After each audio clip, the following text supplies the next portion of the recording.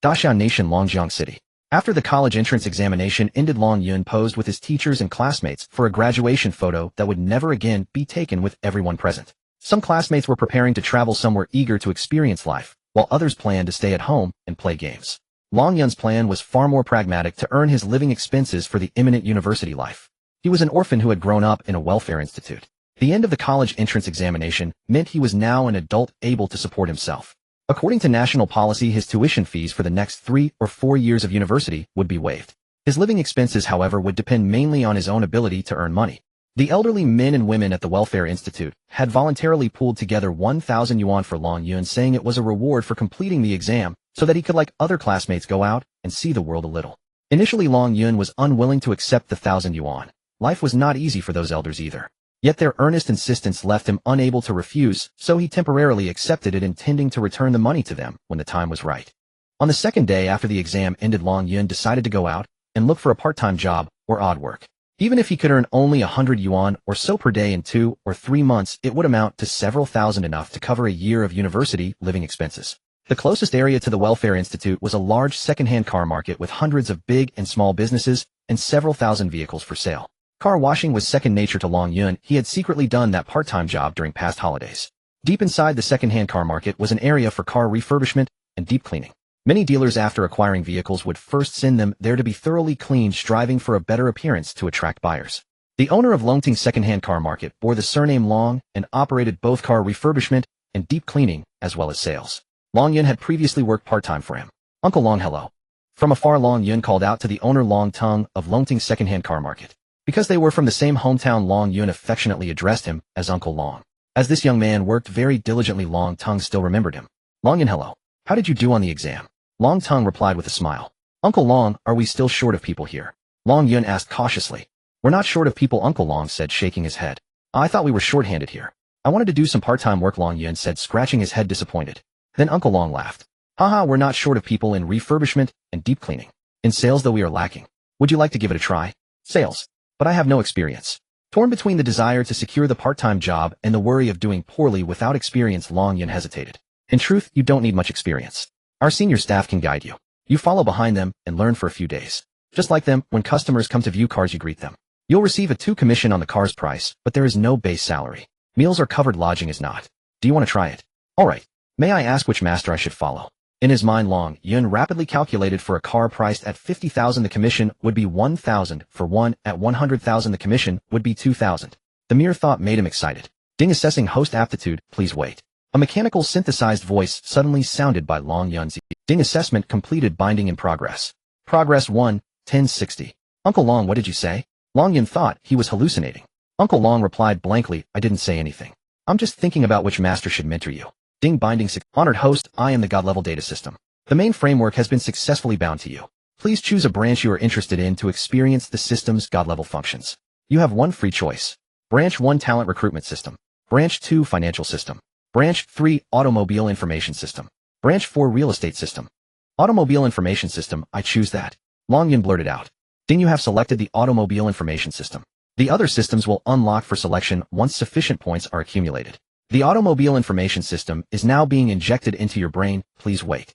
Long Yun felt a massive torrent of information surging into his mind, accompanied by a sensation of the world spinning. "Ding, God-level automobile information system successfully bound. The system's free trial period is 3 days. After the trial ends, please renew using points." Damn, this so-called God-level system is actually a trial version with only 3 days of free use, and afterward it must be renewed with points. When he looked at the many vehicles parked in the market, he suddenly saw an information panel floating above the roof of each car. When he had first entered the market, those magical panels had not been there. Long Yun, what's wrong with you?" Because the automobile information system's data volume was so vast, it had been written into Long Yun's brain within mere seconds. He felt dizzy, nearly collapsing, and only avoided falling thanks to Long Tang's supporting hand. "No, it's nothing. The weather is just a bit hot. Heat stroke. Here, have some water and rest for a while," Long Tung said, handing him a bottle of mineral water. Taking the water, Long Yun thanked him. He then once more looked at the many vehicles in the yard. As expected, every car displayed a curtain of light. On each light curtain were displayed the vehicle's brand, model year, powertrain, suspension, and other basic information. For a novice like Long Yun, such basic details were invaluable, though for seasoned veterans, they might not be worth mentioning. Yet what Long Yun could see extended far beyond basic specifications: the source of the vehicle, current market conditions, maintenance records, accident history, transaction records, and even the grading of its overall condition were all laid out before his eyes. Long Yun, Long Yun. Long Ting called out to him twice, but he did not respond, lost in a daze as his gaze swept over the vehicles in the yard. Uncle Long, what is it? Long Yun finally came back to himself. Are you feeling unwell today? How about you take the day off and start work tomorrow? Uncle Long asked with concern. No, I'm fine, Uncle Long. I can start working right now. Right now? Long Yun answered firmly. Really? Yes, Long Yun nodded emphatically. All right, then you can follow Old Li. Study under him for about a week. How does that? Uncle Long pointed toward a middle-aged uncle not far away. Great. During this week, if I manage to sell any cars, will I receive commission? Long Yun asked, worried he might not be paid while apprenticing. Of course. You'll get a 2 commission on the car's price settled on the spot. Uncle Long replied with a smile. Perfect. Then I'll go acknowledge my master. Long Yun said, pointing toward Uncle Li in the distance. I'll go with you. I need to talk to him and ask him to mentor you. Old Li is very straightforward. I reckon only he will teach you sincerely. Thank you, Uncle Long. Following behind Long Tongue, Long Yun walked toward Old Li. Old Li, come, let me introduce someone. This is my little brother named Long Yun. And this is Old Li. Long Tongue made introductions between Long Yun and Old Li. My young brother here has just finished the college entrance examination. He's come to experience life and do some social practice with us. I'd like you to take him under your wing. No problem, President Long. Don't worry, Old Li replied. Old Li was a man with a simple, honest appearance. He gave a silly smile and thumped his chest, assuring Long Tongue. Bowing slightly, Long Yun saluted him. Master Li, I'll be in your care. Don't say that. You're President Long's younger brother, which makes you my younger brother as well. No need to be so polite. All right, then I'll leave him to you. Please look after him, said Long Tongue. No problem, President Long. Old Li sized Long Yun up from head to toe and patted him on the shoulder. Shall we start now? He asked. Yes, let's begin. Please teach me well. Old Li began by pointing to a nearby BMW 3 Series and started his introduction. This is a BMW 3 Series, one of the B in the luxury trio BBA. It was registered in 2013, a 320Li fashion model, 8 years old, metallic, paint, trendy red first-hand car owned by a young woman. The odometer shows 55,000 kilometers with no fire damage, flooding, or major accidents, and the entire vehicle retains its original panels and paint. The current fixed asking price is 15.8 million yuan. Old Li rattled off the information at great speed. Although it was the first time Long Yun had ever heard about this car, it did not feel unfamiliar to him at all. He could remember every detail, as if it were engraved in his mind. I've just given you the full rundown on this car in one breath. For a novice like you, you must feel completely lost. Next, I'll explain it to you item by item in detail. Master Li, that won't be necessary. I already understand everything. Without much deliberation, Long Yun spoke up, for he had indeed already grasped all the information about this car. Old Li grew a little displeased and rebuked him sternly. Long Yun, since you are an apprentice, you should be humble and willing to learn. Pretending to understand when you do not is a serious mistake. Master Li, let me repeat everything for you. If I make any mistakes or leave anything out, please correct me. Old Li looked at Long Yun in surprise, then nodded. All right, let's hear it. Long Yun blinked a few times so he could clearly see the information panel that seemed to appear before his eyes about the vehicle. BMW 320Li fashion model, engine displacement, 2.0-liter turbocharged. The turbocharger was replaced once in 2018 with an original factory unit. That counts as a positive point, not a flaw. The displayed mileage is 55,650 kilometers, but the actual mileage is 125,800 kilometers. The odometer has been rolled back on this car. The original color of this car was elegant white, basically a stark white. In 2017, this trendy red wrap was applied. No fire damage, no flooding, no major accidents. The left fender has been replaced with an original part, which does not count as a serious flaw. The owner is a woman. 3 years after buying this car, she divorced her husband. Later, she met a new boyfriend, Wang Mao. The two have been dating ever since, but never registered their marriage, and in recent years, it has mostly been Wang Mao driving this car. According to traffic checkpoint data, the women sitting in the front passenger seat of this car besides the original owner also include, this is probably something I shouldn't expose. The engine's condition is average because in the last 2 years Wang Mao has been using fake engine oil for maintenance. There is a lot of sludge inside the engine, so the noise may be rather loud. For the same model and comparable condition, recent local market transaction prices are around 138,000 yuan. Our asking price may be a bit high. The probability of closing a deal at this price is 34%. It is advisable to lower the price to recover funds more quickly. Outside at Sincerity Auto, a newly arrived car of the same model is listed at 149,800 yuan. 149,800 yuan. Because of its age, this car's brake discs, pads, tires, spark plugs, and other consumable parts all need to be replaced. Any new owner will have to spend a fair amount before driving off with peace of mind. We can factor the cost of these parts into the price and have them replaced at our partner repair shop.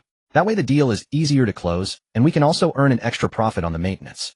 Long Yun continued to recite the data streaming through his mind on his own, while Old Lee stood to the side utterly dumbfounded, his jaw nearly dropping to the floor. Before Long Yun could finish, Old Lee dragged him over to Long Tung, speaking with a hint of anger. "Boss Long, you know I'm a straightforward man. There's no need to play games with me. This young fellow is practically a card deity. How am I supposed to teach him?" Long Tung was just as bewildered, completely unable to understand what was going on. After Old Lee described how Long Yun had just performed, even Long Tung found it hard to believe. Knowing Old Lee's blunt character, he was certain there had to be some strange misunderstanding behind all this. "Boss Long, Master Lee, I did some homework before I came specifically on that particular car. I really had no intention of showing off in front of an expert." Only now did Long Yun realize he had offended Old Lee simply because on his first encounter with that car, he knew it even more thoroughly than his teacher. He just finished the college entrance exam. What could he possibly know? "I already said he probably just wants to put on a bit of a show in front of you to prove he isn't a foolish apprentice." Long Tung was skilled at smoothing things over. "Yes, Master Lee," Long Yun said, scratching his head in embarrassment. "Long Yun, is that really the case?" Old Lee looked at him sternly and asked. Yes, I will be relying on Master's guidance from now on," Long Yun replied humbly. "Old Lee, a customer just came in. Go take care of them first." Seeing someone enter the showroom, Long Tung called out to Old Lee. "All right, Boss Long, I'll be right there." Old Lee responded, then gave Long Yun a tug. "Stay behind me and don't talk. You hear?" "Okay," Long Yun agreed, following along. The customers were a young man and a young woman who had just entered the dealership. Old Lee greeted them with a beaming smile. "Hello, you two. What kind of car would you like to see?" The young man replied, "I'd like to find a practice car for my girlfriend. She just got her license. Do you have anything with an automatic transmission, small body, and a relatively light steering wheel? Preferably something on the cheaper side." "We do, of course we do. We have dozens upon dozens of cars here. We can definitely meet your needs," Old Lee answered confidently. "May I ask what price range you have in mind?" The two young people exchanged a glance, and the young man answered timidly, Under 50,000 yuan. "Oh, I see. Over here, this one, a Ford Focus hatchback 2012, a 1.6-liter automatic comfort model registered in 2012, 80,000 kilometers, excellent condition, red, perfectly suited for this young lady." "How much is it?" the young man asked. "Just a little over 50,000. If you can take delivery today, we'll throw in a free maintenance service." "Just a little over 50,000. If you can take delivery today, we'll throw in a free maintenance service." Long Yun looked over at the Ford Focus, and a flood of information about it poured into his mind. One item was highlighted by the system. The car's steering assist type was mechanical hydraulic, and the assist system had been repaired before making the steering wheel very heavy. For women with relatively less strength, especially when just starting off driving, it would feel quite laborious. For vehicles of similar condition and age, the current market price hovered just above 40,000 yuan, far below 50,000, while Boss Long's purchase price for this car had been 33,000. For now, Long Yun could only remain a quiet student and hold his tongue. The two young people shared another look, and the girl said, "Sir, there are a few similar cars outside, and their prices are only a bit over 40,000. Yours is too expensive." Instantly, Long Yun's mind retrieved the three Focuses they had viewed earlier. The first, average condition, had been in an accident involving injuries, repaired in a small workshop, currently priced at 42,000. The second, excellent condition sedan body style with insurance and inspection about to expire, requiring an additional investment before it can be driven, priced at 45,000. The third, terrible condition. It had suffered a major accident. The front half came from a rear-end vehicle cut off and welded to the rear half of another car. Essentially, it was two cars welded together, carrying serious safety hazards and amounting to consumer fraud. Its price was 38,000. Old Lee responded, "Young lady, our car here is in pristine condition. Original panels, original paint. The previous owner cherished it greatly and only parted with it reluctantly because they bought a new car and didn't have extra parking space." The young woman smiled at her boyfriend and whispered, "Let's just go look at that 38,000 one. Brother and sister, I suggest you choose the ones at 42 or 45,000 and not the 38,000 car. That one has serious problems." Long Yun could not hold back and blurted out what he knew. Old Lee shot a fierce glare at Long Yun. After sending the two customers off, he once again dragged the boy over to stand before Long Tung. "Boss Long, I really can't take this apprentice," Old Lee complained in a temper. "Long Yun, what have you done now?" Long Tung hung up the phone and asked with a frown. "Uncle Long, here's what happened. Just now those two customers looked at a Ford Focus in our store. Because our asking price was relatively high, they decided to go back and view a cheaper car of the same model. And then, that car is priced at 38,000, but it's a patched-together vehicle, essentially consumer fraud. I was only trying to help them by persuading them not to buy it." "Which dealership is selling that car?" "Ili Tianqing Auto." "Are you sure?" "I'm sure." "All right, I'll give you the money. Go and buy it." Long Tung slipped a bank card into Long Yun's hand. Long Yun was also dumbfounded. Did he really buy the problematic car? "Uncle Long, what does this mean?" "If you are really confident, buy that car without haggling. I will give you a 10 profit from the earnings. What do you think?" Long Yun scratched his head, not understanding what kind of trick Uncle Long was playing. Long Tongue glanced around and explained, this market is the largest second-hand car trading market in Longjiang City. The market management has strict regulations against consumer fraud, otherwise it's a triple compensation. Coincidentally, I have a grudge with that car dealership, so I will leave this matter to you. Although it was a trick, Long Yun was hard to decipher today. If Ili Tianqing car dealership really dared to sell a patched-up car and deceive consumers, he wouldn't mind ridding the world of such harm. With Long Tang's hint, Long Yun immediately understood. He also hated those deceitful merchants who cheated consumers. After all, it wasn't his money being spent, and he could earn a 10 commission. Why not? Long Yun took Uncle Long's bank card and left. Long Tongue and Old Li were a bit dazed. Did this kid really have confidence? Because it wasn't convenient to show up, Long Tongue sent the password via text message. Sure enough, that couple returned to Ili Tianqing car dealership examining the patched-up Ford Focus. As outsiders, they generally only looked at the appearance and price, and could not possibly spot the stitching marks. They were greeted by the owner of Ili Tianqing car dealership. The sales staff were all aware of the car's condition, and no one dared to sell it. Boss, can we do 35,000? You both saw the condition of this car, it's just like a new one. The store needs funds for turnover, which is why it's being sold at a special price. You won't find a lower priced car of the same model in this market. 36,000 at most, 36,000. The boy continued to haggle. The dealership owner feigned hesitation as if he was about to agree. Boss'll take this car for 38,000, right? Long Yun appeared behind the dealership owner. The owner of Ili Tianqing car dealership turned around, seeing a boy around 17 or 18 years old standing behind him, looking completely serious. This young brother was here before them. This car arrived at the store last week, and I had already seen it then. It was only today that my uncle gave me the money. If there's no problem, let's sign the contract directly. Long Yun spoke as if it were a matter of fact. Oh, you saw it last week. Sorry, you too, but this young brother came first, so this car belongs to him. The dealership owner smiled at the couple. Oh, you weren't you just? That's right, I'm the one. The Ford Focus at Long Tang's second-hand car market was too expensive, and I didn't have that much money, so I chose this one. Long Yun replied lightly.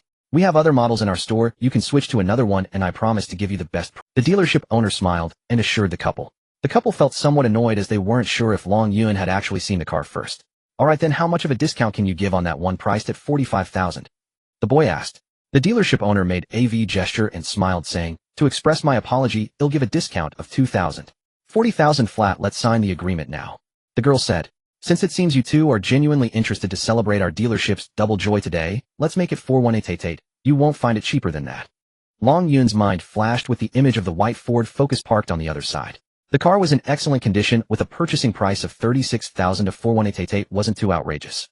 A salesperson took over from the dealership owner to attend to the couple while the owner took Long Yun inside to handle the paperwork. 38,000, that includes the transfer, right? Long Yun asked. Yes. The dealership owner replied affirmatively. No fire damage, no flood damage, and no major accidents, right? Long Yun inquired. That's correct. Alright, let's write the agreement. Long Yun said. A young brother, this model is a special price car, we've run out of the standard agreements. How about I draft one for you? Long Yun clearly saw several blank agreements in the front desk's filing cabinet, how could they be out? The owner was clearly trying to play tricks. That's fine, the points we discussed earlier need to be clearly written in the agreement. Long Yun said. The owner nodded, then began drafting the agreement. This young gentleman, please come this way to make the payment. A store staff member smiled and gestured for Long Yun to follow her to the payment area. I haven't even seen the agreement, what payment are you talking about? Long Yun replied bluntly. The dealership owner wiped his forehead, saying, it's really hot today. It's quite hot outside, but your store's air conditioning is nice, I don't feel hot at all. Long Yun replied with a smile. 10 minutes later, the contract was printed out in duplicate. Long Yun carefully looked through it and found that the dealership owner had likely omitted the quality assurance clause. Boss, please add the clause no fire damage, no flood damage, and no major accidents. Long Yun said seriously. The dealership owner pretended to slap his forehead, saying, oh, look at me, I actually overlooked this clause. 1 minute later, the revised contract came out clearly stating the quality assurance. Long Yun shouted at the staff member from before. She slowly walked over holding a POS machine. Sign here, seller goes first. Long Yun gestured for the dealership owner to sign first. The owner glanced at Long Yun, wiped his sweat again, wrote his name, and stamped the dealership seal. Long Yun looked at the contract and pointed at the quality assurance section, saying, boss, please stamp here. Brother, isn't it unnecessary? We've been buying cars for over 10 years and have only ever stamped one seal. The dealership owner seemed reluctant to stamp the quality assurance section. Boss, could it be that you have no confidence in the quality of this car? Long Yun asked. Of course not, it's just unnecessary. Go ahead and stamp it. The dealership owner stamped the quality assurance section. Long Yun easily signed his name and took out his ID, saying, I just turned 18 2 days ago, I'm an adult. Long Yun made the payment with his card, and a staff member led him to the vehicle management service hall inside the market. Half an hour later, the transfer paperwork was completed and the temporary license was obtained. Long Ting looked at the consumption alert sent to his phone, muttering to himself, "This kid really dares to take action." Long Yun drove the car straight back to Long Tung's second-hand car market. Long Tung rushed to the newly purchased Ford Focus, opened the back door, and lifted the floor mat. "My goodness, it really is a patched-up car." Long Yun handed the vehicle paperwork to Long Tung, who took the documents and contract, patting Long Yun on the shoulder. "Good job, kid. Well done. Let's first go find the market management department. If we can't negotiate well, hire a lawyer. It's definitely a triple compensation situation." Soon Long Tung brought Long Yun to the market management office to explain the situation. The relevant personnel of the market management office, after reviewing the vehicle and the contract, immediately proceeded to Ili Tianqing car dealership, with Long Yun one of the parties involved following. The owner of the dealership seemed to understand immediately when he saw Long Yun arriving with the personnel from the market. "We are here today for two matters. The first is that your store is suspected of fraud, and according to the regulations of the market management office, a fine of 80,000 will be imposed along with a serious reprimand. The second matter is that you must refund the consumer based on the actual transaction price, compensating 3 times the amount. May I ask, Boss Joe, do you have any objections to this handling?" The staff from the market management office inquired. Boss Joe slumped on the sofa, having underestimated this 18-year-old youth. He had acquired this patched-up car for a few thousand, intending to make a hefty profit by selling it to some unsuspecting buyer, only to find that this seemingly naive individual was actually an expert. No objections." Boss Joe covered his face and slumped onto the sofa. "All right, since there are no objections, the market management office will deduct 80,000 from the 100,000 deposit paid by your store, and in addition, your store must immediately pay an additional 300,000 deposit to continue operations. My demands are not high refund and triple compensation, and it must be paid immediately, otherwise I will file a complaint with the business administration department. Boss Joe, you may also face a hefty fine," Long Yun said mockingly. Boss Joe was so furious that he felt like killing someone, but he refrained from exploding due to the presence of the market management office personnel. Long Yun received a total of 152,000 yuan from the car purchase and compensation, of which 114,000 yuan was profit. According to the previous agreement with Long Tung, he was entitled to 10 of that, which amounted to 114,000 yuan. Ding! Congratulations to the host for using the God-level car information system to earn the first sum of money, gaining 11400 points. System, what is the use of the points? Dear host, the God-level data system has other branches where points can be exchanged. For example, the financial system requires 1 billion points, and the real estate system requires 500 million points. Long Yun couldn't help but gasp. If he wanted to become a financial tycoon, wouldn't he first need to earn 10 billion on the path of a car dealer? Just thinking about it made his head spin. Not bad. On the first day of work he received such a reward, and he also benefited the public. It was truly gratifying. When Long Yun followed behind Old Li again, the latter immediately ran away. "Little brother, I can't teach you anything. Ooh, please don't follow me anymore." "Haha, Long Yun, I didn't expect you to be so impressive. I declare you have graduated. This is the vehicle acquisition price list for our market. Memorize it, and if you can sell it for about 15 more, you can keep the difference for yourself." In fact, Long Yun had already mastered the cost price of every vehicle in the market without needing Long Tung to provide him with the cost price list. This information was provided by the God-level data system bound to his mind, which likely sourced data from the store's surveillance transaction records between merchants and customers, and even whispers between the boss and employees. At this moment, a friend of Old Li drove into the store in a Beijing Hyundai 935. The Beijing Hyundai 935 was a 2010 model with a 2.0L automatic two-wheel drive elite version, registered in 2011, and had 1500 kilometers on it. The vehicle had been in an accident on the highway half a month ago, caused by an aging fuel line that suddenly stalled the engine, leading to a loss of power and steering ability. Fortunately, there were few cars on the road at the time, and the driver was an experienced one who handled the situation properly, resulting in deformation to the right front fender and door. The accident was minor, but a sudden stall poses a deadly safety hazard. Old Li's friend brought the car to the store to trade in, offering the original car for slightly over 40,000 plus more than 60,000 to purchase a Toyota RAV4 from the store. As an experienced employee, Old Li had pricing authority and could assess the value of his friend's 935. Old Li estimated it at 42,000 yuan. The accident on the right front fender and door was easily noticeable, but the sudden stalling issue was not visible. His friend did not mention it, and Old Li of course could not know. The God-level data system bound to Long Yun's mind gathered data from highway surveillance footage, the rear vehicle's dashcam video, and the conversation information between the driver and the owner after the driver exited the vehicle, as well as inspection results from the 4S shop.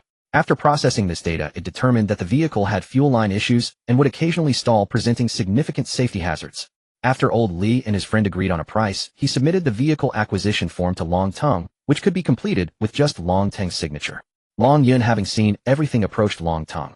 "Uncle Long, wait a moment, I think there's something wrong with this vehicle." Old Li was displeased. Although Long Yun was somewhat knowledgeable, could he really be better than this newcomer? Long Yun, you can't just speak nonsense. Oh, what seems to be wrong? This car's current market price is 50,000, and we are getting it for 42,000 with over 10,000 in profit. Long Ting nodded in agreement with Old Li's opinion, but hoped Long Yun would express his viewpoint. This vehicle has been in an accident, Long Yun stated. I am well aware of that. The right front fender and door have been hit. The impact was minor, the airbags did not deploy, so it is a minor accident that has been repaired and does not affect sales, Old Li confidently replied. Old Li, anyone with basic knowledge can see what you just mentioned, but there is a serious safety hazard you overlooked. This car can stall unexpectedly, causing a loss of power at best, and a catastrophic accident at worst. Long Tongue and Old Li exchanged glances, and Old Li scoffed, don't speak nonsense, have you ever seen it stall? Long Yun shook his head no. Then aren't you just talking nonsense? Old Li mocked. Old Jiang Hu Long Tongue understood that such hidden defects are not visible, and once encountered they can be a real headache. To be safe, he devised a compromise. Old Li, I heard that the one trading in is your friend. How about this? You can acquire this vehicle in your personal name, and we will consign it in our store. You have confidence in your friend and the car, this way it should be fine. You wouldn't have an issue with that, would you? Old Tongue was also a seasoned player wanting to earn profits from selling cars while avoiding the risks of acquiring them. Old Li scratched his head, feeling somewhat troubled. Boss Long, I have confidence in the car, but I don't have that much money. Old Li, how about this? You can acquire this 935 for 420, and it'll give you a larger share of the selling profit. After selling the 935, it'll only take the consignment fee. What do you think? Alright, no problem, Boss Long. Long Yun silently shook his head and walked away. He noticed a serious-looking young man approaching the store with a light screen above his head indicating he had a special vehicle for sale, which many stores dared not accept. Hello sir, are you here to look at cars? Long Yun smiled and approached the young man. Hello, I'm not here to buy a car. Do you accept vehicles for trade-in? I have a car to sell. Yes, we provide a full range of services for second-hand car trade-ins and refurbishments. Long Yun replied with a smile. I have a BMW Z8. Oh, a luxury car. It's rare to see in the country. Hee, it's an 18-year-old car. It is a bit old, just like me. But my car is a bit special. In what way is it special? It was a gift from my grandfather 18 years ago, and I can no longer drive it. I see your store has repair and refurbishment services. Can you take it? Long Yun searched his mind for 3 seconds, and replied yes, as long as the price is right. Long Yun led the young man into Director Long's office, where Old Li was currently finalizing paperwork with a friend. Director Long, this gentleman wishes to sell a BMW Z8, manufactured in 2018. Is it the 2018 model year, or registered in 2018? Long Ting asked. Neither. It's 18 years old, Long Yun replied. 18 years old. That's far too aged. Yes, admittedly quite vintage, and it no longer runs. A scrap vehicle. Why on earth would we acquire a wreck? Old Li, overhearing the conversation, interjected. In his view, this greenhorn, barely days into the trade, dared not only to appraise vehicles, but sought to purchase one so absurd it bordered on ridicule. Long Tongue, however, recalled Long Yun's uncanny intuition from past encounters. Though skeptical, he withheld immediate dismissal. The young man pulled out his phone and displayed photographs of the car to Long Tongue and Long Yun. The photos showed the BMW Z8 parked inside the garage of an ancient villa, rusted, overgrown with moss, reduced to little more than a heap of corroded metal. My grandfather gifted me this villa, but forgot there was a car still parked in the garage. I discovered it only after graduating from high school, when my lawyer notified me of the inheritance. Long Tongue gazed at the images, sighing repeatedly. What a tragedy, what a profound loss. A legendary automobile abandoned to decay in a garage. Sir, would your company consider acquiring such a vehicle? The young man asked timidly, his hesitant tone betraying prior rejections. Brother, I'd strongly advise you seek out a scrap metal dealer instead. Old Li chimed in from the side. Young sir, witnessing such a masterpiece of automotive art reduced to this state truly pains me deeply. Yet regrettably we cannot accept it. My sincerest apologies. The young man, visibly disheartened, managed a faint smile before rising to leave. Wait, how much do you wish for it? I'll buy it. Long Yun spoke calmly. Hearing those words, the youth immediately sat back down. I'd originally intended to restore it, but consulted both authorized dealerships and repair shops. To bring it fully back to roadworthiness would cost more than purchasing an entirely new one. I couldn't bear selling it as scrap. I'd prefer a symbolic price, 8 yuan. Long Tongue and Old Li exchanged amused glances. Though branded a BMW Z8, the car was now nothing but rusted debris. Such a sum was utterly preposterous. Then I'll offer 6666 yuan. If that suits you, I'll dispatch a tow truck immediately. After 3 seconds hesitation, the young man accepted. Long Tongue and Old Li stared in disbelief. What circuitry governed Long Yun's mind? To pay 6666 yuan for a pile of scrap. Long Yun had anticipated their astonishment and ignored them. Uncle Long, once it's towed here, could your body shop refinish the paint, and your premium detailing workshop give it a full restoration? How much would that cost? Long Yun, you're actually buying this derelict classic? Long Ting asked gravely. Yes, we've already reached a verbal agreement. What's your motive? You heard the owner yourself. Restoring it to drivable condition would exceed the price of a brand new vehicle. It was a $2 million luxury automobile. Indeed, I'm well aware. Suppose, purely hypothetically, you did restore it to roadworthiness. Yet, even then traffic authorities would never approve registration. If it can't legally take to the roads, are you planning to display it indoors, as a mere ornament? Precisely. That's exactly my intention, Long Yun replied earnestly. Are you certain you wish to proceed? Yes, I've made my decision. Very well. Since you're resolved, I'll provide you the full amount, over 10,000 yuan, and arrange for repairs at one of my affiliated workshops, charging only cost price. That's the utmost I can offer. Long Ting exhaled softly. Nearby Old Li stifled laughter behind his hand. Thank you, Uncle Long. I'll arrange the tow truck right away.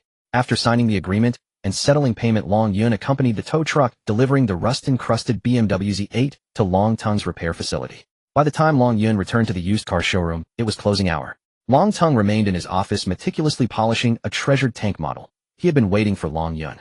Long Tung, formerly a tank crewman, had sustained injuries during active duty and transitioned to the used car business upon honorable discharge. Shortly thereafter, Long Yun arrived at the store to clock out, and finding Long Tung still in his office, stepped in to greet him. Uncle Long, you haven't left yet. Of course not. I've been waiting for you. Come sit down and let's talk. Long Tung brewed a pot of fine tea. It's just the two of us now. Tell me honestly, why did you acquire that derelict vehicle? Don't tell me you plan to cruise. Uncle Long, I certainly have no intention of driving it. I purchased it solely for exhibition purposes. Exhibition? Where? In a museum? No, private collection. Well, I hadn't expected someone so young to appreciate vintage automobiles as antiques. True enough. Who doesn't harbor a passion? Take me, ever since joining the Armored Corps, I grow restless if even a single day passes without tending to my tank and armored vehicle models. You're a distinguished veteran. I could never compare. Huh. Enough of that. Let's go. Tonight dinner's on. Uncle Long, what special occasion warrants such celebration today? A monumental one. Unprecedented in its significance. Long Yun sensed veiled meaning in Long Tung's words and wisely refrained from pressing further. At a small eatery near the used car market, Long Tung and Long Yun ordered 2 dishes and a soup. Long Tung drank wine, Long Yun abstaining sipped a soft drink. What joy fills this day? Long Tung toasted himself, buoyant with mirth.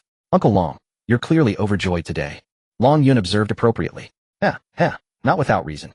3 years ago, Mr. Chiu first sent people to sell me a severely wrecked vehicle. I wasn't at the shop that day. The staff handled the acquisition. And then, 3 days later, another group, dispatched by Mr. Chiu, bought it back. An independent appraisal agency certified it as a total loss accident vehicle, ruling the transaction fraudulent. The court ordered me to refund triple the purchase price. Ever since, I've carried that resentment like smoldering embers, biding my time. Until today. Long Yun understood instantly. No wonder Long Tung had reacted with such fervor upon hearing Mr. Chiu offered a reconstructed vehicle for sale. Revenge fulfilled. Surely merits celebration, doesn't it? Long Tung continued drinking heartily while Long Yun's gaze drifted toward the television in the eatery, showcasing a commercial by Guangshi Meiyuan, a nationally renowned wedding planning enterprise. Guangshi Meiyuan, one of China's top 3 wedding service providers, had recently established a vast photography base in the western suburban district of Longjiang City. This state-of-the-art studio featured diverse themed sets, including a dedicated luxury automobile scene. Earlier that day, Long Yun's integrated vehicle enhancement information system had alerted him Guangshi Meiyuan's luxury car plaza required several vintage luxury automobiles, serving purely as visual centerpieces. Performance, drivability, or registration were irrelevant. Only opulence mattered. His newly acquired BMW Z8 needed only cosmetic restoration, repainting, and meticulous detailing. Roadworthiness was neither necessary nor considered.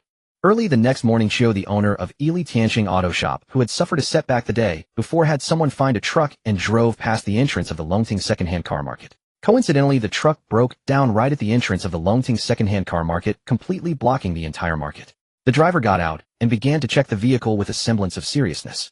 After Longting figured out the reason, they could only feel helpless, as a vehicle breaking down for no reason is a situation no one wishes to encounter. After some time trying to fix it, the driver still couldn't get the vehicle moving. The truck was fully loaded with bricks, and no tow truck could pull it. This was becoming a headache. The driver kept apologizing profusely, and Longting was also quite helpless. When Long Yun arrived at the shop, he immediately recalled the scene of Chiu conversing with the driver. Chiu had given the driver 1,000 yuan to fill the truck with red bricks, and it was during this passage that the vehicle broke. The large truck formed a high wall that completely blocked the entrance of the Longting secondhand car market. Long Yun understood that this was a deliberate act of revenge by Chiu. The truck had no actual problems, and the driver was merely putting on a show. After work in the afternoon, the vehicle would be fixed and driven away. The reason for the truck's breakdown was simple. The driver had intentionally cut the power supply line to the fuel pump and it could be fixed by simply reconnecting the circuit. After messing around for half a day, Longting was about to lose his temper, as this severely impacted the shop's business. Unfortunately, the driver kept playing innocent, which left Longting feeling helpless. Long Yun understood the ins and outs of the situation, and he could empathize with Chio's methods at Ili Tianqing Auto Shop. He simply wanted to vent his frustrations. "Uncle Long, how much profit did our shop make last month?" Long Yun asked in front of many people.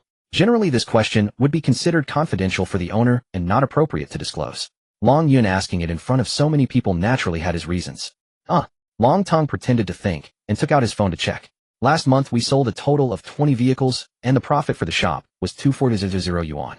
In other words, our shop's daily gross profit is calculated at 8,000 yuan. Yes, that's correct based on last month's market conditions, although it is currently the off-season." The truck driver also overheard the conversation between Long Tong and Long Yun. Long Yun approached the truck driver and smiled. "Master, you heard it too. Our shop's daily gross profit is 8,000 yuan. Since your truck has blocked our entrance, we can't conduct business. Of course it's not your intention, so why don't you compensate us with 8,000 yuan, and we'll take a day off today. What do you think?" "A little brother, I really didn't mean to. They'll find someone to fix it right away, and it will be up and running in no time." Long Tong understood that Long Yun was speaking on his behalf. "I can fix your truck right away. Our demand isn't high, just half a day's loss. We'll do 4,000 yuan. How does that sound?" "Oh, little brother, isn't that a bit too expensive for a repair?" the truck driver complained. "Too expensive? Or you could just compensate us for a day's loss, which is 8,000 yuan. It's up to you to decide." The truck driver thought for a moment and looked at Long Yun, a young man he was sure was just boasting. The fault he deliberately created might not even be fixable by a professional, and even if it could be fixed, it would take a long time, let alone this kid. "What if you can't fix it?" the truck driver asked with a hint of disdain. "If I can't fix it, I'll cover the loss for the day from my own pocket to compensate Uncle Long." Long Yun pointed at Long Tung beside him. Regardless of the outcome, Long Tung would profit without loss. He immediately encouraged and pressured both parties to reach an agreement. "Alright, if you can fix it, I'll give you 4,000. If you can't, then you're responsible for the losses in your shop." "No problem." Long Yun rolled up his sleeves. "Is half an hour enough for you?" The truck driver was afraid Long Yun was truly skilled and deliberately set a time limit. "What? You've been at it for so long and still haven't fixed it. Why should my brother be able to do it in half an hour?" Long Tung protested. "Uncle Long, it's fine. Please take out the 4,000 yuan first to avoid any tricks." Long Yun said. "No problem. If you can't fix it in half an hour, then I want my 4,000 back, and you're responsible for the losses in your shop," the truck driver reiterated. The truck driver scanned the code and paid 4,000 yuan to Long Yun. Long Yun put on his work clothes and gloves. This little issue. No need for half an hour, it will be done in 5 minutes. He disconnected the positive terminal of the battery, reconnected the fuel pump's wiring, set it to neutral, started it up, and successfully got it running in 3 minutes and 8 seconds. "Alright, drive the truck away. Welcome to visit again." Long Yun smiled and waved at the truck driver. Onlookers were stunned. How did this young-looking student manage to do that?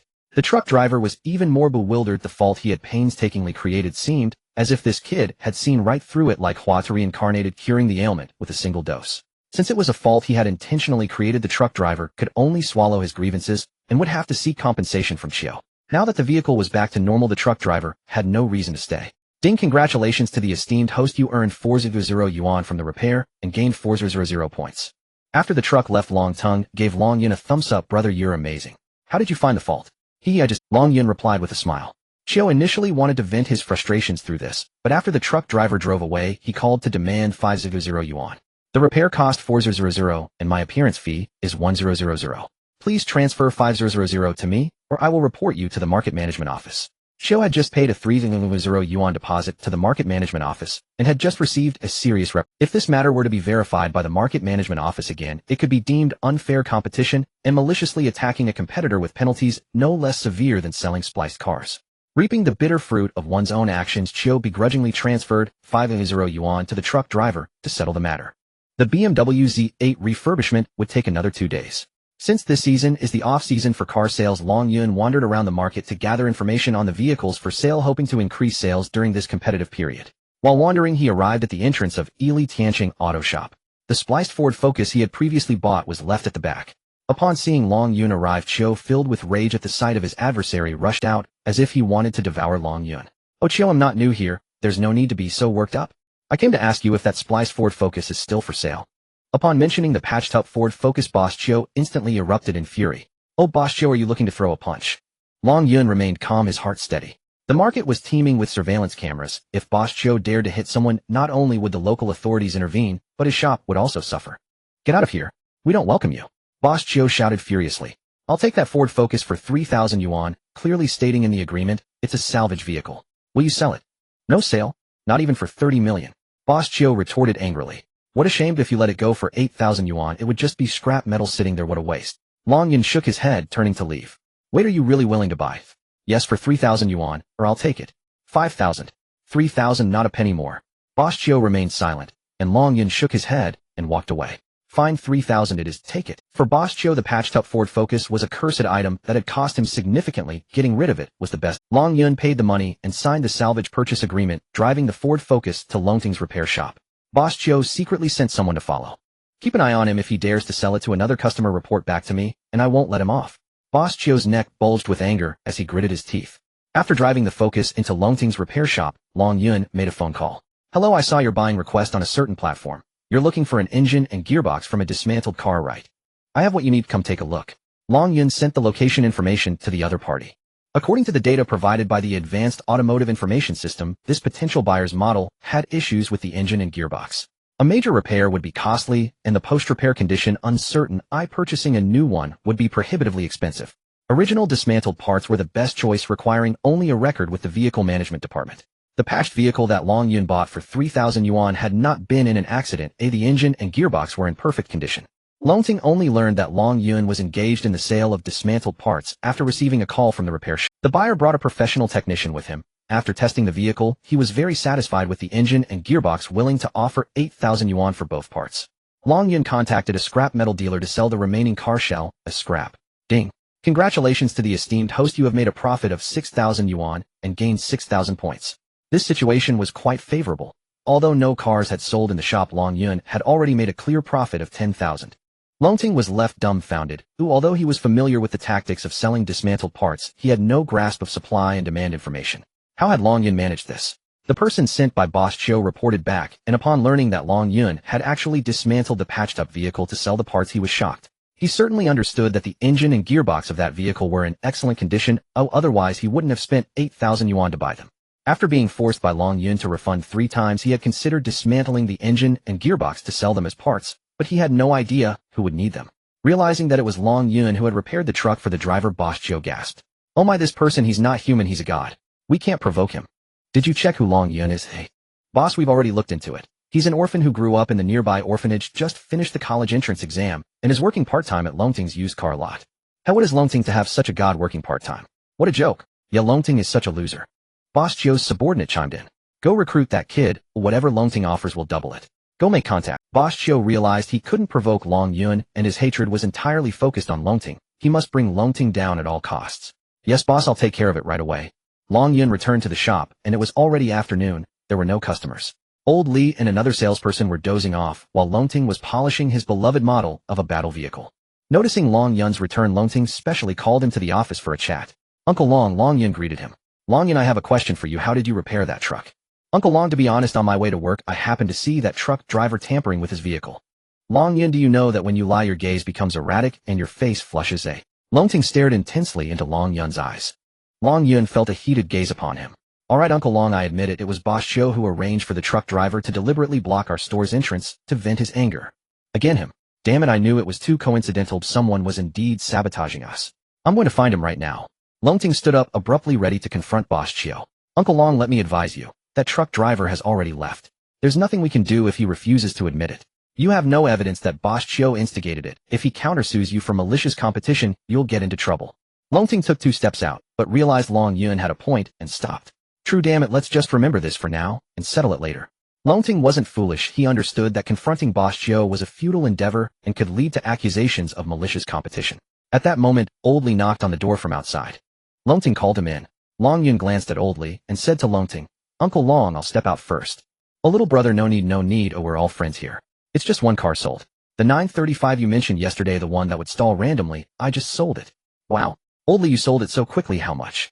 Longting was somewhat surprised, not expecting Old Li to sell that car. That vehicle was essentially consigned to Longting's lot with ownership belonging to Old Li. Longting only provided the space and charged a certain fee. General Long, my demands aren't high. I sold it for only 4,800 yuan, which is 1,000 or 2,000 lower than the market price, so it was sold quickly. Old Li spoke proudly as this car belonged to him, and he had the pricing power. If he wanted, he could even sell it at a loss. Not bad. General Long, we agreed before that this one is a consignment, Oldly emphasized again. Long Ting glanced at Long Yun. The consignment model for this vehicle was based on Long Yun's suggestion. At this moment Long Yun's expression was emotionless, even somewhat worried. Yes, it's a consignment. We'll charge a venue fee of 500 yuan. What do you think? Sure, no problem. Oldly agreed generously. Uncle Long, the agreement must be clearly written. We need to inform the buyer that this car is a consignment and does not belong to our lot. The owner is responsible for the vehicle's condition, and it has nothing to do with the dealership. Long Yun reminded from the side. Long Yun, I owe you thanks. If it weren't for you, I wouldn't have made so much money. Oldly was very pleased, and he took a jab at Long Yun. Well, congratulations, Master Oldly, but whether this car brings fortune or misfortune is still uncertain. I wish you good luck. Long Yun greeted Long Ting and exited the office. As it was the off-peak season, there weren't many people in the showroom. Long Yun followed Long Tung into the detailing center, strolling around leisurely. The detailing center was also a good place for receiving cars. As soon as the two arrived, the person in charge rushed over to Long Tung excitedly. Mr. Long, a car has arrived at our shop for detailing. The person in charge said, panting. Xiaoyan, you have been in charge of this detailing center for over a year. When business comes in, just do it. Why the fuss? It's not that, Mr. Long, this car is a bit special. It's a Maybach. What's so special about a Maybach? I looked at the nameplate. It's a Maybach Zeppelin 2009 model. Hearing Xiao Yang from the detailing center, Long Yun immediately recalled the relevant information about the Maybach 2009 Model 62 Zeppelin. The first piece of information was already shocking. The new car price reached 13 million. This was a genuine Maybach, not a Mercedes-Benz S-Class Maybach. The exterior and interior were luxuriously exquisite, powered by a modified 6.0-liter V12 twin-turbo engine from Mercedes-AMG. It boasted a maximum power of 600 horsepower and a peak torque of 1,000 Newton-meters. Since this car was extremely rare in the country and Long Tung had never seen one, upon hearing the name, he understood Xiao Yang's concerns. The car was too expensive and he feared making a mistake that would lead to a huge loss. The owner was a foreigner who had brought the car over when he came to develop in the Great Xia country. He even brought a translator with. Through their communication, they learned that the foreigner was about to return home, and this Maybach would be sold after detailing. Due to the rarity of this car in the country, it was hard to find a reference price, and the foreigner was currently asking for 2.98 million Great Xia coins. For a niche car over 10 years old to be priced at 3 million was immediately off-putting to Long Tung. Long Yun stood by with his advanced data system, rapidly gathering relevant information. The year before last, the same model used car was sold in Wang City for 4.58 million. Last year, 5 same model cars were sold across the country, with prices ranging from 3.68 million to 4.18 million. And in the first half of this year, one same model car was sold in the Magic City for 3.88 million. Analyzing the statistical data, it was evident that the owner's asking price of 2.98 million was not expensive. Uncle Long, I think we should buy it. Long Yun whispered in Long Tang's ear. I'm afraid it won't sell. At 3 million is not a small amount, and all our working capital is tied up in this. Long Tung replied softly. If you don't buy it, other competitors might. Long Yun's words reminded Long Tung that this car had come directly to their shop for detailing, and other dealers had not seen it yet. He was at an advantage. The funding can be negotiated with the foreigner, Long Yun said. Negotiate? Cut $1 million off. No, if the car is in good condition, his asking price is not high. We can give him a partial deposit first, park the car in the shop to sell, and pay the full amount once the buyer's funds are received. Is that feasible? Long Tung was uncertain. It should be fine. I'm also worried about one thing. When can we sell this car? Will anyone buy it? This was likely Long Tang's biggest concern, as it was a niche vehicle with limited audience. We can first check the car's condition. After communicating with the foreigner, he agreed to let Long Tung check the condition. Although this car was a 2009 model, it was registered in 2012. Due to being parked more and driven less, it had only logged a little over 20,000 kilometers. As a seasoned car dealer who had fought in the market for many years, Long Ting carefully observed every detail of the car. Long Yun, on the other hand, did not need to get close to the car. He could read its relevant data from a distance. This car could be considered in excellent condition, practically a new car, a great deal. After a thorough inspection, Long Tung found no abnormalities. Brother, this car is practically indistinguishable from a new one, just a bit older. Long Tung exclaimed to Long Yun. Isn't that right? A 13 million car is now being sold for just a fraction. It's a steal. Don't miss this opportunity. Long Yun replied softly. Long Tung was more conflicted. He wanted to secure it, but feared tying up funds. If he didn't secure it, he worried about losing the opportunity. Uncle Long, how much liquid capital do you have? Long Yun asked. I can scrape together 3 million, but I'm afraid of being tied up for too long. Uncle Long, don't hesitate. Let me make the decision for you. With that, Long Yun directly approached the foreigner and his translator. Sir, we have decided to purchase your car. Given our current financial constraints, we would like to pay you 1 million first, with the remaining 1.98 million to be settled within 10 days. After the translator conveyed Long Yun's words to the foreigner, it was clear that he was not too pleased with the installment plan. Without him saying a word, Long Yun could see the foreigner's thoughts. Sir, you see the Long Tongue Detailing Center, the Long Tongue Auto Repair Shop behind it, and the Long Tongue Used Car Supermarket over there are all ours. You need not worry about the funding issue at all. After hearing the translator's words, the foreigner stood up to take a look and said, I can accept installment payments, but I require 2 million up front with the remaining 900 to be settled within 10 days. Long Yun glanced at Long Tongue, who gritted his teeth and nodded vigorously. All right, let's proceed as you say. Suddenly, they had acquired a big treasure. Long Tongue ordered someone to clear out the best spot in the showroom, placing the Maybach in the most prominent position surrounded by a protective barrier. With the Maybach displayed in the shop, the prestige of the entire store immediately increased significantly, making the previously showcased so-called luxury cars look shabby in comparison. Having secured this exceptional Maybach, Long Yun felt very pleased knowing the profit margins could reach several million and his commission would be over 20,000. However, Long Tongue remained furrowed, circling around the Maybach for a long time, feeling both love and hate for it. Uncle Long, what's the matter with you? Long Yun asked. Long Yun, do you think it's a blessing or a curse to risk my entire fortune to acquire this big treasure? Uncle Long, don't worry, you're bound to make a significant profit. Can it sell within a month? Didn't I say within 10 days? I know that, but 10 days is our settlement deadline with the foreigner. I do have 3 million, but tying up 3 million in this big treasure, when can I sell it? Long Tongue was still troubled by this issue. In my view, it can definitely be sold within 10 days. Long Yun said confidently. Really? Yes, conservatively estimating 7 to 10 days. All right, then if it sells within 10 days, I'll give you 5. If it sells within a month, 3. If it takes longer than a month, 2. Long Tongue realized that Long Yun was quite remarkable. As long as he could sell it quickly, he was willing to offer a hefty reward. Thank you, Uncle Long. Ooh, I'm definitely getting that 5. After work, Long Yun returned to the dormitory of the welfare home. He held his breath and focused, using the advanced data system to search for potential buyers interested in the Maybach Zeppelin Special Edition. The sources of this information were quite broad and well documented. Sources could include public purchase requests posted by buyers on certain platforms, call records with friends, chat logs, etc. As long as it wasn't limited to the buyer's imagination, the advanced data system would collect it. Of course, the broadly collected information must undergo strict filtering by the system, with the most important criterion being financial capability. A penniless loser, even if he broadcasted his interest to the whole world after getting drunk, would be prioritized for filtering by the system. Even if a wealthy individual casually mentioned their interest while chatting with friends, if their conversation entered the aforementioned information collection channels, their information would still be captured by the system. In front of the advanced data system, so-called information security firewalls were virtually useless. The advanced data system would not overlook even the slightest clue, nor would it be swayed by false information. The information processed by the system was undoubtedly the most valuable reference. According to the results filtered by the advanced data system, the first potential buyer was a second-hand car dealer from the Magic City, specializing in mid to high-end models. Their store sold a similar model earlier this year for 388 million yuan, but the condition of that car was not as good as that at Long Tang's shop. The second was a contracting engineer interested in purchasing luxury cars to offset debts. The third was an emerging entrepreneur whose business was booming and needed to acquire a luxury vehicle to showcase their success. The fourth was a real estate company owner with assets exceeding 10 billion, though all confined to concrete jungles. To transform and attract more investment, he needed to acquire a luxury car as a status symbol. The fifth was a wealthy second generation from the royal capital purchasing a luxury car like the Maybach purely for collection. The system identified 5 of the most promising buyers for Long Yun, all of whom had purchasing power. Long Yun ranked the 5 potential buyers. Priority 1, the third and fifth. Priority 2, the second and fourth. The second-hand car dealer could only be a backup plan, considered only if he couldn't make a deal with the first 4. The next day at work, Long Yun arrived early. He had already obtained the contact information for the 5 potential buyers and could contact them one by one during the day. Upon arriving at the shop, Long Yun found that Long Tongue had actually not left the previous night and had slept in the store. Uncle Long, did you sleep in the store last night?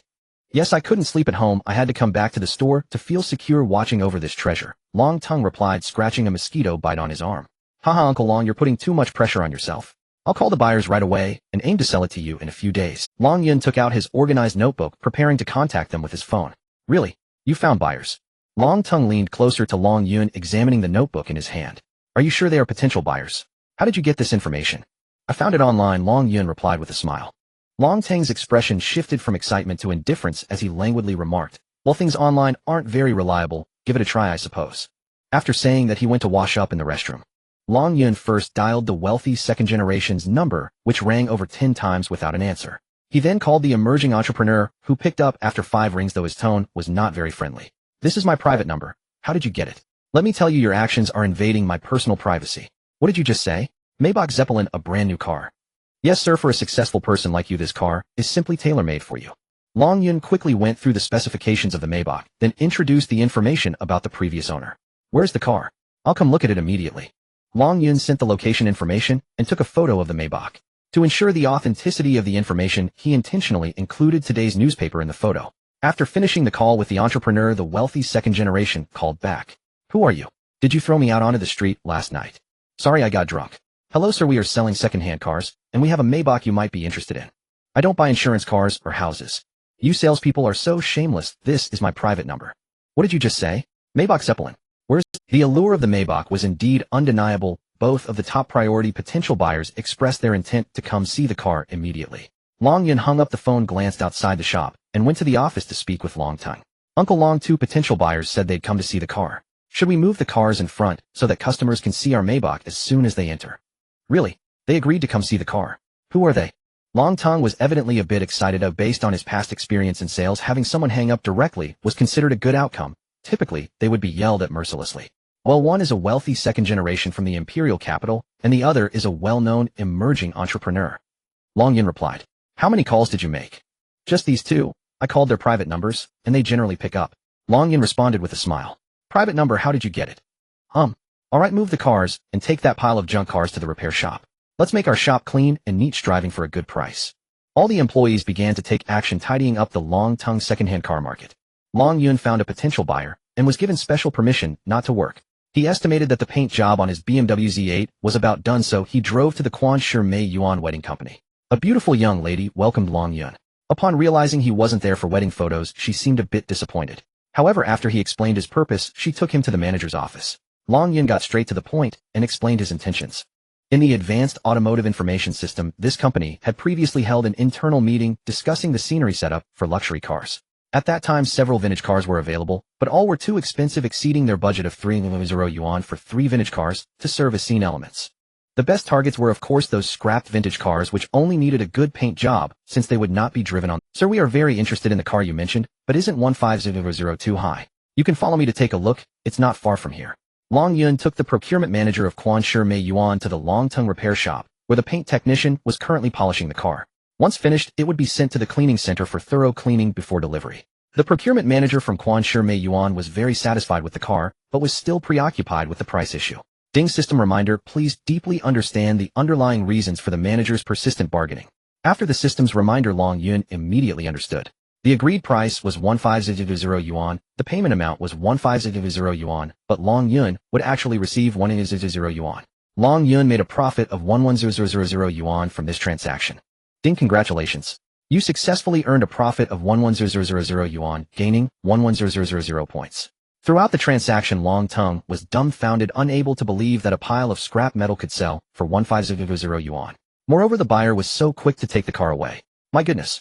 After the BMW Z8 was towed away, Long Yun heard the system's notification in his ear. Dear host, today is your 3rd day experiencing the God-level data system. The trial period is about to end. Please renew using points. The renewal standards are as follows: 1 day for 100 points, 3 days for 2700 points, 10 days for 800 points, 30 days for 200 points, permanent renewal for 9 billion points. Using the God-level data system for 1 day requires 1000 points. According to the standard of earning 1 point for every 1 yuan earned, if Long Yun renews daily, he must earn at least 1000 yuan each day, otherwise there will be a disruption. There are discounts for renewing multiple days at once. Up to 30 days can be renewed at a time for a total of 200 points. Clearly, renewing for 30 days at once is the most cost-effective option. If there are not enough points when the need for the God-level system arises, gathering 100 points to renew for 1 day would be the worst-case scenario. Potential buyers had not yet arrived, but news had spread among other competitors in the market that Long Tongue had acquired a Maybach Zeppelin. Curiosity brought them over. There were cars in the market that were even more expensive than this Maybach. In the 2 nearby dealerships, there were 2 Lamborghinis on display, each priced higher than the Maybach, yet this Maybach was rarer and had a broader audience. Long Tongue seemed intent on preventing his competitors from posting on social media, as some might have ulterior motives, using photos to deceive customers into paying deposits.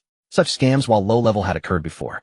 However, Long Yun preferred to see his competitors widely sharing on social media. His God-level data system would sift through a wealth of data to find the most promising buyers. Only with a competitive market would this car sell for a higher price. In the past 3 days, Long Yun's remarkable performance had made Long Tongue more inclined to trust his judgment. There was one question, however, that Long Tongue needed to consult Long Yun on. Little brother, how much should we price this car? This question seemed simple, but was actually quite complex. Firstly, Long Tongue required that this car be sold as quickly as possible, the sooner the better. He promised Long Yun a commission of 5 if sold within 10 days, 3 within a month, and 2 if it took longer than a month. Naturally, a lower price would lead to a quicker sale, but that would lower Long Yun's commission. Conversely, if the price was too high, potential buyers might hesitate, and if the time drags on, Long Yun wouldn't earn much commission. The pricing of this car was indeed a matter of significance. Uncle Long, how much profit do you intend to make? Long, I thought about this last night. If I can make 500 within 10 days, I would be very satisfied. Within a month, at least 800, and if it takes longer than a month, I can't accept less than $1 million. While saying this, Long Tongue's gaze seemed somewhat unfocused, as if lacking confidence. In other words, if the car sells within 10 days, it must be priced at a minimum of 3.48 million, within a month, at least 3.78 million, and longer than a month, no less than 3.98 million. Correspondingly, Long Yun's commission would be 250 and 200 respectively. Clearly, selling within 10 days was the best option, and the price must be above 3.48 million. Of course, the sooner the better. As long as the price difference is no less than 500, selling it today would be ideal. Long Tongue added. The used car industry is a high capital sector, and if Long Tongue's liquid funds run dry, he would be quite restless. Alright, I'll strive to sell it for you today. Long Yun replied confidently. Really? If you can sell it today, they'll give you a 1,000 yuan quick sale bonus. I mean it. Long Tongue shook Long Yun's hand, excited, as if the car had already been sold. Being a newcomer, Long Yun was unaware of the quick sale bonus in the store. Given that selling the car today could earn him an extra 1,000 yuan, there was no reason to delay until tomorrow. In the afternoon, a sharply dressed middle-aged man stepped out of a car in front of the Long Tongue dealership, accompanied by an exceptionally attractive young woman. At that moment, Long Yun was discussing the sale of the car with Long Tongue inside the store. Outside, Old Li greeted the middle-aged man with a smile, his gaze fixated on the stunning woman beside him. Sir, miss, are you here to look at cars? Old Li called out. Of course. What else would we come to your place for? Where is Long? The middle-aged man directly asked for Long Yun. While they were speaking, his gaze was already captivated by the Maybach Zeppelin displayed in the showroom. Sir, Long Yun is not here, but I can assist you just the same. I've been an old employee at this store, ha. Old Li smiled at the middle-aged man. The middle-aged man ignored Old Li, and the stunning woman beside him glanced at Old Li, causing him to shudder, as if struck by lightning. The customer's needs are commands. Don't you understand such a simple principle? Bring Long Yun here. The beautiful woman said disdainfully. Long Yun had previously informed the middle-aged man that he would be responsible for everything regarding this car. Old Li understood that this Maybach was a hot commodity. Regardless, it was all Long Tongue's car. Whoever sold it would earn the commission. No one had specified that Long Yun had to sell it. Old Li was even less inclined to be Long Yun's errand boy. He mustered his courage and spoke again. Sir, Long Yun is truly not here. If you have any questions, just ask me directly. The middle-aged man glanced at Old Li coldly and said, all right, introduce this car to me. Old Li cleared his throat. This is the Maybach 2009 Model 6.0T62 Zeppelin, equipped with a 6.0-liter twin-turbo V12 engine, maximum horsepower 640, maximum torque 1000. Enough. I already know all that by heart. Do you need to repeat it? You say you're an old employee here, yet you lack such insight. The middle-aged man interrupted him, not wanting to hear Old Li's explanation of the car's specifications. Old Li was met with a cold shoulder and had no choice but to find Long Tongue in the office. Long Tongue, someone is looking at that Maybach. Old Li reported. Oh, hasn't there always been a crowd around it? Remember, they can only look. They are not allowed to open the doors or touch it. Long Tongue emphasized again. Sitting opposite Long Tongue, Long Yun took out his phone to check the time. Uncle Long, I estimate the guests should be arriving soon. I'll wait outside. Alright, you can go out. Proceed according to the strategy we just discussed. Long Tongue advised. Understood, Uncle Long. They'll keep you posted with good news. Long Yun brushed past Old Li and walked towards the showroom. The middle-aged man inspecting the car looked strangely familiar. Long Yun's mind instantly summoned his profile. Shun Huai, age 35, a male, a chairman and CEO of an emerging conglomerate in Hudu, a celebrated entrepreneur with assets totaling 3 billion yuan. Hobbies include luxury automobiles, prestige timepieces, renowned calligraphy, and paintings, and golf. This was the famed entrepreneur. Though 3 billion yuan paled beside corporate titans, Shun Huai was a self-made legend who had risen from nothing to prominence in just a decade. The enterprise he spearheaded shone like a brilliant new star ascending the horizon. Mr. Shun, when did you arrive? I sincerely apologize for not greeting you sooner. Upon recognizing Shun Huai, Long Yun hurriedly offered his profuse apologies. Shun Huai lifted his gaze from the Maybach and turned it toward Long Yun, a young man dressed like a student. Yet that voice unmistakably matched the one that had called him earlier. Mr. Shun, it's an honor. I'm Long Yun, he introduced himself.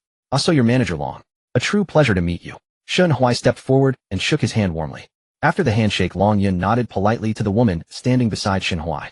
Please both of you, come inside. Let's continue our conversation over tea. A connoisseur like Shen Huai, who held such deep passion for elite automobiles, had long mastered every detail of this model. There was no need for tedious explanations of basic specifications, doing so would only insult his discernment. Long Yun and the two guests entered the reception room where Long Tongue emerged courteously and personally brewed a pot of fine tea. Wealthy buyers rarely lingered over superficial inspections. The most refined approach was to converse thoughtfully while sipping tea. Mr. Shen, there's no need for me to reiterate the Zeppelin configuration of this Maybach. You know its intricacies far better than we do. Instead, let me tell you about this particular vehicle. It's a 2009 model. Only 100 units were ever produced worldwide. Fewer still were imported into Dachau, making it exceptionally rare. Truly a once-in-a-lifetime find.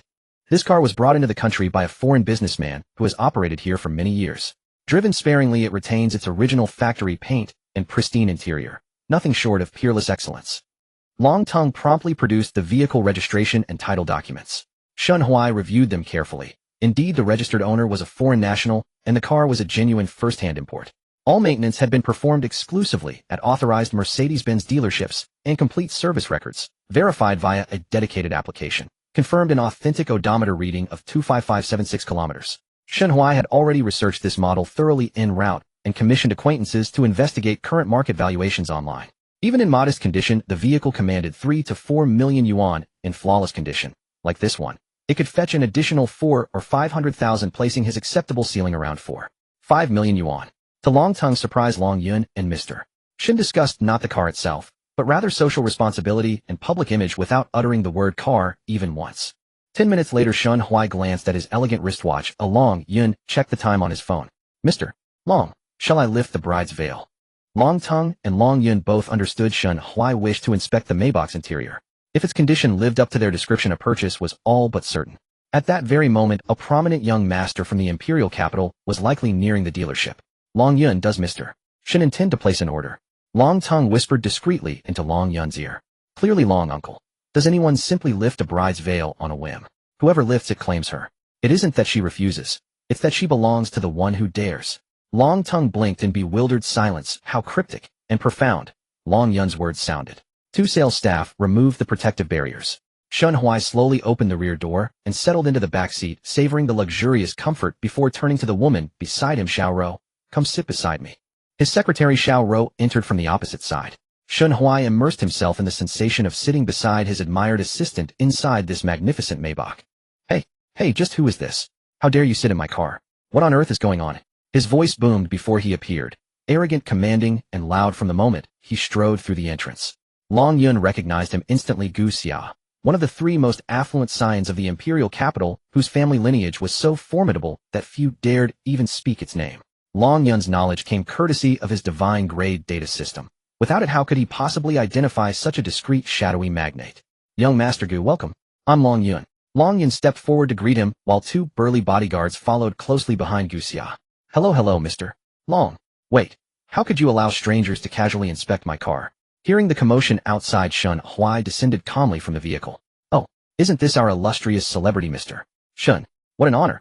Gu Xia extended his right hand with effortless charm. Shen Huai, momentarily uncertain of the young man's identity, sensed immediately this was no ordinary individual. Greetings, I am Shen Huai. Might I ask your distinguished name? Long Yun interjected smoothly. This is young Master Gu of the imperial capital.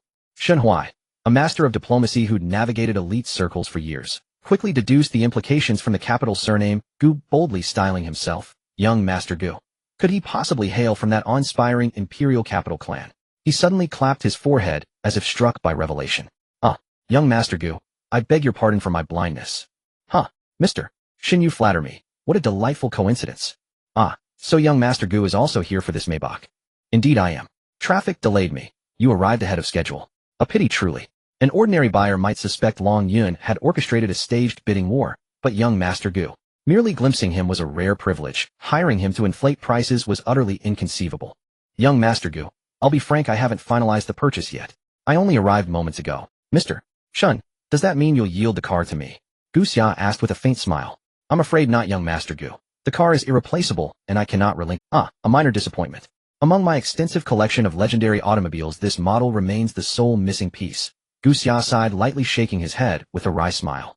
Long Yun interjected gracefully, young Master Gu, please come inside. Gu Xia nodded and followed Long Yun into the office. Long Yun slipped a small note into Long Teng's hand. Unfolding it, Long Teng saw only 3 digits, 458. Excellent. The car meets my expectations perfectly, Mr. Long. Let's discuss the price. Shen Huai smiled. Long Teng unfolded the note slowly, Mr. Shen, the final offer is 458 million yuan. Shen Huai glanced at his secretary. Xiao Rou paused for 2 seconds, and then nodded decisively. Agreed. Let's proceed with the paperwork. Though Long Teng, a veteran car dealer with over a decade's experience, had witnessed countless high-stakes transactions, the sight of Shen Huai's nod sent waves of exhilaration surging through him. This prize vehicle had sold within a single day, netting a staggering 1.6 million yuan profit. The profit from this one sale nearly equaled his dealership's entire annual earnings. Gu Xia took a seat in the office, 2 brawny bodyguards standing behind him. Manager Long, look at this. I flew all the way here only to return empty-handed. What are we going to do about this? Though Gu Xia's expression showed no anger, his words left Long Yun momentarily stunned. This young master came from a family in the capital that others regarded with awe. If he decided to express his displeasure, he could easily turn the marketplace upside down. Long Yun had contacted these 2 buyers for a reason, as he had some understanding of them with information sourced from the Supreme Data System he had bound in his mind. Gu Xia was not a stingy person. One of his major hobbies was collecting world-renowned cars. As long as he liked it, he had no regard for the price. Shen Huai was also an ambitious entrepreneur. He would do anything beneficial for the company's development. By calling these 2 people simultaneously today, Long Yun knew one of them would leave empty-handed, and he most hoped that it would be this young Master Gu, which indeed turned out to be the case. Young Master Gu, my apologies, this car was originally reserved for you, but unfortunately CEO Shen arrived first. Manager Long, you know this isn't what I want to hear. Right, how about this? Let's add each other on WeChat, and I will inform you first when I have car sources. Long Yun took out his phone. Gu Xia, however, remained unmoved. His WeChat wasn't something just anyone could add, especially not someone in business. I'm sorry, Manager Long, but I have a habit of never using WeChat for business. I don't need it for business purposes, it's purely for personal use, so I apologize. Gu Xia replied with a smile. Long Yun had long been mentally prepared for rejection. If all those wanting to add young Master Gu on WeChat were to line up, they could circle the equator. How could a mere salesperson like him ever get a spot? Young Master Gu, I believe I haven't made myself clear. I'm not adding you on WeChat to sell anything. I only have a few rare car sources that need to be sent to you via WeChat. Gu Xia raised an eyebrow. Oh, is that so? Let me mention a few names. I'm curious if you already have these cars. The Bentley Continental GT Mulliner convertible is considered a new model. I wonder if it's already in your garage. And there is a Rolls-Royce 2025 HP, the wooden-bodied version that cannot be driven, only kept as a collectible. Due to certain reasons, the collector wishes to sell it. Then there's a rather unique model, the Wuling Shenche. This car once outpaced several professional racers on a famous route and became an internet sensation. The owner is willing to sell it along with the license plate. All of Long Yun's vehicle information came from the Supreme Data System bound in his mind. He had simply picked a few. As they spoke, Gu Xia had already pulled out his phone and opened WeChat to scan. Manager Long, let's add each other on WeChat, Gu Xia said with a smile. Long Yun opened the WeChat QR code, reminding, young master, save my name. I am Long Yun, and we will use WeChat to communicate in the future. All right, Gu Xia, the ancient Gu, and Summer Xia. If you have goods, just call me. My luxury car museum is set to open by the end of the year. After Gu Xia added Long Yun as a friend, the Supreme Data System in Long Yun's mind immediately delved into Gu Xia's information network, unknowingly collecting all the details he had posted on WeChat. The Supreme Data System could not only bypass any firewall, but also operate without leaving traces, collecting massive amounts of information while the other party remained completely unaware. After processing through the core program, it was summarized in Long Yun's mind. After settling the price, Long Teng brought Shen Huai's secretary Xiao Rou to the office to handle the car transfer procedures. Long Yun took the opportunity to excuse himself, saying goodbye to Gu Xia, and went outside to find Shen Huai. Shen Huai sat in the driver's seat, admiring the craftsmanship of the Maybach. Long Yun gently knocked on the car window. Shen Huai opened the door, and Long Yun quietly said, CEO Shen, from now on you are bound to soar. Thank you. Shen Huai smiled and nodded at Long Yun. As a savvy entrepreneur with your company's current development trend, you wouldn't be reluctant to part with this car, would you, eh? Shen Huai didn't quite understand, but he sensed there was more to Long Yun's words, so he got out of the car seeking his advice. Long Yun leaned closer to Shen Huai's ear and said, you don't need me to introduce young Master Gu's status and identity, right? Your company operates in an industry that is under the control of his family. Don't you understand what you should do? Shen Huai thought carefully and recalled a previous detail. What kind of status and identity did young Master Gu have? He was merely a small entrepreneur who had just gained a bit of recognition. Long Yun observed Shen Huai's expression and knew he was processing the information. Young Master Gu said he plans to establish a luxury car museum by the end of the year. He is very eager for this Maybach to be included among them. Oh, thanks for the reminder. I almost missed a big opportunity. Shun Huai slapped his forehead. Seeing that he had done his part, Long Yun returned to the office just in time to meet Gu Xia and the others as they came out. Young Master Gu, our Longjiang city has beautiful mountains, beautiful waters, and beautiful people. Are you heading back home now? Yes, returning empty-handed, I have no mood to appreciate even the most beautiful scenery. Gu Xia feigned disappointment. Give me 3 days and I will definitely get you the car you desire. Are you serious? How could I dare to speak boldly in front of you? Fine, starting tomorrow, 3 days. If you can get the car, I like the benefits will be yours. If not. Gu Xia smiled slyly without finishing his sentence. Young Master Gu, enjoy your 3 days. I promise to make you satisfied in 3 days. Gu Xia gently patted Long Yun's shoulder and left with his 2 bodyguards. Long Yun professionally saw them off before returning to the shop. Shun Huai stopped Long Yun and quietly asked, did young Master Gu just leave like that? No, he plans to stay in Longjiang for 3 days while I arrange for a car for him. Brother Long, do you mean you have young master's contact information? Of course I am WeChat friends with him. Long Yun replied nonchalantly. Wow, I didn't expect you to be WeChat friends with the young master from the capital. Can we also add each other as friends? Is that okay? Shun Huai asked tentatively. I'm sorry, CEO Shun, even if I were willing to introduce you to him, young Master Gu might not agree. I might even get scolded for it. There are too many people wanting to connect with him through me, as you know. No, I'm not in a hurry for you to introduce me to him. I just simply want to add you as a WeChat friend. Of course. Rest assured, CEO Shin, I generally do not disturb my clients. All my sales are precisely targeted recommendations. Of course, I understand. Shun Huai added Long Yun as a WeChat friend, and after completing the procedures drove off in the Maybach. After the two left, Long Tung rushed out of the office, picking up Long Yun and spinning him around twice. Haha, kid, you're really something. You've actually sold it for me. They'll transfer your commission to you right now. The sales commission was 5 of the gross profit of 1.6 million yuan, which amounted to 800 yuan plus a rapid sales bonus of 100 yuan, totaling 900 yuan. Ding. Congratulations, you've successfully earned a profit of 900 yuan and gained 900 points. Long Tung immediately transferred the 900 yuan to Long Yun, causing the eyes of other sales personnel to bulge with envy. However, they truly had no ability to sell that Maybach. With their connections, it was impossible to have any potential buyers. If they were given that car to sell, it might not sell in a year. Therefore, they were both in awe and jealous of the money Long Yun made. It was only right that Long Yun earned it. Long Tung pulled Long Yun into the office, his face filled with joy, saying, Long Yun, I've decided to promote you to sales manager on special terms. Even if you go to university later, as long as you can provide relevant information for our shop, your salary will still be paid. What do you think? Long Tung believed this was an incredibly generous offer, of first in history. Long Yun thought for a moment and replied calmly, Uncle Long, thank you for giving me this part-time opportunity, but I think it's time for me to say goodbye. Long Tung was stunned, hardly believing his ears, and anxiously said, Long Yun, do you think your commission is too low? You could have brought it up, or we could discuss it. No, Uncle Long, it's not because of that. According to our previous agreement, I have no objections. It's just that I have other things to do, so I won't be coming back to work tomorrow. As an elder, Long Tung wanted to lecture him, saying something about how young people shouldn't be so impetuous. However, recalling Long Yun's remarkable performance in recent days, he lost the courage to speak. Alright, if you want to leave, I'll miss you. If you ever need help in the future, just let me know.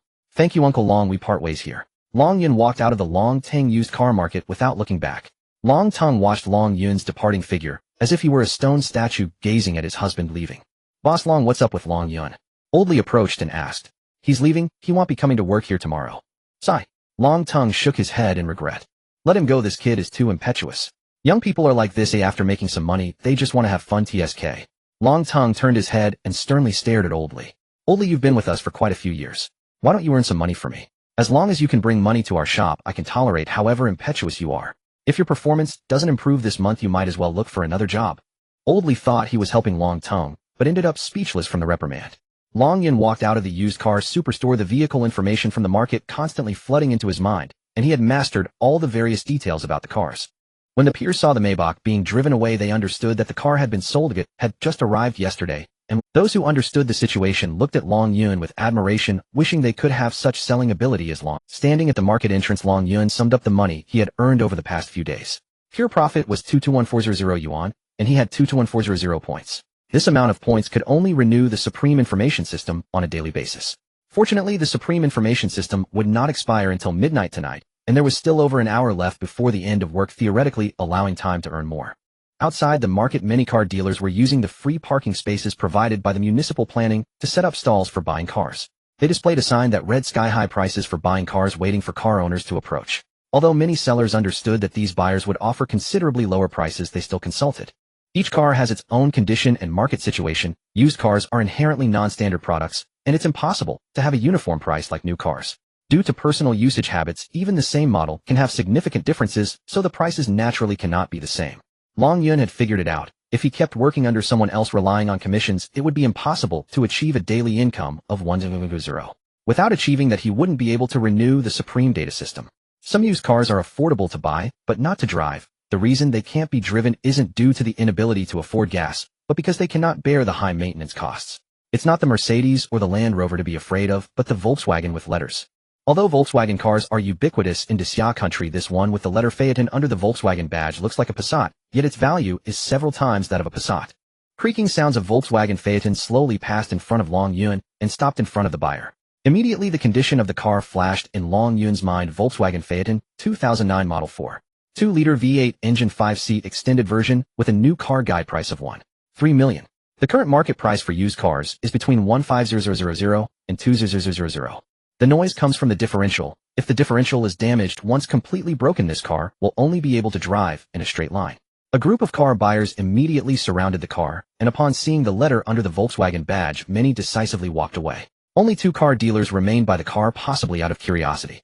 A middle-aged man wearing glasses got out of the driver's seat, looking somewhat haggard. Long Yun approached as well. "Boss, are you selling this car?"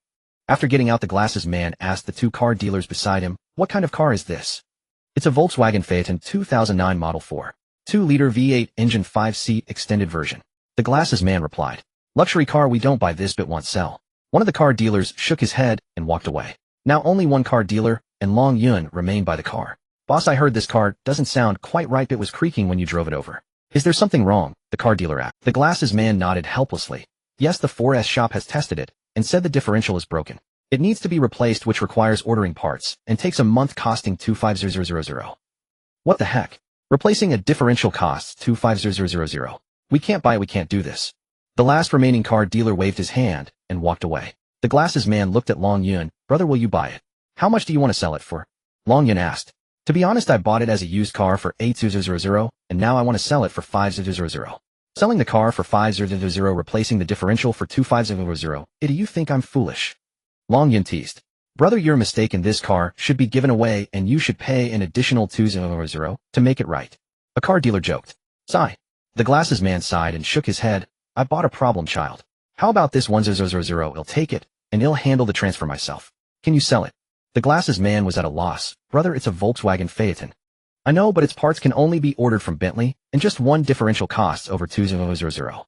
Given its condition, I don't think anyone would offer a higher price than I am now. At a bit more, I really bought it for $8,000 just 2 months ago. I can show you the agreement and transfer records." "No need for that. You might as well ask around elsewhere." Long Yun waved his hand and turned to leave. After Long Yun had taken a few steps, the glasses man called out to him, "Sell it, I'll pay you now, and he'll drive it away right now. I can't afford this old problem." Long Yun paid 100 yuan to the other party via scan code, took the driving license and ownership documents, and slowly drove the car towards the vehicle management service station inside the market. After completing the transfer, Long Yun directly drove the car to Long Tung's repair shop and lifted it up. The inspection results from the 4S shop confirmed that the issue was with the differential. Long Yun's advanced data system also indicated that the sound came from the differential, which needed to be replaced, as there was no possibility of repairing such a component. Moreover, this car's differential is particularly rare. Since it has been parked for many years, there are no spare parts available. If a replacement is needed, it can only be ordered from Bentley, which not only takes a long time, but is also extremely expensive as they produce Bentley parts. Long Yun was well aware of the difficulty in finding parts for this car, but he had no intention of ordering from Bentley, as doing so would mean he would incur losses on this purchase. Aside from ordering new parts, the most reliable option was to source used parts from other identical models. There is the largest used parts trading market in the southern region of Dacia, and Long Yun had already identified sources in his mind. 2 shops had the parts available, one priced at 3,000 yuan and the other at 3,600 yuan. The vendor asking for 3,600 yuan had been complained about multiple times, and their store on a certain e-commerce platform had also received several complaints indicating that this shop might be a middleman. Long Yun had already placed an order with the shop priced at 3,000 yuan, opting for express air freight, and it would arrive in Longjiang City the next day. Long Tong could not have imagined that Long Yun would acquire such a significant item just after stepping out. "Little brother, I understand your discerning eye, but this car is really more than it seems to repair. Even sourcing used parts can be troublesome. You have to search for them, since the market availability for this car is low and used parts are hard to find. Although Long Yun had already retrieved the car, Long Ting couldn't help but nag a bit. It's fine, Uncle Long.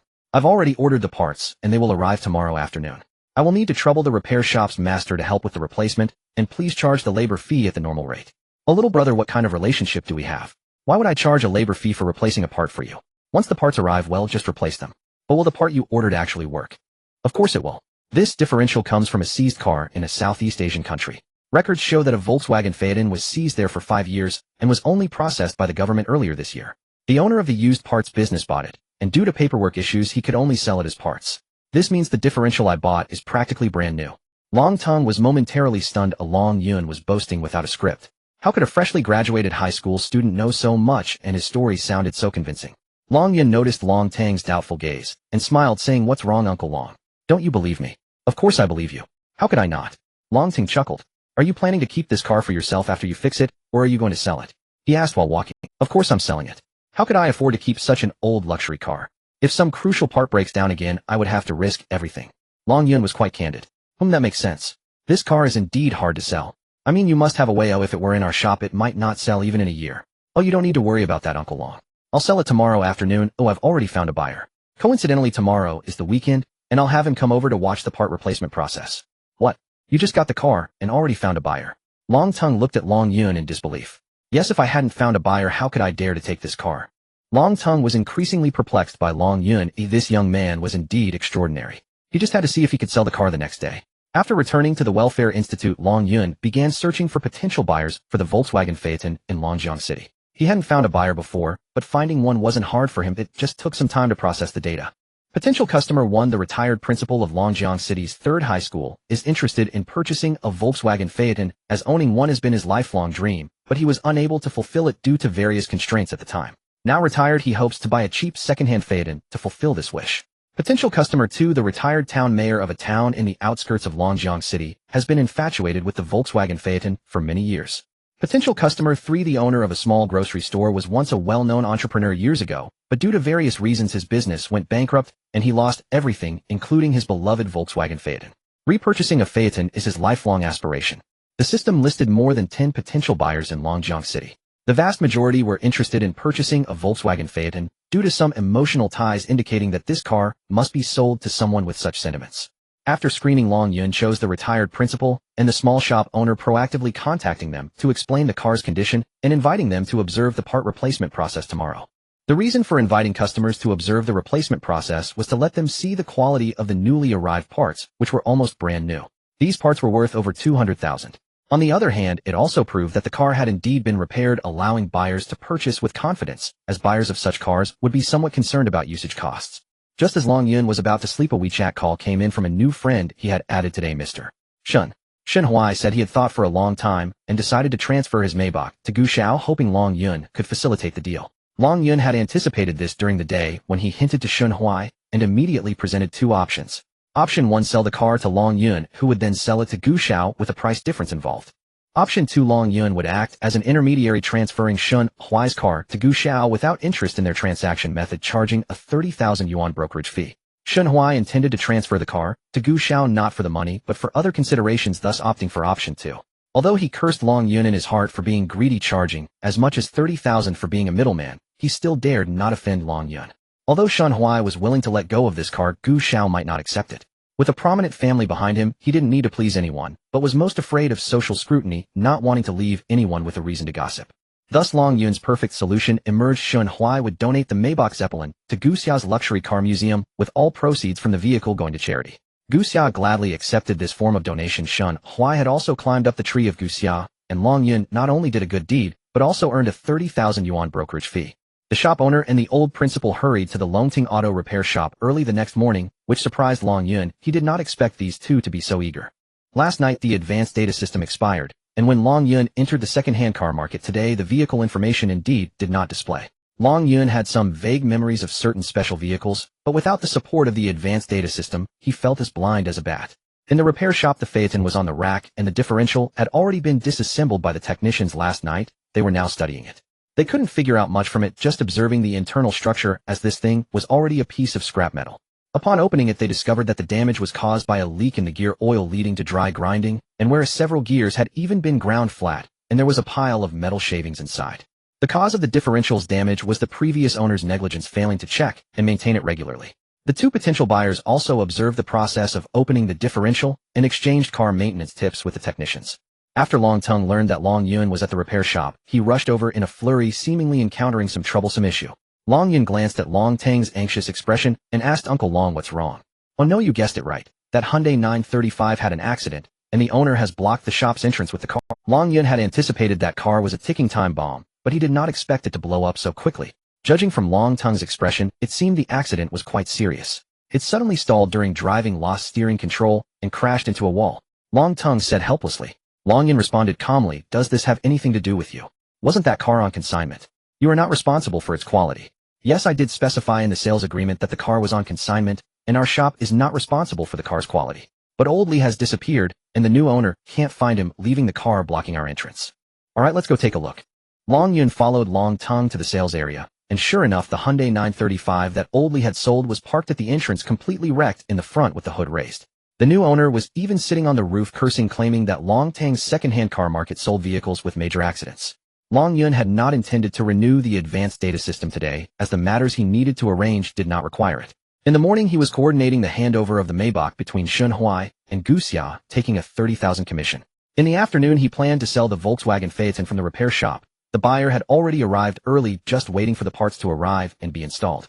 Long Yun currently had only 200 points, needing 100 points for a 080 renewal, 2700 for a 3-day renewal, and 800 for a 10-day renewal. He had planned to gather enough points after earning money today to renew for 10 days in one go. At that moment, Long Tung encountered trouble, and he had to lend a helping hand. Long Yun had the staff make multiple copies of the sales agreement for this car, handing one to each onlooker to clarify the true nature of the transaction.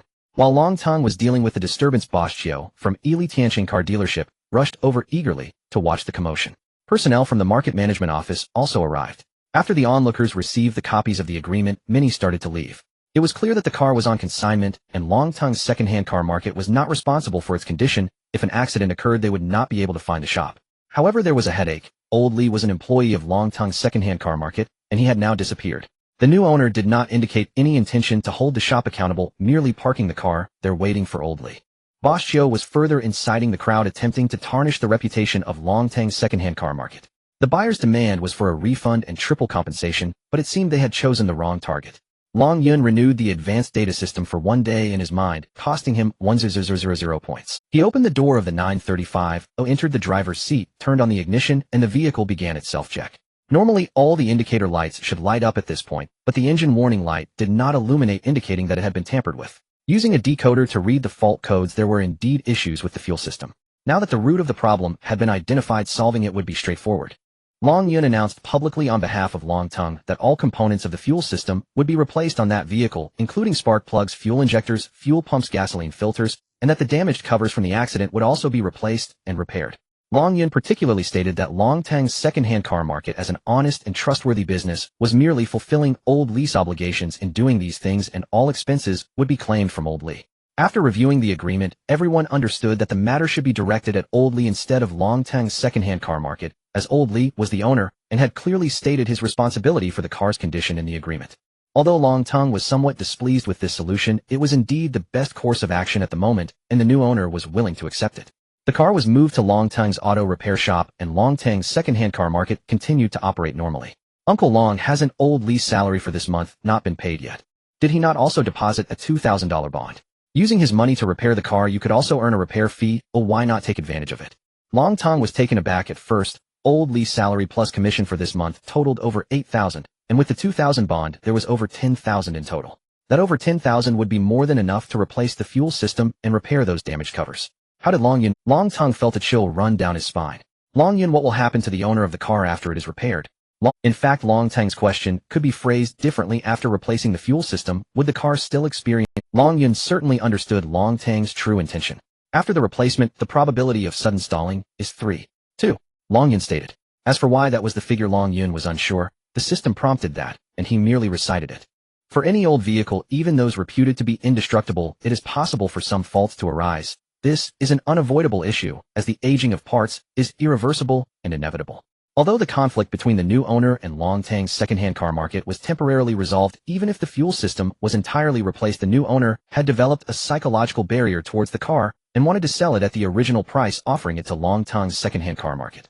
Longtang would certainly not accept the car, and Long Yun also expressed his disinterest, as this was a mess created by old Li and Long Yun would not clean up after him. Long Yun, you're truly amazing. Luckily I listened to your advice that day, otherwise someone would be watching my spectacle today. Longtang wiped his sweat, seemingly still in shock. Uncle Long, at that time I was your employee, naturally serving you. Long Yun smiled, and said, implying that he was no longer Longtang's subordinate, and that such troublesome matters should not bother him in the future. At 10 o'clock in the morning, the time agreed upon with Guxia and Shun Huai was approaching, and Long Yun took a taxi to the Shanshui Hotel in Longjiang City. According to the agreement made with Guxia and Shun Huai last night, today I will deliver the Maybach at the Longjiang City Landscape Hotel. The Longjiang City Landscape Hotel is unlike any ordinary hotel. It resembles a manor nestled within picturesque mountains and fields. Each guest room is essentially an independent house akin to small villas with architectural styles and decorative themes reflecting the local characteristics of Longjiang. This hotel is not affordable for just anyone. The entrance resembles that of a tourist attraction with strict security checks and ticket verification preventing unauthorized personnel from entering. Shun Huai personally drove the Maybach while his secretary Xiao Rou drove a Porsche 911, both waiting at the hotel entrance. Long Yun stepped out of the taxi and immediately spotted the familiar Maybach. Shun Huai's secretary Xiao Rou had booked a meeting room in this landscape hotel, allowing the three of them to enter. When Long Yun saw the license plate of the red Porsche 911, he immediately recalled information about the car. The ordinary version of the Porsche 911 belongs to Xiao Rou, but Shun Huai is the actual financier. For the past 2 years, the car has mostly been occupied by Shun Huai, and Xiao Rou is confirmed by the massive traffic monitoring data. Although Shun Huai is a married man, his relationship with his wife has been poor over the past 2 years, existing in a state of superficial harmony. Initially, a well-known domestic media outlet interviewed Shun Huai and his wife. They built their company from scratch to a public listing, and they are considered a model couple, a paradigm for many young couples starting businesses. Naturally, Shun Huai does not want to tarnish his glowing image. Even though he is technically divorced, he has not filed for divorce, and they have been separated for 2 years, but still maintain a marital relationship. Shun Huai's new love interest is Xiao Rou, his CEO assistant, who is also his lover. Long Yun is not interested in this tangled web of relationships. He is only focused on making money and making it quickly. His purpose for coming to the Landscape Hotel today is to introduce Shun Huai to Guxia and finalize a gift agreement accepting a 3 benefit fee from Shun Huai, and he must also hurry back to the Longting Auto Repair Factory to sell the Volkswagen Phaeton. Car enthusiast Guxia had been waiting at the hotel for a while, showing no airs of a rich heir. With Long Yun acting as the intermediary, the gift agreement between Guxia and Shun Huai progressed smoothly. As agreed, Shun Huai will donate the Maybach Zeppelin to Guxia's car museum, with all profits from the vehicle going to a charitable fund. Long Yun had already received his commission on the way here, which was a condition for introducing Shun Huai to Guxia. Long Yun did not expect to earn so much just by adding a WeChat contact. It seems that adding WeChat contacts should not be done lightly. Since it was hard-earned, he must make its value evident, or rather cash it out. While looking at the car, Guxia noticed Shun Huai's secretary and the Porsche 911, politely complimenting them. He then exclaimed, "I've always wanted to acquire a Porsche 911 GT2S, but I just haven't found a source yet." The GT2S spoken of by Guxia is obviously not an ordinary Porsche 911. It is the performance king among the 911s, limited to a few hundred units worldwide, usually collected by connoisseurs. Beside them, Long Yun quickly searched for relevant information about the Porsche 911 GT2S in his mind. Skipping over the configuration parameters of the vehicle itself, he was looking for sources on a global scale. In a major port metropolis, there is a suitable source of cars. The owner has 2 luxury cars, seized, one being a Porsche 911 GT2S, and the other a rare Ferrari LaFerrari Aperta. Due to certain reasons, the original owner has passed away, and these 2 luxury cars have been seized by the local court, requiring a payment of 28 million Daxia coins to release them. The price of the Porsche 911 GT2S at that time was over 6 million Daxia coins, while the Ferrari LaFerrari Aperta was priced at over 20 million Daxia coins. These 2 cars have been sitting in the garage for over 3 years, and currently no one dares to touch them. Even potential buyers with insider information worry about them being damaged. After Shun Huai and Xiao Rou left, Long Yun revealed the location of the Porsche 911 GT2S source, and also informed Guxia about the seized Ferrari LaFerrari Aperta. Clearly, Long Yun currently does not have the capability to undertake this business. Even though he is confident he can sell these 2 cars, he cannot imagine paying 28 million Daxia coins all at once. Although Guxia is very eager to acquire these 2 cars, the condition of the vehicles is uncertain. If they are just 2 heaps of scrap metal, it would be completely meaningless, especially since 28 million Daxia coins is not a small sum. Long Yun individually searched the global market for the limited model of the Porsche 911 GT2S, which was estimated to cost around 8 million Dacia coins, meaning that the second-hand car is even more expensive than a new one. The Ferrari LaFerrari Aperta is even more outrageous. In a recent auction, the same model fetched 68 million Dacia coins, while it was only valued at over 20 million Dacia coins at its debut. These two cars truly embody the legendary notion of attracting beautiful women for a decade for free and ending up with a car. Such cars are generally unaffordable for ordinary people, and those who can afford them do not care about the money. It is all about sentiment, thus the price becomes irrelevant. Since Guxia is not interested in purchasing the two seized divine cars from the port city, Long Yun has no choice but to take his leave. As he was leaving, Guxia patted Long Yun on the shoulder, took out 200,000 cash, and said with a smile, "You know, I really want to acquire this Maybach. Thank you for facilitating this. This is your benefit fee. There is no reason to refuse money." Long Yun was not concerned with the transaction between Shun Huai and Guxia. He only needed to accept the 3,000 commission from Shun Huai and the 2,000 benefit fee from Guxia. Ding, congratulations on successfully earning a 5,000 commission and gaining 5,000 points. Long Yun thanked him and picked up the bag containing 2,000 cash to leave. "Wait, let my driver take you," Guxia said, looking at Long Yun, who appeared like a student feeling a bit uneasy about him, carrying so much cash. "Thank you, Guxiao. Given that the Landscape Hotel is relatively remote and not easy to hail a taxi, it was great that he arranged for a driver to take him back." "You're welcome. This is just the beginning. Future benefit fees will keep increasing as long as you can bring me the models." Long Yun nodded with a smile. In his mind's elite data system, there are countless luxury car information. He fears that Guxiao, with wealth rivaling nations, might not have enough money. "By the way, Guxiao, I have already contacted the owner of that Wuling divine car. The owner is willing to sell it with the license plate and video evidence of drifting and overtaking." "Oh really? How much does the owner want?" Guxia asked. Long Yun raised his right hand, fingers fully extended. Faced with Long Yun's 5 outstretched fingers, Guxia tentatively said, 500,000. Long Yun blinked in surprise, not expecting Guxiao to be so generous, and pretended to hesitate, saying, "We can discuss it further with the car owner. How about this? If it's really that popular Wuling Shinch, I would be willing to offer that amount." Guxiao gestured with 300,000. "Alright, I'll have a good talk with the car owner. As you know, popular items cannot be measured by conventional value standards." Long Yun nodded with a smile at Guxiao and left the hotel in the car. He intended to contact the owner of the Wuling Shunshe immediately, but since the driver was Guxia's chauffeur, he held back his excitement. Upon arriving at the Longting Auto Repair Shop, the parts had just arrived and the master mechanic was installing them. This was a special request from Longting to have the chief mechanic personally install the differential for Long Yun. After Guxia's driver left, Long Yun immediately contacted the owner of the Wuling Shunshe. The asking price was 20,000 yuan. "Your car has already run 3,000 kilometers, and you still want 20,000. A regular car dealer wouldn't even take it for 2,000, would they?" Although the Wuling Shunshe was popular, a new one only cost around 20 to 30,000. After running 3,000 kilometers, it could only be sold for scrap metal, as second-hand dealers wouldn't even accept it unless it was for license plate maintenance. "Boss, this is a popular car. It's had over 1 billion views online, and even made it overseas." The owner clearly did not regard his car as an ordinary old vehicle. "Isn't that nonsense? If I weren't buying a popular Shinch, this level of van is everywhere on the street selling for 2,000 to 3,000 each." The van owner understood the market as well. Those vans selling for 2,000 to 3,000 were still capable of serving the new owners, while his old car, with 3,000 kilometers on it, was completely unwanted. "Boss, just add a bit more." The other party was clearly tempted by Long Yun's offer. "Bring the car to the second-hand car market in Longjiang this afternoon, and he'll give you a round number of 1,000 yuan. That's an absolutely exorbitant price. Think it over." After saying this, Long Yun directly hung up the phone, leaving him hanging to cool off. Anyone with a normal mind would choose to bring the car over. After about an hour, the differential was installed, and the special gear oil was added. The Volkswagen Phaeton was revitalized. 2 potential buyers had been waiting since morning, as if the car was already theirs. After the maintenance was completed, Long Yun drove around a couple of times. The strange noise got the feeling of a luxury car returning. The people collecting cars outside the market had seen Long Yun acquire this car yesterday for 1,000 yuan, a Volkswagen Phaeton. This news quickly spread throughout the market. Luxury second-hand cars like the Volkswagen Phaeton had a very small audience, usually attracting attention only due to nostalgia. Moreover, the car was clearly problematic, akin to keeping an ancestor around to worship.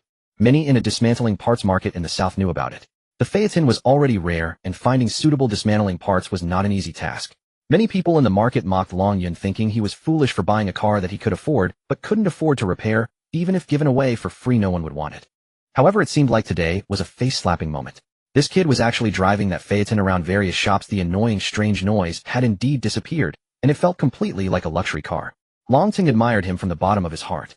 If it were him, he wouldn't dare to accept this luxury car for 1,000 yuan, even if it was out of greed for a bargain, nor would he be able to find parts so quickly. Even if he found the parts and had the car repaired, it would need to stay in the shop for a while. How was Long Yun able to know where the parts were before even buying the car? Even before the car was repaired, the buyers were already impatiently waiting.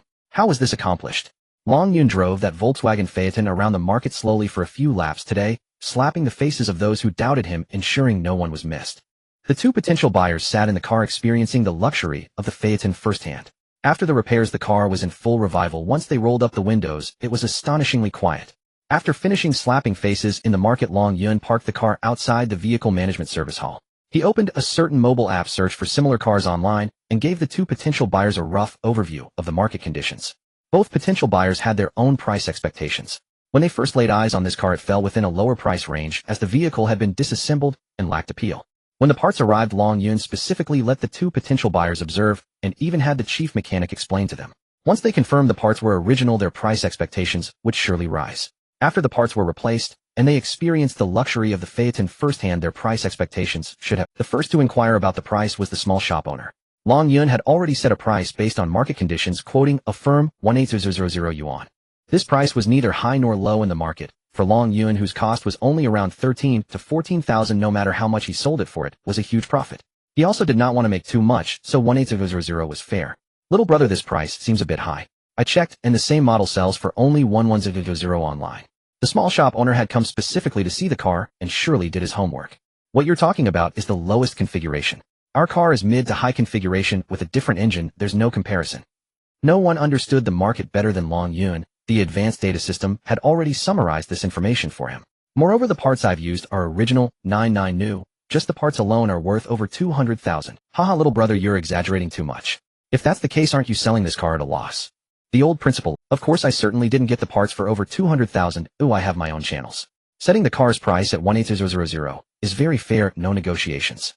Long Yun did not play the auction game either. He directly offered a firm price, offering the parts along with the car. The old principal was a straightforward person. After spending half a day, he had learned quite a bit about the car and its various parts. He was very satisfied. 18,000 was within his acceptable range. Although the small shop owner had a sufficient budget, he was ultimately a businessman who believed there was still room for negotiation. Thus, drawing lots was avoided. The car belonged to the old principal, and the transfer procedures were immediately processed. The small shop owner did not expect that by hesitating, he would actually miss out. Ding, congratulations, you have successfully profited 16,600 yuan, earning 16.6 million points. Not bad. Picking up a luxury car on the street and making over 100,000. If it were with regular car dealers, it would be enough for them to brag about for a lifetime. However, Long Yun remained indifferent. He was waiting for that Wuling Shinshe to arrive, which was truly jaw-dropping merch. This Volkswagen Phaeton, which was just received yesterday afternoon, quickly became known for its purchase price of 10,000 yuan. Who would have thought it would be repaired and sold so quickly, reportedly at a price of 18,000 yuan? The car dealers in the market were left speechless. The profit margin was astonishing. However, in hindsight, when such a great deal was laid out before them, they shied away, and now they could only feel envy and resentment. Long Yun paid no heed to these car dealers as he awaited the arrival of the Wuling Shinshe at the Vehicle Management Service Center. After a little over an hour, a Wuling minivan drove into the center. Though the second-hand car market had a myriad of vehicles, minivans of this caliber were quite rare, and these dealers looked down upon such low-tier cars. However, what shocked the dealers was that the one picking up the vehicle was none other than the recently prominent Long Yun. Long Yun had already prepared the sales agreement. This transaction did not require a transfer of ownership. The most valuable aspect of this Wuling Shinch, which had run 3,000 kilometers, was its license plate. At one time, this Wuling Shinch bearing that license plate had overtaken several supercars drifting around corners, showcasing a level of skill that could only be described as divine. Without that license plate, this Wuling Shinshe would be nothing more than a pile of scrap metal. For 10,000 yuan, Long Yun transferred the money directly to the owner without a second thought. After signing the agreement and receiving the money, the owner left happily satisfied with selling this nearly worthless minivan for 10,000 yuan. The car dealers in the market were even more bewildered this time. What was going on? They were acquiring a minivan that looked like it could fall apart at any moment, an old wreck beyond repair. Compared to that Volkswagen Phaeton, this minivan stirred the interest of the dealers even more. Long Tongue also came when he heard the news, discovering that Long Yun had indeed acquired an old minivan that was so dilapidated that the dealers wouldn't even cast a glance at it. Long Yun, what do you need this broken car for? Long Tongue asked Long Yun in confusion. Oh, Uncle Long, the shop isn't busy. How about you help me out? Long Yun smiled as he spoke. I can help you with anything, but I can't let you handle the consignment for this car. It's too shabby and would tarnish our shop's image. Long Tongue replied somewhat awkwardly. Uncle Long, you misunderstood. I'm not consigning this car. I'm going to drop it off now at the Shanshui Tiantang Hotel, which is a bit far. Can you drive a car to follow me, and we can come back together later? Long Tung realized this meant he was to be used as a driver, but he didn't mind. Long Yun had earned him a lot of money, and he had promised to help whenever called upon. After Long Tung agreed, Long Yun drove the Wuling Shinshe ahead, while Long Tung followed in a sedan from the shop as they headed to the Shanshui Tiantang Hotel. Long Yun wasn't at the same level of driving skill as the previous owner, so Long Tung arrived at the hotel entrance first. When Long Yun parked the minivan at the hotel entrance, the security immediately approached to drive him away. What are you doing? This is a 6-star hotel. Hurry up and move your car. The security guard was quite rude. They generally treated vehicles that hurt the hotel's image this way. The Shanshui Tiantang Hotel was one of the landmarks of Longjiang City, frequented by the city's dignitaries. Since Long Yun was here, he clearly wouldn't be driven away by a few words from the security guard. He pulled out his room card. It was a room reserved by Shun Huai's secretary in the morning. Long Yun realized he might need it, so he asked for the card, which wouldn't expire until the next morning. This was a VIP card for a high-end conference room, generally booked for significant business meetings.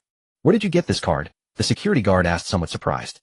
Are you speaking human language? What do you mean, where did I get it? Could I have found it on the ground? The security guard was unfriendly, and Long Yun was equally unyielding. Typically, only bosses negotiating big deals would book such high-end conference rooms, so it was surprising that a young kid had such a VIP card. Yet this car was indeed too shabby, practically tarnishing the hotel's reputation. Seeing the security guard still hesitating, Long Yun impatiently said, "What's the matter? Is there still a problem?" "Hee, sir, your car." The security guard forced a smile, clearly bothered by the minivan. "You think my car looks bad, right? Then fine, refund me the room fee for the conference room, and I'll leave right now." The security guard immediately waved his hand, somewhat embarrassed, saying, "Please just don't scratch any other vehicles." Long Yun brought Long Tung into the hotel. Gu Xia was already waiting in the conference room, watching the video of the Wuling Shinshe drifting. Long Tung didn't expect Gu Xiao to still be in Longjiang City, and the person Long Yun was purchasing the minivan from was the wealthy Gu Xiao, whose family wealth was comparable to a nation. This was unbelievable.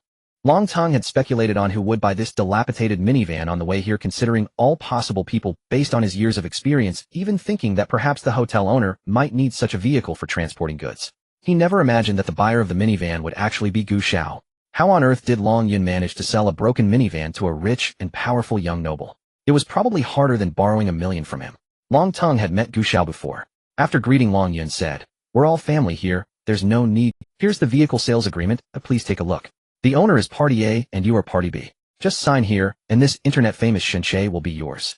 Gu Xiao took the agreement to look over. Indeed, Party A was the person on the vehicle registration who had agreed to transfer the vehicle to Party B, and the original document was included.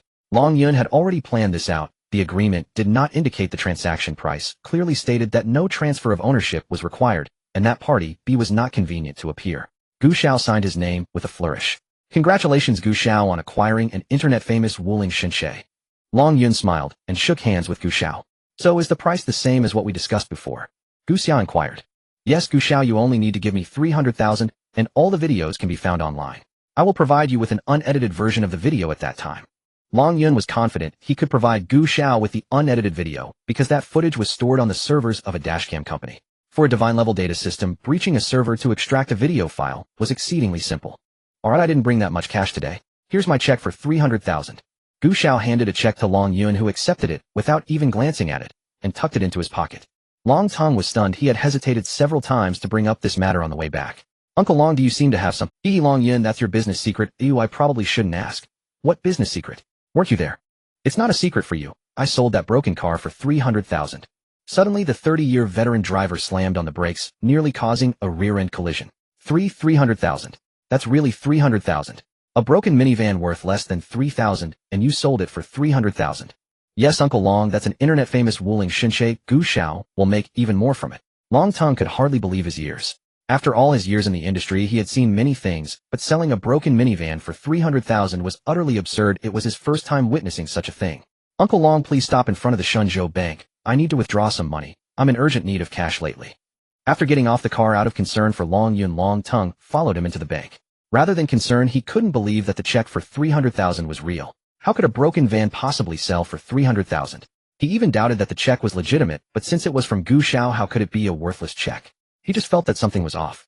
It was too unreal. Long Yun didn't mind Long Tung following him. He understood Long Tung's doubts. Long Yun simply told the bank clerk that Long Tung was his uncle. The bank staff glanced at Long Yun, a young student, and seeing a parent accompanying him was quite normal, so they didn't mind having someone beside him. Long Ting only believed that the broken car indeed sold for 300,000 after seeing the number.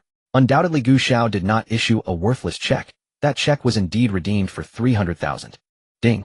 Dear host, congratulations, you have gained a pure profit of 29000 yuan and 29000. Long Tung understood that Long Yun had made some money these past few days, though he didn't know how much. For a fresh high school graduate, this amount of money could be considered substantial. Out of concern, Long Tung asked Long Yun, you said you needed money urgently, what for? To buy cars. I'm still short a lot. What kind of cars? A Porsche 911 GT2S and a Ferrari, Long Yun replied. Long Tung was so shocked he almost stumbled and fell. After so many years in the industry, he had dealt with many luxury cars, but he had never encountered the caliber of vehicles Long Yun mentioned, mainly because he didn't have the guts to handle them. Long Yun, those cars are very expensive, right? The Porsche 911 GT2S must cost at least 3 to 4 million, and the Ferrari is even more expensive. Yes, that's right. The two together cost 28 million. Just as they reached the car, Long Ting almost fell to the ground, thankfully, catching himself on the car door. 28 million? Are you crazy? 28 million for two used cars. Long Tung stared at Long Yun, his eyes wide with disbelief. It's indeed not cheap, but there's profit to be made. Could it be that someone else is offering a higher price for those two used cars? Long Ting got into the car. Long Yun sat in the passenger seat, smiling. It's not a purchase, it's an auction. Even with money you can't buy them. That's impossible. A similar Ferrari recently sold in North America at an auction for over 10 million US dollars, which translates to over 70 million Daxia currency. Just selling that Ferrari would cover it. Long Tung was so startled while inserting the key to start the car that he dropped the key. Long Yun, you're talking about a rarity, right? It shouldn't be very representative. That's right, it is a rarity, because that Ferrari is limited to only 10 units globally, and over the years only one has changed hands while other buyers have kept it as a collectible. Long Ting certainly understood the principle of rarity being valuable. This was no ordinary used car, but rather an art piece for collectors. Can the price be negotiated?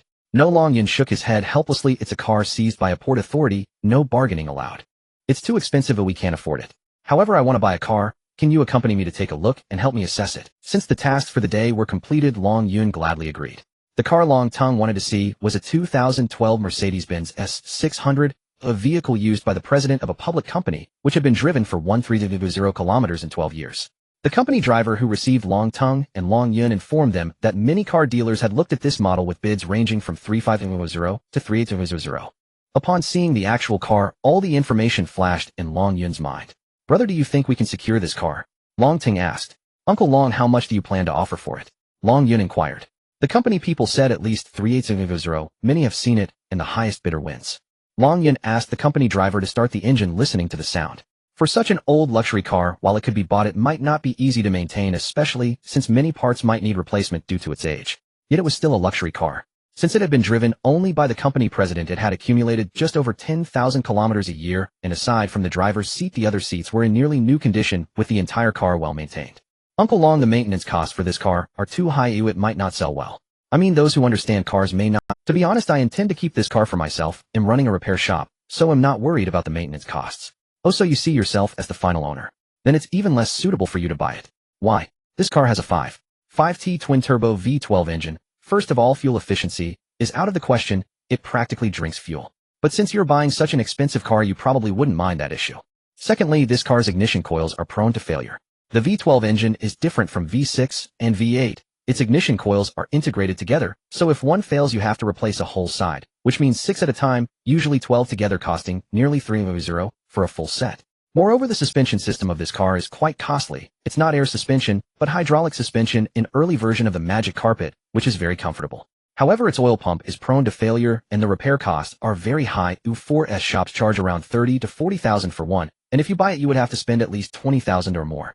With this car, you should use it for at most a year. After 1500 kilometers, it's best to sell it, as maintaining it is too expensive. Long Tung felt a bit dazed. Not only was he a used car dealership owner, but also a repair shop owner. Although he wasn't a master mechanic, he understood quite a lot, but his research on the Mercedes-Benz S600 seemed superficial. This young man was evidently more knowledgeable than him. Good lad, you speak so well. Long Tung patted Long Yun on the shoulder excitedly, saying, Uncle Long, I only said these harsh words. That's exactly what I needed. Ooh, I've heard too many sweet words. We'll take this car. Long Tung indeed bought the Mercedes-Benz S600, and that night, they drove it back to the car cleaning service. While having dinner that evening, Long Tung proudly asked Long Yun, do you know why I was able to secure that S600? Long Yun shook his head. Because I made money. I made a pure profit of 150,000 from that Maybach, and I deserve to treat myself. Of course I owe it all to you, otherwise I wouldn't have had the courage to secure it or sell it so quickly. Uncle Long, this is what I should do. By the way, I still haven't paid the remaining amount to the foreigner, he'll do it tomorrow. Sure, he'll pick out 2 suits in the morning and accompany you in the afternoon. Since he made money, he should treat himself. Long Yun needed to prepare 2 sets of higher-end clothing, as there was a class reunion in a few days. Returning to the orphanage, Long Yun calculated the money earned over the past few days. A total of 1,127,000 yuan, 12 million. This figure was something Long Yun could never have imagined right after finishing his college entrance exam. With the assistance of the God-level data system, Long Yun became a millionaire in just 3 days. It seems that a man with a golden finger is destined to reach the pinnacle of life. With 1,000 points, renewing the God-level data system for 10 days, with just 8,000 points, was sufficient, so Long Yun immediately used his points to renew it. The Rolls-Royce 2025 HP that Gu Xiao adored was a wooden-bodied vehicle part of a foreign collector's collection, which had to be sold due to personal financial reasons. This antique luxury car has no practicality at all. It can only be treated as a collectible, and its price is that of an artwork reaching as high as $3,000. Honestly, for such a broken car that can't be driven and can only be displayed as an exhibit, asking for $3,000 completely fails to pique Long Yun's interest. However, Gu Xiao was fond of it. For him, collecting enough eye-catching luxury cars to open his own car museum before the end of the year was more important than anything else. As for money, he had plenty. Converting $3,000 into Great Xia currency amounts to nearly 2.5 million, but Long Yun only had a little over $1 million in his account, making it impossible for him to acquire this car. This meant that in the transaction to purchase this vehicle for Gu Xiao, he was destined to be just an intermediary. Long Yun directly reported the source information to Gu Xiao, who immediately had personnel from the capital headquarters contact them, and the feedback was indeed as Long Yun had said. Logically, the professional car finder assigned by Gu Xiao should be more skilled than this young rookie Long Yun, yet this information was grasped by Long Yun first. Long Yun's information came from the God-level data system, which sourced its data from the collector's financial situation and his mention of wanting to sell the Rolls-Royce 2025 HP during a phone call with his wife. That was all. He hadn't even released the information yet. Gu Xiao's people flew to America, successfully acquiring the car an hour after the collector listed it for sale. This antique luxury car was worthless to Long Yun, who viewed it from a practical standpoint, but to collectors, it was highly desirable. If Gu Xiao's people had not arrived early, they might not have been able to purchase the car, even with money. Gu Xiao understood this logic as well, contacting Long Yun early the next morning, transferring the promised yuan information fee immediately. Waking up to the notification of the transaction was simply marvelous. Ding, dear host, congratulations, you have earned 3,000 yuan and gained 3,000 points. According to Long Yun's plan today, he would first buy 2 sets of clothes and accompany Long Tung to the foreign company's office in the afternoon. The clothes he was buying today were for attending formal occasions, so naturally, he couldn't buy cheap street goods anymore. The Longjiang clothing market, the largest clothing market in Longjiang City, is so described because it has the highest foot traffic with price ranges from a few yuan to several thousand. If one wants to buy higher-end goods, they must go to the CBD area. In the past, Long Yun always bought the cheapest street goods, purchasing from whichever store was having a clearance sale, negotiating prices down by more than 50, knowing that as long as someone wanted to sell, there would always be a buyer. Today was Long Yun's first time buying clothes in a store, and the sign at the entrance read, "Contract expiration clearance sale, last half hour." Long Yun understood that the owner wouldn't really jump off the building, nor would they only sell for the last half hour. Among so many stores, this one must be in dire straits. At least the owner's desire to sell the clothes was evident. The owner mistakenly thought Long Yun would choose casual, whereas a student like him would typically opt for casual styles, but Long Yun picked formal attire. "Little brother are formal, whereas at a 30 discount," the store owner said. Didn't your sign say 10-20 off, selling at sight of money? That's for women's and fashion wear. Men's clothing generally doesn't go out of style, but we can still sell it next year. Is that so? How long have these clothes been unsold?" The store owner nearly choked. "Little brother, how can you say that? These are all new styles from this year." "Oh really? I don't like wasting time. Will you sell them at 30 off, or not? If you will, I'll choose 2 sets, if not I'll check other stores." The store owner awkwardly replied, 30 off? How could that be possible? If you sincerely want them, I'll give you 68 off, the lowest price at clearance sale. I don't believe you. If we can't negotiate, I'm leaving. Long Yun turned to leave. "Little brother, just try it on first. Let's see if it fits. These sellers are quite cunning. They let you try on clothes first, and then flatter you. When you find it appealing, you might just bite the bullet and buy it, even if it's a bit pricey." Long Yun wouldn't fall into their trap. He decided to negotiate the price first. The reason he quoted 30 off was due to information from the God-level data system in his mind, which had nothing to do with the clothes in the store. Recently, a truck carrying high-end men's clothing caught fire on the highway, incinerating all its goods. The insurance company compensated according to the tag price at 20. That means the cost for this batch of men's clothing was at most equivalent to 20 of the tag price, so Long Yun's offer of 30 off was quite reasonable. "He'll try it at 30 off." Long Yun said. The store owner shook his head, and Long Yun walked out of the store without looking back. Just as Long Yun was about to step out of the store, the owner caught up and grabbed his hand, pretending, "Try it on, the price is negotiable. I need to pay for shipping if I take it out of town, as selling one set is better than selling none." Clearly this store owner was genuinely planning to run away, otherwise he wouldn't say such things.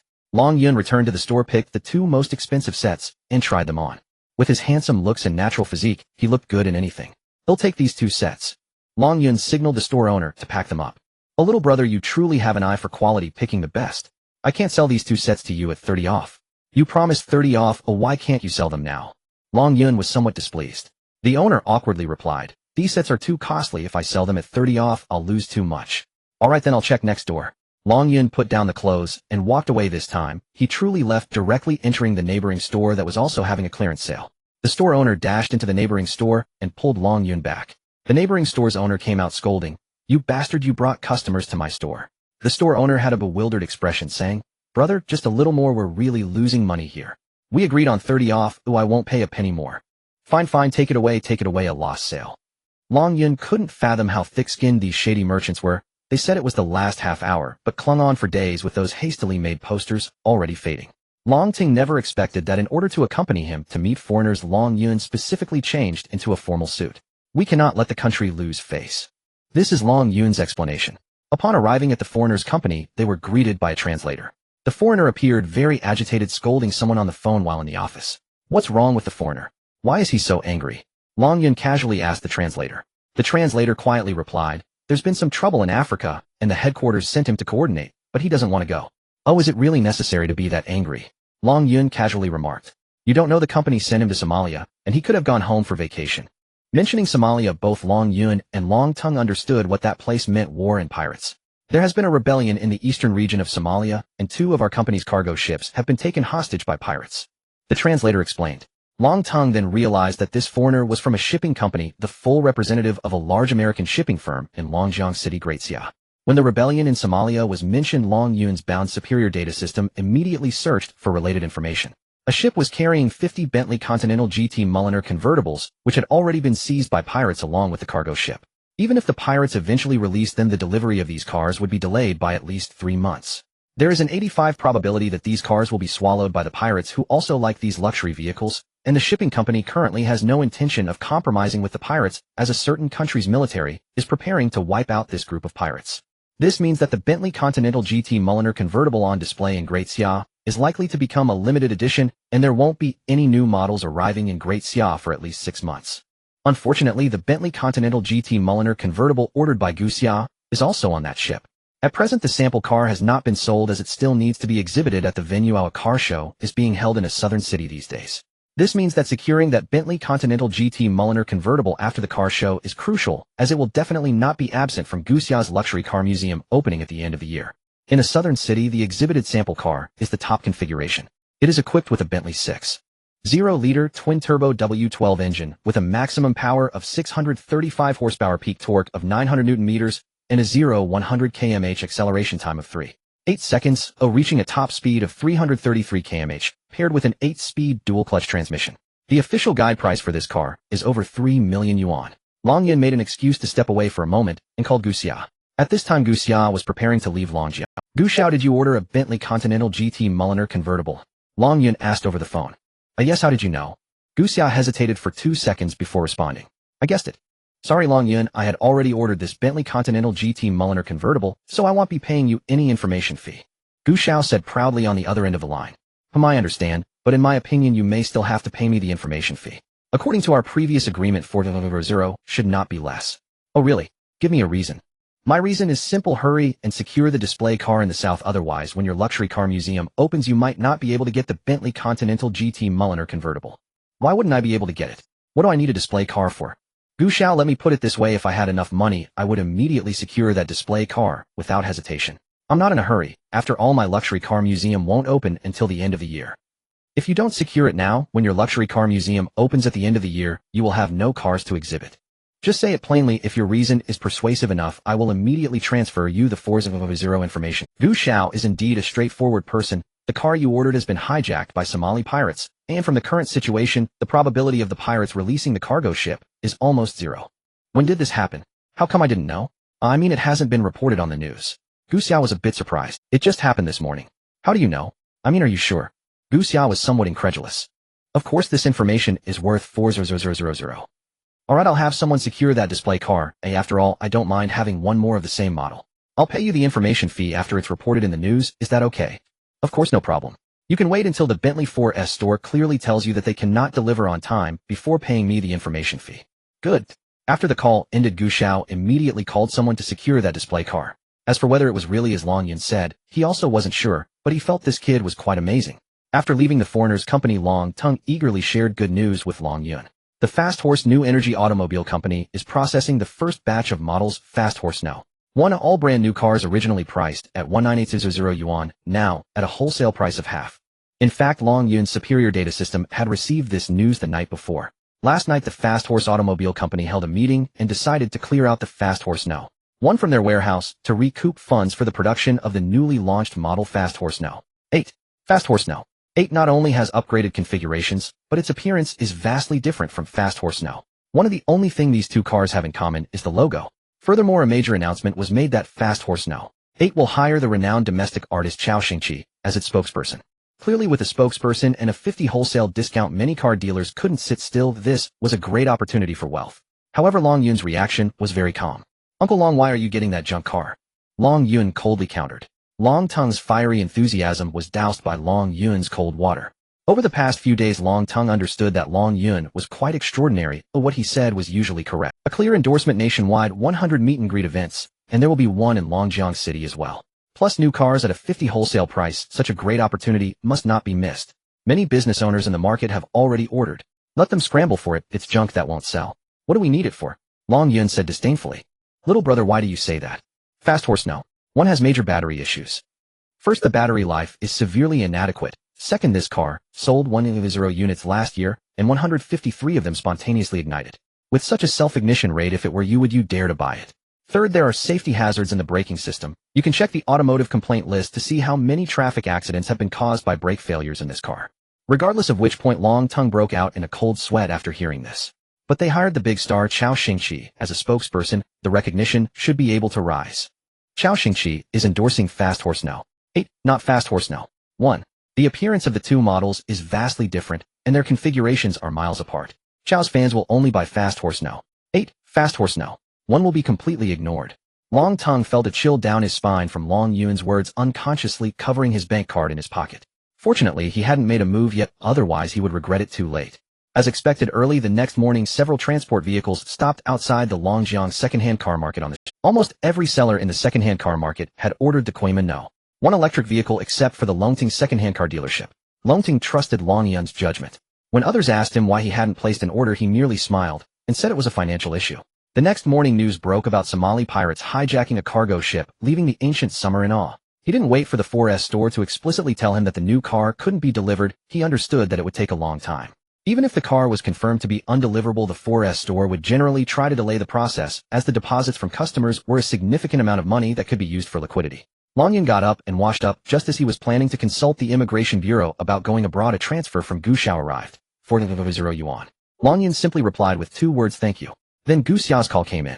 Once connected, Gu Xiao laughed heartily on the other end of the line, saying, thank goodness I listened to you and secured the display car, otherwise this car would have truly missed my luxury car museum. Brother, you are truly amazing. Thank you for the compliment, Gu Xiao. I am currently preparing to do something even more extraordinary, something crazy. What is it? I am planning to go to Somalia. Have you lost your mind? What are you going there for? That place is of course to strike gold. Brother, your life is precious. I advise you not to act impulsively. Wealth is just an external possession. The temptation is too great. There are several luxury cars over there that I want to recover. According to the judgments of the divine level data system, in a few days the U.S. military will decapitate a certain pirate leader in Somalia. At that time, the leader's subordinates will either be killed or flee, causing chaos in their lair, while this group of pirates, who have the backing of the U.S. military, will plunder their enemies' resources. The murdered pirate leader was a car enthusiast during his life and had stolen numerous luxury cars which Long Yun could purchase at a low price from the pirates. Ferraris for $100 to $200 each, Lamborghinis for $100 to $200 each, Bugattis for $100 to $200 each.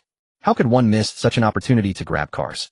Long Yun processed his passport and visa at the immigration bureau, which would take 5 working days. Although it was not a short time, he should not miss a good opportunity. Long Yun hurried back to the welfare home and passed by the second-hand car market, where a busy scene unfolded outside the market with many transport vehicles delivering Quaimano. One electric cars, and each owner in the market claiming their vehicles. In an instant, over 1,000 Quaimano.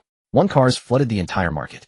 Coincidentally, in a few days a car enthusiast meeting hosted by Chao Xingqi would take place at the Citizens Gym opposite the second-hand car market. Many car dealers recognized this opportunity and purchased Quaimano. One in bulk, as the big star Chao Xingqi would be holding a car enthusiast meeting across the street. Such a promotional opportunity was simply a once-in-a-lifetime chance. While everyone was acquiring vehicles, Longting was the only one not doing so. Old Li had already been found yesterday and was currently admitting his mistake to Longting.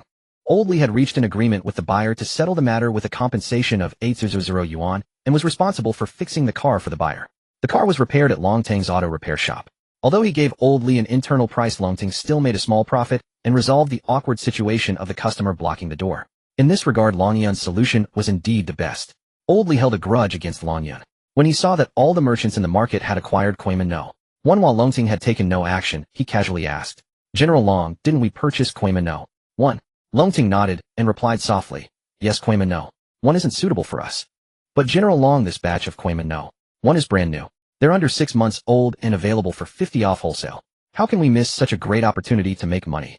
Old Li thought Longting did not understand this information and leaned in to explain seriously. "The price is indeed cheap, but the quality isn't great and market acceptance is low." Longting pursed his lips and shook his head. Chao Xingqi has already confirmed his endorsement of the Quaima brand, and in a few days he will be holding a car enthusiast meeting at the Citizens Gym across the street. This advertisement has come right to our doorstep. We cannot miss this opportunity.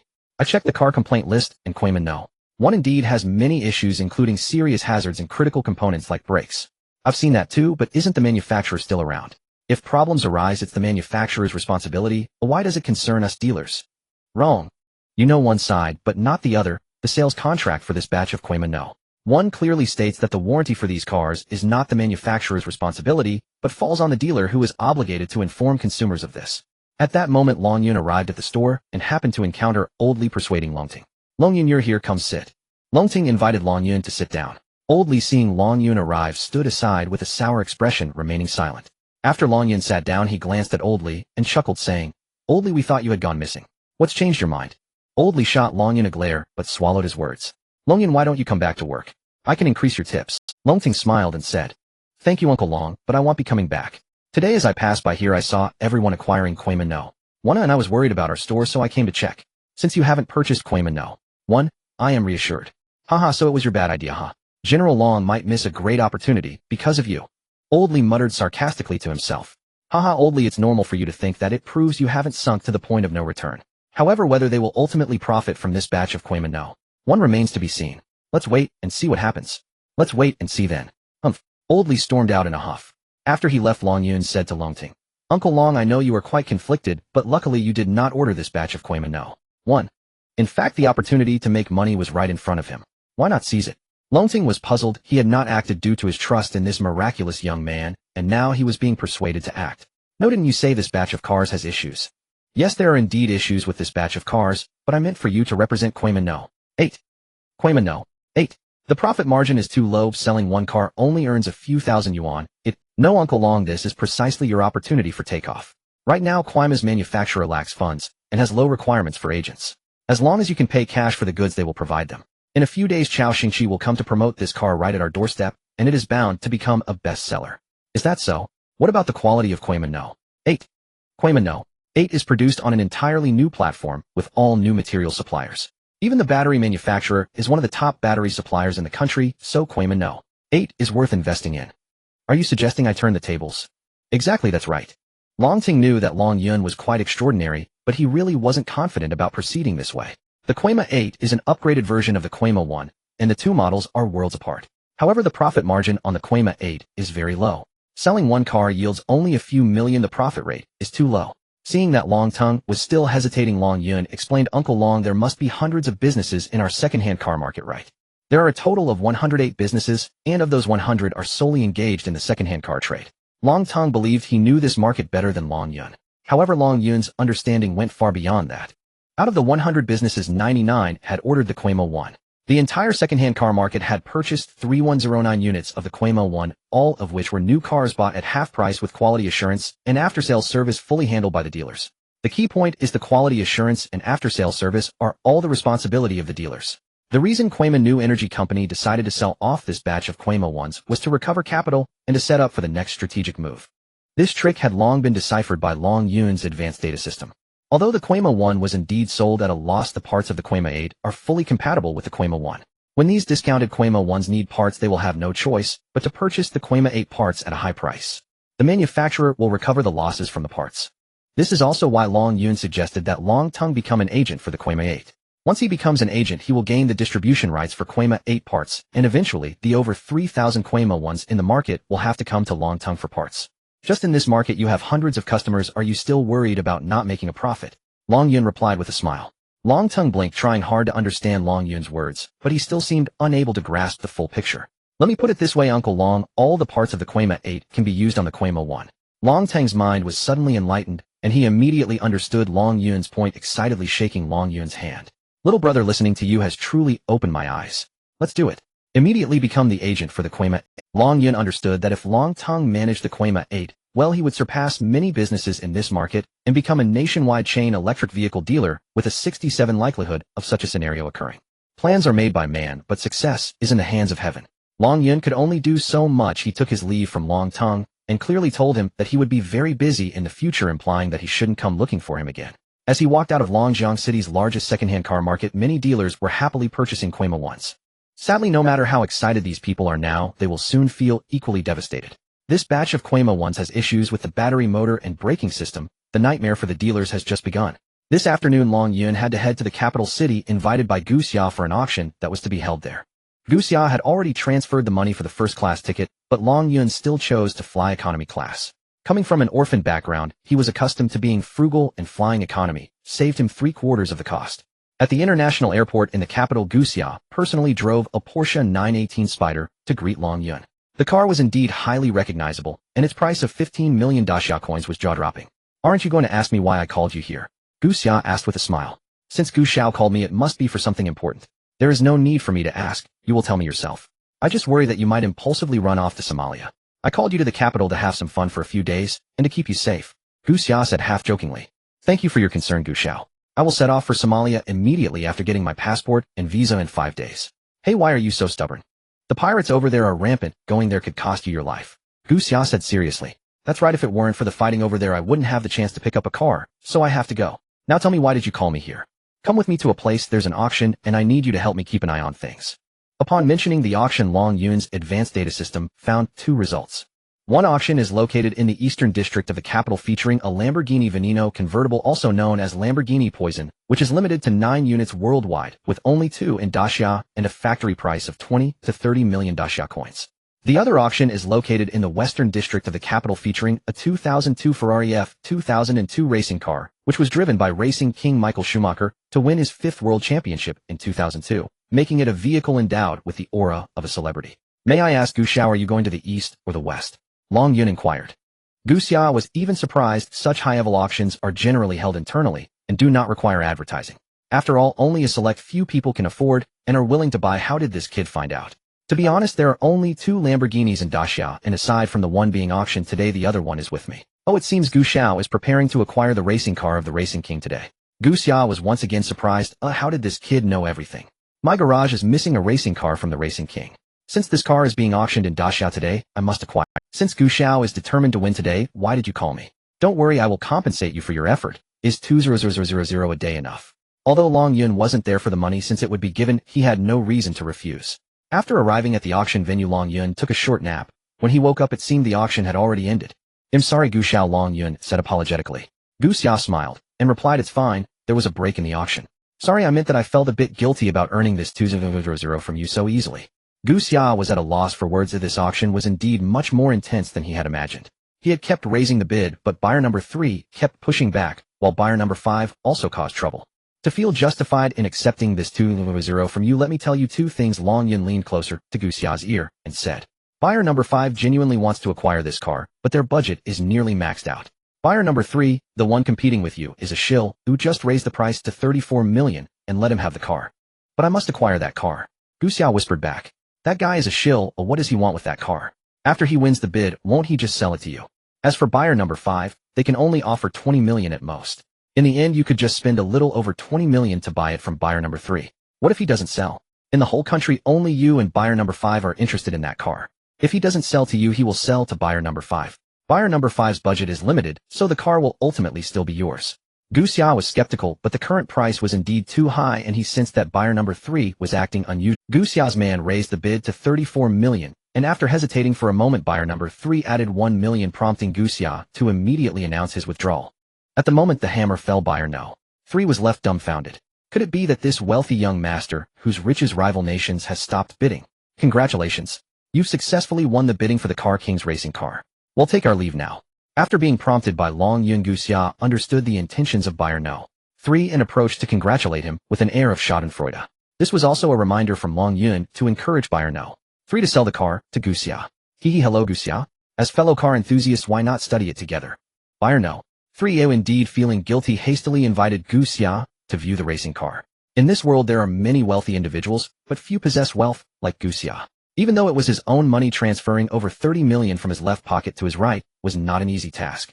The key issue was that when the over 30 million were remitted, the auction house would charge a commission and relevant taxes. When 35 million left the left pocket, it clearly would not return as 35 million to the right pocket. According to Gu Xia's strategy at the time, he only needed to keep raising the bid. He never expected the other party to use such tricks to attempt to inflate the final price. In Long Yun's advanced data system, all information related to the car was completely visible. Unless that information only existed in someone's mind and had not yet been acted upon, or unless the planning took place in a secluded room devised with the most ancient methods and untouched by modern communication tools. Buyer no. 3 came from a domestic agency that was auctioning the racing car on behalf of its owner. The owner of the racing car only priced it at 3 million USD, equivalent to 19 million daxia coins, with the excess going to the agency. This was why the auction brokerage was pulling such a stunt, intending to earn a higher profit. Long Yun was already aware of the owner's low price. Although they signed a confidentiality agreement, their phone conversation had been intercepted by Long Yun's advanced data system. Long Yun had calculated that including the buyer's asking price, 21 million daxia coins, was precisely the break-even price for the auction brokerage. Now the auction brokerage had shot themselves in the foot, and there was no way they could break even, let alone make a profit. Long Yun followed Gu Xia to the auction brokerage. The company president personally received Gu Xia, and Long Yun, understanding Gu Xia's status, and did not dare to joke around, sincerely wanting to transfer the car to Gu Xia at the original price. The original price, which was 35 million. With Long Yun present, how could they possibly ask Gu Xia to pay such a sum? The auction brokerage came up with a self-rescue plan, bringing in buyer no. 5, trying to provoke competition between buyer no. 5 and Gu Xia. However, Long Yun had long since understood the background of buyer no. 5. Buyer no. 5 was not a fervent collector, but belonged to a mysterious film crew, the details of which Long Yun did not know. The depth of data mining across fields in the advanced data system is limited. Since this information might be far removed from the automotive sector, the system actively abandoned it, unless a clear index appeared. A certain mysterious film crew hoped to acquire the Car King's racing car to use as a prop in their production. One must admit this film crew is indeed extravagant. Couldn't they just use a high-quality replica for a film? Is it necessary to spend 2 to 3 million USD to buy this racing car as a prop? Buyer no. 5 was not at liberty to disclose more details to the auction brokerage. They clearly informed the brokerage that they could offer a maximum of 20 million, while Gu Xia was willing to bid 21 million. How astonishing. At the auction site, Gu Xia had once bid 34 million. After all the fuss, it seemed that the clown was the auction brokerage themselves. The price of 21 million was a suggestion Long Yun gave to Gu Xia. Long Yun not only knew that buyer no. 5 could maximum bid 20 million, but he also knew that 20 million of the auction brokerage's money was borrowed. The borrowed money would accrue interest every day, and the interest was not low. Each passing day the interest on tens of millions would be considerable, which was why Long Yun suggested Gu Xia bid 21 million. For the auction brokerage, this deal was certainly a loss. With each passing day their losses would increase by tens of thousands, and the only buyers interested in this racing car in the entire country were Gu Xia and buyer no. 5.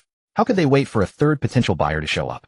Even if a third potential buyer really appeared, who knows when that would be. Initially, the auction brokerage wanted to stage a scenario where 2 parties fight and a third party benefits, but they never expected Gu Xia to choke them off, stubbornly stuck at 21 million. The president of the auction brokerage was left speechless, as a huge loss was already a certainty. Selling at 21 million would completely ruin their reputation, a self-inflicted wound. Not selling would mean there were no higher bids, and with such high daily interest, in the blink of an eye tens of thousands in debt would accumulate. Sell. For the sake of money, what is shame compared to that? Guxia successfully acquired the Car King's racing car for 21 million. Before Guxia secured the racing car, Long Yun approached the head of Billionaire 5 and informed them that they could be compensated to create a replica of the racing car as a prop under the condition of 100,000 USD and no price increase.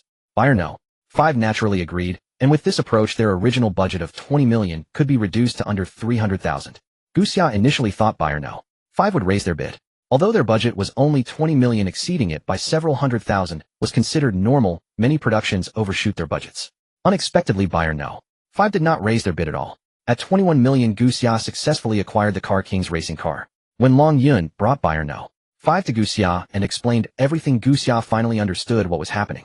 The 100,000 given by Billionaire 5 was considered a reward for Long Yun. Today he earned a total of 120,000, a new high, and his points increased by 120 million. After Guxia received the racing car, he was very satisfied. Long Yun saved him at least 15 million. Although money wasn't very important to him, it was unnecessary to waste money, and it felt like an insult to his intelligence, didn't it? After communicating with Billionaire 5, Long Yun's advanced data system opened a new mining path. This film crew associated with Billionaire 5 was not simple, they had quite the background. They belonged to the Fast 9 crew, and to develop the Asian market, Fast 9 will shoot in multiple locations across Asia. This auction racing car is prepared to be directly destroyed in a scene in Daxia. Spending 20 million to bid for a racing car, just for a few shots, left Long Yun thoroughly impressed. Through the deep excavation of the advanced data system, Long Yun realized that the Fast 9 crew needed to bid for more than just this car. While God closed this window, he opened several doors for Long Yun, all of which were opportunities for profit. Long Yun could be considered a movie buff, having watched all installments from Fast 1 to Fast 8. The first 3 were viewed through pirated copies while he saved diligently to purchase tickets for the later installments. What surprised Long Yun was that a certain scenic spot in Longjiang City was actually one of the filming locations for Fast. The advanced data system did not need to disclose more specific information to Long Yun. All it required was an index from him, and it could automatically delve into all data, including what humans deem top secret. Fast 9 is the 9th installment of a globally renowned film series, boasting a massive fan base. Regardless of how this installment is received, tickets have already been booked in advance. A grand spectacle and high production value are essential. No matter the plot, at the very least it should make moviegoers feel that their ticket money was well spent. Even if the plot is terrible, as long as the entire film burns through enough money, fans won't feel that their ticket money was wasted. Fast and Furious is a series closely related to cars, featuring plenty of rare luxury vehicles. These luxury cars are considered so due to their brand and rarity. To please the fans in Daxia, one of the scenes shot in Daxia will feature a customized McLaren 720S. This non-production version of the McLaren 720S has only 9 units produced globally, all sold to Daxia. Its paint job features a coiling dragon, which is the totem of Daxia. The 9 McLaren 720S vehicles will be shipped to Daxia in batches, with one display car having already arrived. This display car will not only participate in 2 auto shows in Daxia, but will also head to the Fast 9 filming location after the shows. According to the plot of Fast 9, a driver from Daxia will compete against the McLaren 720S in a red flag S9. Who wins or loses is not important. The screenwriter will deliberately downplay the outcome of the race, with the exciting part lying in the process. This will be the first time a domestic supercar from Daxia competes alongside a world-famous supercar. Opinions may vary, and this scene might be interpreted as a form of product placement, but the fans in Daxia will surely enjoy it. Foreign fans seeing a domestic supercar from Daxia for the first time will also find it refreshing. Daxia's pride, the red flag supercar, is finally about to debut, and it will compete with world-renowned sports cars. Not only does the screenwriter know the plot, but Long Yun's advanced data system has also unearthed the storyline and can even predict its direction. As a citizen of Daxia, while enjoying the thrilling competitive process, Long Yun always wanted to know the outcome of the race between the red flag S9 and McLaren 720S. Don't blame the citizens of Daxia for being fixated. Most movie fans are eager to know the final result of the race. However, the screenwriter, wanting to avoid offending either McLaren or red flag, attempts to downplay the race's result, even contemplating a scenario where both luxury sports cars are wrecked. Though it seems wasteful for 2 supercars to destroy each other, resulting in massive losses, it is actually the best outcome, as it offends neither car manufacturer nor fans. McLaren fans might say that if it weren't for the red flag S9 crashing into them, winning would have been a given. Many fans from Daxia could argue that if it weren't for the mutual destruction with McLaren, the victory would surely have gone to the red flag S9. Long Yun contacted the production team through Billionaire 5, expressing his intention to purchase the 2 supercars that would be turned into scrap metal. He deposited 1,000 yuan, stating that regardless of how they ended up, he would collect them. The consequences of the 2 supercars colliding are predictable, especially since their bodies are primarily made of carbon fiber, which will shatter into unrecognizable pieces. Since someone is willing to purchase the 2 heaps of junk the production team has no reason to refuse, they would incur significant costs just to dispose of these 2 totaled cars. Dante once said there is no garbage in the world, only treasures placed in the wrong position. Long Yun has already thought of how to display the 2 wrecked supercars. Of course they will be placed in the renowned car museum of Gushao. Come and see our Daxia's first supercar, the Red Flag S9, has turned the McLaren 720S into scrap. This is the value of 2 heaps of scrap. According to the agreement reached between Long Yun and the production team, the purchasing price for the 2 heaps of scrap will range from 2,000 yuan to 5,000 yuan, depending on the extent of the damage to the vehicles. Just imagine amidst a collection of luxury cars, 2 battered wrecks on display would surely catch the eye, especially for car enthusiasts with a deep affection for domestic products. That afternoon, Long Yun flew back to Longjiang City. The Fast 9 production team was actively recruiting extras in Longjiang City, offering 100 yuan per person for participating in a few scenes, with a guarantee of safety, and each person earning 100 yuan per day.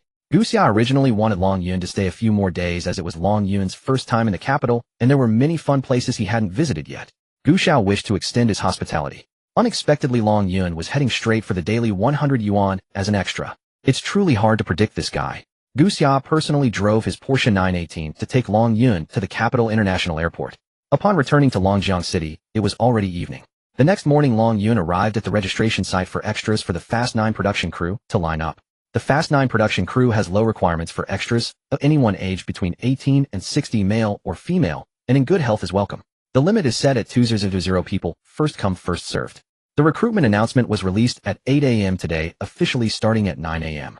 Long Yun was already aware that the Fast 9 production team would be recruiting extras today. He had learned about it the previous afternoon, which is why he hurried back from the capital. The leadership of the Fast 9 production team also arrived in Longjiang City only yesterday afternoon, and several prominent actors flew in last night. Fast 9 has been preparing its filming location in Longjiang City for over a month, and after shooting a few scenes tomorrow they will pack up. Last night, Long Yun shouted in his class group, reminding his classmates of the opportunity to earn some extra cash today. For energetic students, getting the chance to see stars and supercars on the set of Fast 9 is already rare, let alone earning 100 yuan. When Long Yun released this news, the Fast 9 production crew had not yet issued an announcement. Many people were aware that the crew would be filming in Longjiang City, but the timing was unknown. Long Yun, we understand your desire to earn extra cash, but be careful not to get scammed. Haven't you heard that Fast 9 is starting filming in our Longjiang tomorrow? The class monitor Dong Yong expressed concern. Are you out of your mind thinking about money? Sports committee member Lu Feng was rather blunt. He didn't get along well with Long Yun simply because Long Yun didn't pass the ball to him during a football match in class and instead scored a goal himself. If Lu Feng's statement was directed at someone else, they might not mind. However, for Long Yun, who comes from an orphan background and likely lives a rather frugal life, this comment feels laced with sarcasm and mockery. Lu Feng, how can you speak like that? Long Yun is only being kind. Any interested classmates can give it a try tomorrow, said Chu Yin, the class flower and study committee member, disapproving of Lu Ye's arrogant demeanor. Oh, Chu Yin, you jumped in so quickly. You don't have a crush on that poor kid, do you? Lu Yu came from a wealthy family and had been targeting Long Yun ever since they had a falling out. Well, I'll go tomorrow. I'm going to take a look. Me too. In an instant, 2/3 of the students in the class expressed their desire to check out the filming site of Fast 9. They wanted to support Long Yun and also to join in on the fun, since staying at home was just the same. About 1/3 of the students were not in the city, and a few were Lu Ye's followers, making it inconvenient for them to openly express their intentions. This is a closed racetrack that has been rented by the Fast 9 crew as a filming location. When Long Yun arrived at the Fast 9 filming site, the staff on location were astonished. The announcement had yet to be made, yet this kid had arrived first. Long Yun woke up early, fearing he might miss the chance, and to his surprise, he was the first to sign up as an extra. The crew only released the announcement last minute because Fast 9 is too famous. Had they announced it earlier, hundreds of thousands might have gathered at the racetrack overnight. This would inevitably put pressure on site management. Such a sudden announcement caught the fans off guard. Those from outside knew they had no hope and would not come. Fans who had made arrangements the night before understood the slots were limited and did not change their plans, thus avoiding a massive gathering. Most of Long Yun's classmates also woke up early, coming to the Fast 9 filming location with skepticism. To their surprise, the Fast 9 crew was indeed looking for extras, and the announcement had just been made a little over 10 minutes ago. The classmates all successfully secured their spots as extras without needing to queue. Seeing so many fans lining up to sign up, the classmates admired Long Yun's foresight. Lu, though skeptical of Long Yun's news and looking down on him from the bottom of his heart, arrived with his 2 lackeys after the classmates. Indeed, the Fast 9 crew was recruiting extras, and a long line had already formed, stretching hundreds of meters, prompting Lu, who to immediately join the queue with his 2 followers. Once inside the filming area, the classmates shared pictures of the scenery in their class group, while Lu, who felt both anxious and resentful. Fearing that he might miss out before it was his turn, he cursed his lackey Lu Chang for saying that Long Yun's words were untrustworthy, nearly ruining everything. Deep down, Lu Hu did not trust Long Yun, but even if there was only a 1 chance of becoming an extra for Fast 9, witnessing the race cars, and having close contact with international stars, he would still come to see it, and if it turned out to be false, he could always lambaste Long Yun in the group later. Soon the slots for 200 extras were filled, and the latecomers could only sigh in regret. Lu Hu and his 2 lackeys managed to catch the last train and squeezed into the extra slots. The extras had a simple task at this closed racetrack to act as enthusiastic spectators. The racetrack in Longjiang City features only one circuit, which is 2 kilometers long with 10 left turns and 4 right turns, and a long straight stretch of 1,100 meters. It is a typical track characterized by stop-go features. The 2 oddly curved U-turns have become a nightmare for many drivers, yet they are also a showcase for the skilled. Located in the South, Longjiang City experiences frequent rain, and the allure of this track only intensifies in the hearts of the drivers. The more thrilling, the better. The starting grandstand is where the most extras are assigned, but it is also the least interesting place. Long Yun had already contacted the staff in charge of assignments, bringing all his classmates to the most critical U-turn. This is where the essence of the track lies. Many classmates were entering such a racetrack for the first time, as minors were generally not allowed in such venues. This was also Long Yun's first time at such a racetrack. There was a camera position at the U-turn indicating that relevant footage would be taken. If the shooting angle was good enough, the extras might even have a chance to appear in an international blockbuster. Long Yun brought his classmates here not to seek the spotlight. This would be the site where 2 race cars would crash, and he was only concerned about how his 2 booked cars would fare. From disbelief the night before to admiration, now his classmates had a subtle change in attitude toward Long Yun. The class flower and study representative Chu Yin leaned closer to Long Yun, confessing that she was scared whenever she heard the roar of the race cars. As a boy, no, a man, Long Yun naturally understood the need to cherish a delicate girl. As the race cars roared past, he tightly held onto Chu Yan's delicate hands. Class monitor Dong Yong and sports committee member Lu Feng glared at Long Yun with hostility. The whole class knew that class monitor Dong Yong liked Chu Yan, and after graduating from high school, he had confessed to her only to be rejected. Lu Feng, relying on his wealthy family background, thought he could easily win over Chu Yan, who came from a more ordinary family, but he was similarly turned down. Feeling embarrassed from the rejection, Lu Feng was determined to regain some face. Compared to Dong Yong and Lu Feng, Long Yun not only looked taller and more handsome, but also had a more mature mindset.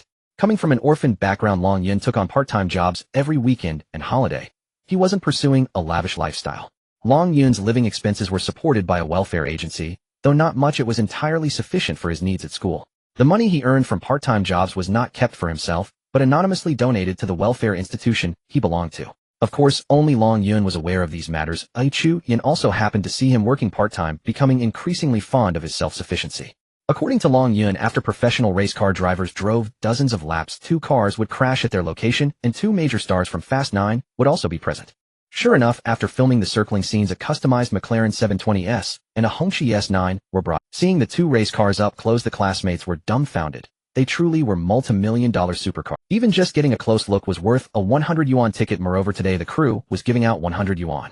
Long Yun's advanced data system had only managed to capture stunning photos of these 2 cars online, and upon seeing the real vehicles, Long Yun was likewise astonished. They were simply stunning.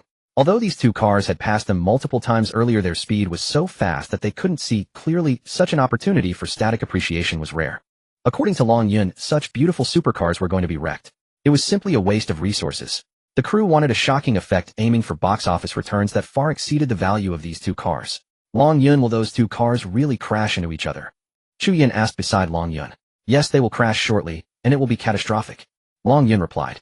Haha, keep dreaming, you're neither the director nor the screenwriter, how do you know they'll crash? Lu Feng sneered at Long Yun, often leaning closer to Chu Yan only to be glared at fiercely by her. Don't tell me you and extra have lines. Huh? Class monitor Dong Yong also moved closer, all vying for Chu Yan's attention. Chu Yan noticed these 2 annoying boys always crowding near her, so she simply stood in front of Long Yun. Long Yun, understanding the situation, gently embraced her. The director accidentally spotted Long Yun and Chu Yan, mistaking them for a couple, and an assistant rushed over to ask, can you 2 scream? The kind of terrified scream after the crash.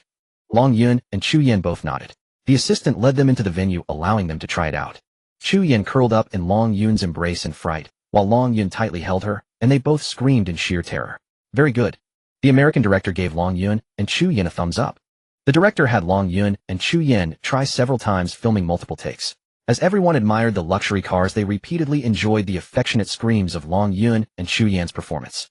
Lu Feng and Dong Yong felt both frustrated and helpless. It was clear they weren't really appreciating the racing cars, but rather watching Long Yun and Chu Yin showcase their affection. It was their own guilty conscience that made them feel this way, while the other classmates cheered and screamed excitedly. After finishing the screaming scenes, Long Yun and Chu Yin were given the opportunity to take photos with the two major actors.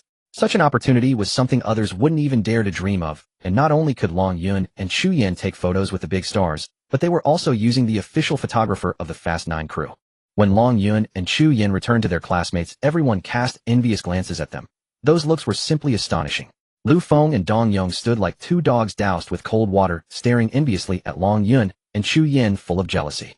The scene of the two luxury cars colliding was quickly arranged. The two cars worth tens of millions crashed right before everyone's eyes, leaving everyone in shock. Just as Long Yun had said, the two luxury cars, which could be considered works of art, were shattered. After the cars were wrecked, the filming at the venue came to an end, and the crew prepared to leave.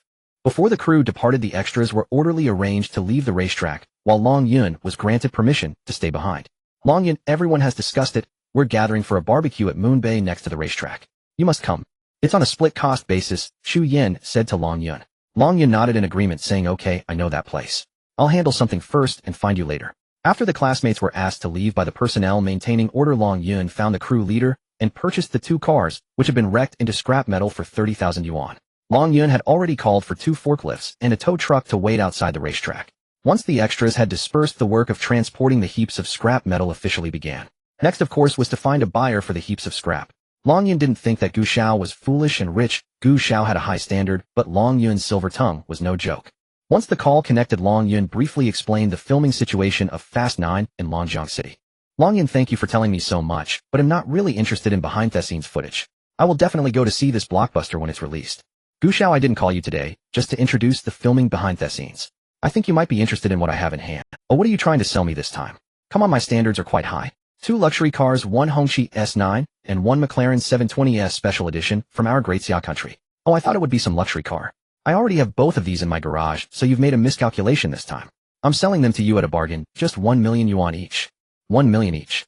That's indeed quite cheap, but I already have too many supercars that I can't even drive them all. Even at 1 million each, I don't need them. I could pass them on to my friends. No, these two cars are only suitable for you. They would be useless for anyone else. Haha, really? What's the situation? Why so mysterious? In the behind-the-scenes footage, I just mentioned two supercars were destroyed, one Hongqi S9 and the other a McLaren 720S Special Edition from our great Xia country. And then I bought the two wrecked cars at a high price, and I'm officially selling them to you. Haha, after all this time you're talking about two heaps of scrap. But why would I spend money to buy two heaps of scrap? These are not just ordinary heaps of scrap. First, they are the only two supercars destroyed while filming Fast 9 in our great Xia country. Second, the domestic supercar champion Hongqi S9 crashed the McLaren into scrap. Doesn't your luxury car museum have an area dedicated to domestic cars? These two cars are exactly what you're missing. Let me think about it. Gu Xiao was almost swayed by Long Yun, but if he was so easily convinced, it would be too embarrassing. He needed to stall for time. After all, apart from himself, no one wanted those two heaps of scrap. Since Gu Xiao didn't immediately decide to take the two heaps of scrap, Long Yun had to present his backup plan. The mayor of Longjiang City, of course, dialed his personal number. Could anyone naively believe that the mayor's hotline could reach the mayor? The mayor quickly answered the call. From the sounds on the other end, it could be judged that he was in a relatively quiet place, meaning Long Yun could say whatever he wanted. Hello, Mayor Long, I am Long Yun. Long Yun introduced himself. In Great Xia, there were countless people with the surname Long, and at least tens of thousands named Long Yun. Who was this Long Yun? The mayor quickly searched for Long Yun in his mind, naturally leaning towards superiors and celebrities. After a few seconds of searching, the mayor truly didn't find anyone named Long Yun. May I ask, who are you? The mayor was very polite, fearing he might offend an important person. Not many people knew his personal number and dared to introduce themselves. I am just an ordinary Long Yun. You're busy and I'm busy. I have a business deal you might be interested in. Long Yun's words made the mayor's heart race. Could it be that someone had caught hold of his weakness to extort him? You please go ahead. The mayor felt very uneasy. It's like this, I have two supercars you might be interested in, 150,000 each. I think you might be mistaken. I don't buy supercars. Which company are you from? How did a sales call end up here? Mayor Long, don't be angry. There's absolutely no mistake. Let me mention someone you must. Gu Xiao was certainly known to the mayor. He was the young master of that intimidating family. However, there were probably at least 5,000 people named Gu Xiao in Great Xia. I don't know which Gu Xiao you're talking about. Of course it's Gu Xiao from the imperial capital. Who else could it be? Oh, you're talking about Gu Xiao. What does that have to do with you selling me supercars? It has everything to do with it. His luxury car museum will open before the end of this year. I don't need to elaborate on what follows, do I? Oh, is that so? I will definitely attend the opening ceremony. As for the supercars you mentioned, I think they might not be suitable for me, and I can't afford them. Long Yun thought to himself, just keep pretending. Alright Mayor Long, sorry for the disturbance, goodbye. Long Yun hung up the phone, exited the racetrack, and walked towards the Moon Bay Barbecue City. He just needed a bit of patience waiting for a certain call to come in. After hanging up the phone, Mayor Long's mood remained unsettled for a long time. This private number of his was known only to a few, even his family was unaware it was his business phone. Only 5 people in the world knew this number besides the 3 subordinates under him, there were 2 others above him. Moreover, this number wasn't registered under his name. How did this fellow named Long Yun know about it? He called him Mayor Long directly, and it sounded so natural, as if they were quite familiar with each other. Furthermore, he started off by promoting a sports car priced at $1.5 million each, which isn't cheap at all. How could it possibly be connected to the young master of the imperial capital? What kind of game was being played here? The more Mayor Long thought about it, the more uneasy he felt, as if he were being watched by a pair of eyes lurking in the shadows. After considering for a few minutes, he decided to send one of his trusted subordinates to meet this fellow named Long Yun. Long Tao, Mayor Long's cousin, was someone the mayor could trust with tasks. After receiving the order, Long Tao immediately contacted Long Yun. Long Yun saw a strange local number calling in. His advanced data system quickly searched for the user of this number, revealing it belonged to Long Tao, a key figure in Mayor Long's power dynamics. Having grasped the general situation, Long Yun understood how to handle this person. Hello, is this Long Tao? I'm Long Yun. The car is over here at the racetrack, come have a look. Long Tao didn't expect that before he could even introduce himself, the other party not only knew his name, but also what. Long Tao felt a chill run down his spine, and the fine beads of sweat began to surface on his forehead. Alright, I'll be right over. I'll contact you when I arrive. Long Tao initially wanted to play it cool, but he couldn't afford to act high and mighty after being directly addressed. He nodded his head like a chick pecking at rice. Taking advantage of the moment, Long Yun arrived at the Moon Bay Barbecue City, next to the racetrack. There were quite a few people barbecuing here today, many of whom were students just finishing their college entrance examinations. Long Yun found his classmates. The barbecue party for the class had already begun, with Chu Yin quietly preparing the. Since this was a self-service barbecue, those who feared the smoke had to stay away, leading some girls to retreat far away. Lu Feng was just a freeloader, finding a cool spot to wait while the classmates prepared the barbecue. Class monitor Dong Yong managed to find an opportunity to get closer to Chu Yin, barbecuing skewers together. Chu Yin kept her distance from him.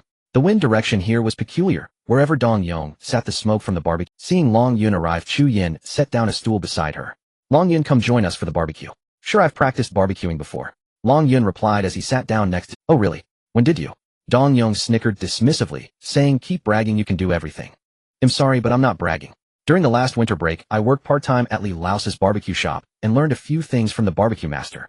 In Longjiang City, Li Lao's barbecue chain is quite famous. Even a part-time job there would ensure a certain level of skill, or else customers would be driven away. Long Yun immediately displayed his skills adjusting the grilling equipment, managing the heat, applying oil, and sprinkling seasonings, which clearly indicated he was experienced. His classmates, who bore no grudges against him, showered him with compliments. Only Dong Yong and Lu Feng, who envied Long Yun, yet had no means to compete with him, couldn't compare with his barbecuing skills. Suddenly Long Yun's phone rang. Hello, I've arrived at the racetrack. Where are you? Oh, you're here. Wait a moment, I'll be. Long Yun replied calmly. Sorry everyone, I have something to attend to. He'll be back soon. He put down the barbecue equipment and stood up to leave. Long Yun, wait for me, I'll go with you. Chu Yin followed Long Yun. The two walked out of the barbecue city and arrived at the entrance of the racetrack. A black Mercedes-Benz S400 was parked in the empty space in front of the racetrack. Upon seeing the license plate, Long Yun's advanced data system immediately retrieved relevant information about the vehicle. Owner Long Tao, age 3 years. I recently visited places Longjiang City and the imperial capital. Long Yun called the towing master, who brought over 2 piles of scrap metal and parked them in front of Long Yun. Chu Yin Sharpied immediately recognized the wrecks of 2 sports cars on the tow truck. Long Yun, are these the 2 supercars from before? Chu Yin asked in astonishment. Long Yun nodded. Yes, I just acquired them, and am preparing to sell them now. Oh, I didn't expect you also work part-time recycling scrap. These should fetch a good price at the recycling company, right? Chu Yin complimented Long Yun, knowing he was self-sufficient. Indeed. Several million, you know, Long Yun replied nonchalantly. Due to the loud noise of the tow truck's engine, Chu Yin didn't catch Long Yun's words clearly and assumed he was talking about selling scrap metal. Long Yun dialed Long Tao's number to inform him of his location. When Long Tao stepped out of the Mercedes, he first saw Long Yun, who looked like a student. He didn't expect this young man to speak so composedly, like a seasoned veteran. Long Tao had only heard from his cousin that a boss named Long Yun was trying to sell him 2 sports cars, each at $1.5 million, and that the young master of the imperial capital was explicitly interested in them. The seasoned Long Tao understood that one shouldn't judge a book by its cover, and the more unassuming Long Yun appeared, the less confident he felt. So he cautiously asked, brother, where are the sports cars you mentioned? Right here Long Yun pointed at the 2 piles of scrap on the tow truck. Long Tao was amused and bewildered. He thought it was a joke for their first meeting. Brother, you mean these? These 2 cars? Long Tao said in disbelief. Indeed.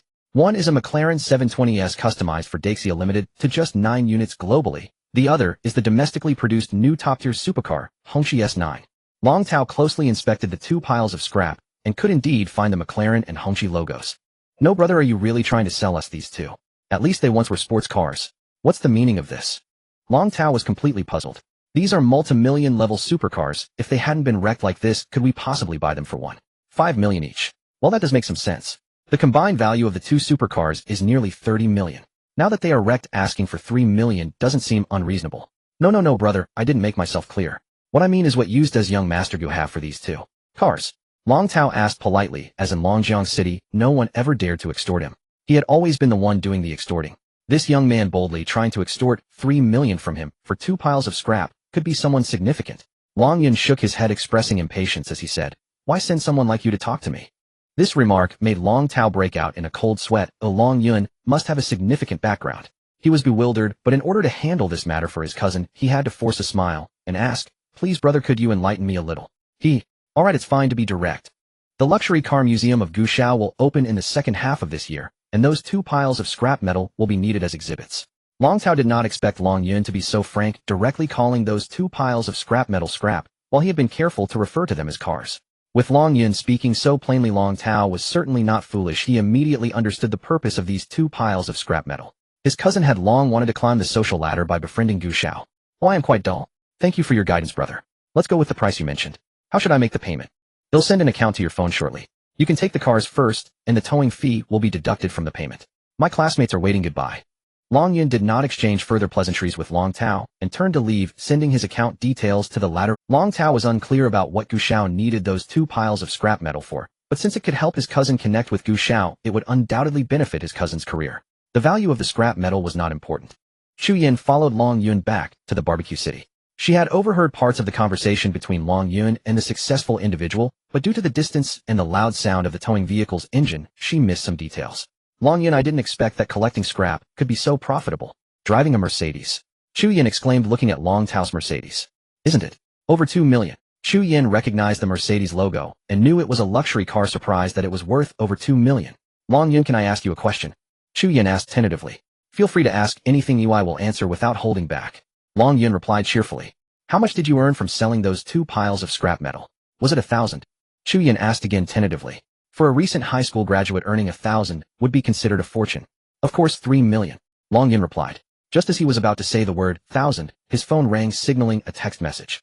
It was a notification of a deposit, a total of 3 million yuan, as Long Tao did not deduct the towing fee. Ding. Congratulations, esteemed host. You have earned a profit of 2.8 million yuan and received 2.8 million points. Only 300. I didn't expect that such expensive sports cars could only sell for 300. But still, it's not bad if 300 can buy a lot of things, right?" Chu Yin seemed to be comforting Long Yun. Since she did not hear, clearly Long Yun had no reason to repeat himself to avoid her suspecting that he was bragging. Seeing the 2.8 million arrive, Long Yun smiled faintly and took Chu Yin back to the barbecue city. Back at the barbecue grill, Long Yun became the barbecue master again. Unlike the time he left, many classmates had gathered around. Long Yun's barbecue was delicious, and it had to be eaten hot to be enjoyable. Class monitor Dong Yong's barbecues were either undercooked or burnt. Even those that looked edible were as hard as iron, and the vegetables carried a strong, smoky flavor. Long Yun was simply too much. Not only did he take away the class flower, but he also firmly captured the stomachs of his classmates, while Dong Yong and Lu Feng were utterly useless.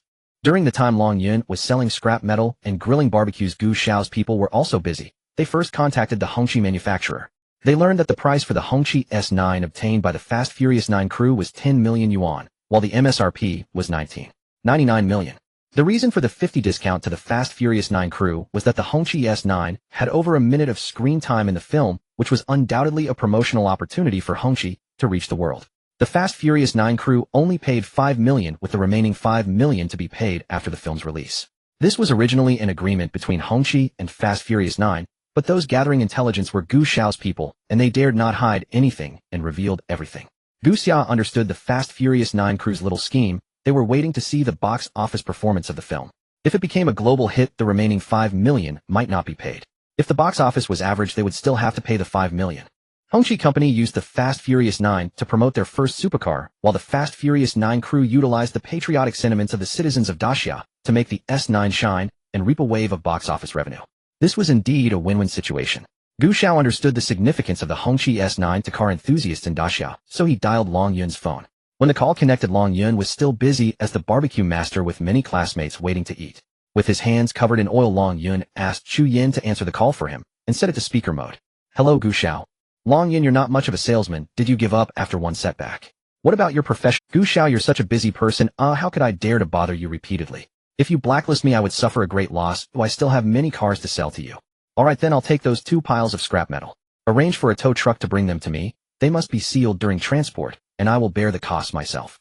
Sorry, Gu Xiao, but I sold those 2 piles of scrap metal. What? Sold them? You must be kidding. Is there anyone else in this world who would buy those 2 piles of scrap metal besides me? Of course there is. But ultimately, they will still end up in your hands. They offered a higher price, and I had no reason not to sell. Come on, do you really think anyone would pay more than 2 million? Well, a mysterious buyer just took them for 3 million. You must be trying to raise the price, right? Gu Xiao, how could I dare to increase the price with you? I really sold them, otherwise I would have to sell them to you. Let me put it this way, I just contacted the Hongqi Company, and I will be opening a section for domestic luxury cars, including supercars from several other domestic brands. Congratulations in advance on the popularity of Gu Xiao's car museum. Thank you. Now regarding business, add 200 to each car and arrange for them to be shipped to me. Gu Xiao, why don't you believe me? I really sold them. Who did you sell them to? Long Yun almost blurted it out. Had it not been for the many people around, he would have surely said it. After all, Gu Xia and Mayor Long would eventually come into contact. Sorry, Gu Xiao, I can't disclose the buyer's information. Stop the nonsense. Whether you sold them or not, you must come through for me. By the way, there's another matter. I wonder if you can handle it. You say it, Gu Xiao. I will do my best. Negotiate with the Fast Furious 9 crew to secure over a minute of racing footage in the name of the Daxia National Car Museum. Long Yun's advanced data system in his mind immediately began to search for relevant information.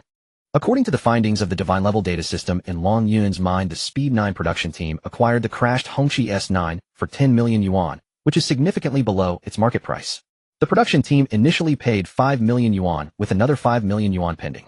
Clearly, Gu Xiao not only wanted to acquire 2 piles of scrap metal, but also needed over a minute of exciting footage featuring the Hongqi S9 from Speed 9. This footage of the racing and crash must be repeatedly played next to the 2 piles of scrap metal. Otherwise, how would the audience know the origin of these 2 piles of scrap? Now is the most suitable time to obtain that footage. After Speed 9 is released, the price of that footage may vary. If Speed 9 becomes a hit, the price of that footage will surely skyrocket. If Speed 9 does not perform well, the price for acquiring that footage should not be lower than it is now. Furthermore, the grand opening of the Luxury Car Museum is scheduled before the release of Speed 9. In other words, now is the most opportune moment to secure that footage. Moreover, Gu Xiao and the Hongqi Company only need to display the thrilling racing scenes between the S9 and the McLaren 720S, without concerning themselves with the box office of Speed 9. After understanding this information, Long Yun immediately thought of a solution. Gu Xiao, how much are you willing to pay for that footage? The term acquire used by Gu Xia definitely implied obtaining authorization from the other party. What do you think is a suitable amount? Gu Xiao countered. I think 3 million is appropriate, Long Yun replied. Isn't 3 million too high? What is your psychological price point, Gu Xiao? Within 1 million is more appropriate. We are not buying outright, we just need to obtain special authorization. Alright, I'll discuss it with the other party. Long Yun, just tell me directly how much commission you need. Gu Xiao, come on, how could I take a commission for such a trivial matter? Just give me some activity funds after the deal is done. After the call ended, Long Yun realized that all his classmates were frozen, each one with their jaws dropped, and the food on the barbecue grill had burned. Barbecue, barbecue, Long Yun shouted a few times. His classmates finally snapped out of their stupor, and almost no one paid attention to the burnt food, all looking at Long Yun in disbelief. Lu Feng was the first to react, chuckling. Long Yun, you really are bragging. I give you 99 points. The 1 point deducted is just to keep you humble. Lu Feng gave Long Yun a thumbs up with a mocking smile. With Lu Feng's prompt, class monitor Dong Yong also reacted and chimed in, haha Long Yun, we almost believed you. The other classmates were skeptical. Of course, the vast majority didn't believe it, but they wouldn't be as confrontational as Lu Feng and Dong Yong trying to kick him while he was down. In their memory, Long Yun was not a vain person, but casually talking about tens of millions on the phone seemed too absurd. Chu Yan, while firmly standing by Long Yun's side, expressed her deep skepticism about the millions he mentioned on the phone. Whether you believe it or not, why should I prove anything to you? Long Yun said to Lu Feng and Dong Yong, who were mocking him. He put down the barbecue equipment, took 2 paper towels, and wiped his greasy hands. Chu Yan's beautiful eyes were fixed on Long Yun, filled with confusion, as she handed her phone to Long Yun. Long Yun took the phone, saw the look in Chu Yan's eyes, and smiled as he asked, Do you believe it? Without hesitation, Chu Yin nodded and replied, I believe it. What a mess, what a mess. They say women in love have zero IQ. I didn't expect our class flower and study committee member to have her IQ drop below zero without even being in a relationship. Lu Feng mocked. What are you talking about? Chu Yin grabbed a skewer of burnt vegetables and threw it at Lu Feng. Long Yun stood up and dialed the phone number of a responsible person from the Speed 9 production team. Long Yun concisely expressed his desire to promote Speed 9 and hoped to obtain promotional footage. The Speed 9 crew came to Daxia country to shoot, aiming to please the fans there. Take Speed 8 for example. A Daxia country contributed a quarter of its box office. Speed 9 began filming in Daxia country and many domestic media outlets rushed to report with the Speed 9 crew providing relevant promotional materials for free. If someone promotes for you, why not take advantage of it? Upon meeting the other party realized that Long Yun was not seeking media promotion, but rather aiming to promote within the luxury car museum, hoping to obtain commercial authorization, meaning he could profit from the promotional footage without sharing profits with the Speed 9 crew. Long Yun's request was for Speed 9 to provide footage of the Hongqi S9 and McLaren racing, with this footage being exclusively owned by the Daxia Luxury Car Museum, and as an entry fee the Speed 9 crew needed to pay 5 million yuan. Compared to the tens of billions box office of Speed 8 in Daxia country, the 5 million promotional fee is indeed not high, but the Speed 9 crew would never agree. The Speed 9 crew required the Daxia Luxury Car Museum to spend 5 million yuan to acquire the relevant racing footage. With both sides needing to spend 5 million, there was a gap of 10 million, leading to a deadlock in negotiations. The production team knew that Long Yun had previously purchased 2 piles of scrap metal and needed this footage for support, so the price remained firm, at least 3 million yuan. Long Yun ignored them and continued to promote the Daxia Luxury Car Museum, emphasizing that the museum would open in the second half of this year, while Speed 9 would not be released until the end of next year. After understanding the significance of the Daxia Luxury Car Museum in Daxia country, the Speed 9 crew negotiated and ultimately agreed to grant relevant footage for free to the Daxia Luxury Car Museum, provided that Speed 9's branding must be included in the footage. It may seem like the Daxia Luxury Car Museum got a bargain, but in reality, it was doing free advertising for the Speed 9 crew, as the promotional period for the 2 piles of scrap would last as long as the exhibition. Both sides got what they wanted, hoping for a win-win result. Long Yun, who often came and went during the class reunion, appeared to be a busy person, prompting Lu Feng and Dong Yong to start gossiping behind his back. Chu Yin also felt that Long Yun had changed. He was no longer the diligent classmate he used to be, always saying odd things and coming and going, seemingly very busy. After meeting with the production team and reaching a tentative agreement, Long Yun returned to the barbecue place, where his classmates were preparing to leave, as the time had reached the afternoon. Oh, Long Yun, you came back at the wrong time. We thought you had run off and failed to escape the bill. Huh? Lu Feng mocked with a face full of ridicule upon seeing Long Yun return. Long Yun had been gone for a long time without returning, so Lu Feng began to spread rumors among the classmates, saying that Long Yun had run away to avoid paying the bill, and even if he came back it would be after the bill was settled. Chu Yin believed that Long Yun was not that kind of person. Many classmates also did not believe that Long Yun was as described by the two. The AA system meant that each person only owed 50 yuan. With such a small amount, would Long Yun really run away? Even if Long Yun did try to escape the bill, Chu Yin expressed her willingness to cover his share. I apologize, everyone. I was indeed a bit busy today. I just settled the bill, so this time it's on me. We can split it. When Long Yun returned to the barbecue place, he immediately went to the counter to settle today's bill. His classmates knew that Long Yun did not like to joke, and such jokes seemed to not be funny. Lu Feng and Dong Yong almost choked on their own spit, and Lu Feng rushed to the counter to confirm, only to be told by the staff that someone had already settled the bill. Lu Feng and Dong Yong could not take it any longer. What was Long Yun trying to flaunt as a big shot? Oh, Long Yun, a wealthy man, fully showing off, making millions in business and treating classmates. Is that so? Long Yun is now a wealthy man, treating classmates to a grand feast today. Dong Yong spoke sarcastically. Haha, a 1,500 yuan feast, a wealthy man. Lu Feng put his arm around Dong Yong's shoulder, and the two laughed uncontrollably. The classmates looked at the two with expressions of embarrassment. Long Yun kindly settled the bill, but did they have to ridicule? Alright, you two shut up. I said I would treat the classmates, but I didn't say I would treat you too. To make it easier to settle the bill, I paid for you two earlier, so return the money to me, 50 yuan each. In front of the classmates, the two had no choice but to hand over their share. Although the amount was not much, it was a strong insult. With dozens of classmates, they were the only two not covered. After graduation, it was destined that the classmates would not gather together. Because of the event, many classmates came today, accounting for about 2/3. Out of 45 students in the class, exactly 30 showed up today. Choosing a day is not as good as hitting the day. The classmates unanimously agreed to hold a graduation dinner tonight. Since everyone was a student, most were using money given by their parents, sticking to the old rule, split the bill. After returning the car, Mayor Long rushed over to see the cars that had been wrecked, looking like scrap metal. He was dumbfounded, thinking his subordinates had crashed the cars. After listening to Long Tao's explanation, Mayor Long was even more confused. Someone was actually trying to sell him 2 wrecked supercars, each worth 1.5 million. The money was not a big deal, but the insult was extremely strong.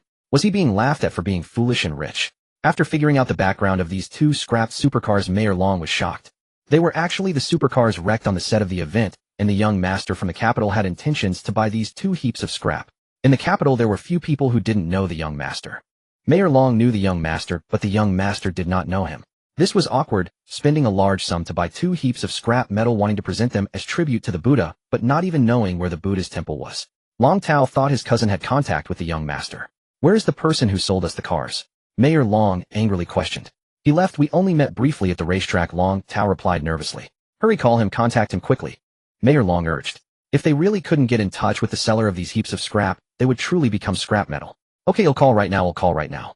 Long Tao timidly took out his phone, preparing to call Long Yun.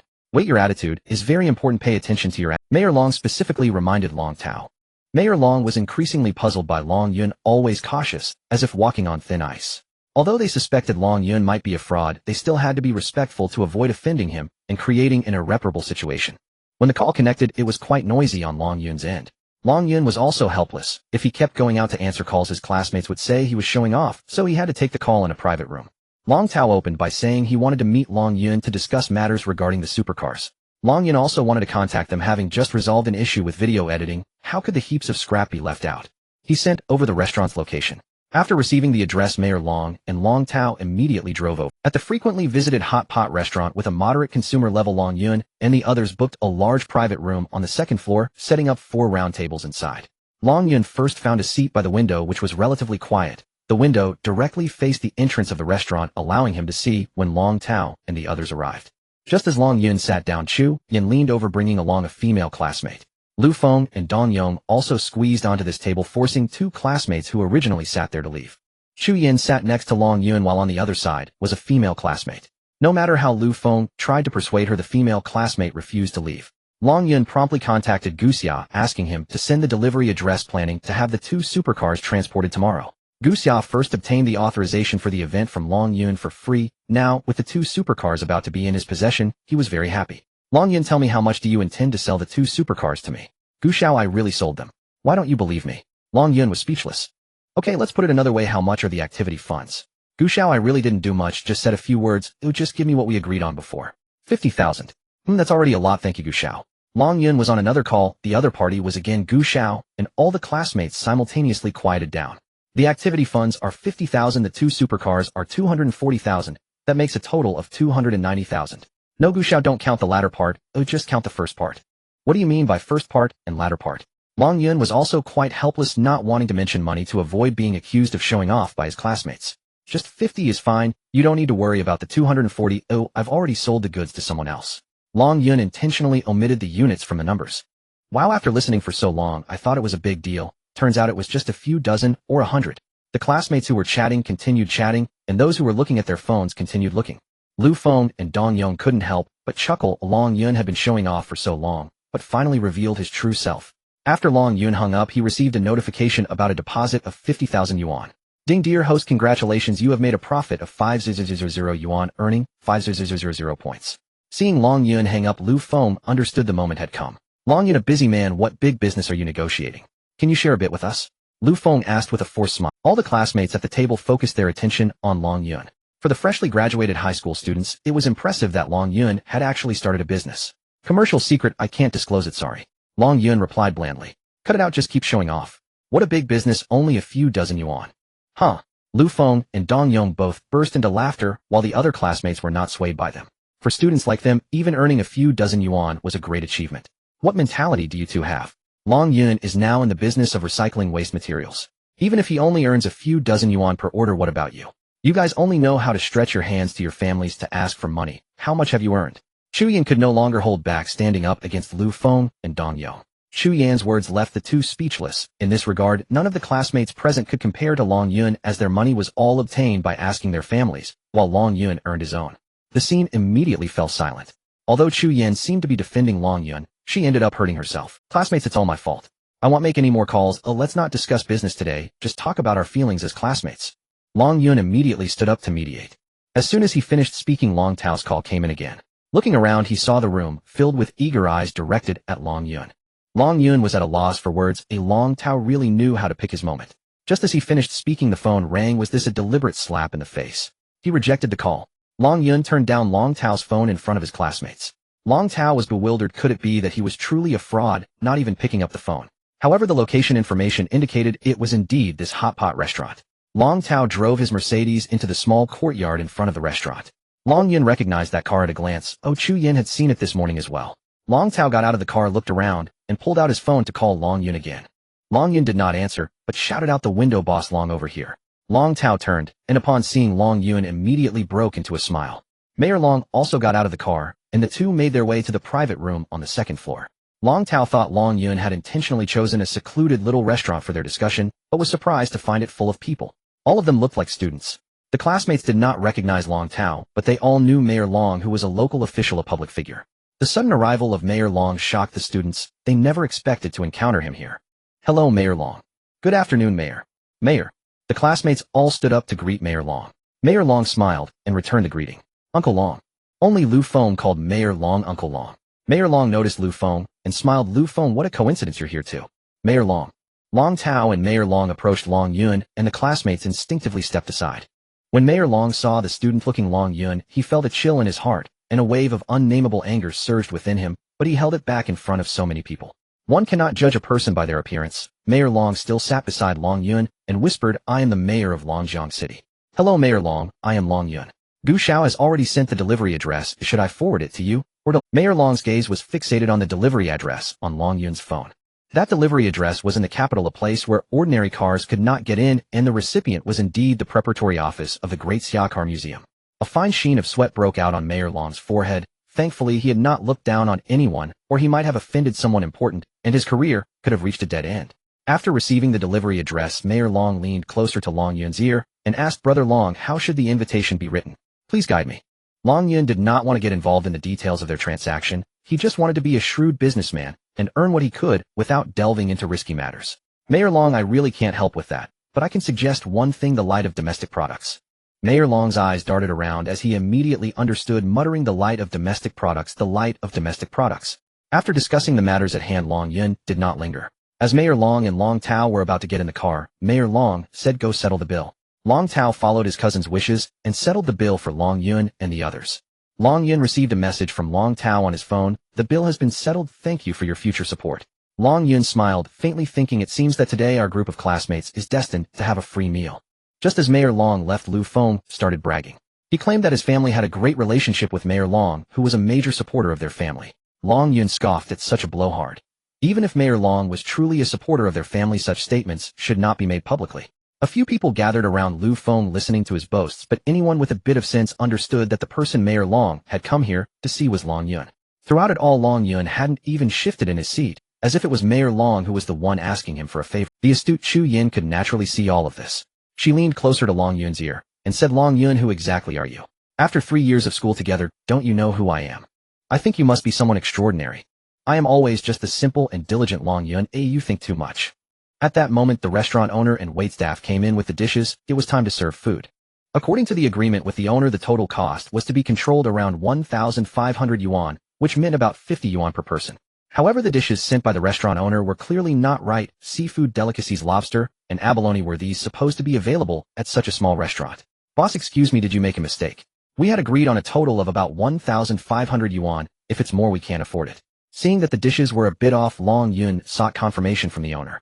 "That's right, these were all sent by that boss Long, who said that the students must eat well and enjoy themselves." "Which boss Long?" Long Yun pressed for details. "The one who just drove in a Mercedes. He settled today's bill too." Long Yun immediately understood her. It must have been Long Tao who did this, and he handled it beautifully. Lu Feng couldn't help but raise his voice, calling out Uncle Long repeatedly, as if today's meal was his treat. Some people could not take it anymore and retorted at Lu Feng, "Lu Feng, why do I feel like you're just getting more ridiculous? Mayor Long came here, clearly looking for Long Yun." "Exactly. Right? You really can talk a big game.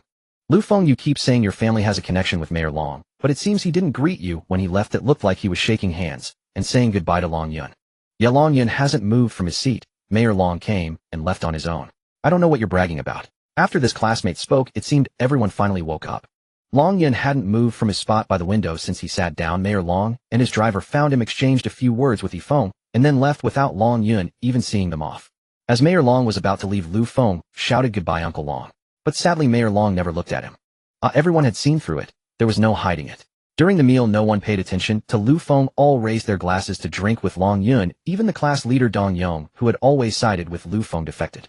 Long Yun took out his phone to check the time, only to find a severe weather warning message. Weather warning reports indicate that Southeast Asia is currently being battered by a super typhoon, and it is estimated that it will impact our country in 2 to 3 days. Such advisory warnings hold little practical significance, and most people merely browse them as ordinary news. Long Yun's advanced data system automatically analyzes the impact of severe weather on the automotive industry. An international luxury car transport vessel is navigating through the center of the typhoon. It attempts to seek safety, but the weather changes abruptly, and before it reaches the nearest harbor, the powerful typhoon strikes. The data collected by the advanced data system comes from communications between the cargo ship and the command center, as well as images captured by a spy satellite from a certain country. The cargo ship has already lost control and is now being tossed by the typhoon. Soon it is likely to run aground on the beaches of a Southeast Asian country. That beach is entirely unsuitable for docking with numerous hidden reefs. The probability of the cargo ship running aground is 89.9, and if it does there is an 88 chance it will sink. This inference is derived from various data by the advanced data system. At present the cargo ship is still adrift at sea. In addition to a large number of imported luxury cars, the ship carries 5 heavyweight supercars. These are McLaren 720S custom-built for the Great Xia Kingdom, with only 9 units available worldwide. 4 have been delivered, and the 5 on the cargo ship are the last remaining. All signs indicate that those 5 McLaren 720S custom-built for the Great Xia Kingdom will sink to the ocean floor, meaning that the existing 3 units in the Great Xia Kingdom will become collectibles. As rarity increases value, this news is bound to drive collectors wild. In the imperial capital of the Great Xia Kingdom, there is a grassroots luxury car trading organization. This organization is unofficial, typically formed spontaneously by luxury car enthusiasts and collectors, with Gu Xia as one of its members. This organization operates on a membership basis, and those eligible to join are either wealthy or influential, and they must also understand luxury cars. Among the many activities this organization offers, one particularly interests Long Yun. That is the luxury car futures trading, which is quite similar to futures in the financial market. The items traded are not the physical cars. For example, if a luxury car is currently valued at 10 million yuan in the market, and you believe its collectible value will continue to rise, you can buy a bullish futures contract using leverage. If the market price indeed rises by the due date, say to 11 million yuan, you will profit. In addition to buying bullish, one can also buy bearish, with the operation being similar to that of bullish. This trading is essentially a gamble, but the good part is that there is no need to physically deliver the luxury car. This means that even if you do not own the car, you can still make money by trading its futures. The official guiding price for the McLaren 720S custom-built for the Great Xia Kingdom is 15.88 million yuan, but the actual market transaction price hovers around 18 million yuan, and this limited edition is not simply purchasable with money. In the luxury car futures market, its valuation has already exceeded 20 million yuan, based on the assumption of 9 units in existence. As rarity increases value. Now with 5 likely to sink to the ocean's depths, it means the valuation of 20 million yuan is bound to rise further. Long Yun does not have membership qualifications, so he must rely on Gu Xiao. He aims to profit from the asymmetry of information and cannot afford to waste a moment. As his classmates continue, Long Yun stands to leave and bids farewell to everyone. Chu Yin follows Long Yun out of the shop. Since Chu Yin has also had a bit of beer, Long Yun, concerned for her, decides to take her back to the city. As soon as Long Yun gets into the car, he calls Gu Xiao. Gu Xiao, hello, I have a favor to ask. I'm flying to the imperial capital immediately. Long Yun directly asks for himself, which is the first time Gu Xiao has encountered this. Alright, when will you arrive? I'll drive to pick you up. No need to trouble yourself, Gu Xiao. The place I'm going is near the Imperial Capital International Airport. Let's meet tomorrow at the Airport Grand Hotel. Really don't need me to pick you up. Really don't need. Okay, then see you at the hotel tomorrow. If you need anything, just let me know, don't be polite. Okay, Gu Xiao, thank you. Long Yun hangs up the phone and immediately opens a flight booking app. Long Yun, are you going to the Imperial Capital? Yes, I'm going to handle some affairs in the Imperial Capital tomorrow, so I need to rush there tonight. I'm going too. Chu Yin, mustering courage, looks into Long Yun's eyes, afraid that he might refuse. My parents said I already graduated from high school, so I can go out and about as long as it's safe. Chu Yin explains. I feel safe with you. Before Long Yun can respond, Chu Yin continues, can you take me with you? Chu Yin looks at Long Yun with hopeful eyes. Sure, no problem. Just give me your ID number. Long Yun replies with, what for? Silly to book the flight. Chu Yin had been a bit nervous and absent-minded, only then remembering that booking a flight requires an ID number, and she promptly gives it to Long Yun. How much is the flight ticket? Chu Yin asks. Not expensive, it's only around 800 for this time slot, I'll pay for you. Oh, that won't do. I can transfer you the money, and my family gave me 5,000 yuan for travel expenses. Chu Yin takes out her phone ready to transfer the ticket money to Long Yun. I'll pay for you first, we can settle it later. Long Yun is also worried that Chu Yin might think he is trying to show off. The plane at 9:30 in the evening lands at the Imperial Capital International Airport at 11:30 at night. Chu Yin wakes up from her slumber realizing they have arrived at the Imperial Capital International Airport.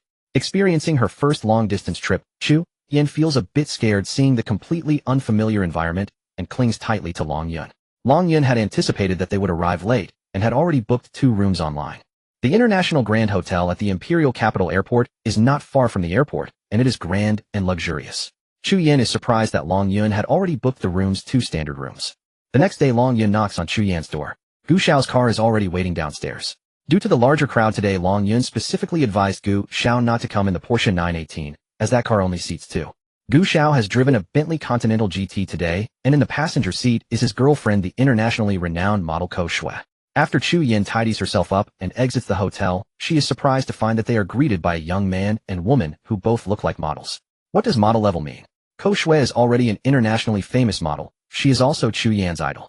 Long Yun only knows Ko Shui at a surface level. He is not a fan and has no interest in male or female celebrities. Chu Yin is so shocked that she can hardly move, covering her face, nearly crying from excitement. She never expected to ride in the same car as her idol today, and her idol's boyfriend not only drove a luxury car, but also personally took the wheel. Long Yun can see Chu Yan's admiration for Ko Shui, so he arranges for both of them to sit in the back seat while he takes the passenger seat. Long Yun, what are you going to that place for? On the way, Gu Xiao asks. Oh, I forgot to mention, I'll be borrowing your membership status. I need to trade luxury car futures. There are 2 conditions for trading luxury car futures. First, a membership status. Second, a minimum deposit of 1 million yuan. That's a game of betting, you could lose everything in an instant. Gu Xiao kindly reminded. Why don't we skip the luxury car futures? Since it's your first time in the capital with your classmates, how about Xiao Xue, and I take you around? Gu Xiao didn't want to see Long Yun lose everything, trying to persuade him to give it up. Thank you, Gu Xiao, but I'm determined to trade this futures. Alright, which car do you plan to trade? Gu Xiao asked. McLaren 720S, customized version for the Great Xi'an Nation. This car just a few days ago rose to 21 million and yesterday dropped back to 19 million. The premium is already very high. Why still trade it? Because there are only 4 of these in the entire Great Xi'an Nation, including your heap of scrap metal. Only 3. Brother, you've got it wrong. There are a total of 9 customized versions for the Great Xi'an Nation. The one that crashed in Speed 9 has already been reflected in the futures price, so isn't it a bit late to trade now, eh? No, 5 of them are at sea, and they will soon sink, hence there are only 3 McLaren 720S customized versions that can run in this world. So do you think I can trade? Sink at sea? That's unlikely. How could such a large ocean freighter sink? Because of a super typhoon. Are you sure? About 70 to 80% sure, but I don't have 100% certainty since they haven't sunk yet. Gu Xiao understood that Long Yun was quite extraordinary, and it seemed that this trading of luxury car futures was not without purpose, so he didn't say anything more. Upon reaching their destination, Gu Xiao lent his membership card to Long Yun. The current futures price for the McLaren 720S customized version for the Great Xi'an Nation is 19 million per share, with a maximum support of 10 times leverage, meaning one can buy a bullish contract with 9 million yuan. Currently, there are 7 McLaren 720S customized versions for the Great Xi'an Nation available for delivery, excluding the one collected by Gu Xiao himself.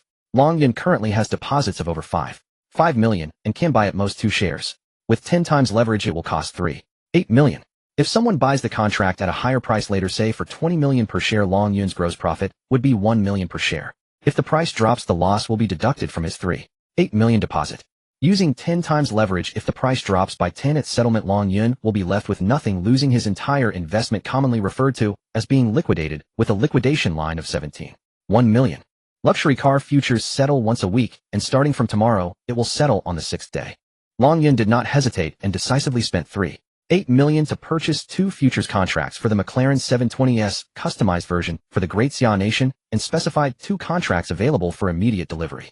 Once the purchase is made, Gu Xia felt anxious for Long Yun, but Long Yun seemed unfazed. According to the rules here, delivery cannot occur for at least another day, which means Long Yun needs to wait until tomorrow to sell the 2 contracts. Since Long Yun dared to buy in, he naturally wouldn't rush to sell, at least not until that explosive news arrives. This is a man's game, and generally women are not that interested. Chu Yan and her idol Ko Shui are not interested in the luxury car futures here. Chu Yan only learned from Ko Shui that Long Yun spent 8 million this time. 8 million. A student who just graduated from high school and is an orphan. What does this mean? Chu Yan couldn't help but gasp in surprise. This Long Yun is truly remarkable. Just yesterday those ignorant classmates were saying Long Yun was pretending to be rich. He isn't pretending, he actually is rich. To alleviate Long Yun's psychological burden, Gu Xiao decided to redirect his attention, taking Long Yun and Chu Yan out to have fun in the capital. What shocked Gu Xiao was that throughout the day Long Yun never took out his phone, even once. Instead he occasionally checked the news for Long Yun. For Long Yun to understand the progress of catastrophic weather, there is no need to open his phone to check the news. His own advanced data system in his mind is more timely and accurate.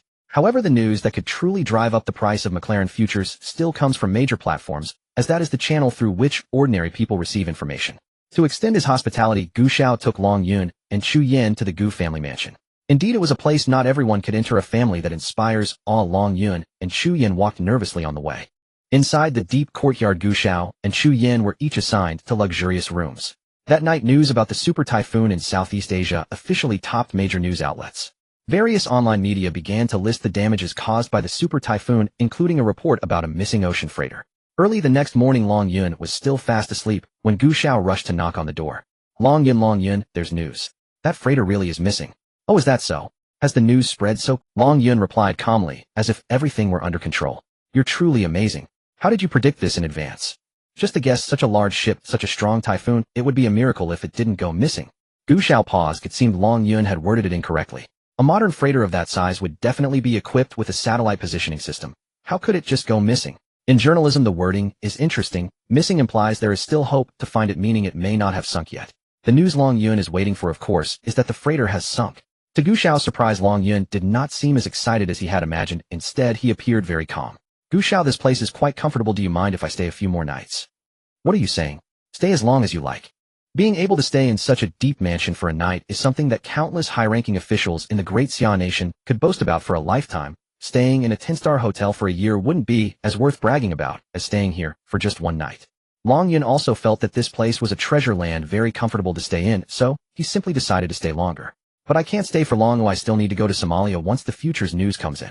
Buddy, I thought you had forgotten about that. Oh, why bring up Somalia again? Aren't I just waiting for my visa and passport? Otherwise I would have gone by now. Alright, today Ko Shui and I will take you to the ancient imperial city. I'll forget about Somalia for now. Long Yun smiled lightly, following Chu Yan with Gu Xia and Ko Shui toward the ancient imperial city. While exploring the ancient imperial city, Long Yun didn't glance at his phone, even once. Gu Xiao checked it for Long Yun several times. This ancient imperial city is indeed vast. The four of them only finished exploring it by the afternoon. Just as Gu Xiao was about to arrange dinner, Long Yun's data system suddenly detected news that the ocean freighter had sunk and was already discovered by the maritime police of a Southeast Asian country currently in the process of sinking. This chapter underwent slight modifications.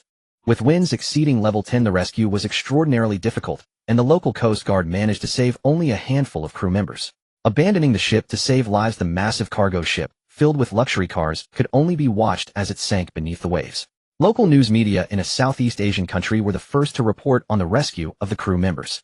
The God-level data system bound to Long Yun's mind detected the latest news, immediately tracing the information back through the rescued crew members' professional details and confirming that the cargo ship, which sank normally, was indeed the vessel transporting 5 customized McLaren 720S cars for the Xia nation. To Long Yun's surprise, the price of the customized McLaren 720S did not rise. Instead, it dropped by 500, bringing the price down to 18.5 million. Major domestic and international news outlets reported on the disaster in a rather generalized manner, mainly focusing on the economic losses suffered by the local country. Since it did not concern them directly, the news media in Xia showed only verbal sympathy and concern for the disaster faced by the country, neglecting to explore or organize the impacts caused by the typhoon. Long Yun's God-level data system accurately captured the current information about the cargo ship, yet this information was completely overlooked by mainstream media in the country.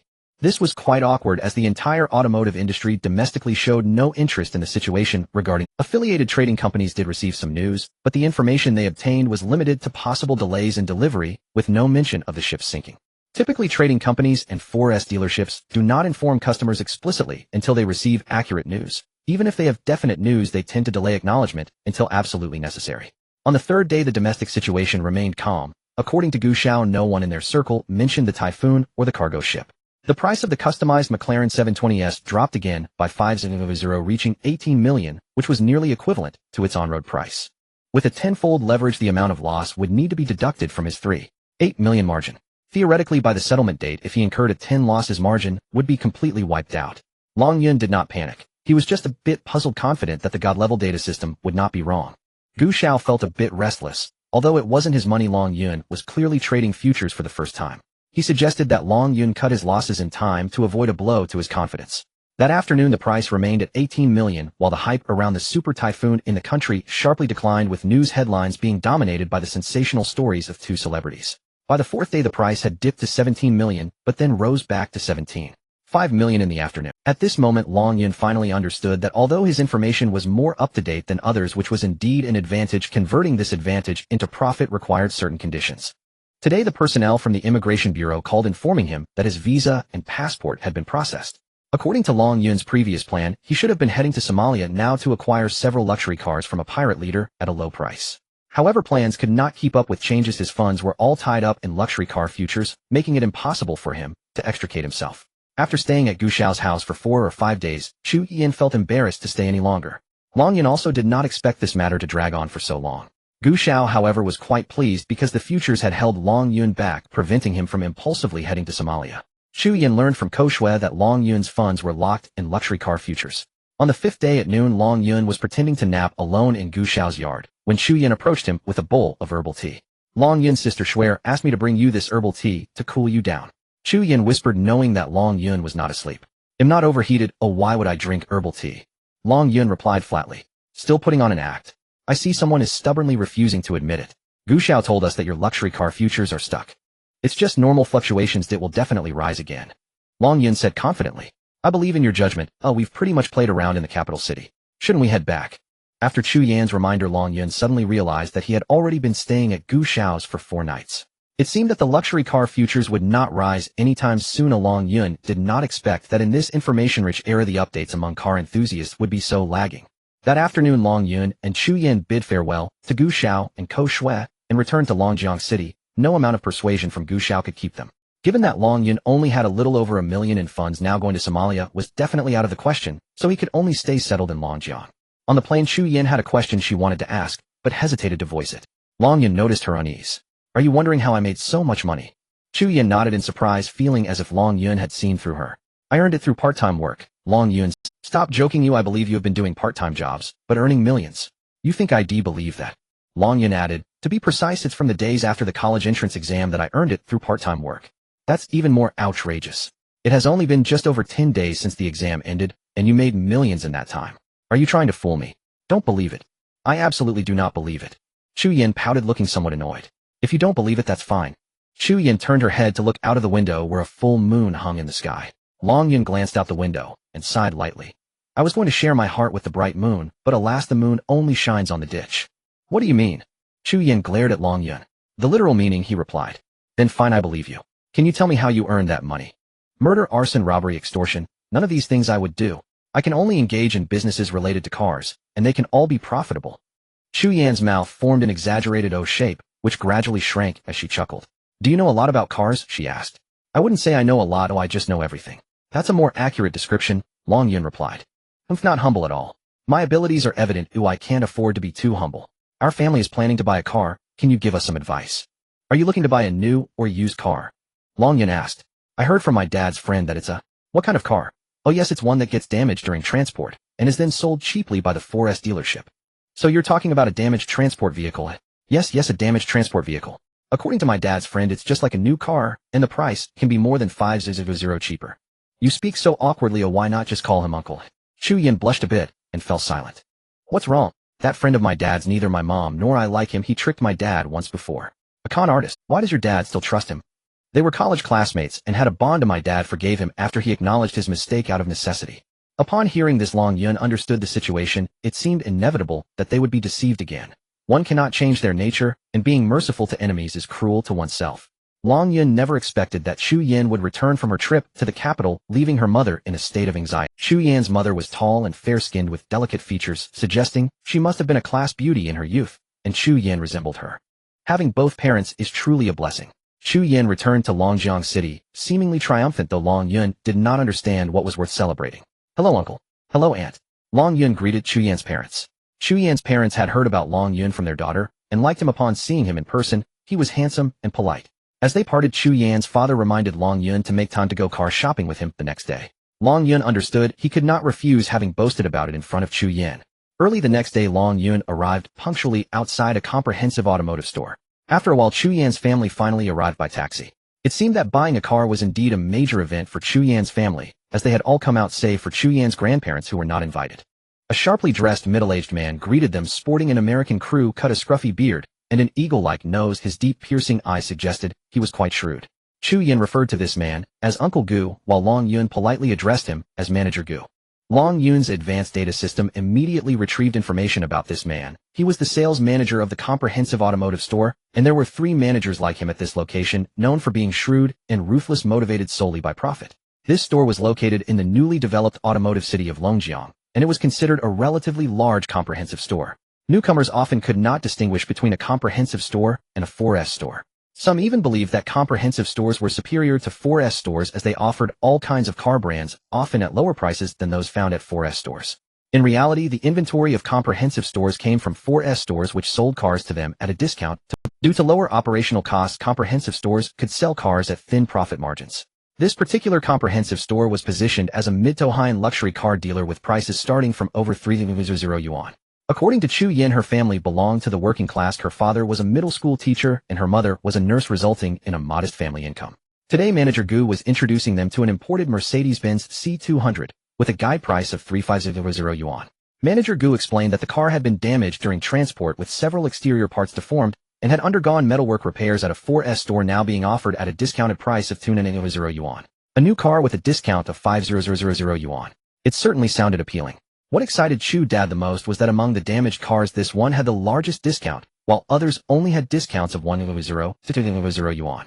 According to Manager Gu, this car had been reserved for Chu Dad due to his position, or it would have been snatched up long ago. As expected, the damaged imported Mercedes-Benz C200 was indeed not displayed in the store, but rather parked in the backlit of the store's warehouse covered with a car cover. Every detail indicated that this car had been deliberately saved for Chu Dad by Manager Gu. Led by Manager Gu, they finally saw the actual car after arriving at the back of the warehouse.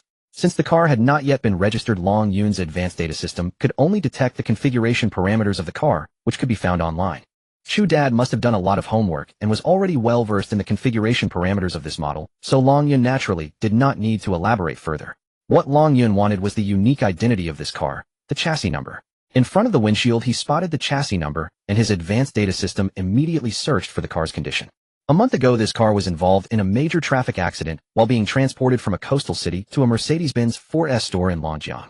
The accident led to a collision involving 3 trucks and 2 sedans, resulting in 1 death and 5 injuries. The transport vehicle carrying this Mercedes was rear-ended by a large truck, causing severe deformation of the entire cargo rack, resulting in the death of the driver on the spot. At that time, there were a total of 22 Mercedes cars on the transport vehicle, and this imported Mercedes-Benz C200 happened to be at the end of the cargo rack. Due to the pressure from the rear vehicle, the car's body was severely deformed. After being towed back to Longjiang City, the well-informed Manager Gu bought this severely deformed Mercedes-Benz C200 for 9,000 yuan. After purchasing this car, which had already suffered significant deformation, he sent it to a friend's repair shop for restoration, which was just completed a few days prior. Both the front and rear crash beams had been cut and welded, and 3 doors had been replaced, all using aftermarket parts. Even a pair of headlights had been replaced with aftermarket components. Such a vehicle with cut and welded crash beams poses major safety risks. It is essentially a car that has been in a significant accident. Although this car appeared to be stored in the back of the comprehensive store's warehouse, it actually belonged to Manager Gu himself, having no relation to the comprehensive store.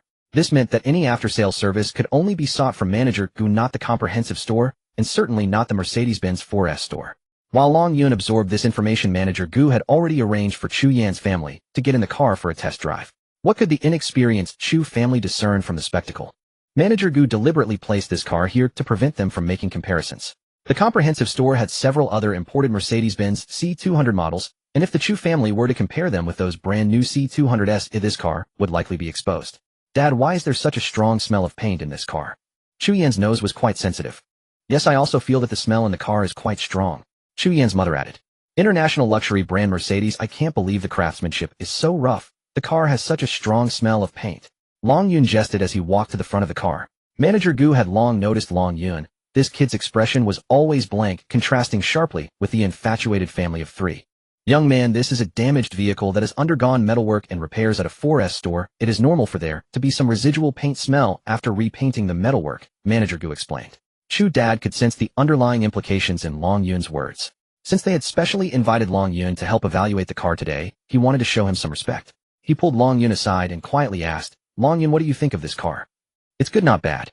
The imported Mercedes-Benz C200 is in high demand in the market. Ordering one now would require at least a 3-month wait." "So you mean we can go ahead and get this car?" "Yes, it has a discount of 500 yuan. The money saved could be used to buy a burial plot."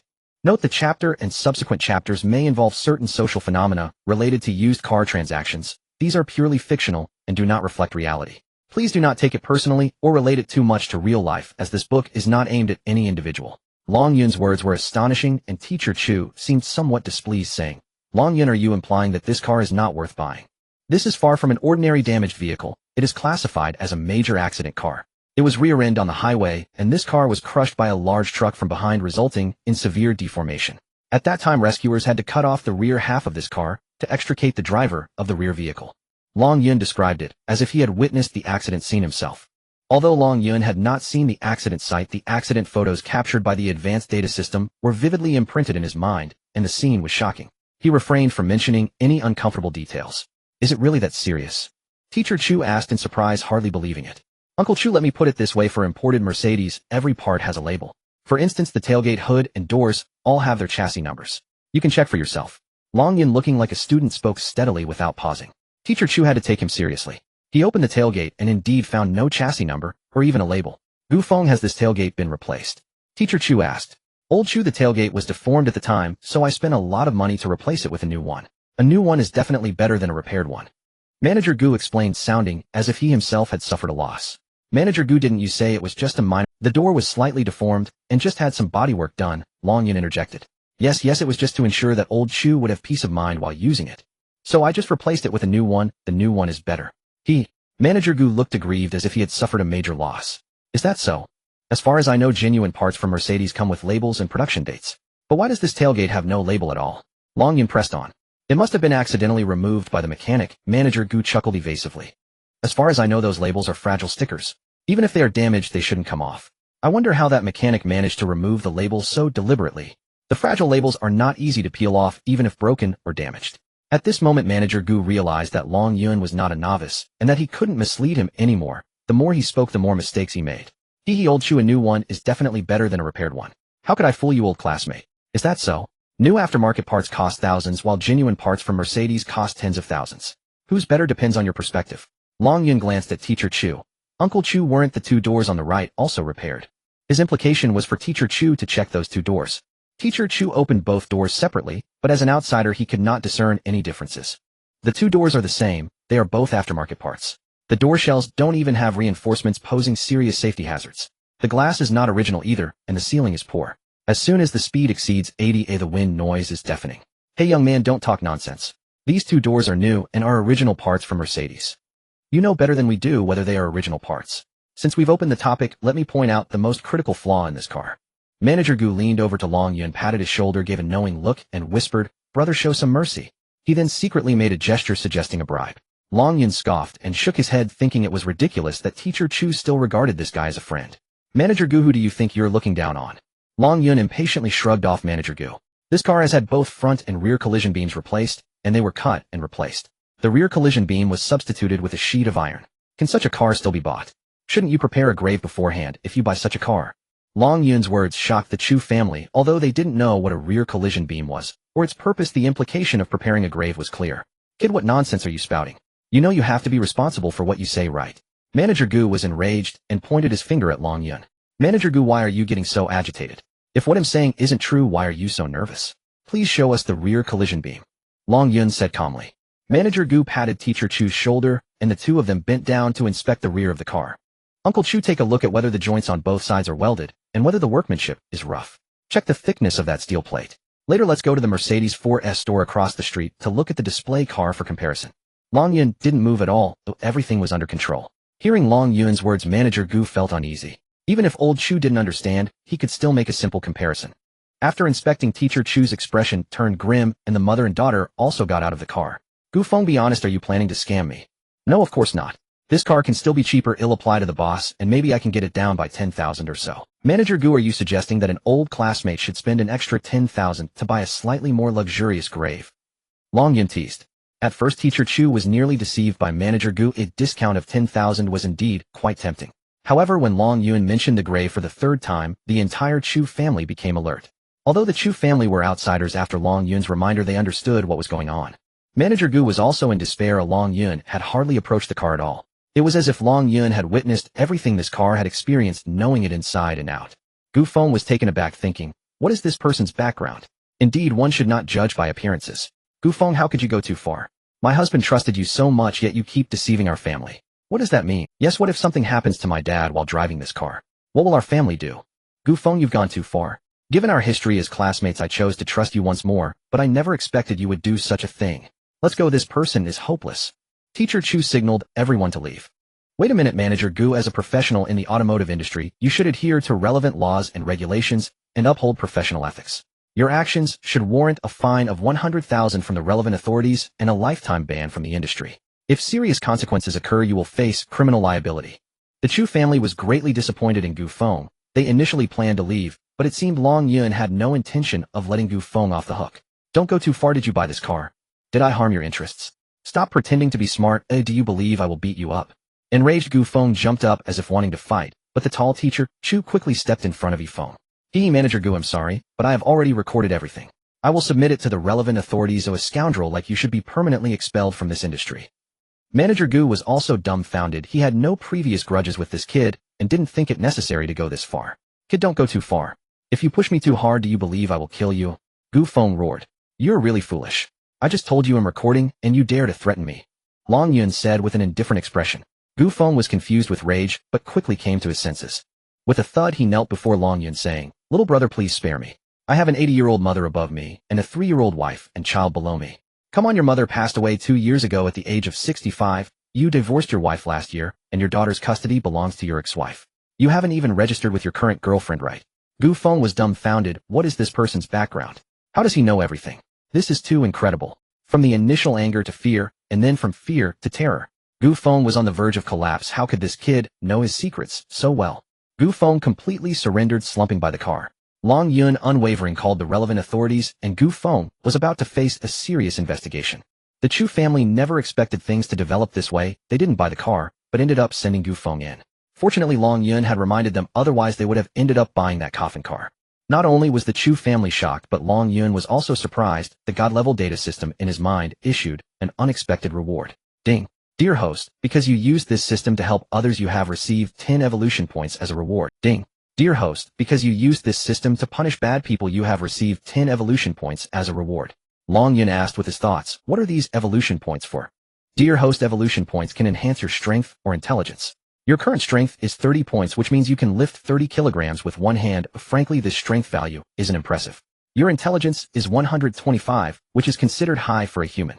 You can use evolution points to improve your intelligence or strength. You currently have 20 points to allocate freely. Long Yun never imagined that he could enhance his strength and intelligence in such a way. With Long Yun's current intelligence level, although not the absolute best, it is still considered excellent. If his intelligence could keep increasing, would he not surpass Einstein? System, is there a limit to intelligence and strength? Dear host, strength has a limit, but intelligence does not. The reason strength has a limit is due to the constraints of your physical condition. You cannot exceed the physical limits. There is no limit to strength. Theoretically, your intelligence level could reach 9999999, which is just 1 point less than the system's 100 million points of intelligence. That's outrageous. The highest human IQ is only 300. Oh, what kind of existence is an IQ of 100 million? Just now, the desperate Gu Feng wanted to hit him, and Long Yun felt the need to prioritize improving his strength level. He couldn't talk back or fight back. That was truly a godlike existence. He immediately allocated all 20 evolution points to strength, meaning he could now lift 50 kilograms. It seems he needs to earn more evolution points. When he goes to Somalia in the future, having such hard strength will be it. The Chu family was quite dejected. At first, they couldn't buy the car, and second, Gu Feng's stubbornness was truly disheartening. Since they were already at the car city today, the Chu family certainly had no intention of heading back. Long Yun's earlier performance not only made Gu Feng suffer, but also earned him the admiration of Teacher Chu. Long Yun, I noticed you didn't seem to pay much attention to that car. How do you know everything? Teacher Chu asked in surprise. I've seen all the tricks those unscrupulous merchants use. I can guess them easily. In last night, Xiao Yin said you were quite impressive, earning hundreds of thousands in just over 10 days after the college entrance examination. Long Yun remembered that he had clearly told Chu Yin about millions last night. How did it turn into hundreds of thousands now? Could it be that Chu Yin thought millions were too unrealistic and arbitrarily reduced it by a magnitude? Since Chu Yin reduced it by a magnitude to increase credibility, facing such an honest, middle-aged man, Long Yun simply decided to lower it further. After all, he was easily trusting of others. I just happened to earn a few $1,000. There's really nothing much to it, Long Yun replied casually. Wow, you're impressive. To earn a few thousand in just over 10 days. That's remarkable. See, this fool actually believed it. I'm really worried about his intelligence. Behind the numerous 4S stores was a second-hand car market, the second largest in Longjiang City, and also the latest developed market. Alright, we've reached an intersection. May I ask, Uncle Chu, are you planning to buy a new car or a second-hand car? Long Yun stopped at the entrance of the second-hand car market and asked. If you're buying a new car, we should change direction. If you're buying a second-hand car, we can go straight in. Teacher Chu leaned closer to Long Yun's ear and said, I want to buy a BMW, Benz, or Audi, but unfortunately my budget is a bit tight. Long Yun immediately understood why they almost fell for Gu Feng's tricks. What's your budget? About 30,000, enough to get it on the road. With that budget for Benz, you can generally only choose the A-Class and B-Class. For BMW, only the 1 Series and 2 Series. For Audi, the A3 and Q3. What are your thoughts? I've compared these, and there weren't any satisfactory options, otherwise I wouldn't consider buying a salvaged car. Good salvaged cars are hard to come by. Those with minimal damage often have only slight discounts, while those with larger discounts usually have significant issues. Given your needs, I recommend buying a second-hand car. I can accept second-hand cars, but I've heard they're quite risky, which worries. Long Yun found it quite amusing. It seemed someone had sullied the reputation of the second-hand car industry, making potential customers wary of them. Since second-hand cars are non-standard goods, each car has its own condition and price, and due to the original owner's usage, the conditions and prices vary. With me around, there's nothing to worry about. Alright, then let's go take a look. Long Yun led the Chu family into the market, directly ignoring the few dealerships in front and entering a less conspicuous one at the back. The car dealership was run by a husband and wife. Long Yun knew them, of course, through the God-level data system. This couple not only dealt in second-hand cars, but also did live streaming showcasing their car purchases and sales, now boasting over 2,000 fans with their business thriving. They could be considered internet celebrities. Selling cars through live streaming is a novel approach. Each vehicle undergoes a live inspection with transparent buying and selling prices. This has made the previously murky second-hand car trade much more transparent, enhancing trust between buyers and sellers. The God-level data system collected all the couple's live streams from the past 2 years, starting from when they first live streamed receiving their first car up to the latest video released yesterday. In 2 years, this store had encountered 2 disputes. The first was due to a friend selling a car. Not paying close attention, they hastily bought it in trust, only to find the car's condition was not as promised after the sale, ultimately losing some money to resolve the issue. The second incident was due to being plotted against by a competitor, and in the end they also lost money to settle it. Where there are people, there are conflicts. You can't avoid being hurt while navigating through the world. This couple's store attracted jealousy from competitors due to their success, leading to them being secretly plotted against, leaving them defenseless. The Chu family, not paying attention to this industry, naturally did not know the internet streamer, Brother Jiang's secondhand cars. Hello Brother Jiang, we are your fans, and came here after watching your videos online. Long Yun imitated what others said in the video, which instantly made both parties feel familiar, as if old friends were reuniting. Brother Jiang was a slightly overweight, middle-aged man looking rosy-cheeked. It was unclear if he had put on makeup for the... Indeed, an assistant nearby was recording the video. Hello, how are you? Brother Jiang politely approached and shook hands with Long Yun and Teacher Chu. May I ask if you are okay with being on camera? Do you need to be pixelated? Brother Jiang inquired. If a guest clearly states they do not wish to be filmed, their images need to be blurred before the video is uploaded online. With my handsome looks, I don't need any blurring, Long Yun replied with a smile. Ha ha ha. Then we won't blur anyone. No need. Teacher Chu replied. What kind of car are you looking to see today? Did you not just acquire a Benz C200 from a lady 2 days ago, Brother Jiang? Is that car still available? Long Yun asked. Oh, you came for that car? Yes, it's still here over there, isn't it? Brother Jiang pointed to a white Benz sedan not far away. Teacher Chu's eyes lit up as he led the family straight to the Benz. They are buying the car. I'm just here to take a look, Long Yun said to Brother Jiang. To be honest, that is a premium car. I wasn't planning to sell it yet. The seller was surprisingly reluctant to part with it, which also took Long Yun by surprise. Brother Jiang, are you planning to keep this car for yourself? Long Yun asked. Long Yun understood the tactics of online hosts, merely aiming to attract more clients and record additional episodes. Once published online, these videos would be viewed by netizens across the platform, which would then evaluate them based on metrics such as click-through rate, total views, and completion rate, allocating revenue shares to hosts accordingly. According to these hosts, low-end vehicles might yield only 2,000 yuan per unit. Yet a single well-produced video could easily amass 100,000 views, and such a video might generate far more than 2,000 yuan in revenue. Beyond direct revenue sharing, video publishing also cultivated loyal followers, potential future buyers. In Brother Jiang's videos, customers frequently traveled thousands of miles from other provinces just to purchase cars. Trusting the host implicitly, some fans even paid deposits sight unseen, fearing others might snatch the vehicle first. Others wired funds outright, instructing Brother Jiang to arrange freight delivery. In an era where used car dealers and buyers once stood as adversaries, the digital age had forged unexpected bonds of mutual trust, an evolution perhaps emblematic of progress itself. Unscrupulous dealers like Gu Feng, who exploited novices and deceived customers one by one, would inevitably find their foothold narrowing in this new landscape. Brother Jiang, you've already uploaded 2 episodes. Let's seal the deal today. Absolutely. If the price is right, I'll sell it without hesitation. After all, what dealer doesn't sell cars? Brother Jiang's affable, witty demeanor had earned him a sizable fan base.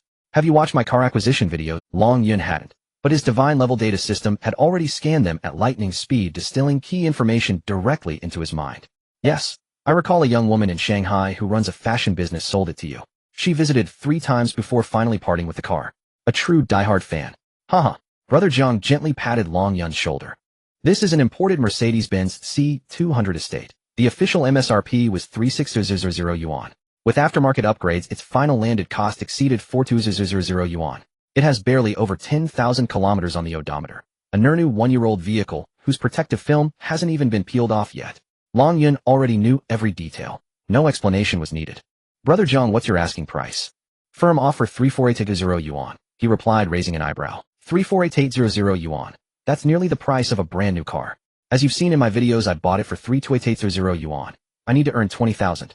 So there's absolutely no room for negotiation. Long Yun asked with a faint smile. Let's talk about this car first. A near-new unit, fully original paint and bodywork, owned solely by a refined lady. Its condition is truly exceptional. The original owner sold it only because she owned too many cars and lacked parking space. Yet I heard she sold it due to urgent cash flow needs. Her household owns 2 vehicles, this Mercedes-Benz C200 estate and a Porsche Macan S. And with 6 family members, surely 2 cars aren't excessive. Long Yun's intelligence came from the divine-level data system. The original owner ran a garment business in Shanghai. Hit hard by this year's market slump, she reluctantly parted with the Mercedes-Benz C200 estate to secure liquidity, keeping only the Porsche Macan S. With 6 family members, 1 vehicle was objectively insufficient. Brother Jiang, lacking the divine-level data system, couldn't grasp the full context. So he merely chuckled skeptically while patting Long Yun's shoulder. Young man, if you ordered a new car of the same model today, delivery would take at least 3 months. Yes, I'm aware of that. And that assumes normal logistics. Whereas last week's maritime disaster in Southeast Asia sank an entire cargo vessel. Under those circumstances, wait time could easily double to 6 months or more. Brother Jiang shook his head as though his own car were aboard that sunken freighter. So, the news of the Southeast Asian shipwreck had already gone viral. Oh, really? Where did you hear that news, Brother Jiang? Long Yun feigned astonishment. On Cartuccio, the top headline today: hundreds of luxury vehicles swallowed by the deep. Rumor has it 5 McLaren models went down with them. Oh, good news. No, I mean the poor never fret over such matters. Haha, brother, you speak wisdom. After all that banter, they'd clearly mistaken the buyer. The Chu family were the actual purchasers. Brother Jiang turned to greet them while Long Yun dialed young Master Gu's number. The call connected. I was just about to call you. The price has surged to 25 million. Young Master Gu sounded exhilarated. At last, the dawn approaches. But isn't 25 million a bit modest? I've already earmarked 2 deliverable McLarens. It's only been minutes. The bid will likely climb further. I've stationed someone there to send live quotes to you every— Understood. Many thanks, young Master Gu. No need for formalities. Just tell me when you're ready to sell. I'll hold the funds for you until you decide against going to Somalia. Ah, so that's how it is. Fine. Long Yun was taken aback. Young Master Gu intended to withhold his money. Mentioning Somalia had clearly rattled him. Evidently, he harbored deep prejudice against the region. An average Somali man earns just 28 US dollars annually. Yet a pirate who survives a full year commands at least $100,000. What does that imply? 1 year of piracy equals farming for 3,500 years. Why wouldn't one choose pirate? A Ferrari priced at $20,000 overseas sells domestically for no less than 30 million. Limited editions may fetch hundreds of millions. Is that not akin to picking up money from the street? Indeed, fortune favors the bold. Somalia was non-negotiable. Timing, however, demanded patience. The Chu family loved the car. It vastly outshone the previous coffin-like model they'd inspected. Still, the quoted price of 34,880 yuan proved difficult to accept. To them, used cars existed solely for bargains, and Brother Jiang's explanations failed to resonate with Mr. Chu. Long Yun, the car's excellent, but the price is exorbitant. Mr. Chu murmured beside him. Excellent. It's extraordinary. Long Yun whispered back. But a new one costs only 36,000 yuan. This used one saves just 10,000. Why not buy new instead? Its landed cost was 42,000 yuan, loaded with premium aftermarket upgrades. With only 10,000 kilometers, it's freshly past break-in, entering its prime performance window. This price is fair, and it's available immediately with transfer registration handled personally by Brother Jiang. The Chu family remained hesitant. In their worldview, used cars meant value deals, and this price defied their very conception of affordability. Just then, two more people entered the shop. Long Yun's divine-level data system instantly identified them. They'd come expressly for this car. Brother Jiang, let me take it. Let's go upstairs to finalize the paperwork. Long Yun intercepted Brother Jiang, who was already stepping forward to greet the newcomers. Jiang Gu, ever the consummate diplomat, instantly grasped Long Yun's meaning. He gestured for his assistant to step forward and greet the two newly arrived customers, then turned and clapped Long Yun on the shoulder, saying, "All settled then. Let's head upstairs to sign the contract." "Yes, let's go upstairs and sign." Professor Chu's family stood stunned. How could Long Yun make such a decision on their behalf? They hadn't even reached a consensus themselves. Long Yun followed Jiang Gu upstairs while Professor Chu's family hesitated briefly before trailing after them. Long Yun seated himself directly across from Jiang Ji's desk. The scene suggested that Long Yun, not the Chu family, was about to sign the contract with Jiang Gu.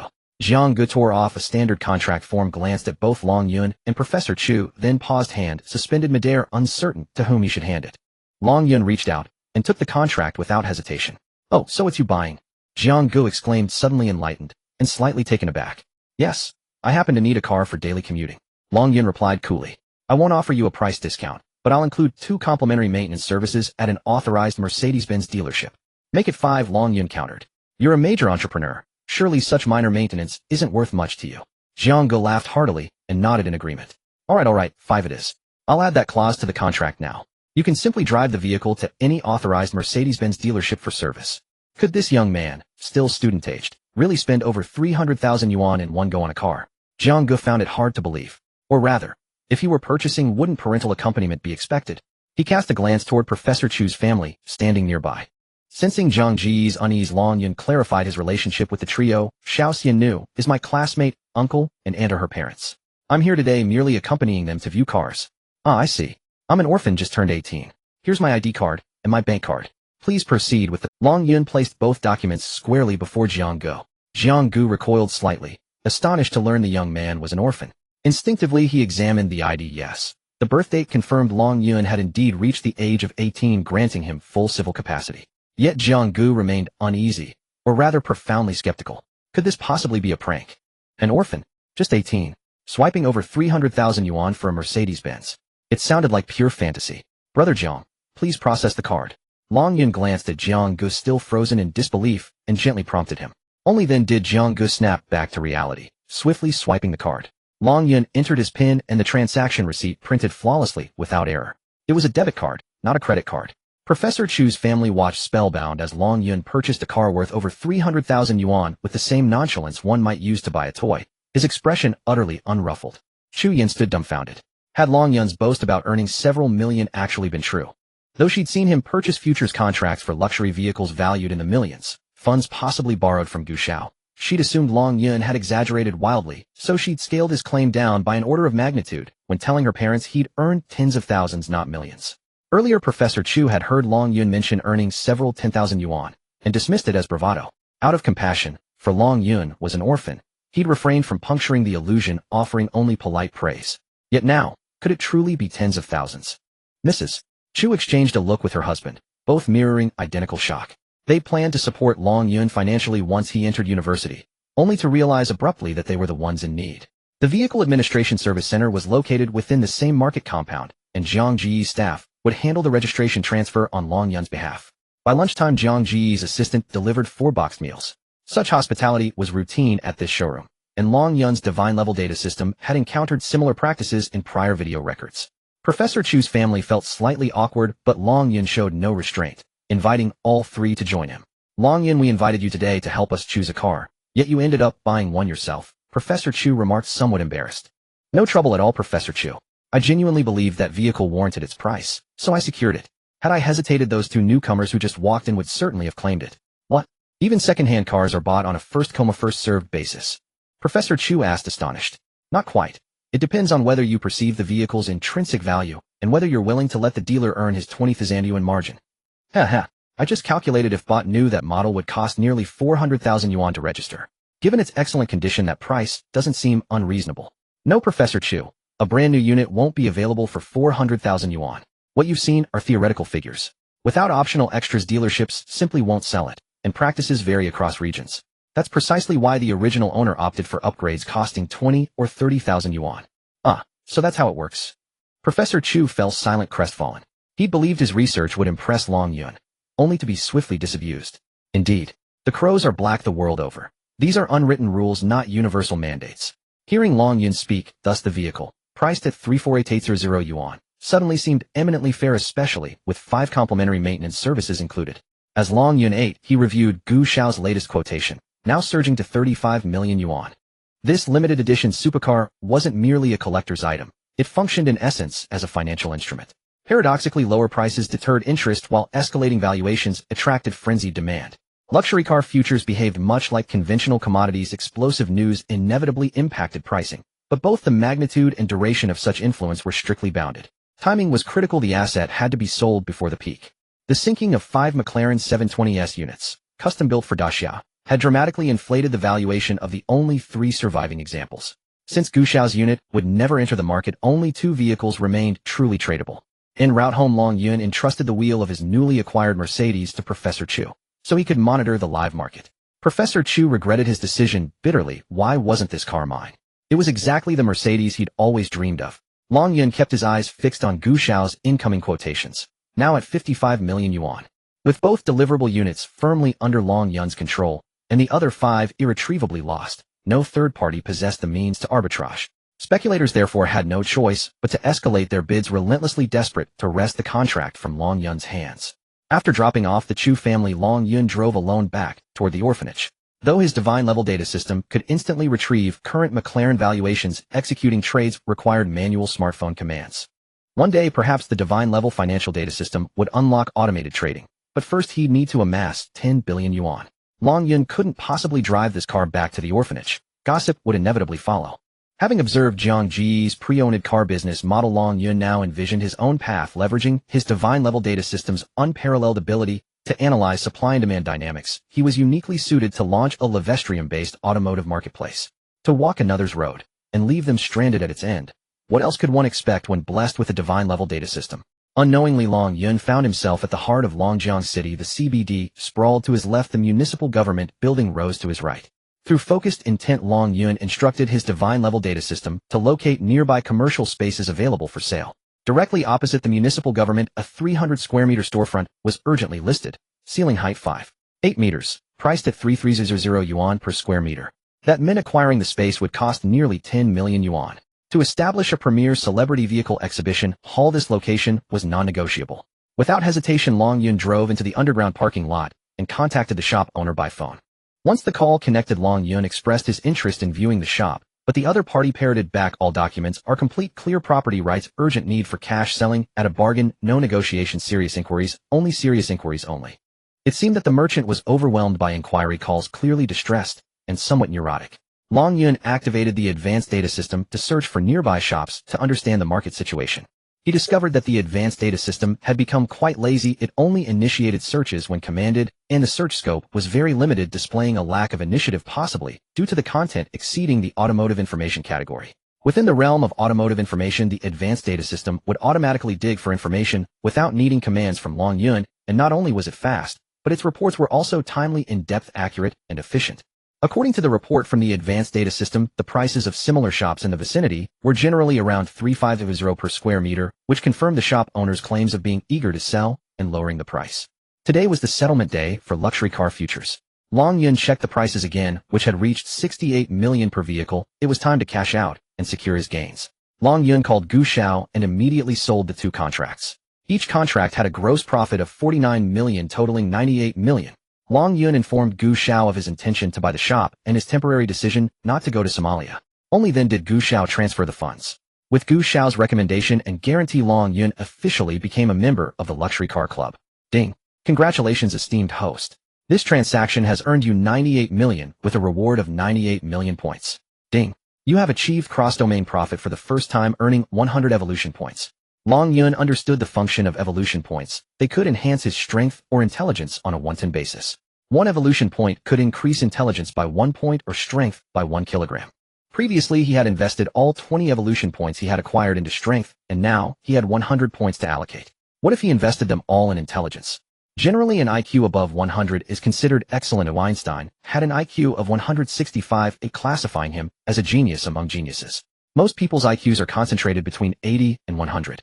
The advanced data system had tested Long Yun, revealing his IQ to be 125, placing him among the intellectually gifted. If he allocated all 100 evolution points to intelligence, his IQ would reach 225. In other words, his IQ would be higher than Einstein's. Long Yun could comprehend having an IQ comparable to Einstein, but exceeding it was hard to fathom.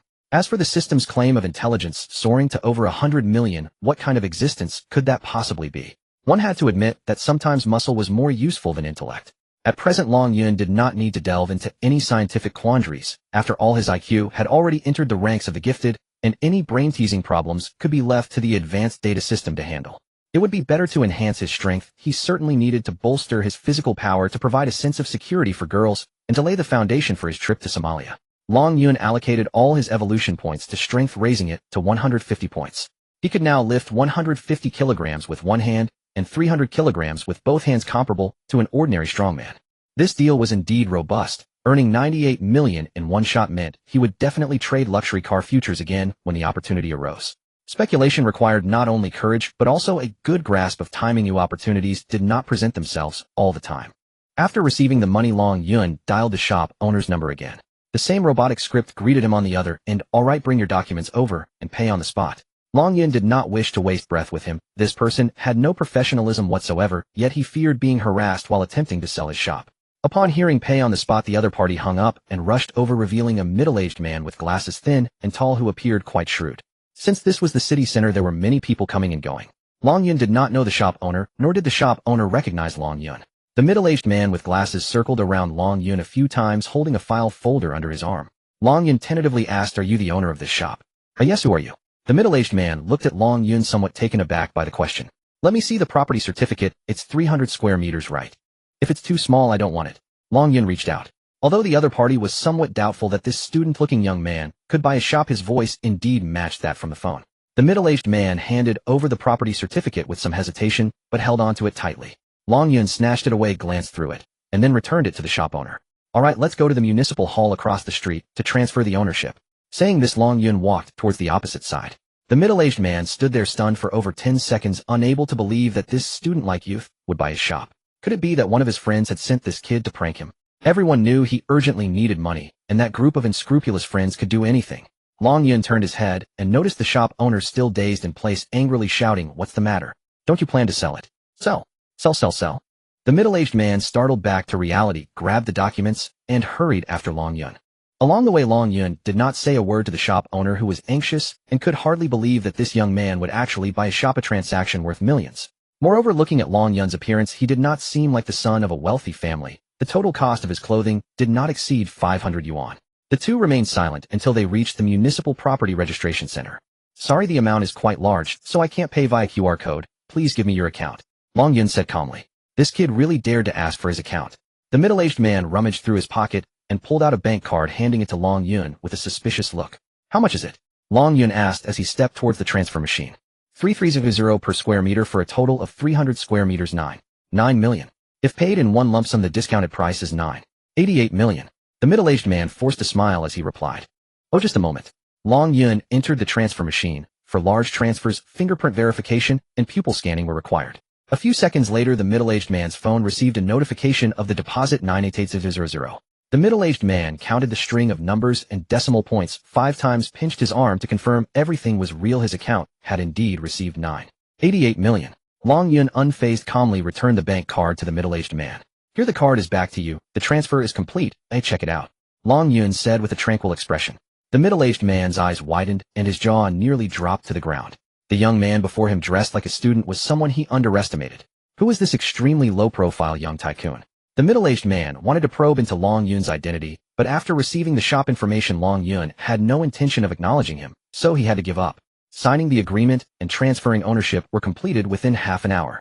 Having purchased the shop, Long Yun's card balance exceeded 100 million, which would serve as the startup capital for the internet celebrity luxury car gallery. With over $1 billion in funds, while buying secondhand airplanes might pose some challenges, entering the secondhand luxury car business is quite appropriate, especially since it requires only capital. The shop's location is excellent, facing the city government gate across the road and situated in the city government square, making it visible from a distance. With a width of 15 meters and a depth of 20 meters, the space is perfectly square. System, can you provide me with a design plan? I want to turn this place into an internet celebrity luxury car gallery. Dear host, please wait a moment, fetching data. Progress 1. 2. About 5 minutes later, the progress bar finally completed. Long Yun couldn't believe that even a divine data system would take so long. Dear host, this system has fetched billions of potentially useful design plans globally. After processing, 3 reference plans have been generated and sent to your regular email. Please check. While fetching billions of design plans globally, screening and processing them, no wonder it took so long. Long Yun opened his mobile email to check the 3 design plans, each accompanied by 3-dimensional renderings. Opening the renderings felt like stepping into a finished store. Long Yun compared them repeatedly, discovering that each plan had its own merits, all of which were captivating, but unfortunately, he couldn't use them all at once. He ultimately chose a design plan that featured local characteristics and decided to proceed with construction. The internet celebrity luxury car gallery seemed to be within reach. Long Yun found a decoration company requesting completion within 5 days, fully mobilized, and immediately began construction. Money was no object, and they would work meticulously according to the design plan. The plan was divided into 2 levels, the upper level for the office and rest area, while the lower level served as the exhibition and shooting area. A space of 300 square meters is not particularly spacious for a secondhand car business. To put it bluntly, it is a bit cramped.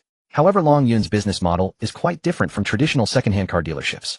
First, he wouldn't deal in cars that had been in stock for too long, aiming to sell each car within 3 days, so why need such a large space? In the expensive city center, the cost of space is very high. Secondly, he only deals in mid to high-end luxury cars. The higher the price of the car, the greater the profit, except for niche vehicles. Ignoring time constraints, buying a car for $5,000, even if sold for $10,000, yields a profit margin of $100, but the profit is only $5,000. Buying a car for $100,000, even if sold for $110,000, only yields a profit margin of $10, but the profit is as high as $10,000. Unless the operating funds are self-found, if they come from loans, the time cost becomes the most expensive. A car that could be profitable might become a burden over time. As expected of Long Yun, he immediately wired $2,000 to the decoration company, urging them to work overtime. Long Yun took a taxi back to the welfare home dormitory. Just as he was about to fall asleep, a phone call came in from the renovation manager. Just as Long Yun was about to explode, the other party's trembling voice said, "Boss, there's been an accident." "An accident? What accident? Do you know how much I hate being woken up at night?" "I'm sorry, boss, a car crashed into your store. You need to come take a look." Long Yun was also speechless. How did this car even get in? His shop was so far from the road, with a flower bed and a non-motorized lane in between. How did this car fly into his? Fortunately, no one was injured, otherwise it would have been unlucky. Long Yun also approached and discovered that this was an expensive luxury car. A Mercedes-AMG GT-R sports car equipped with a 4.0 twin-turbo V8 engine, reaching 0-100 km/h in 3.5 seconds, with over 600 horsepower, a true steel beast. According to the workers, this car had flown in from the road. Long Yun looked at the traces and confirmed that the car indeed left no marks on the flower bed. It truly had flown in, crashing through a roll-up door. The car had no license plate, but it seemed to have a temporary permit inside. Judging by its appearance, it should be a new car. Without seeing the license plate, he couldn't provide the divine data system with an index. Long Yun leaned closer to the car window and found that the person inside was sound asleep. This situation required calling the police. A few minutes later, traffic police arrived and woke the driver, who was still fast asleep inside, reeking of alcohol. Driving under the influence was a sure thing. Whether it reached the level of drunk driving would depend on the test results. The driver was a young man, and judging by his attire, he was clearly a wealthy heir.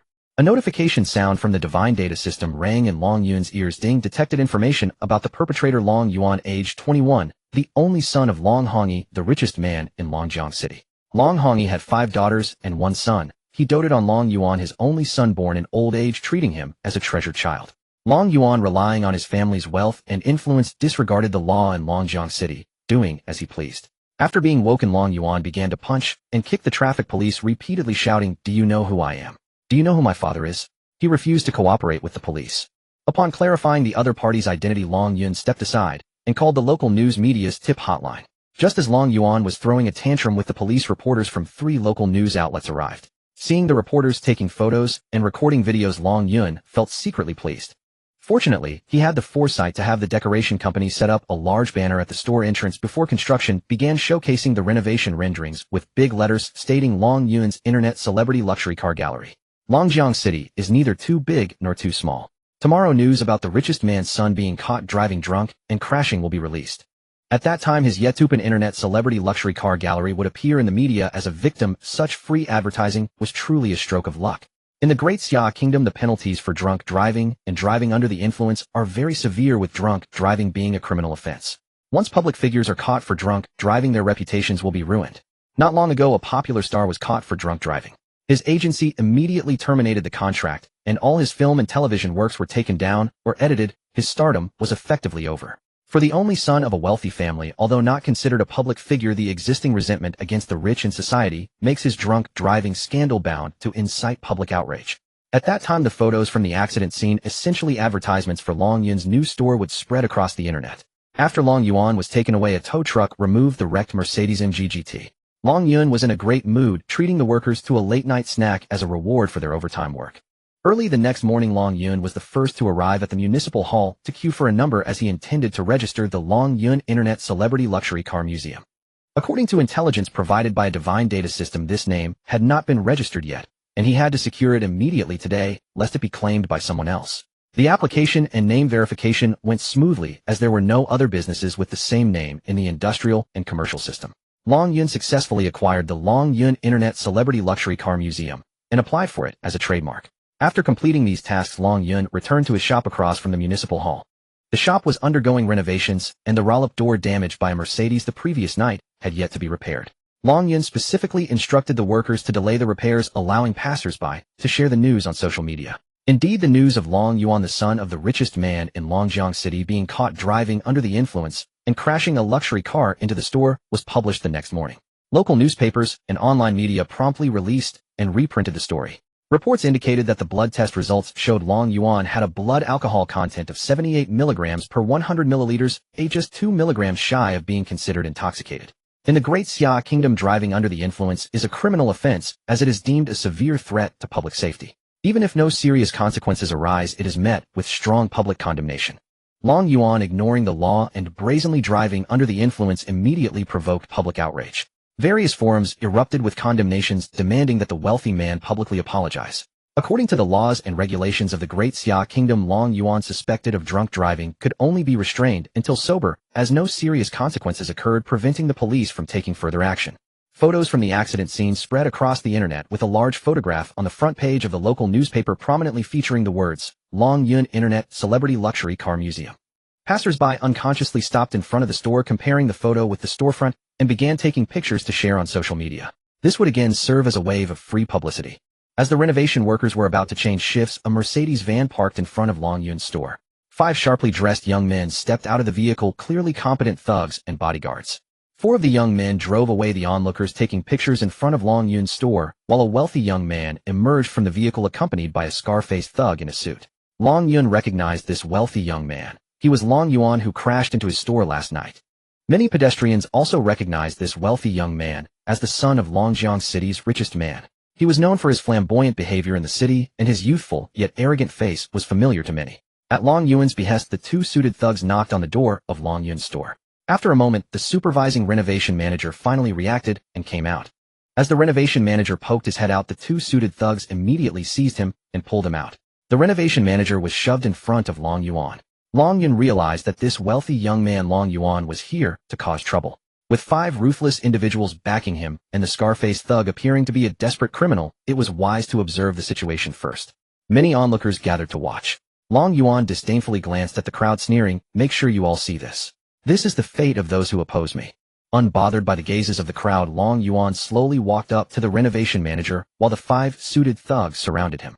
This was clearly an act of retaliation, and in front of so many people it could lead to explosive news. Long Yun pressed the emergency button by the street and dialed the news tip hotline of the local media.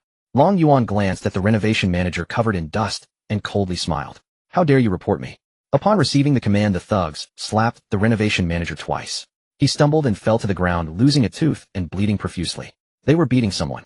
The crowd around them grew larger, forming a circle. Some quietly condemned this arrogant son of the wealthy man, but no one dared to speak out or intervene. Patrolling police officers were about to arrive. Seizing the opportunity, Long Yun squeezed into the crowd, rushing into the circle to help the renovation manager, who had fallen on the ground. "Boss, you're here. They're beating people." The renovation manager cried out to Long Yun. "Who are you guys?" Long Yun feigned a stern rebuke. He estimated that the police should have arrived by now. Long Yun helped the renovation manager to his feet and resolutely declared, "Last night, I reported your drunk driving that damaged our store door. Your actions seriously endanger public safety and should be punished." The crowd immediately responded. "They should be severely punished. Strict penalties. Let your father come out and apologize." "Yes. Let your father come out and apologize. It's your father's fault for not educating you." This successfully stirred public anger, which was precisely the effect Long Yun wanted. At this moment Long Yuan realized that his subordinates had targeted the wrong person. This student-like young man was the one who reported him. "Oh, so you're the one who reported me. Beat him." Long Yuan glared at Long Yun with burning rage. A thug in a suit approached and viciously slapped Long Yun. Long Yun precisely anticipated the thug's approaching hand and suddenly reached out to grab it fiercely. His current strength was 150 kilograms with one hand, of force that ordinary people could not match even if these men were fighters. The thug whose hand was caught let out a miserable scream. The sound of bones cracking echoed as Long Yun, just enough to injure him internally. The police would arrive soon, and as the victim, he must garner public sympathy. Long Yun, despite his seemingly frail frame, was able to firmly withstand the thug's strike. From the expression of the thug, it seemed he was the one truly suffering. People generally sympathized with the weak, and the onlookers began taking out their phones to take pictures or record videos quietly condemning Long Yuan. Beep beep, the patrolling police arrived sounding their sirens. 2 officers pushed into the crowd, stopping the brawl. Quick-moving media reporters also arrived at the scene. Long Yuan and the renovation manager as the victims were interviewed by the media on site. Long Yun purposely chose a good position so that the photographers could capture his store's name in their shots. The son of Longjiang City's richest man not only drove under the influence, but also retaliated against the citizen who reported him. This incident had escalated. As one wave subsided, another rose. The troublemaker Long Yuan and his associates were taken to the police station, while Long Yun and the renovation manager went along as victims to cooperate with the investigation. Today the son of Longjiang City's richest man became an internet celebrity, and the Yetupan Luxury Car Museum unexpectedly gained fame throughout Longjiang City. In the landmark building of Longjiang City, on the top floor of the Long Yuan International Building, a slightly plump middle-aged man with a ruddy complexion was holding a teacup in his left hand while flipping through today's newspaper with his right. He was Long Hongyi, the wealthiest man in Longjiang City.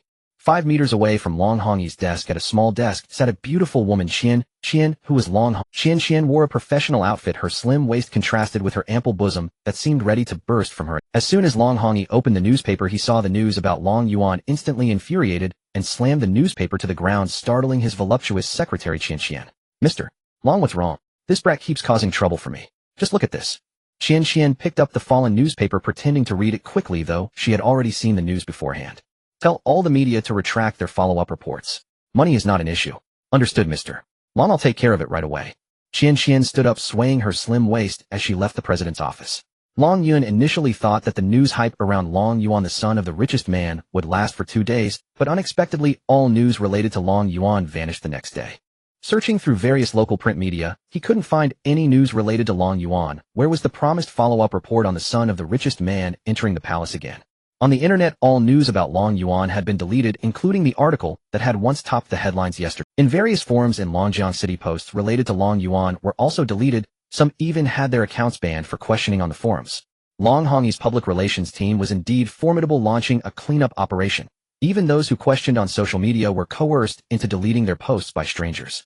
Long Yun was at a loss for words. The influence of the richest man in Longjiang City was truly powerful, and if he wanted to do something, there was really nothing he couldn't accomplish.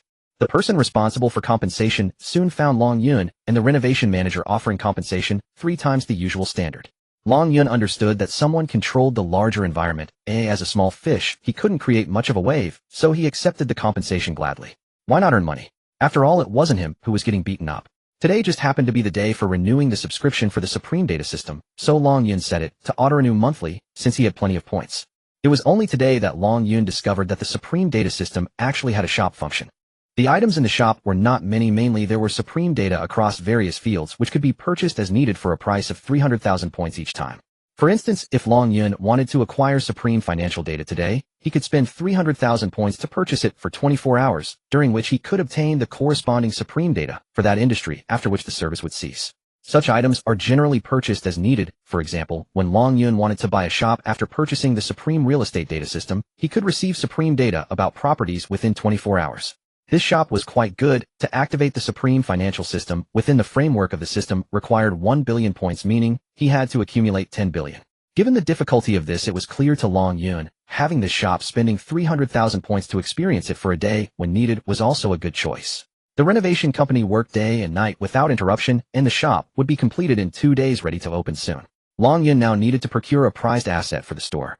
According to the design plan of the system, a luxury car that could highlight the store's identity was to be placed prominently, with 2 main criteria for selecting this car.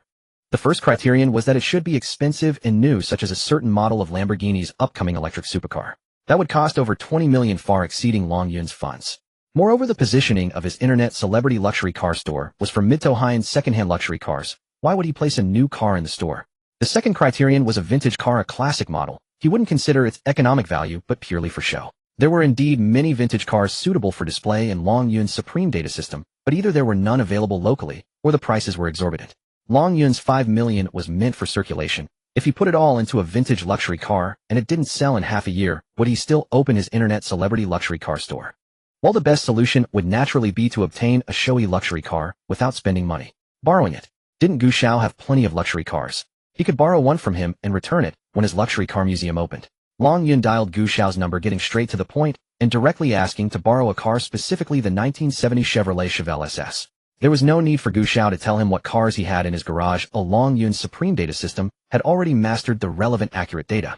That 1970 Chevrolet Chevelle SS was brought back by Gu Xiao from the US last year, and he had even taken it out for racing these past few days. This old antique car was not outdated at all. Thanks to the Fast and Furious series movies, it had gained immense popularity. In the Fast and Furious series, Dom's ride was the Chevrolet Chevelle SS, though his version was modified. The one in Gu Xiao's possession was a custom refurbished Chevelle with a maximum horsepower of 1,000, far exceeding the original's 450 horsepower. In the Fast and Furious movies, the Chevelle SS had a grandpa-level appearance, with the unmodified engine's roar sounding like the growl of a primal beast, marked by some coarse noise indicating it was indeed an antique car, yet this did not detract from its status as a muscle car. According to the analysis from the Supreme Data System, that Chevelle SS was Gu Xiao's favorite car. Among all his supercars, he drove this one the most. After understanding Long Yun's intention, Gu Xiao readily agreed and arranged for a dedicated transport vehicle to send the Chevelle that very day.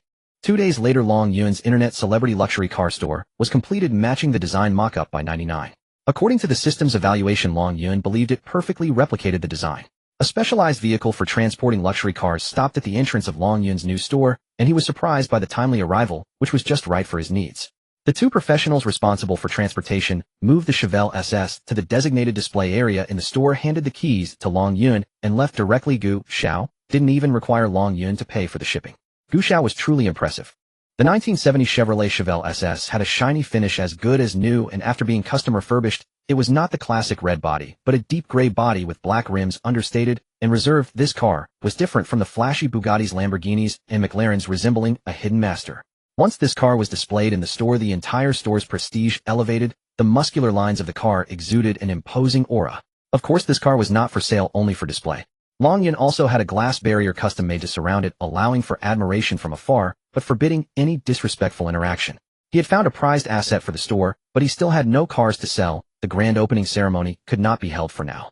Long Yun pondered for a moment and returned to the second-hand car market next to the Welfare Institute. He first visited Long Tang's sales area, but none of the cars caught Long Yun's eye, so he greeted Long Tang and left. Outside the market, there were several luxury cars on display at 2 stores facing the intersection. In Long Yun's memory, the luxury cars here had been on display for a long time. He wondered if the store owners were showcasing them for appearances, or if they couldn't sell them. Someone in the market recognized Long Yun. He was the student who had once worked part-time for Long Tang. Long Yun walked directly into a store called Chengxin Car Dealership, where a Lamborghini, 2 Porsches, 2 Maseratis, and 4 or 5 BMWs were displayed. The staff recognized Long Yun, and upon seeing him enter, joked, "Long Yun, we don't hire part-timers here. You should." "Oh, I'm just stopping by to sit and take a look. Is I not welcome?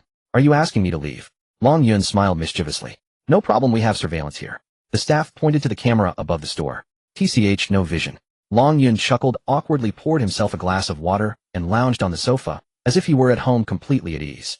The staff and owner of Chengxin Auto Dealership well understood that Long Yun had not come to purchase a vehicle, yet they had no grounds to eject him, so they left him standing idly aside. The shop's proprietor was notoriously stingy. On such a sweltering day, shouldn't chilled water or beverages be offered? This bottled water reeked strangely. Could it possibly be tap water drawn from a restroom?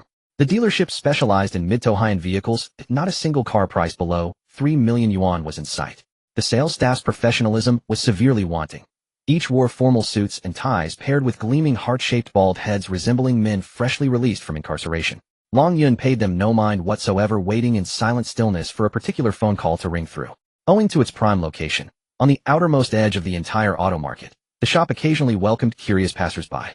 Long Yun's divine-level data system silently intercepted and analyzed prior conversations among incoming customers, identifying potential buyers or sellers. Most who entered were either seeking to buy or sell a car. Long Yun himself was the sole exception. When a visitor asked the owner outright whether he accepted a certain model for trade-in, the divine-level data system instantly captured that information and relayed it to Long Yun.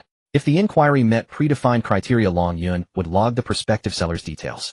The system aggregated comprehensive intelligence, the exact vehicle model the seller intended to offload, their psychological price threshold, prevailing market conditions, and the vehicle's actual condition, all seamlessly transmitted into Long Yun's consciousness. Similarly, data on prospective buyers was recorded in full, their target vehicle model, budget range, intended use, and more, all synthesized by the divine-level data system and delivered directly to Long Yun's mind. Long Yun remained inside the dealership for over an hour. During that time, 7 individuals entered: 4 potential buyers, 2 potential sellers, and 1 who had simply walked in by mistake. Potential buyer 1, the 18-year-old son of a private enterprise executive fresh from the National College entrance examination, eager to acquire a Lamborghini Aventador, though its price far exceeded his means. Through deep excavation by the divine-level data system, Long Yun learned the youth's name was Lu Yi. His father a senior executive at one of Daxia Nation's top-tier internet conglomerates, his mother a major shareholder in a nationwide chain of beauty salons. The Lu family's wealth was substantial, with liquid assets exceeding 100 million yuan, a figure the divine-level data system uncovered effortlessly, leaving no trace, and only retrieving what was strategically relevant. Upon completion of the national examination, Lu Yi's parents had promised him 1.68 million yuan as pocket. The Aventador displayed in the showroom had originally cost several million yuan upon registration 8 years earlier, with merely 30,000 kilometers on the odometer. The dealership's asking price stood at 3.98 million yuan, well beyond Lu Yi's financial reach. Yet Lu Yi's budget was not wholly inadequate for acquiring a Lamborghini. Older models like the Gallardo, 7 or 8 years old, were readily available for around 1 million yuan. Long Yun logged Lu Yi's profile as a prospective buyer, recognizing future potential to cultivate him as a potential buyer. 2, drawn by luxury vehicles, he was the owner of a real estate firm seeking a high-end car to settle debts, preferably a Japanese luxury model, given their superior liquidity and broader acceptability among creditors. If he possessed sufficient capital to purchase such a vehicle, why not simply repay the debt in cash? Clearly there existed room for strategic maneuvering. This buyer explicitly instructed the sales manager he required a flood-damaged luxury vehicle, one meticulously restored to conceal its history. Unlike vehicles involved in major accidents, flood-damaged cars are exceptionally difficult to detect, externally indistinguishable from normal vehicles. A luxury vehicle normally valued at 1 million yuan plummets drastically in resale value once branded flood-damaged. Yet in debt settlement, its appraised worth remains pegged to standard market valuation. That was precisely why this entrepreneur went to such lengths to acquire a pre-owned luxury vehicle for debt settlement, thereby securing considerable personal profit. The dealership's operational scope proved remarkably broad. Even ethically ambiguous services fell within its purview. True to form, the sales manager furnished the buyer with a contact number to liaise with a third party. Long Yun regarded such clients with undisguised disdain. Potential buyer 3, a man in his early 30s whose sharp intellect and commanding presence were immediately evident. He owned a small but thriving enterprise. His entrepreneurial success evident, his ambition now focused on acquiring a near-new executive-class luxury sedan. The dealership carried several such vehicles: a Mercedes-Benz S400L, a BMW 740Li, and an Audi A8L, truly the pinnacles of executive-grade automobiles. The Mercedes-Benz S400L, 2017 model, 4MATIC all-wheel drive, registered in 2018, powered by a 3.0-liter twin-turbocharged V6 engine, mated to a 7-speed automatic transmission. With 50,000 kilometers on the odometer and exceptional overall condition, it bore only minor scuffs on the front and rear bumper plastic components, and had undergone touch-up paintwork on the driver's door. Its original on-road price exceeded 1.5 million yuan. The current asking price stood at 788,800 yuan. The facelift 2019 BMW 740Li equipped with the M Sport package was registered in 2020. It featured a 3.0-liter turbocharged inline-6 engine, an 8-speed automatic transmission, and front-engine rear-wheel drive, with only 12,000 kilometers on the odometer and factory-original paint throughout. Its original on-road price approached 1.2 million yuan. The current asking price was 918,000 yuan. The 2018 Audi A8 Quattro Luxury Edition, registered in 2019, was powered by a 3. 0-liter turbocharged V6 engine, coupled with an 8-speed automatic transmission and quattro all-wheel drive, featuring a torsion differential. With nearly 5,000 kilometers traveled and factory-original paint intact, it represented the pinnacle of German engineering. Unlike domestic variants, this version retained the full torsion differential without compromise. These three vehicles constituted the flagship offerings of the German automotive triumvirate, exemplars of premium pre-owned executive sedans. The young entrepreneur favored the BMW 740Li, while his wife leaned decisively toward the Audi. Among the trio, the Audi A8L offered the strongest value proposition. Its low mileage stemmed not from mechanical flaw, but from its previous owner's business collapse, resulting in repossession by the financing company after loan default. Only recently had the dealership acquired it. By comparison, the Mercedes-Benz S400L was the oldest of the three with the highest mileage, thus ranking third in priority. The entrepreneur remained torn between the BMW 740Li and the Audi A8L. In terms of market retention, the BMW 740Li held greater prevalence than the Audi A8L. Regarding drivetrain architecture, the BMW 740Li employed rear-wheel drive, whereas the Audi A8L featured authentic quattro all-wheel drive with a torsion differential, uncompromised unlike the domestically modified versions that omitted this critical component. Potential buyer for the proprietor of an auto repair shop, an avid collector of vintage automobiles indifferent to age so long as the price aligned with his expectations. The dealership's current inventory consisted largely of relatively new vehicles. None suited his refined taste. A 6.5-year-old Lexus LX 570 stood out, originally priced at 1.8 million yuan, yet listed at 1 million yuan, an offer bordering on the inexplicable. Potential seller: 1A restaurant owner who had purchased a Nissan Patrol with dreams of traversing the Sichuanabet highway, dreams unrealized. For 3 years the vehicle sat idle at home, accumulating a mere 10,000 kilometers. This year's downturn in restaurant revenue forced him to seek urgent working capital, reluctantly parting with his cherished Patrol. Yet his asking price bordered on absurdity, higher than the manufacturer's suggested retail price for a brand new unit. Potential seller: 2, a young woman, genuinely a young mother, her child, 2 years old, recently divorced, consumed by fury, intent on liquidating her ex-husband's token of courtship, a pristine white Porsche Panamera. The moment the divine level data system surfaced this seller's profile, Long Yun bolted from the dealership, determined to secure the Panamera before unscrupulous dealers intervened. Emerging from the shop, Long Yun headed straight for Longting's pre-owned vehicle emporium, where Longting and Old Li were polishing the Mercedes-Benz S-Class Long Yun had purchased days earlier.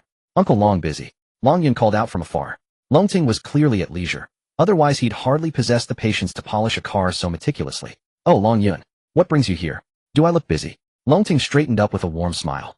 "Good, let's go. We're off to acquire a vehicle." Long Yun opened the Mercedes door as he spoke.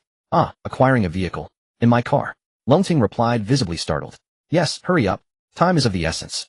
Long Yun slid into the driver's seat and adjusted the seat for optimal control. Longting tossed the polishing cloth to Old Li, brushed dust from his shoes, and settled into the front passenger seat. Long Yun fastened his seatbelt and turned the ignition key. "Long Yun, perhaps I should drive. You've never handled this car before." "No need, Uncle Long. I know the route and you don't. We must move swiftly, else someone else will claim it first." "What? Acquiring vehicles involves racing against others?" Longting exclaimed, buckling his seatbelt with wide-eyed astonishment. "Absolutely. It's precisely how fine automobiles are secured." With a thunderous roar, Long Yun stomped the accelerator. The Mercedes S-Class launched forward like a catapult, sending muddy water splashing from a puddle onto Old Li's clothes. Long Tongue felt distressed about his car. He and Old Li had just cleaned it thoroughly, and now it was being treated like an off-road vehicle by Long Yun, splashing mud all over. Despite its exterior resembling that of an administrative-grade luxury car, this beast actually possessed a raging heart akin to a feral creature of steel. This car had also had enough of the snail-like crawl through congested streets. Now on the highway, Long Yun floored the accelerator, and the agitated engine let out a deep growl, reaching a speed of 120 km/h in mere seconds. Yeah. Long Yun slowed down. Long Tongue in the passenger seat felt anxious. "Uncle Long, this car hasn't been on the highway for a long time, and there's some carbon buildup in the engine. We need to rev it above 3,000 revolutions per minute to clean it out." "Oh, I see. Just take it easy. No way, we have to hurry to Li Village while the owner and the dealer are still negotiating on the phone." "How do you know they are negotiating on the phone?" Long Tongue looked at Long Yun with confusion, fully aware of how remarkable Long Yun was. How did he know what others were saying on the phone? Not only did Long Yun know what they were discussing on the phone, but he also understood the owner's psychological price. He was well versed in the details of that Panamera. 2019 Porsche Panamera, short wheelbase 2.9T twin-turbo V6 engine, maximum torque of 450 Nm, maximum horsepower of 330, a front-engine rear-wheel drive 8-speed, wet dual-clutch transmission, new car guide price of 97300 yuan. The on-road price was over 1.3 million yuan. A few minutes later, Long Yun drove out of the Lee Village toll station, heading straight for the small square in front of the Lee Village government. According to the report from the Supreme Data System, that car was parked in the small square in front of the Lee Village government, and the owner's family lived nearby. Long Yun, where should we go? Can you contact the owner? Long Tung was also bewildered as Long Yun navigated Lee Village like it was his own home. Uncle Long, please record a video for me with your phone. Long Yun dialed a number, and a young man answered the call. He was not far from Long Yun, about in his 20s, looking handsome and refreshed with short hair. Hello, you must be Mr. Lee. Long Yun greeted him with a smile. The young man looked a bit surprised at Long Yun extending his right hand for a handshake. Hello, you arrived so quickly. I just hung up the phone. Oh, what a coincidence. We happened to be nearby collecting cars, and we rushed over as soon as we received the company's Can we get this on camera? Long Yun pointed to his phone. We create online videos recording car pickups, and I have no problem with that, but the owner's family might need some anonymity. They've been dealing with a lot recently, so it's best to blur their faces. Alright, can you explain our car collection model to the owner later? Sure, no problem. The handsome young man nodded in agreement. Before long, the owner's family arrived. Long Yun handed his phone to Long Tung and began recording in landscape mode. Uncle Long, please record this for me. Although Long Tung was unclear about what Long Yun was doing, he knew how to film. As a professional car dealer, he was well aware of what needed to be captured. The owner's family approached, and a young woman looking in her 20s appeared somewhat haggard, likely related to a recent. An older woman held a little girl who was just over a year old. According to the Supreme Data System report, they were a family. The young woman was the only daughter of the older woman, and the little girl was her daughter. The young woman's father was sulking at home and didn't come out, while the little girl's father had given custody to her mother. This was Long Yun's first encounter with this model of car. The Supreme Data System had already compiled all the vehicle's information in his mind. The Porsche Panamera was parked in a corner, and the handsome young man drove it out. Upon seeing the license plate, the Supreme Data System immediately activated its data mining program. It was registered in 2019 with a price of 1.38 million yuan, a short wheelbase version 290 power. This car was a token of affection received by the young woman. It was a birthday gift from her ex-husband, which solidified their relationship. The little girl was born 9 months after the owner got married. During the owner's delivery, one of her friends borrowed this car and damaged both front and rear bumpers, which were repaired at a 4S shop. Aside from that, the car had no other issues. It was maintained at the 4S shop, and its condition was excellent.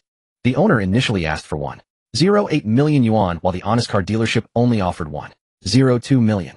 They haggled on the phone for a long time, and the dealership was willing to collect it for 1.03 million, while the owner insisted on a minimum of 1.06 million. In other words, there was still a 300 yuan difference between the buyer and seller that had not been negotiated. The dealership sent someone to view the car and negotiate the price, likely looking for faults to reduce the price. According to the hints from the Supreme Data System, Long Yun skillfully opened the front hood. Long Tung secretly admired him. He couldn't even find the hood release lever yet. This kid was so adept. Upon opening the hood, the entire engine compartment was covered by decorative panels hiding everything inside. It is said this approach is for aesthetics and to prevent small animals from entering the engine compartment. Long Yun looked at the engine compartment with confusion. The owner's family glanced at the compartment and then at Long Yun. The owner's young woman remarked, "We've never touched it. It's just like this from the factory." I understand. I need to take off these decorative panels to see the engine. Is that alright? Since the car wasn't his yet, Long Yun had to get the family's permission. According to the report from the Supreme Data System, aside from some minor repairs on the front and rear bumpers, there were no. For the sake of the show, Long Yun needed to follow the typical procedures of a car dealer to examine and inspect the vehicle. This would not only make him appear professional, but also reassure the buyers that the car had undergone a thorough inspection. Moreover, it would enhance the credibility of the program. Ideally, there should be a plot with twists and turns to engage. Just imagine if Long Yun simply collected the car based on the report from the Supreme Data System. Would viewers find it? Some might even suspect that a group of actors was hired for the show. Wait a minute. A loud and stern voice interrupted. It was the owner's mother. Let's be clear, if you take it apart and can't put it back together, or if you break anything, you'll be responsible. The middle-aged woman seemed to have little confidence in this young man, Long Yun. Long Yun was also puzzled. How could this be so easily damaged? He could even disassemble and reassemble it perfectly with his eyes closed. Alright, Annie, if I break anything, I'll just buy it directly from you. The car owner's mother wore an expression of solemnity. This was no jest. The handsome young man interceded. Second, Aunt, they need to inspect it. If the car has been repaired, the price will surely be different. They must be allowed to look. Once someone from the family had explained, the older woman permitted Long Yun to begin. See, we haven't touched a thing on this car, the owner's mother murmured, and she no longer objected. Long Yun started removing the trim panels, while the owner's mother circled him, as if afraid he might damage something. After prying off 2 panels, he set them on the ground, and noticed the aunt watching him intently. Huh. Annie, if you stare at me like that, the pressure's enormous. Everyone present laughed. It was plain to see how much the aunt doted on the car. You're taking it apart already.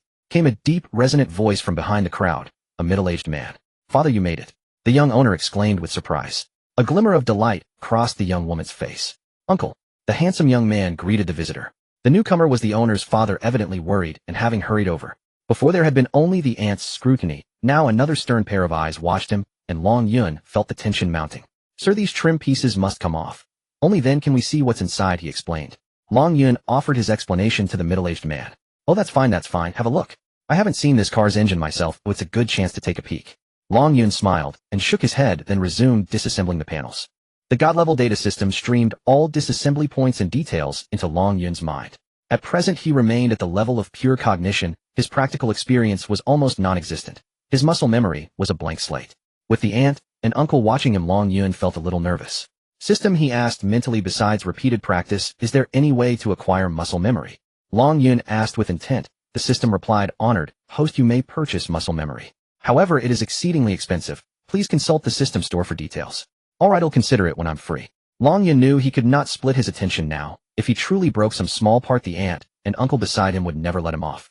After a little more than 10 minutes, every trim panel had been removed. Long Yun inspected the engine bay and the main frame with practiced gestures, then refitted the panels just as he had removed them. For someone with a God-level data system, this performance was entirely superfluous. Yet for the sake of the show, Long Yun had to go through the motions. The most important components were checked and found to be flawless.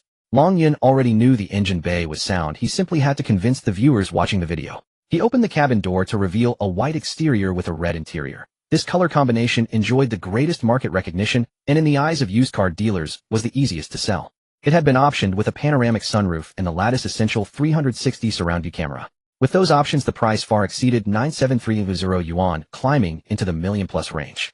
Porsche often pushes wealthy buyers toward costly options. Without them, certain cars are impossible to obtain.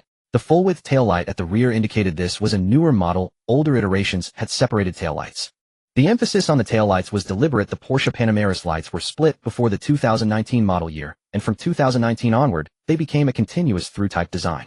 Although all were second-hand vehicles, a 2019 onward model would not immediately read as old to the casual observer. Models from before 2017, by contrast, would reveal their age at a glance.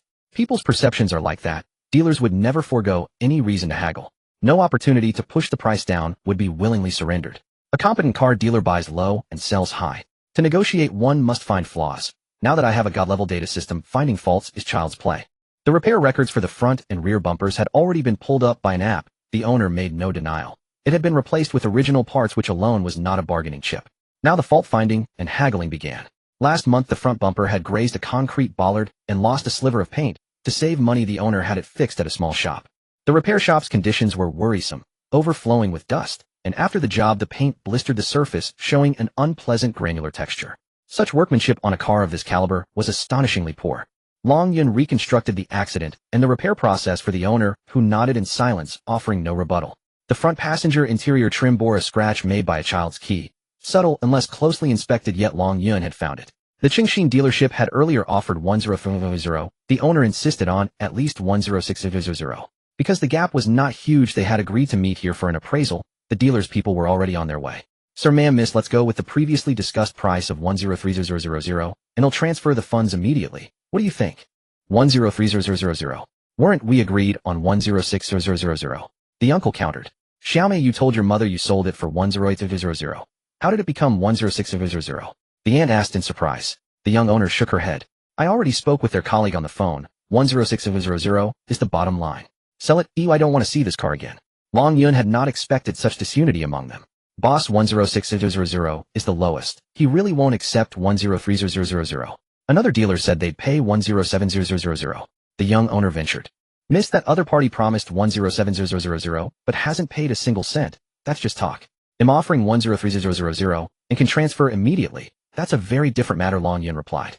Besides, if your car lacked those two minor defects, I'd take it for 1,060,000. Given the blemishes, the most I can offer is 1,030,000. Other dealers drive even harder bargains. Enough talk. Then 1,059,000 it is. The uncle declared. Long Yun shook his head. I really can't go that high. We're filming this for video. Purchase prices are transparent, and buyers will see these small flaws. All right, I'll add a bit. 1,038,000 in total. If that works, I'll transfer and sign the contract this instant. He added. Take 1,050,000 and go. I'm done with this car, the young owner said dejectedly. The elderly couple lowered their heads silently. Fine, give me your account, and it'll transfer right away. The god-level data system pinged Long Yun's mind. Another team of dealers was already en route and nearly on scene. The system queried nearby traffic cameras and discovered that Boss Chiu and his trio from Ili Tianqing Auto were about to arrive. The family was shrewd. They had summoned 2 dealerships to bid, promising to sell to the highest offer. As the clamor grew, the broker would profit. The arrival of Long Yun had been unplanned. A little over 10 minutes later, Long Yun completed the payment, signed the contract, and received the car keys. Long Tang's filming wrapped as well. Uncle Long, will take this car, and you take yours. Let's go, he said. A stunned Long Tang handed the phone back to Long Yun. He had not expected the youngster to move so briskly, securing the car in roughly half an hour. As Long Yun and Long Tang were leaving, the handsome young man's phone rang again. Hello, we are from Qingxin Auto. We're at the town hall square. Where's the car? The caller asked. Didn't your colleague already drive the car away? The young man asked in return. Colleague? Which colleague? The boss of Qingxin Auto replied, utterly bewildered. Sorry, that's your problem. Our car has been sold. Bye. The Qingxin boss and his assistant were dumbfounded. How had the car they were due to inspect at the town hall been bought by someone else? On the drive back to the city, Long Yun heard the system's prompt in his ear. Honored host, may this system process and upload the video on your phone to the internet. Of course, this is our shop's first intake video. Make it look good. Other than that handsome young man and myself, blur every other face, he instructed. Very well, host.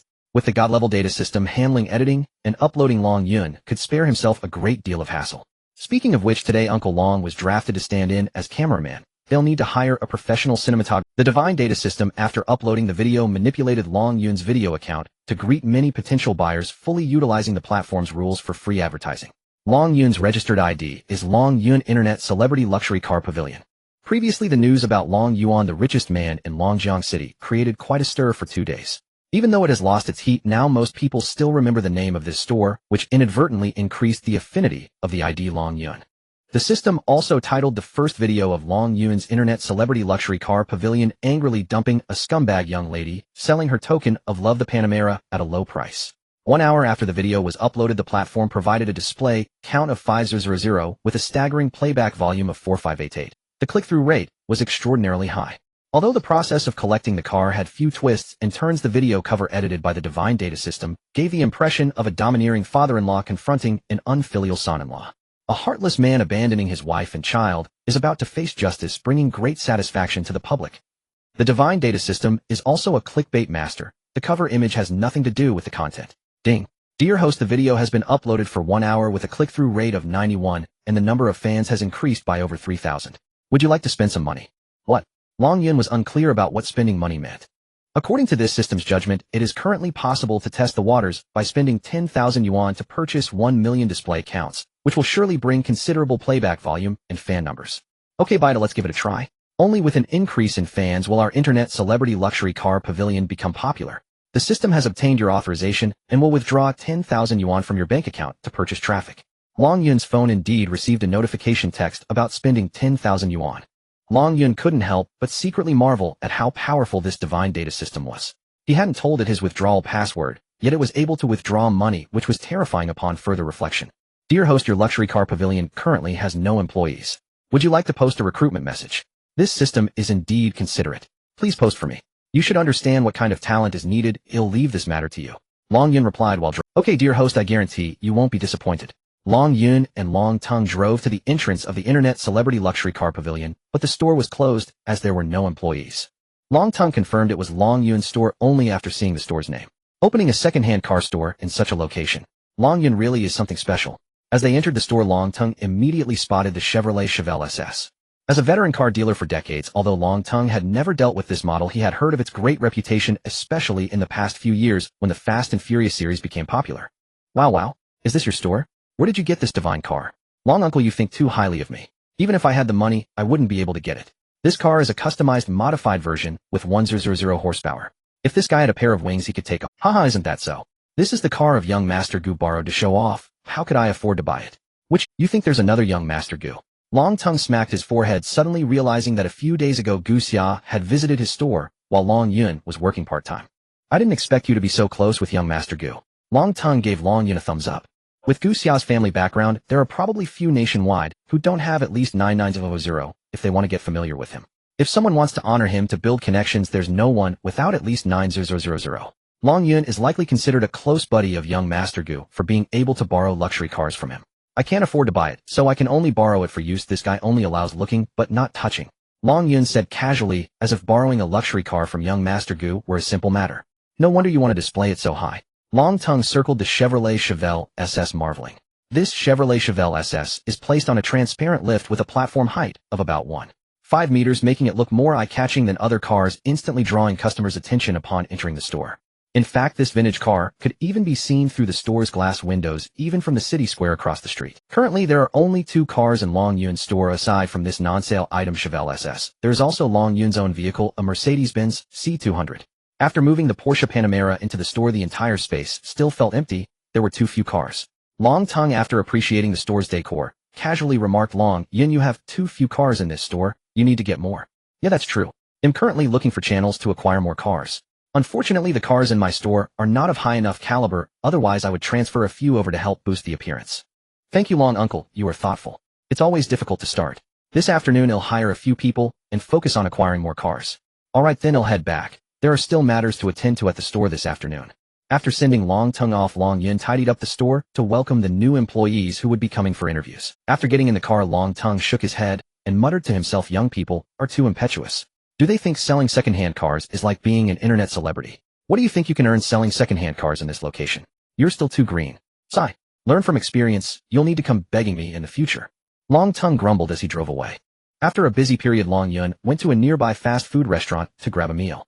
When he returned to the store, several people had already gathered inside. Some were taking pictures of the Chevelle SS to post on social media, while others sat quietly, seemingly waiting for someone. Long Yun stepped into the store. These people clearly did not know that Long Yun was the owner of the store. They just went about their business. It seemed his handsome face still hadn't been recognized by the public. After all, he was merely a supporting character in the fiasco with Long Yuan. A middle-aged woman saw Long Yun enter and smiled, nodding at him. Long Yun thought he was recognized. The middle-aged woman moved a stool over and said, young man, are you here to apply for a part-time job? The boss seems to have gone out. Come have a seat and wait. Long Yun sat down next to the woman and casually asked, Auntie, are you also here to apply? Yes, I am here to apply for a cleaning position, the middle-aged woman replied. What did you do before? I've always done cleaning. I used to work at Tingy Company. I heard the treatment here is better, so I came to give it a try, the middle-aged woman said with a cheerful smile. Long Yun's heart skipped a beat. He had previously entrusted the recruitment to the divine data system. As for the employee's treatment, he had his own thoughts that he hadn't mentioned to anyone. Could it be that the system made decisions on its own? Is the treatment at this store really that good? What did the recruitment ad say? Long Yun asked, feeling a bit anxious. The middle-aged woman replied with a smile. It didn't specify exact numbers, just that it includes 5 insurances and 1 fund, claiming it's the best treatment in the city. Oh, is that so? That's a must. Long Yun broke out in a cold sweat on his forehead, thankful that the system hadn't promised any specific amounts. While Long Yun was conversing with the middle-aged woman, a young man was taking selfies in front of the Mercedes-Benz C200, striking poses and mumbling to himself. Hello everyone, I am the gang, the honest second-hand car dealer in your eyes. Today we are visiting this store called Long Yun Internet Celebrity Luxury Car Pavilion, which is said to specialize in luxury second-hand cars. That's right. I came here for an interview today. The gang no longer wants to play around. I am preparing to apply to do my job properly as a car dealer from 9 to 5 with 5 insurances and 1 fund, watching and observing, relying on others, and picking up scraps. Huh. As the young man chatted with his fans, Long Yun heard the divine data system's prompt sound ding. Dear host, a big shot has arrived. At first, Long Yun thought that the handsome young man filming the video was just a passerby looking to enjoy the scene, but little did he know that he was the big shot referred to by the system. According to the introduction from the advanced data system, this person is named Fan Gang, 26 years old, and was the director and chief master of the Dai Gang Auto Repair Shop in Longjiang City. Despite his young age, he has gained some fame in the auto repair industry in Longjiang City. He started assisting his father at the age of 8, and at just 26, he has nearly 18 years of experience in the field, with many repair shops consulting him for difficult problems. Last year, due to family reasons, Fan Gang transferred the auto repair shop and became a content creator in the self-media space. He is now a well-known self-media personality in the automotive industry, with a total of over 3,000 fans across various platforms. Long Yun overheard Fan Gang's self-deprecating words, saying he was preparing for an interview. Could it be that he was lured by the system to come to the store for a job? To have such a big shot come to the store for an interview. This is quite flattering for me, Long Yun. He is a master with 18 years of experience in auto repair and a car reviewer with 3,000 fans. By the number of fans alone, he is considered a celebrity in the Great Xia Kingdom.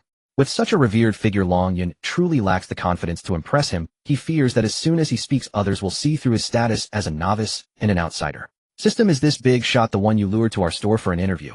Long Yun asked telepathically. Yes, my esteemed host, this person will be a trustworthy assistant and partner. How do you know? According to information collected by this system, there are two main reasons for this person transferring his auto. First, this person managed the auto repair shop honestly, but the shop's economic efficiency was low and poor quality drove out good quality, leading to elimination by the harsh market competition. Second, his father was diagnosed with cancer, and he sold both the shop and their only house, spending all the money on his father's treatment. His father passed away early last year, and without funds to start anew, he became a self-media creator. This person is trustworthy, filial to his parents, and respects his elders. His character is beyond reproach. He has skills and integrity, making him a good candidate. I see, Long Yun muttered to himself. He has 300 fans. Can our little temple accommodate him? Long Yun inquired. This person has been helping fans find cars, charging a few hundred for each deal. He is trustworthy and has an excellent reputation online, bringing his own traffic. System, you didn't answer my question. Dear host, the benefits come from the source. You are the funder, manage the money and people well, and you will control everything. Go ahead boldly. To be honest, Long Yun truly needs such a big shot to join. The fans of these big influencers include both buyers and sellers, and Long Yun's shop is currently lacking cars. Fan Gang might be able to bring in a lot of car sources. Fan Gang circled around Long Yun's Mercedes-Benz C200. Hey everyone, here's a ready-to-go imported Mercedes-Benz C200 station wagon, white exterior and black interior. Just from the appearance, the car seems to be in good condition. Who was it that commented earlier asking me to find one? Please call me in the background. This counts as my first deal after joining this store. I will ensure the car's condition is up to standard, and I will also negotiate the price with the owner. Choose to Gang, choose reassurance. Long Yun slowly approached the Gang, taking over his words. This is the imported Mercedes-Benz C200 station wagon, officially priced at 3,600 yuan. With add-ons, it cost over 4,200 after all fees were paid, and it is just over 1,000 kilometers on it. A nearly new car, but it is not for sale. Not for sale? Why is it not for sale when it's in the showroom? Fan Gang looked at Long Yun with some surprise and asked. Because it is the owner's personal vehicle. Our store currently has 3 cars. Only that white Panamera can be sold, the others are not for sale. Long Yun pointed to the recently reclaimed Panamera beside them. May I ask who you are? Fan Gang could tell that Long Yun's identity might be unusual. Out of the 5 or 6 people in the store, Long Yun was the only one attending to him, while the others were likely there for interviews. Guess. Long Yun smiled slightly and walked towards the stairs leading to the upper floor. He turned to the others and said, those here for interviews, please come upstairs with me. Fan Gang and the others followed Long Yun suspiciously upstairs. The second floor office area is next to the customer lounge and employee activity area, which are separated. The customer lounge has fruits, snacks, and drinks, while the employee activity area only has bottled water. A tall young woman walked in front, agilely jumping over a flower pot that had fallen on the ground. The aunt who had been chatting with Long Yun earlier helped to lift the flower pot. While the aunt was lifting the flower pot, Fan Gang also lent a hand, and a young woman in a dress came by with cleaning tools to clean the soil scattered on the ground. The 5 interviewees are not yet official employees, and Long Yun arranged for them to wait in the customer lounge for their interviews. Everyone, welcome to Long Yun's Celebrity Car Museum. My name is Long Yun, and I am the owner of this store. This introduction from Long Yun was not particularly outstanding, but all the interviewees were astonished. The young man in front of them, who appeared to be only 17 or 18 and still had a youthful look, was actually the owner. Could he be a second or third generation rich kid? From his attire, there was no clue at all. Mr. Long. Hello, Mr. Long. The tall young woman greeted Long Yun. Long Yun responded with a faint smile. As you all can see, we are a new store, a celebrity store related to automobiles. Therefore, aside from a cleaning lady and an accountant, all employees must have some knowledge of cars. Everyone nodded in agreement. All right, please follow me in the order you came upstairs. Long Yun walked ahead, and the tall young woman in high heels was the first to follow. Long Yun sat behind a desk filled with modern technology, while the tall young woman slowly sat down in the chair in front of the desk, her eyes scanning the room. A notification sound from the system rang in Long Yun's ear. Rong Qian, female, 25 years old, accountant with 6 years of experience. Previously worked at a trading company, but after an affair with the boss, she was discovered by the boss' wife and forced to resign due to a failed attempt to rise to power. Oh, so she's a gold digger. Why did you bring her to me? Long Yun questioned telepathically. Dear host, this person was not recommended by this system. She came after seeing the job advertisement. Okay, I know how to handle it. Long Yun replied telepathically. Mr. Long, are you here to fill in today? If I'm not mistaken, you should be a high school student, right? Before Long Yun could speak, Rong Qian spoke, first placing her resume on Long Yun's desk. You were only half right. I am a high school student who just finished the college entrance examination, but I am not here to fill in. This is my store. Wow, Mr. Long is quite accomplished at a young age. Miss Rong, I will review your information. Please go back and wait for a notification. Oh, one thing to remind you, my father passed away. I am an orphan. Rong Qian glared at Long Yun, snatched her resume from the desk, and left in a hurry. The next candidate was the accountant, the young woman in the dress who had helped clean the flower pot earlier. After reviewing her resume, Long Yun immediately decided, "You are hired, you will officially start tomorrow." The young woman in the dress did not expect to be hired before even saying a word. The cleaning lady was hired directly as her action of lifting the flower pot met Long Yun's requirements for a cleaning staff. Another candidate, a graduate in automotive engineering, was also hired on the spot by Long Yun. The most challenging candidate appeared Fan Gang. Although he was a big influencer, he was not arrogant at all. He was different from the others, coming empty-handed and without a resume. "Mr. Long, I saw in the job ad that there are no educational requirements.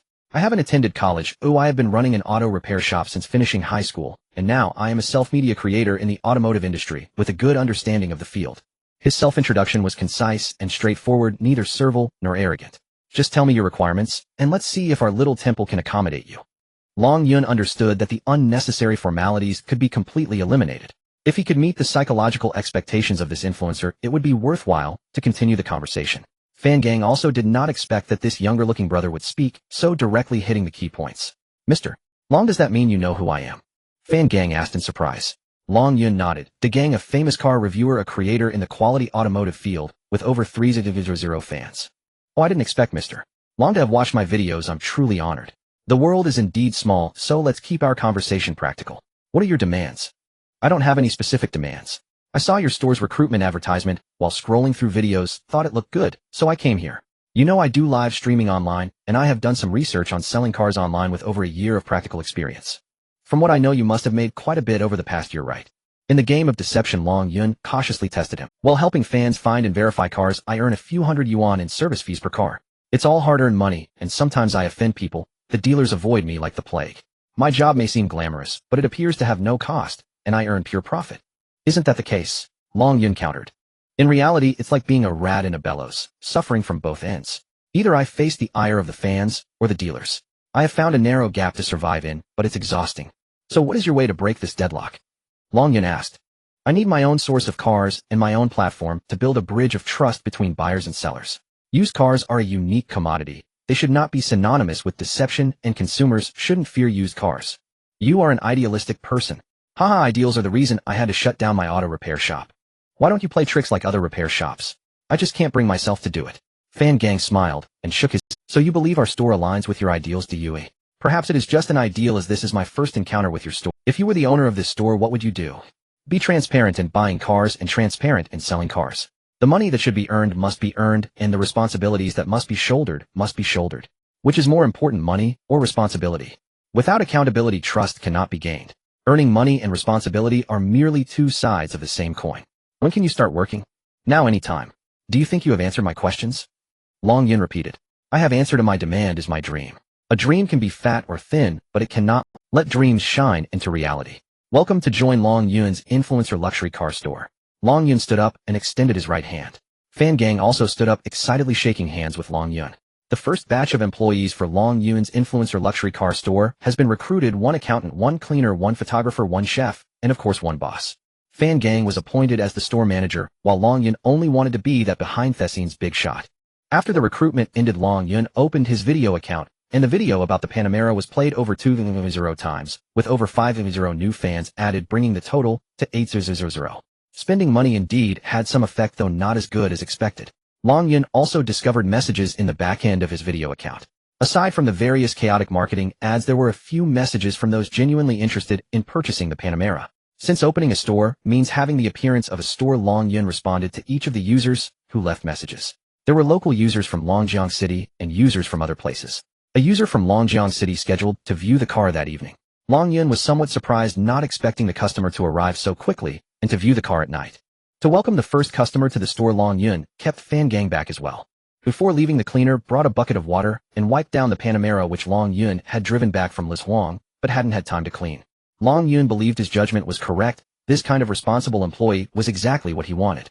Fan Gang, the influencer, was down to earth, sharing a fast food meal with Long Yun at a nearby small shop. He had a smoking habit and a considerable addiction, but when recording videos, he never smoked in front of his fans. As he put it, the social impact was not good. According to him, he developed this smoking habit while accompanying his father in the hospital for over 6 months. Coming from a single-parent family, he had no one to confide in about his troubles, using smoking to relieve stress.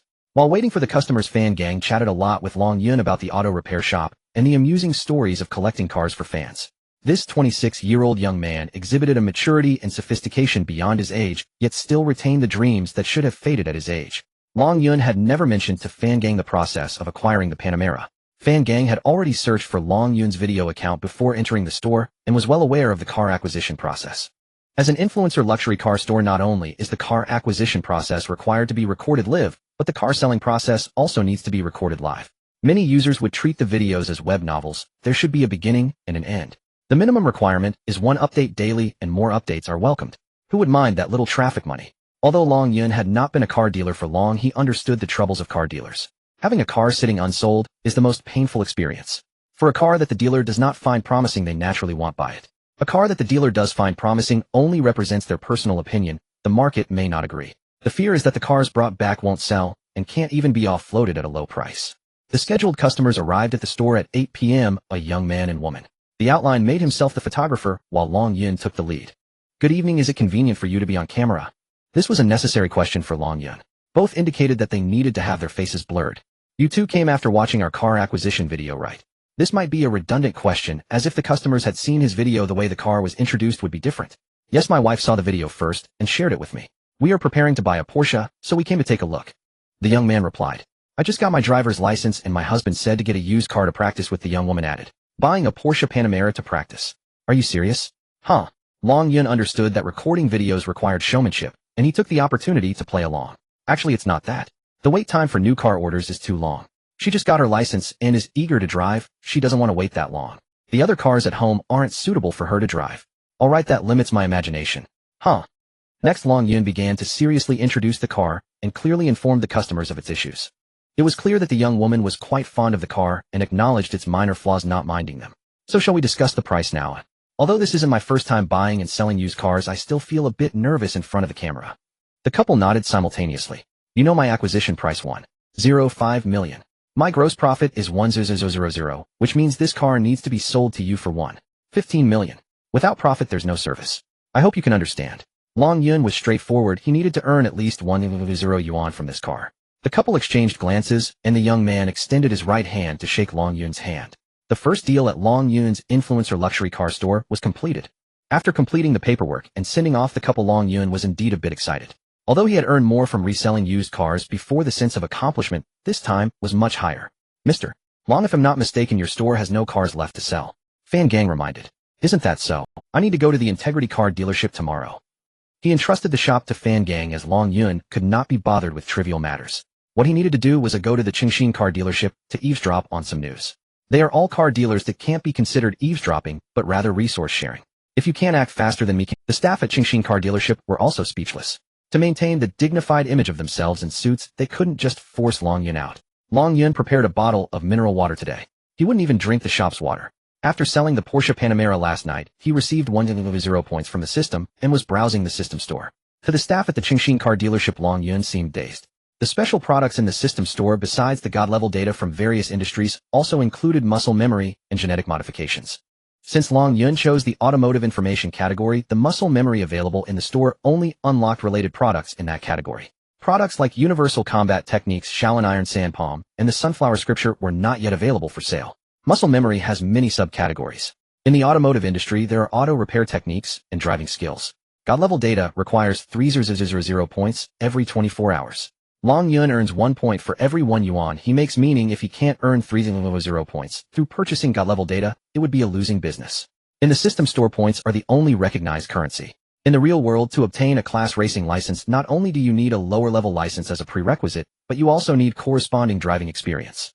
In the system store, you can directly spend 5,000 points to purchase the muscle memory for a class racing license, immediately gaining the corresponding proficiency with driving skills reaching the level required to participate in the National Automotive Circuit Championship.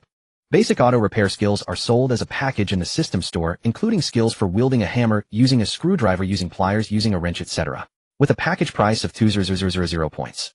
Techniques like observation, inquiry, and diagnosis in the auto repair industry, including the accumulated experience of past masters, require 5,000 points. These special products, once purchased, will be permanently stored in Long Yun's muscle memory and mind. Since he is an automotive industry professional, mastering these essential skills is a must. Long Yun bought everything he could, spending a significant amount of points. Although Long Yun had never turned a screw or repaired a car after purchasing these products from the system store, he became an experienced master capable of listening and acting without hesitation. However, Long Yun did not plan to open an auto repair shop. Having mastered the auto repair skills, he could immediately identify common issues in commonly seen models. Knowing this, while he found it difficult to act against his conscience. For example, if a ball joint's clearance increased on the chassis, it could cause unusual noises while driving on uneven roads. A novice might genuinely struggle to pinpoint the problem, leading to a rather foolish yet profitable repair method: replace all chassis components that could potentially make such noises, and the problem is solved. A heartless master would understand the root of the issue from the start. If they directly replaced the ball joint, there would be no profit. It would be better to replace the entire assembly, thus resolving the issue and making money for the repair shop, everyone happy. After acquiring master-level auto repair knowledge, Long Yun understood that merely replacing a small ball joint could solve the problem. Originally, they could have charged hundreds or thousands, but instead they only made a few dozen. How could they not go bankrupt? Perhaps this was the trouble that the gang encountered earlier. While Long Yun was in a daze, a staff member crouched in front of him with a phone, seemingly comparing photos. "It's not my first time here, why give me such a grand gesture? Get up," Long Yun teased. "What are you thinking?" The staff member shoved his phone screen in front of Long Yun's eyes. This guy had actually pulled up a video of Long Yun collecting the car from yesterday, which the gang had posted online. "Such a handsome face, who else could it be but me?" Long Yun replied with a smile. "You're not right. Boss, take a look at this kid." The staff member took his phone to find the boss. It was yesterday when he accompanied the boss to collect the car, but they ended. The boss of the car dealership also understood what was happening. He remembered Long Yun sitting in the shop for a while yesterday, but wasn't clear on when he left.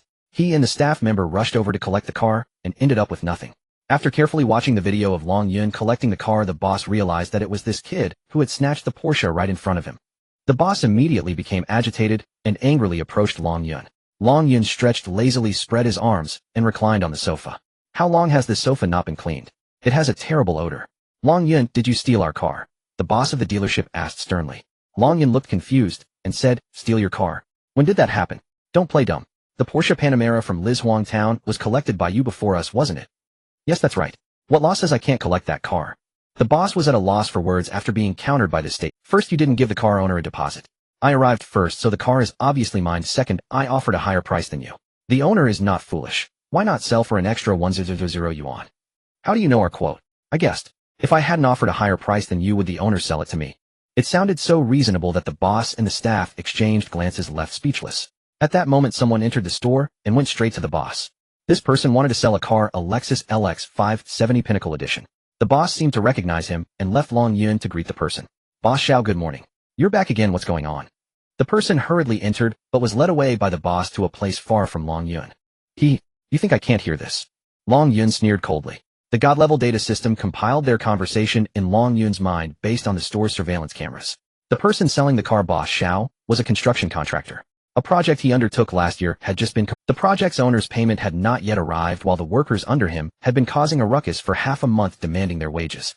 With hundreds of workers making a fuss and pressure from above, Boss Xiao could no longer bear it and decided to sell his beloved car to pay the workers. However, his car was somewhat outrageous. The new car guide price was 141 million yuan, and after all expenses it cost him 1.6 million. After driving for over a year with a mileage of 1500 kilometers, it was accident-free, and now he wanted to sell it for 168 million. That's right, a second-hand car was more expensive than a new one.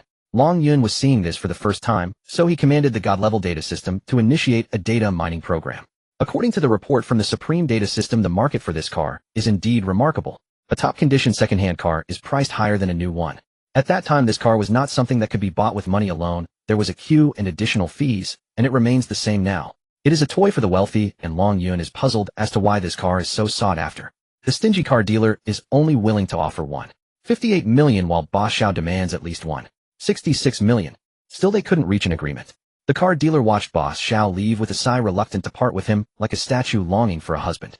Comparing prices at various places, Boss Xiao continued to wander in the market, while Long Yun's Supreme Data System accessed various cameras to monitor Boss Xiao's movements and eavesdrop on the quotes from different shops. The luxury car shop next door only offered 156 million. The deeper he went, the less interest there was. There is a pattern to the distribution of businesses in this second-hand car market. The outer shops deal in mid to high-end luxury cars, with the largest being the Chengxin car dealership, and as you go deeper, the quality declines. Long Yun watched as Boss Xiao came out disappointed from the fifth shop with no quotes exceeding 1.6 million. One dealership quoted 1.59 million. As Boss Xiao was about to return to Chengxin car dealership, Long Yun rushed out, intercepting Boss Xiao midway. Boss Xiao, I want your Lexus LX 570. Oh, where is the car? Let's take a look. Boss Xiao glanced at the young man blocking his path, a high school student look-alike, thinking he was playing a joke on him. Little brother, I'm busy, let me pass. Boss Xiao stepped to the right to bypass Long Yun. Boss Xiao, what are you busy with? The two workers who were climbing the tower crane have safely come down, right? As long as you sell this car today, the relevant departments won't make things difficult for you. Boss Xiao had owed wages to his workers for over 6 months, and recently for the past half-month the workers organized themselves to demand their dues. 2 migrant workers climbed the tower crane, threatening to jump down if they weren't paid. This incident caught the attention of the relevant departments of the city government. Boss Xiao made a promise and gave some money to calm the workers' emotions, and the relevant departments also suppressed the matter so that it didn't make the news. This information completely escaped the eyes of the Supreme Data System, as it was related to Boss Xiao's car sale, and the system uncovered it. This was all insider news. How did this kid know? Boss Xiao's heart sank, and he stopped, turning around in shock to look at Long Yun. Little brother, does your family also deal in second-hand cars? Yes, that's right. Oh, I want your car. Take me to see it. Long Yun replied affirmatively. May I ask where your store is? Boss Xiao clearly couldn't connect this student-looking young man with a second-hand car dealer. Opposite the city government, it's the Long Yun Internet Celebrity Luxury Car Pavilion. Boss Xiao clearly didn't understand the new term Internet Celebrity Luxury Car Pavilion and only remembered the city government. Is your shop located within the city government? Boss Xiao laughed awkwardly, clearly not believing Long Yun. So how much is your lowest price for the car? Long Yun wanted to get to the point without unnecessary chatter. 1.68 million. The lowest. Boss Xiao raised his eyebrows, responding somewhat arrogantly. Although I can't understand the sentiment of people like you, as long as there's a buyer it's fine, your asking price is too outrageous. The manufacturer's suggested price for a new car is 1.41 million, and the on-road price is not even 1.68 million. 1.58 million cash. If the car is in good condition, he'll transfer the money immediately. Hee little brother, Boss Liu from Dafu Car Dealership offered me 1.59 million, and I still didn't sell it. Boss Liu's offer of 1.59 million was just casual talk. He didn't make a firm decision. If you go back to Qingxin Car Dealership, now they won't raise the price again. Sell it to me for 1.58 million, and he'll throw in a little something for you. Boss Xiao was also puzzled as to why this kid knew so much and curiously asked, what can you give me? Although your wage arrears haven't been reported, they've indeed caused a certain social impact. Many people have witnessed the 2 migrant workers climbing the tower crane to demand payment. Your reputation might not be as good as before. We can plan something for you, creating a show where a contractor tearfully sells his beloved car to pay workers. What do you think? Is this really possible? Can it be posted online like the videos we usually watch? Boss Xiao's eyes glimmered as he pondered Long Yun's words. Of course, we specialize in this. We have 300,000 diehard fans. The exposure will be tremendous. Once the video is shared, your image will be instantly restored. Alright, let's go see the car now. Boss Xiao didn't bring his car today, not because he didn't want to drive, but because his car was detained by the relevant personnel. They weren't interested in his car, only in the money. If it weren't for the urgent situation, Boss Xiao wouldn't want to part with his beloved car. Long Yun's suggestion inadvertently aligned with Boss Xiao's own calculations. The project owner he was responsible for was a certain public institution. Once the project was completed, the workers only recognized him for their wages, but the owner was delaying payment. If the video of him tearfully selling his beloved car to pay wages could be posted online, it would undoubtedly put pressure on the owner. Boss Xiao's little calculations remained only in his heart and were never mentioned to anyone, so the Supreme Data System couldn't dig it out. Long Yun immediately called Fan Gang, asking him to come help shoot the car collection video. As expected, Boss Xiao's car was being guarded by 2 workers in the parking space. These workers were on shifts. Long Yun felt a pang of sadness seeing the weary faces of those workers. A white Lexus LX 570, once a highly sought-after vehicle, a dream car for countless car enthusiasts, a god of wealth. It has too many titles. No exaggeration, since it is in demand, there must be a reason for it. In Boss Xiao's words, why work so hard to earn money if not to realize one's dreams? For him, this car was his dream at that time. Dreams can be big or small, varying from person to person. As long as they do not violate laws or moral boundaries, all dreams should be respected. After Fan Gang arrived, Long Yun took on the role of cameraman, letting him personally inspect the car. According to Long Yun's Supreme Data System report, this car had no issues, was maintained at an authorized dealer, and had original paint throughout. The current mileage was 1.5 million kilometers. For this car, it had just passed the break-in period. After checking the exterior, Fan Gang started the engine, and Long Yun specially recorded the deep sound of this 5.7-liter naturally aspirated V8 engine. The interior was impeccable, crafted with great detail. It is said that the Mark Levinson sound system can make ears pregnant, featuring 19 speakers throughout the car combined with original quality music. The effect is stunning. This sound system alone is worth over 100,000. Today there happened to be several migrant workers on site. Experienced in shooting, Fan Gang played a role as a scriptwriter, creating a small plot. The contractor, struck by conscience, tearfully sells his beloved car to pay the workers. Staff from the relevant departments arrive to supervise the flow of funds. Long Yun transferred $1.58 million, signed the agreement, and drove away the Lexus LX 570. Now the store had no cars left to sell, and they needed to quickly restock. Once Fan Gang arrived at the store, he immediately began editing the video, cutting it according to the previously designed plot, and uploaded it online.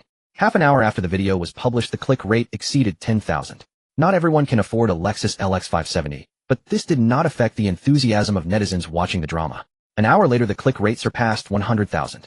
An employee of Chingxin car dealership saw the post from Dagong while browsing videos. He had been keeping an eye on Dagong's video account. He sprinted a few steps and handed the phone to his boss, saying indignantly, "Boss, our car has been snatched again. A look at Boss Xiao's 570. The car dealer was baffled. He had voluntarily offered 8,000 more, yet Boss Xiao refused to sell it, selling it for $1.58 million to Dagong instead. What was going on? Upon seeing the end of the video where the words Long Yun Internet Celebrity Luxury Car Pavilion appeared, the two finally connected the dots. Let's go check out his shop. This kid is too cunning. The car dealer hurried to Long Yun's store with an employee. The Long Yun store is not hard to find. A Boss Dang from Chingxin car dealership, and the employee Xiao Lu arrived at City Square and soon spotted the Long Yun Influencer Luxury Car Museum. The store is not large, but it exudes an air of sophistication.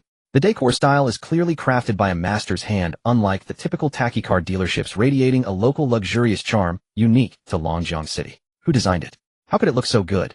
Boss Deng and Xiao Lu got out of the car and were so engrossed in admiring the store that they momentarily forgot the reason for their visit.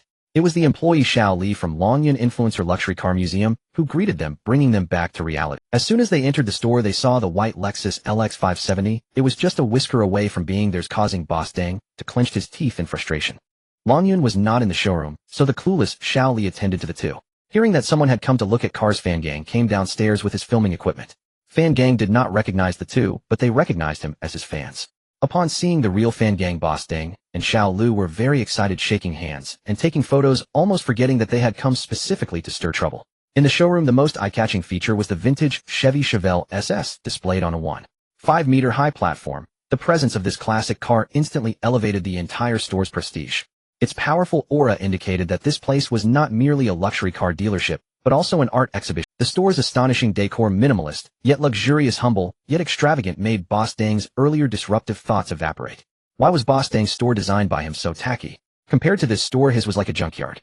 When faced with the real Fan Gang, this legendary figure in the automotive repair industry, the words of mockery Boss Deng had prepared had long vanished from his mind. Why wouldn't such a prominent influencer with millions of followers join Boss Deng's store? The eye-catching muscle car, Chevelle SS, dazzled the eyes. This antique muscle car, akin to a hidden master, was not just a vehicle, but a piece of violent aesthetic art. Why did Boss Deng's store seem so tacky, even with luxury cars worth millions that reeked of commercialism? Comparisons lead to despair. One must smash down the competition. Boss Deng was overwhelmed with an impulse to smash his own store, feeling inferior and ashamed. "Excuse me, sir, this display car is not for sale. Currently, we only have the Lexus LX 570 available. Let me introduce it to you too." Xiaoli called out to Boss Deng a few times before he snapped back to attention. Oh, no need, I'm familiar with the car situation. May I ask why your store is called Longyun Influencer Luxury Car Museum? Boss Deng pointed at the branding wall and inquired. Because our store's owner is named Longyun, Fan Gang replied. Which Longyun? Is he the student-looking guy? Oh, let me go get the owner for you, said the attentive Xiao Li as he hurried upstairs to summon Longyun. Longyun walked down the stairs and spotted Boss Deng and Xiao Lu as two old acquaintances at first glance. Yo, Boss Deng, it's rare to see you. Your visit shines light upon this humble place. Come, please have a seat upstairs. Chingxin car dealership lacks ambition, but I, Longyun, am a person of great vision. One cannot bite back at a dog that has bitten them. Before coming, Boss Deng had guessed that the Longyun of this store was likely the Longyun who had been enjoying air conditioning in his store, and it turned out to be true. Yo, Longyun, I didn't expect this store to actually be yours. Boss Deng's face showed undeniable shock. There are many things you wouldn't expect, Boss Deng. No need to feel too self-conscious. Longyun, how can you speak like that? Boss Deng's subordinate Xiao Lu jumped out, appearing fierce, seemingly ready to Boss Deng, there's a local regulation in Longjiang City that dogs must be on a leash when taken out for a walk, Longyun replied with a faint smile, clearly not taking Xiao Lu seriously. The atmosphere suddenly filled with tension. Longyun understood that these two did not come to buy a car, nor were they here to discuss cooperation. It was a situation where one must be prepared for anything. Boss Deng's expression darkened for a moment, frozen for 5 seconds before forcing out an awkward smile that looked worse than crying. Boss Long, you are well-informed, swift, and precise in your actions. Ooh, I admire you. Boss Deng gave Longyun a thumbs up. This change in tone caught Longyun off guard. as Boss Ding no longer responded with hostility. I'm not here to argue or cause trouble. In a civilized society, harmony brings wealth, and cooperation leads to mutual benefit. Boss Ding smoothed out the wrinkles on his clothes, his tone gentle, seemingly waiting for Long Yun to respond. Oh, since you're here to discuss cooperation, please have a seat upstairs. Long Yun stepped aside, waving towards the stairs. Since it was stated that they came to talk about cooperation, Long Yun had no reason to chase them away. Boss Ding followed Long Yun upstairs, and the two sat facing each other in the customer lounge. Long Yun understood that not bringing this person to his office was because Boss Ding likely had ulterior motives. In front of Long Yun, Boss Ding praised the decor of the store inside and out to ease the atmosphere. Long Yun replied politely, waiting for this cunning fox to reveal its true intentions. Had it not been for Long Yun sitting in front of him, Boss Ding would never have believed that this young man was the owner of this. Boss Ding questioned whether he had such ambition and charisma. He had to secretly admire Long Yun, but the grudge over the car must be avenged. Boss Long accomplished at a young age, indeed a remarkable young man. People in the market have said this before, but I didn't believe it until today. Seeing you in person truly opened my eyes and is stunning. Haha, you flatter me, Boss Ding. Now how shall we cooperate? If I am not mistaken, Boss Long, your new store has encountered some issues, such as having no cars to sell. Yes, it's obvious to anyone with a discerning eye. Oh, is there any need to guess? Could it be that Boss Ding has sources for cars? Yes, absolutely. Look at those luxury cars in my store. They come from all over the country. I have sources from all over the country. Whatever car you want, I can provide it, however many you need. Boss Ding responded with a pat on his chest. So what is your idea, Boss Ding? Let's team up to acquire cars. The larger the quantity, the better the price. Boss Ding was so excited that he was clapping his hands, almost overly animated. His gestures were excessive, and he seemed a bit nervous. What a great idea. If that's the case, wouldn't I be taking advantage of you? Setting aside other concerns, Long Yun understood that this was indeed a good way to secure car sources in a short time. We're brothers, who's taking advantage of whom? It's mutually beneficial. I don't know if you're interested. Of course I couldn't want it more. Long Yun was unsure of Boss Ding's true intentions, thinking to himself, with the support of a divine data system, and having just acquired master-level automotive repair knowledge, am I, Long Yun, afraid of you? Good, then it's settled. Oh, we'll contact each other later. Boss Ding made a phone gesture and stood up to leave. After seeing Boss Ding off, Long Yun called over Fan Gang and recounted the conversation he had just had with Boss Ding. Boss Long, do you know this person well? Long Yun shook his head. Not well. I think this person may have ulterior motives. Be confident, it would just remove. However, we really do lack car sources. Just now someone made an appointment to see the LX570. If we close a deal, we will have no cars to sell. What I mean is that we need to gather more car sources. Do you have reliable car sources? Long Yun asked. Fan Gang shook his head. I have only dealt with mid-range and low-end cars. My sources don't match our store. No problem, I will handle the car sources. You take care of the store. Long Yun patted Fan Gang on the shoulder. Boss Long, I will take care of the store. Oh, just rest assured. If we need to collect cars from other places, do you want me to accompany? No need. Oh, just manage the store well for me. Once our store gains fame, car owners will surely come in to sell their cars. And one more thing, contact an automotive repair shop to establish a partnership, and also contact a third-party inspection agency. Boss Long, I have already arranged all of this. Long Yun gave Fan Gang a thumbs up and turned to enter his office. After resting for a while, he came out to find that the Lexus LX570 was no longer in the store. The Lexus LX570 is no longer in the store, and Fan Gang is editing a video. Long, you're awake. The car has been sold, and I'm in the middle of editing the video. Just now we almost got into a fight. Fan Gang turned to see Long Yun behind him and greeted him, but his hands didn't stop working. A fight? What? Long Yun asked in astonishment. Both clients had their eyes on that car.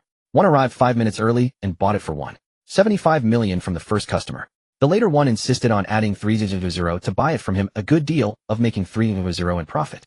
The new owner absolutely refused to sell, and then they fought. No, not only did they not fight, but they also exchanged contact information and became friends. But we must take advantage of the situation. The video editing needs to be eye-catching. Fan Gang's face was beaming with a smile. I'm not bad, a qualified clickbait artist. Alas, we are out of cars to sell again. Ding, dear host, congratulations. The store has gained a gross profit of 17,000 yuan, and you have earned 17,000 points. This system is so considerate. When the vehicle deal was made, Long Yun was resting, and the system's prompt sound was delayed until he woke up. The store's earnings can reward points at a 1:10 ratio. If I, Long Yun, open a few more branches in the future. While others are troubled by unsold cars, I, Long Yun, worry about running out of stock. This is truly a happy kind of trouble. Boss Ding really is like a timely rain, taking the initiative to call Long Yun. When the call connected, Boss Ding cheerfully said, brother, we're setting off tonight to Ningxue City to check the goods. Long Yun didn't expect that there would be a source of cars so soon. Boss Ding's words seemed to suggest some secretive train. Ningxue City is over 300 kilometers from Longjiang City. Since Boss Ding didn't specify where to check the cars, I can't provide the indexing for the divine data system. Alright, we'll set off tonight. Are we checking the cars tonight? Long Yun asked puzzled. Yes, we'll set off tonight, and check the cars early tomorrow. A large ship is bringing them in. 2 5700s, a big bull, a big G, and 2 E-Class cars. These are all models that excited Long Yun. In Longjiang City, only the cars from Chengxin car dealership are sufficiently luxurious, and his sourcing channel is undoubtedly reliable. After hanging up the phone, Long Yun began to contemplate carefully. He muttered to himself, old Deng sells luxury cars, and I sell luxury cars too. We should be archenemies, never crossing paths. Yet he told me about such tempting sources. Long, what's wrong? Fan Gang, who was beside him, heard Long Yun's words and asked with concern. Boss Deng just called, and we've agreed to check the cars in Ningxue City early tomorrow. He said they were coming in on a big ship, and they are all models I want to acquire. Long Yun hoped Fan Gang could offer him some advice, as the latter was a senior in the used car business. Is it at the Tingyuan used car wholesale market in Ningxue port? Boss Deng didn't mention a specific location, just that they are coming in on a large ship. We must head out early tonight. Probably I'll accompany you. I've been there a few times and the waters there are quite deep. Fan Gang was worried about Long Yun going alone and requested to accompany him again. Do you think Ningxue is worth the trip? Long Yun was still considering whether to travel so far. Based on our store's current situation, it is definitely worth the trip. If we are to acquire cars directly from the owner's, quantity is indeed an issue. Moreover, since the new store has just opened, the car sources are already scarce. Going to Ningxue will at least take a day. You should stay at the store. Xiaoli is still not capable of handling things alone. Long Yun had confidence in his divine data system in his mind. If he took Fan Gang along, there would truly be no one left to manage the store. He'll have a brother of mine accompany you. He used to be a Sanda coach and has been there with me twice, so he knows the way well. Fan Gang looked earnestly at Long Yun as if he wouldn't take no for an answer. All right then, please have your brother accompany me. Long Yun understood Fan Gang's intention. He specifically emphasized his friend's identity as a Sanda coach. The goodwill was clear, and he accepted it graciously. Fan Gang dialed a phone number, and soon after, a strong young man with short hair arrived at the store. He was about 1.8 meters tall with prominent muscles on his arms, and just his presence could exert a sense of pressure. Long Yun and Fan Gang welcomed Qiu Jia at the store entrance. This is Long, and this is my old customer and good brother Qiu Jia. Fan Gang introduced Long Yun to Qiu Jia. Brother Jia, thank you for your help. Long Yun extended his right hand. Long, you are young and accomplished. Qiu Jia smiled as he shook hands with Long Yun. Too kind, too kind. Long Yun could feel that Qiu Jia's palm was thick and strong and a bit rough. Brother Jia, Fan Gang, from now on, just call me Long Yun. Don't call me Long anymore, it sounds awkward. Qiu Jia and Fan Gang exchanged glances, seemingly not reaching a consensus. If you two insist on calling me Long, then I'll call Brother Jia Boss Qiu and call you Fan Daxia. You are already a big hero in the automobile repair industry of Longjiang City. What do you think? The three laughed together. After dinner, Boss Deng called again to remind Long Yun to prepare for departure. Boss Deng truly cared and was attentive. Qiu Jia drove Long Yun's Mercedes C200, and the two set off towards Ningxue. Just after getting on the highway, Boss Deng called again, sounding quite anxious. Brother, bad news. The information has leaked, and the cars might not be held there. We need to send a deposit to secure. The divine data system in Long Yun's mind immediately sent a prompt. Dear host, please note deposit scams are frequent. Please be cautious. Since Boss Deng didn't provide Long Yun with any substantial information, the system was temporarily unable to extract specific data and only gave a general risk warning. Long Yun understood the deposit scam. He wasn't a fool and wouldn't fall for such tricks. Thus he decided to play along. Boss Deng, may I ask which car company and which model it is? Ningxue Port Tingyuan Used Car Wholesale Market, Yonghui Automobile Trade Company. Feel free to transfer the funds. I'll have customer service add you on WeChat. The deposit isn't much, just 100 yuan will do, who I've already paid. Boss Deng indeed was meticulous and cared deeply. After obtaining the name of the other party's company, the divine data system immediately initiated data extraction and summarized the results in Long Yun's mind. Ningxue Port Tingyuan Used Car Wholesale Market, one of the largest used car wholesale markets in the southern region, with thousands of vehicles from those given away for free to those worth tens of millions. Yonghui Automobile Trade Company specializes in automobile trade for over 10 years, dealing in both new and used cars. Last year's total transaction volume exceeded 8 billion yuan, with 53 contractual disputes, making it a high-risk enterprise. System, can you dig up the sources of Yonghui Automobile Trade Company that are about to arrive in port? Long Yun asked with his mind. Dear host, Yonghui Automobile Trade Company's transport ship is expected to arrive at the port tomorrow at 6:30 a.m. A total of 87 vehicles will arrive at the port this time, including 52 low-end cars, 32 mid to high-end luxury cars, and 3 super luxury cars. Vehicle condition data is temporarily unavailable and requires you to provide an index. There really are good goods. Long Yun couldn't help but mutter to himself. Long Yun, what's wrong? Qiu Jia, who was driving, asked. Brother Jia, we will not regret this trip. Ningxue, here we come. P.S. There will be another update later tonight. Just to clarify the update rules, at least 3 updates daily, excluding leave, maximum 1 day off per month. Generally, updates are not made late at night or in the early morning, so please pay attention to your rest. I will try to update more whenever I have time. Thank you for your support. Sure enough, a beautiful woman with the nickname Yonghui Auto Trade Order Xiao Gu sent a friend request. It seemed to be just that, adding a WeChat friend. Long Yun readily accepted the request. The other party first sent a cute emoji to greet him, then said, "Hello, Mr. Long, I am Xiao Gu from Yonghui Auto Trade." "Hello, I am Long Yun.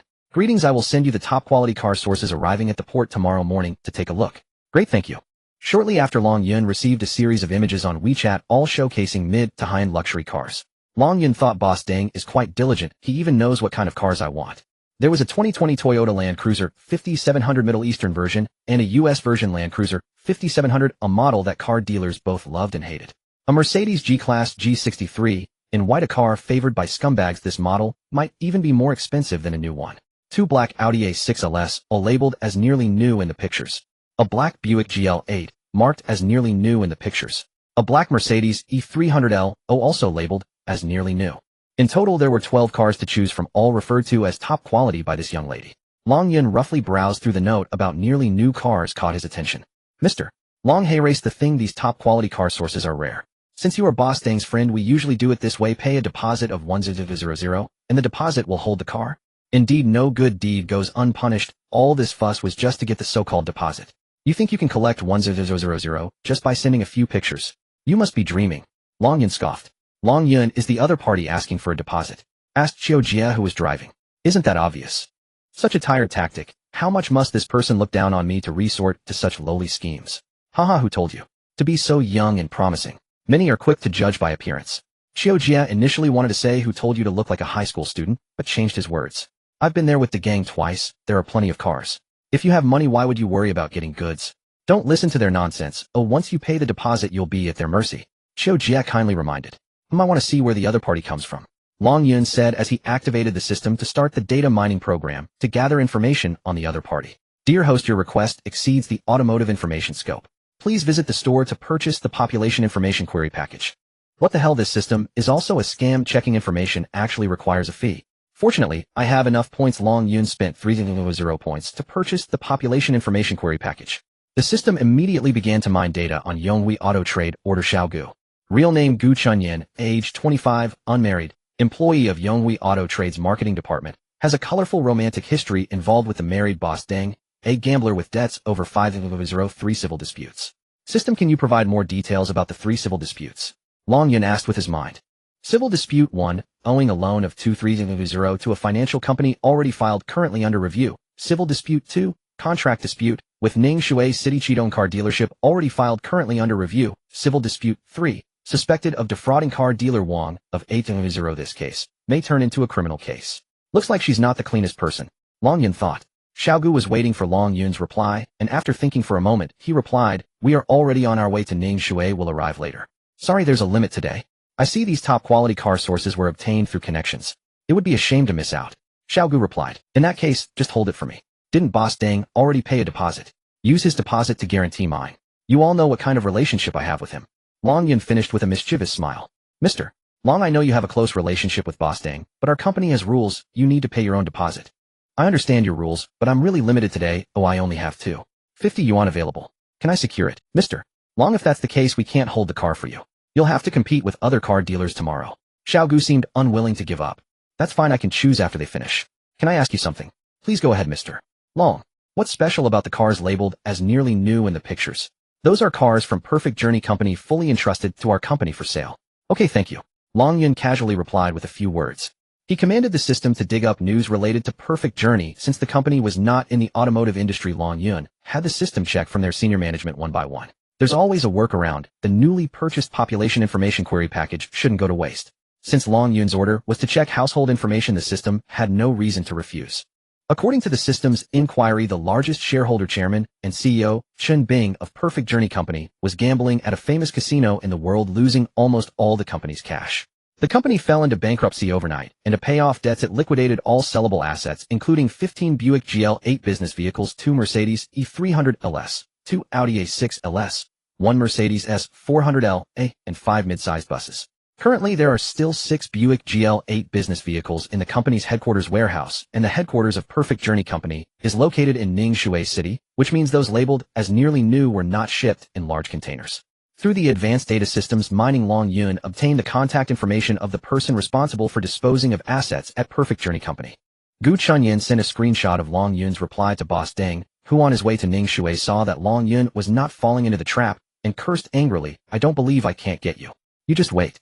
As a top-notch car dealer, Long Yun needed to grasp not only the information about car sources, but also the market demand for those sources. He provided the advanced data system with an index Buick GL8 business vehicle, and the system began. A wedding company in Longjiang City recently needed to purchase a business vehicle. A real estate company in Longjiang City recently needed to purchase a batch of business vehicles around 3. A tourism company in Longjiang City recently needed to purchase a batch of business reception vehicles totaling 2. This model still has a high market recognition, a godsend for business receptions. As long as the vehicle is in good condition and the price is right, there will be no worries about sales.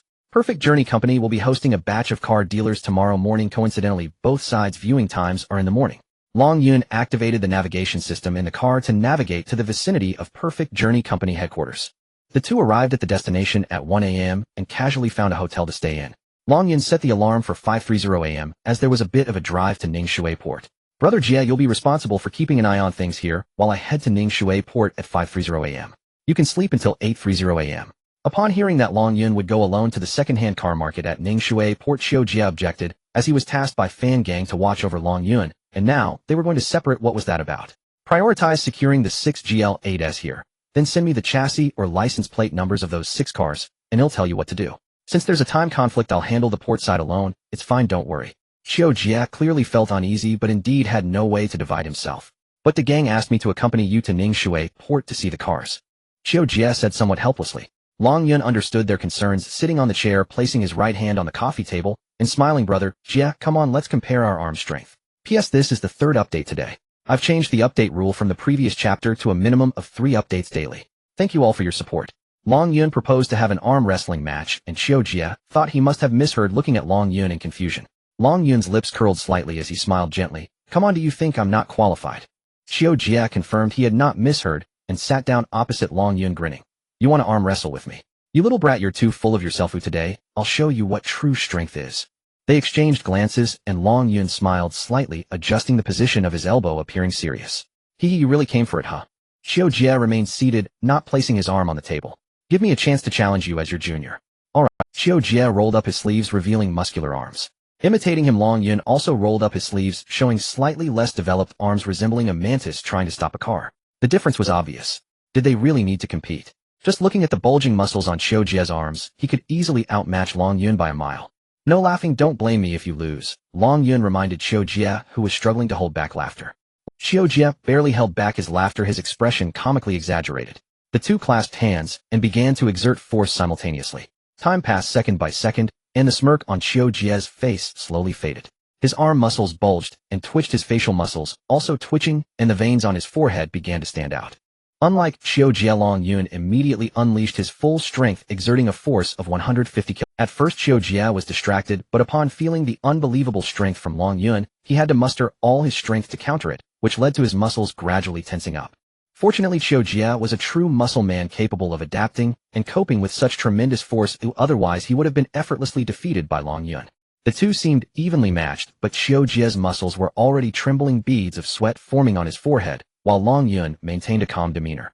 Xiao Jie looked away, afraid to meet Long Yun's eyes, fearing the latter would see his astonishment.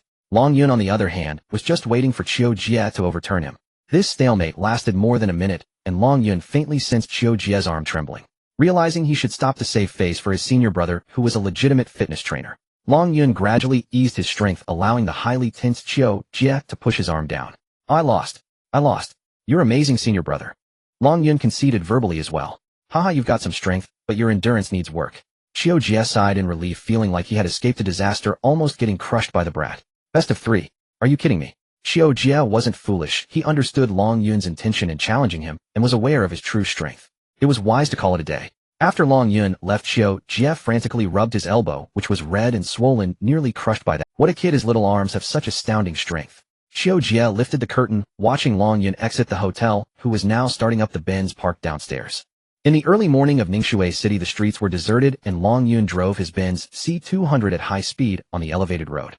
Compared to the desolation of the city, Ningxue Wharf was bustling, particularly with merchants dealing in river delicacies and seafood.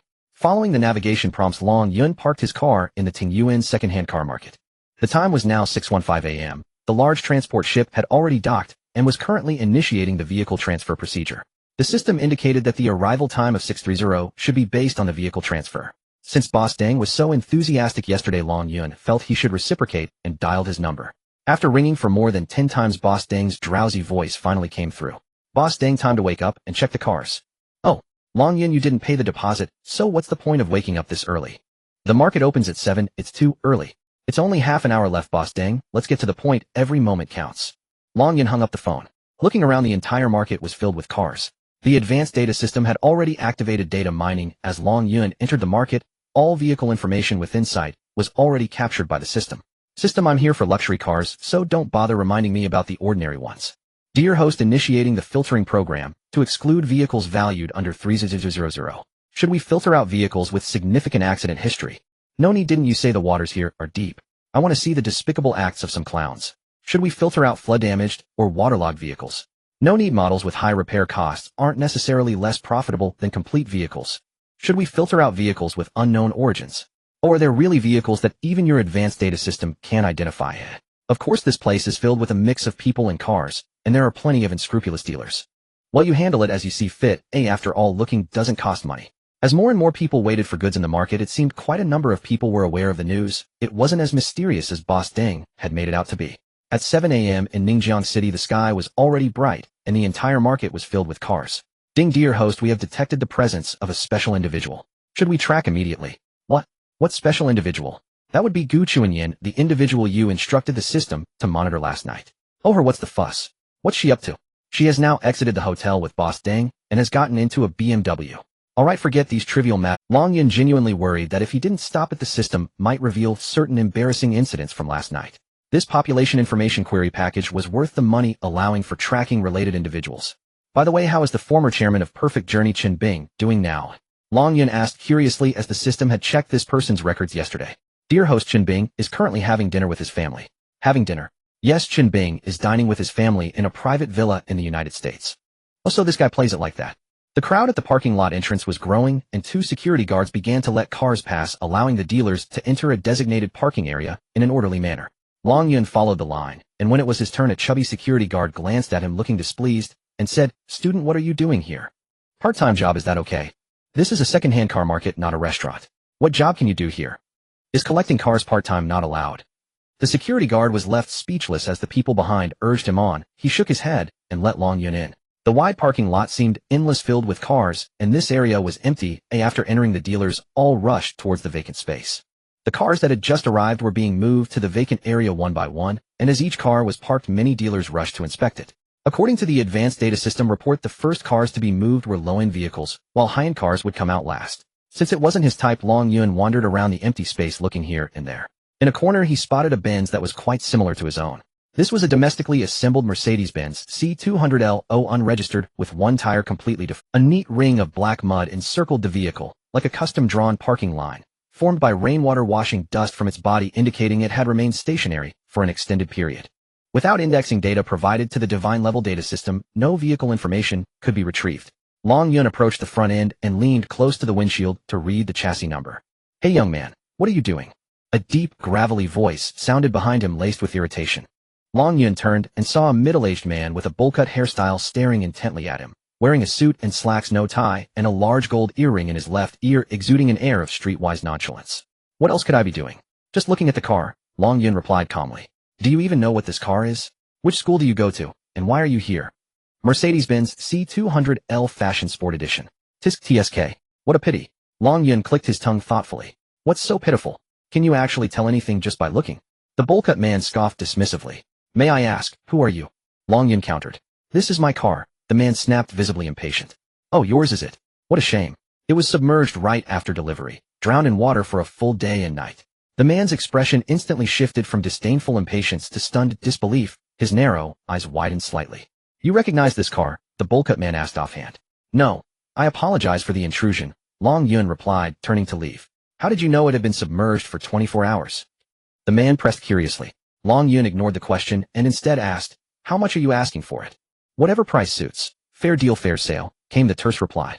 According to the Divine Level Data Systems report, this vehicle had tumbled into a pond beneath the highway bridge while aboard a transport trailer, submerged for precisely 24 hours, every aperture saturated with muddy water. What's your asking price? Long Yun asked. The man held up 2 fingers in a cross shape. 100,000. Ah, I see. No wonder it sat here for half a year. Long Yun turned and walked toward the open lot where dealers had gathered. At first the bowl-cut man assumed Long Yun was just some mischievous high schooler, but when the youth recounted the car's true origin, he was left speechless. Though water damaged, the exterior had been thoroughly cleaned. Traces of submersion remained visible inside, but only seasoned professionals could detect them. And yet the boy had identified everything through a single glance at the glass. Most astonishing of all, he spoke as if he'd witnessed the car sinking into that pond hour by hour. The automotive trade teemed with hidden masters, appearances deceived. The bowl-cut man decided to follow. After all, he had no other customers to attend to. Mid- and low-tier vehicles were gradually driven onto the lot. Many dealers placed on-the-spot orders. Staff worked in pairs, one handled transactional handovers, while the other affixed a sold placard atop each purchased vehicle. At a glance, dozens of cars bore those sold signs atop their roofs. At last it was time for premium luxury models to take center stage. Their higher value commanded special treatment. Each luxury vehicle was introduced live, its specifications and condition detailed aloud with transparent pricing displayed. Most dealers had already been drawn away by mid- and low-tier inventory. Comparatively few paid attention to high-end models. The first was a black Audi A6L. Staff announced it as a 2019 Model 45 TFSI, Premium Dynamic Edition. Since the vehicle lacked registration plates, the Divine Level Data System could not retrieve its condition report. So Long Yun listened carefully to the staff's presentation. This Audi A6L is in premium condition. The front right door underwent panel repair, the front bumper and grille were replaced. Elsewhere, no issues whatsoever. Mileage 50,000 kilometers. New retail price approached 500,000 yuan, now offered at a firm price of 318,000 yuan. Too expensive. No margin here. Many dealers shook their heads. 2 others said nothing, merely stepped forward to inspect. Long Yun followed closely, opened the driver's door, and read the vehicle identification plate. The Divine Level Data System instantly activated its data mining protocol and delivered its findings to Long Yun. Registered in November 2019. The accident involved far more than the 2 repairs mentioned by staff. The incident itself was absurdly comical. A female driver had parked on a sloped road without engaging the handbrake, then exited the vehicle, triggering an uncontrolled roll. The car surged down the incline, striking a massive roadside boulder, shattering the front bumper and grille, severely crumpling the front right door, and puncturing the oil pan on a protruding rock, spilling engine oil across the ground. Upon discovering the damage, her first instinct was not to call for help, but to restart the engine and drive the car clear. With nearly no oil remaining in the engine, and compounded by aggressive throttle application, the engine likely harbored latent damage. This intelligence derived from roadside surveillance footage, unavailable to ordinary observers. Having absorbed these details, Long Yun brushed his hands together, withdrew silently to the periphery, and let the uninformed dealers swarm the vehicle instead. The second vehicle was a 2016 Toyota Prado 2.7L Automatic Middle East Edition, bearing a temporary Beijing license plate. Long Yun glanced at it, and the Divine Level Data System instantly transmitted its condition report. It had traversed the Sichuan-Tibet and Xinjiang-Tibet highways, ventured deep into wilderness terrain. No major accidents, only minor scuffs inevitable on such journeys. MSRP 4,200 yuan, mileage 80,000 kilometers. Yet its current wholesale price stood stubbornly at 36880 yuan, despite lower market demand compared to the 4.0L variant. Unprofitable and inflexible, this model truly earned its reputation as a dealer's nemesis. Car after car arrived, but none matched Long Yun's criteria, so he didn't spare a glance. The bowl-cut man noticed how singularly composed the youth appeared while other dealers rushed forward, inspecting every detail and haggling fiercely. Long Yun stood apart, hands clasped behind his back, as if awaiting something momentous. After a while, Long Yun finally spotted Deng Boss of Chengxin Auto Trading, just arriving, seemingly unconcerned about missing out on the luxury offerings. Deng Boss spotted Long Yun from afar and approached with a practiced, genial smile. "Brother, how's it going? Got your car yet?" "Boss Deng, I'm just watching the show. Let them choose first, while pick what remains." "Ah, brother, I told you last night to put down a deposit. Look at me. I didn't need to compete with them at all. The company's already secured the vehicles. The tow truck will arrive shortly. Oh, and hurry up and choose. We'll share one tow truck to haul them all away." Deng Boss radiated smug superiority, surveying the crowd of dealers with imperial disdain. Cross-referencing surrounding surveillance footage, the Divine Level Data System confirmed Deng Boss had indeed secured 10 vehicles. Staff were now steadily relocating them to a designated area. Even so, Long Yun felt no regret over withholding the deposit, thinking to himself, pay the deposit, and I'm your subordinate. Keep my money, and I remain master of my own fate. Brother, care to see my inventory? Long Yun understood Deng boss still hoped to bait him, to flaunt his acquisitions and provoke buyer's remorse for skipping the deposit. They passed through a small rear gate, and their 5 vehicles were already parked. Staff continued guiding additional units into place. Wait, something was wrong. How could a Mercedes-Benz E300L exhibit this condition? Boss Deng gently patted Long Yun's shoulder with his right hand, as if they were very familiar with each other. Brother, what do you think of these cars of mine? All of them are arranged by the company, it's a done deal. Long Yun understood that this guy was intentionally showing off in front of him, and he was also curious to see what the so-called prearranged cars were like. Glancing at 5 cars, he focused on a black Mercedes-Benz E300L with a temporary license plate from Magic City. The advanced data system immediately initiated a digging program to uncover the car's past and present. Based on the temporary license plate, he found the car's file at the Vehicle Management Office, tracing it back through the car's unique identifier, the chassis number, to its previous license plate. Amidst the vast amount of data, he discovered all information about this car sourced from various surveillance videos, maintenance records, refueling logs, and candidly captured images. This car had made an appearance on a remote country road outside Magic City earlier this year. A video shared on a platform recorded this car for a brief few seconds. In that video, the car was at the edge of the frame, having entered unintentionally. The person recording was controlling a drone to film his newly completed building. In the upper right corner of the video, the Mercedes-Benz E300L was reversing while a motorcycle passed by on the road behind it. The motorcycle rider honked, expecting the Mercedes to stop, but instead it not only failed to halt, but accelerated in reverse, colliding with the motorcycle. The motorcycle went out of control, crashing into a deep pit by the roadside. The injured rider was discovered 3 hours later. Fortunately, he survived, but was left in a vegetative state, classified as a level 1 disability requiring lifelong care. For the motorcycle rider, who had family to support, the estimated losses would be nearly 2 million. The driver of the offending Mercedes was the previous owner. According to the report from the advanced data system, the owner had been drinking at the time and only intended to move the car slightly, not realizing it would lead to such a grave mistake. Realizing the accident had occurred, the driver paused for a moment and called his good friend's number. His friend gave him a poor piece of advice, telling him not to report it and to quickly hide the car. The driver immediately drove the car to a concealed location to hide it.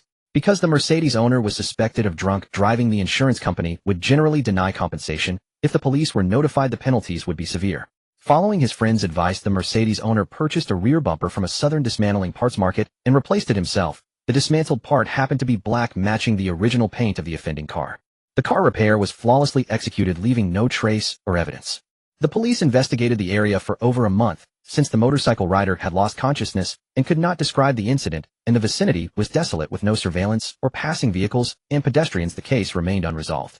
The perpetrator had narrowly escaped punishment. He felt like he was sitting on pins and needles, anxious and restless, eventually deciding to sell his newly bought car of just over a year, which led him to Long Yun.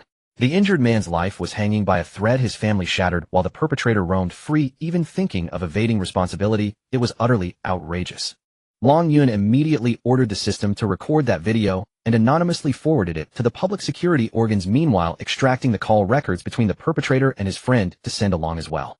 Reporting traffic violations is everyone's responsibility. This series of actions seemed complicated, but it took Long Yun less than 10 seconds. Brother. Boss Deng could tell that Long Yun was a bit dazed. Brother, no need to be so shocked. This is a top-notch car source, prearranged by the company, a barely used car with less than 8,000 kilometers on it in its new condition. Boss Deng patted Long Yun's shoulder again. Long Yun smiled slightly. It really is a nearly new car, aside from the rear bumper having a bit of trouble. Everything else is original. The rear bumper? Are you kidding? That's impossible. I just checked with a paint thickness gauge. The entire car has original paint. The rear bumper has not been repaired.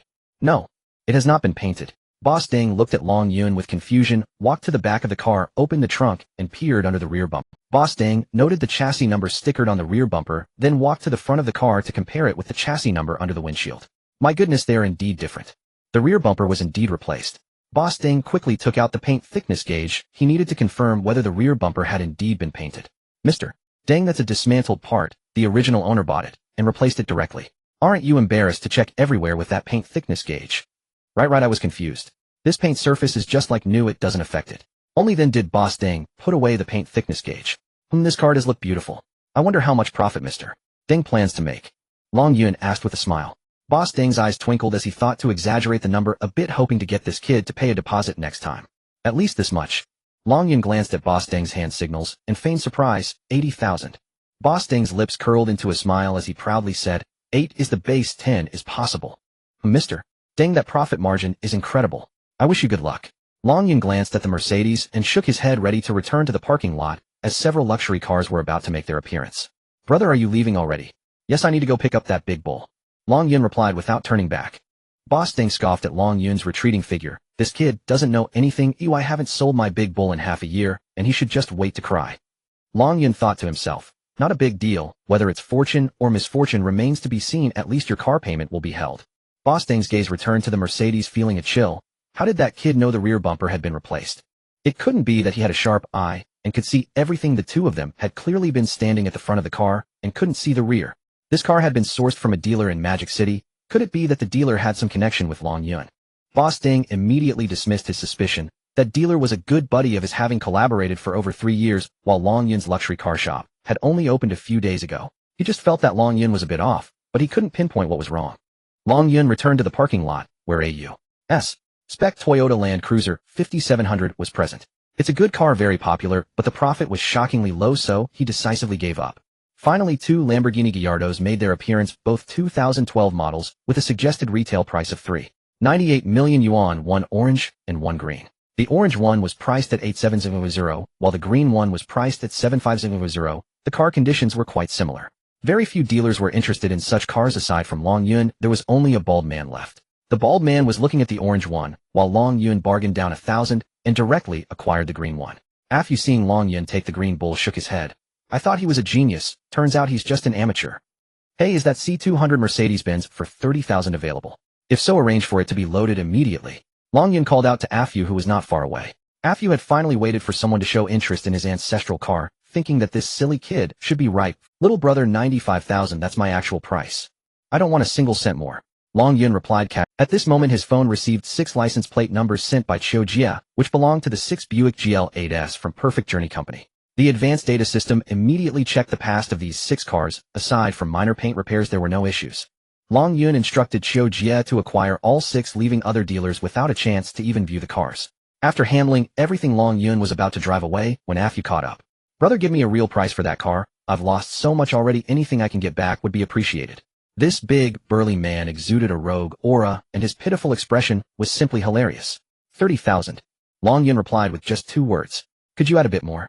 Afu hunched over his large face, leaning toward Long Yun's car window. Long Yun smiled, lightly pressed the ignition button, and started the car. 30,000, 30,000, just 30,000. Take it away, take it away. Immediately. After everything was arranged, Long Yun and Chiu Jia immediately rushed back to Longjiang City. During this trip to Ningxue, Long Yun's gains were modest: a large Ford 6 Buick GL8S and a water-damaged Mercedes worth 30,000. Long Yun has already found a buyer for the green Ford, which is the young man Lu Yi he met earlier at the Integrity Car dealership. Lu Yi is a huge fan of the character Hulk from the movies, so he wanted to buy a green Ford to play with. The world of children is quite simple. Just because they like something doesn't mean it should be judged by adult standards. The empty store now displayed 6 Buick GL8S. Although somewhat monotonous, the store at least wouldn't feel too vacant, filled to the brim. As for the sales of the GL8S, Long Yun didn't intend to worry about it. He wanted the staff to train a bit. As for the $30,000 Mercedes, Long Yun already had plans. This trip to Ningxue can be summed up in one word: futile. The real good stuff isn't cheap, offering almost no profit, while the cheap goods do not fit Long Yun's business model. Therefore, this place was visited for the first and last time. As Long Yun was collecting the cars, Fan Gang was also attending to a special guest in the store. Fan Gang recognized this person. His name was Long Yuan, the son of the richest man in Longjiang City, known for his arrogance and causing trouble for his father. Long Yuan also recognized Fan Gang, the somewhat famous automotive influencer online, a minor internet celebrity. Since the person Long Yuan was looking for wasn't in the store today, he just took a brief look around and glanced at the Chevrolet Chevelle SS before leaving. Fan Gang wasn't aware of the grudge between Long Yun and Long Yuan, as there was only one non-sale vintage car in the store, leaving him with no room to maneuver. Long Yun had already informed Fan Gang over the phone that he would arrange a live stream the next afternoon, asking the latter to secure a location for it. The reason for scheduling it for the next afternoon was twofold: to prepare the venue, and because the $30,000 Mercedes wouldn't arrive in Longjiang City until tomorrow morning. The live stream venue was chosen at a high-end maintenance shop with which they had a partnership, and a workstation was specially arranged. The content of the live stream was to disassemble a domestic Mercedes C200L on site. It was a live broadcast, not a recorded one. Nowadays, the internet is flooded with all sorts of live content apart from the categories explicitly prohibited by the state and heavily targeted by platforms. Some vulgar planning keeps surfacing, such as live pranks, live scams, and live boyfriend pulls, etc. To increase his follower count, Long Yun decided to hold a car disassembly live stream. The live broadcast would involve taking a complete Mercedes sedan apart into its component parts. People interested in disassembling cars are often those who have some understanding of automobiles. In terms of content, it didn't seem particularly appealing, and the audience demographic was rather niche. What Long Yun intended to do was a time challenge, a task so daunting that even the most skilled automotive repair masters would find it impossible to complete. One person, no assistance. Purely manual disassembly, without any electric or pneumatic tools. To be completed within 1 hour with a 1,000 yuan red envelope issued for every minute exceeding the limit. With heavy restrictions and punishment rules added, the appeal of this program immediately emerged. One person, without any power tools, disassembling an entire car into parts within an hour. Even disassembling a motorcycle would be tough. What attracts the average viewer most is the punishment rule. For every minute over, the broadcaster sends a 1,000 yuan red envelope. Would there be a continuous rain of red envelopes in the live studio for several hours? Many understand that the red envelope rain is just a gimmick. Even if the host is generous enough, if the rain continues for hours, the amount each person receives might just be a drop in the bucket. Yet many enjoy witnessing the spectacle of a sky full of red envelopes, even if they don't grab a single cent. Some viewers come not for the red envelopes, but simply to watch the host fail. Since Long Yun had not yet returned to Longjiang City, the gang first used his own video account to promote the live stream and hung a large banner outside the store to announce the car disassembly show starting tomorrow afternoon. Thanks to the gang's large follower base, even before Long Yun's video account started the live stream, the number of followers had quietly increased. On the way back to Longjiang City, Boss Deng received a call from an unknown number ending in 110. For such a uniquely ending phone number, Boss Deng dared not ignore it. As soon as the call connected, the other party confirmed Boss Deng's name. "Hello, we are from the criminal investigation team of the 3rd District of Magic City. May I ask if you are Deng Zhong? ID number 1234. Yes, that's me. I am Deng Zhong," Boss Deng replied, nervously feeling. "You previously ordered a black Mercedes E300L from Magic City with a temporary license plate number. Is that correct?" "Yes, that's true. I just made the payment this morning." Boss Deng was filled with unease. It is like this that Mercedes is implicated in a serious traffic accident. By regulation, the police will seize the vehicle, and we ask for your cooperation. Boss Deng's mind was buzzing. Was he cursed? A brand new fragrant Mercedes E300L, with a buyer already lined up, scheduled to come to the store to see the car tomorrow morning, ready to earn at least 70 to 80,000, and just like that it was seized. Although Deng Zhong had never faced such a legal issue before, he understood that once the car was seized it would take quite some time, which was the best case scenario. What if? He dared not think further, even though he had no connection to the so-called serious traffic accident. What if the original owner bore a huge civil liability for compensation and he could not afford it? Then who would Deng Zhong seek the purchase price from? After years in the used car business, this was the first time Deng Zhong encountered such a situation. Damn, this is just too unlucky. Wait, how coincidental! A chilling thought struck him. Someone seemed to have foreseen everything. That Long Yun, he seemed to have foreseen the problem with that Mercedes. At this moment, while Qiu Jia was driving, Long Yun was planning the live car disassembly event when a system notification chimed in his ear. Ding. Congratulations, esteemed host, you have successfully assisted the police in solving a case for the first time, earning a reward of 100 evolution points. Indeed, doing good deeds truly comes with rewards. That family with the comatose member finally saw hope. Long Yun's current strength value was 150 points, capable of lifting 150 kilograms with one hand. If he allocated all the 100 evolution points he just received to strength, well, that number would be a bit. With a scientific allocation, adding 90 points to strength brought it to 240 points, allowing Long Yun to lift 240 kilograms with one hand now. The remaining 10 points were added to intelligence, raising his IQ to 135 points. He didn't feel much smarter, it was about the same as before. 1 plus 1 still equaled 2, right? Deng Zhong was at a loss for words. Long Yun spoke astonishingly, and one had to be prepared to defend themselves when talking to him, or else one might unexpectedly lose half their life. "I'm on the way back to Longjiang, brother. Can I ask you something?"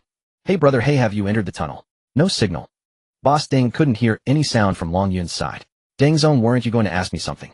"I'm just waiting." Long Yun lowered his voice and replied in a deep tone. "Oh my, you scared me, oh my little heart."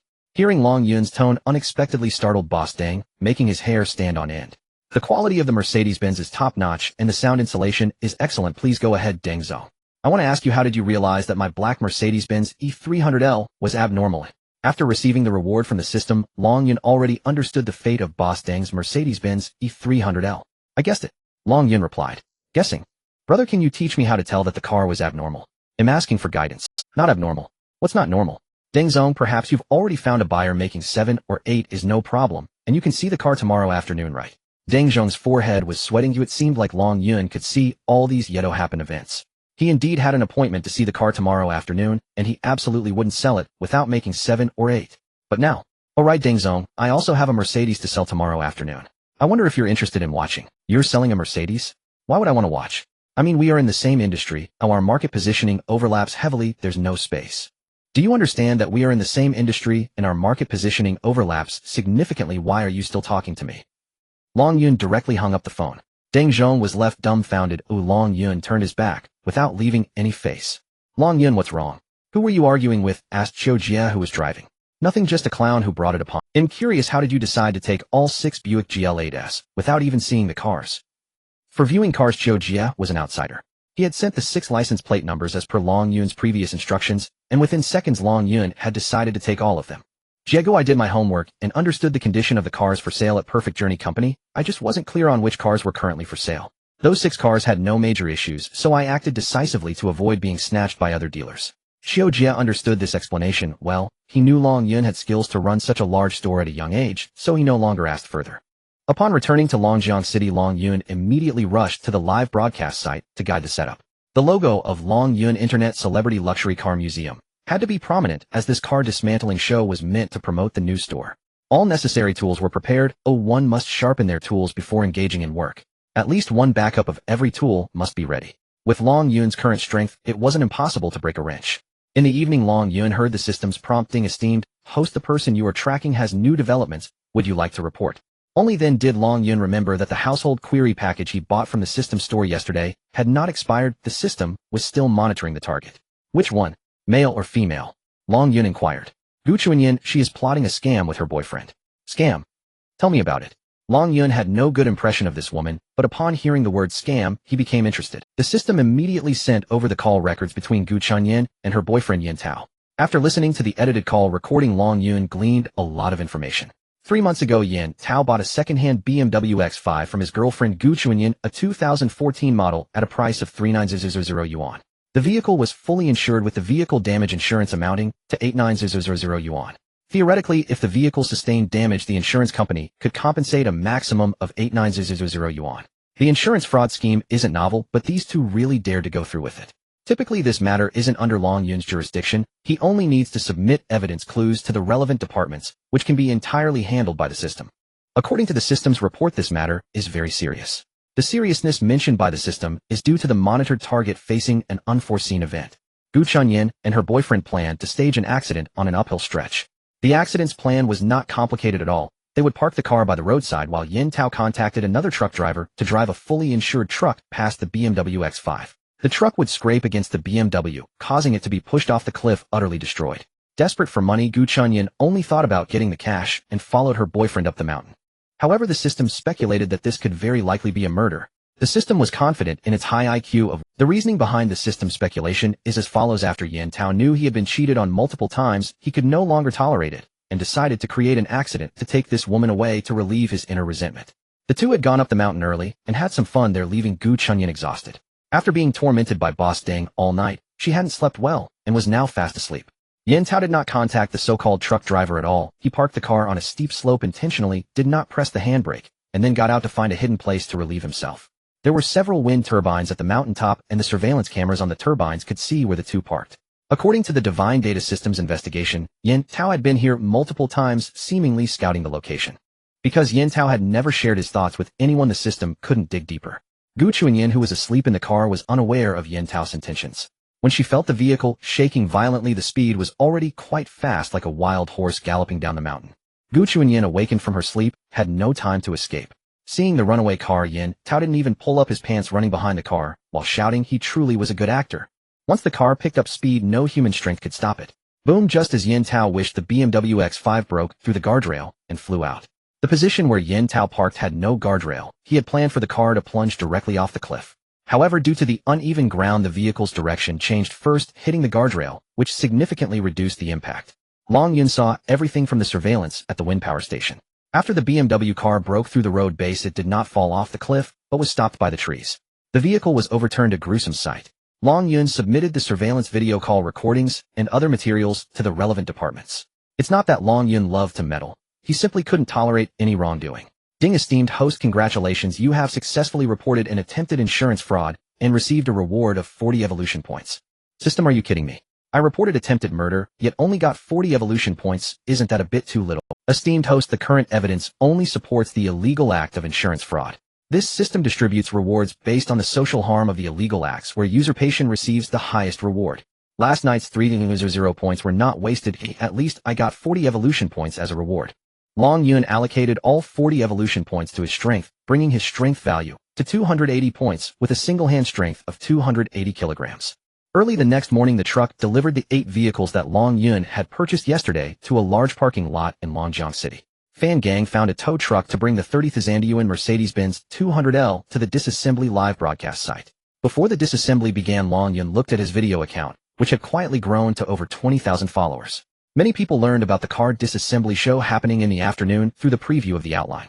To Long Yun's surprise, Fan Gang had brought 2 young and beautiful fitness girls and 2 strong young men. Long Yun was puzzled, and Fan Gang explained, regarding live broadcasting, I've been in the industry for over a year, so just trust me, just prepare the red envelopes. Fan Gang understood that Long Yun's so-called car disassembly live broadcast was for show. With his 18 years of experience in auto repair, he knew that without power-assisted tools, one person would not be able to disassemble a car in a single day. Long Yun even boasted that he could finish disassembling it in an hour, which was merely a gimmick to attract attention. Since it was a show, one had to grasp the tricks of performing. Fan Gang believed that this car disassembly live broadcast was essentially a red envelope distribution show. How could anyone manually disassemble a car in an hour? Before the car disassembly show began, Fan Gang had the girls and the young men perform a fitness routine in front of the Mercedes. This was a warm-up program before the disassembly show, allowing viewers ample time to enter the live broadcast room. The disassembly would start once a sufficient number of viewers had gathered. Long Yun noticed that even before the live broadcast started, many people were sending in doubts, especially some netizens who claimed to be auto repair experts. Auto repair professionals doubted that the Mercedes had been tampered with, claiming it was paper-made and not a normal vehicle at all. Fan Gang had long anticipated that his peers would voice doubts. If there were questions, it meant there was interest. The worst scenario was to be ignored. The second program, arranged by Fan Gang, began. He had the 4 performers stand on the car doors, spreading their arms as if to prove the car's rigidity was perfectly fine, countering rumors of it being a paper car. The camera then shifted to various details of the vehicle, revealing through the appearance of the screws that it was an original car, untouched. A wave of disbelief. This wave of disbelief was not intended to silence the doubters, but to astonish them. Without a build-up, where would the shock come from? Long Yun immediately understood Fan Gang's intention in inviting these 2 girls and 2 young men and gave him a thumbs up. Although Long Yun had now mastered a wealth of auto repair knowledge, he truly did not understand the auto repair market's dynamics. Long Yun could foresee that the scene of him disassembling the car would be extremely pleasing to the eye, giving a sense of effortless strength, which would lead some to doubt his physical capabilities. Long Yun's current strength level had reached 280 kilograms with one hand. This was beyond what ordinary people could compete with. While the 2 girls and the young men were still present, Long Yun straightened his arms and lifted the girls one on each side, while having Fan Gang use a wrench to sweep around the girls, proving there was no external force involved and no steel wire ropes were used. Despite Long Yun's seemingly slender frame, he was able to support 2 girls simultaneously, leaving Fan Gang utterly astonished. Each of these girls must weigh at least 40 to 50 kilograms. Typically, muscle enthusiasts dare to lift only one, yet Long Yun managed to lift 2 at once, maintaining a calm demeanor without any sign of strain. What Fan Gang did not expect was that Long Yun would also have the 2 young men join in lifting 2 people with one arm, while 4 were hanging on his arms simultaneously. This was simply extraordinary. Breathtaking. Before the car disassembly began, Long Yun first showcased his muscles. At 2 o'clock in the afternoon, the disassembly show officially commenced with a countdown of 1 hour. Limited to 1 hour, for every minute exceeded, a red envelope of 1,000 yuan will be distributed. The host Fan Gang kept repeating this. At first, many people were just casually watching out of curiosity. However, after seeing the girls and young men perform their powerful dance, some viewers unconsciously stayed. When they saw Long Yun lifting 4 people with his arms, some began to exclaim in surprise and couldn't help but share with their friends. The disassembly officially started with Long Yun beginning to disassemble the car door hinges. The tools, glimmering with a metallic sheen, were held in Long Yun's hands, as if he were wielding a pencil, easily flipping between his 5 fingers. Wow, is the host serious? Although I am skilled with my pencil to manipulate a wrench weighing several kilograms in such a manner, I am impressed. Some auto repair technicians were also watching the live broadcast. Most of them were not there for anything else but to see the host make a fool of himself. Long Yun was delicate with fair skin, obviously someone who had never done hard work, yet he dared to challenge the auto repair industry that required both skill and strength. Wasn't this courting death? Oh my, is the car door hinge that easy to disassemble? In less than 20 seconds the right front door was removed. The door assembly needs to be taken apart, if not it doesn't count. Yes, the door shell, interior panel, rear view, mirror, window glass, lift motor, and other components must all be disassembled. Yes, everything with screws must be taken apart. Wow, that's excessive. Do we really have to take apart the lift motor too? The live broadcast room became lively with online viewers exceeding 20,000. What shocked the auto repair technicians was not just Long Yun's speed in disassembling the door, but his ability to hold the door with one hand while unscrewing with the other without needing assistance or tools. Although the car door wasn't very heavy, this method of disassembly was something most people couldn't accomplish. Long Yun did not disappoint the viewers. After removing the door assembly, he continued to disassemble, taking apart the interior panel, lift motor, window glass, even dismantling the components of the lift motor. In less than 5 minutes, all 4 car doors were removed and fully disassembled with all the parts neatly arranged. The knowledgeable auto repair technicians were left speechless. The depth and strength of this disassembly were such that if it were them, they might not finish in a day. Many people entered the live broadcast room solely for the red envelopes. According to online experts, this live broadcast would at least distribute red envelopes for 10 hours. 1,000 yuan per minute, 60,000 yuan per hour, 600,000 yuan over 10 hours. Even if it were a rainstorm, would I, the lucky one, really not get a single drop? After 6 minutes and 30 seconds, the online audience exceeded 50,000. The 4 doors of the Mercedes, 1 tailgate and 1 hood, had all been removed and neatly placed on the ground. The lift raised the vehicle, and Long Yun continued the disassembly from the chassis. He began by removing the 4 wheels. Typically, auto repair personnel would stop the car on the ground and use a jack to start disassembly. The jack can replace the wheel's position to support the weight of the car. The car will not turn when on the ground, but once lifted, a gentle push will make the wheel turn. However, these were nothing in Long Yun's eyes. After raising the car to the appropriate height, he simply clamped the wheel with one hand and held the cross wrench with the other. With a casual twist, the wheel screws were easily unscrewed. Generally, one needs an air tool to unscrew such screws. Without an air tool, one would need to use both hands to turn the cross wrench. Wow, host, your technique is amazing. Are you sure the wheel screws weren't previously loosened? Someone raised a doubt. Wow, you must be new here. You can check the replay. Oh, just now 4 people were jumping on the car. If the wheel screws weren't tightened, why don't you try it? I agree with what the person above said. Agree 1. Agree 2. I'm a tire repair specialist. Repairing 1 tire only costs 20 yuan. He'll send you a big red envelope, but please don't compete with us for our livelihood, okay? A small car gift worth 100 yuan passed by. Another small car gift worth 100 yuan passed by. Fan Gang was dazed. Weren't these people here waiting for the red envelope rain? The host's red envelope rain hadn't even started yet. The tips had arrived first. Thank you all, viewers and fellow professionals, for your generous support. Our dismantling expert Xiao Chao Run is racing against time and cannot pause to bow or salute. Long Yun and Fan Gang had already divided responsibilities. Fan Gang managed the live studio, including red packet distribution, while Long Yun handled the physical dismantling. A large digital countdown timer dominated the background wall. Above the timer hung a massive rotary counter. When the 1-hour countdown expired, the counter would increment by 100 for every additional minute elapsed, each 100 points representing 100 yuan in red packets to be distributed. Upon completion of the dismantling, the final number displayed on this rotary counter would equal the total red packet payout. At present it read 0. Though merely a dismantling demonstration, it remained a professional endeavor, one demanding solemn focus and meticulous execution as tribute to automotive technicians across the land. How handsome he looks when he's serious.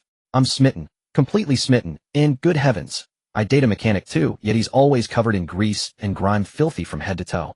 How can this young man possibly be so immaculately clean? In ladies upstairs, mind your words. You must not entertain even a fleeting thought about my husband.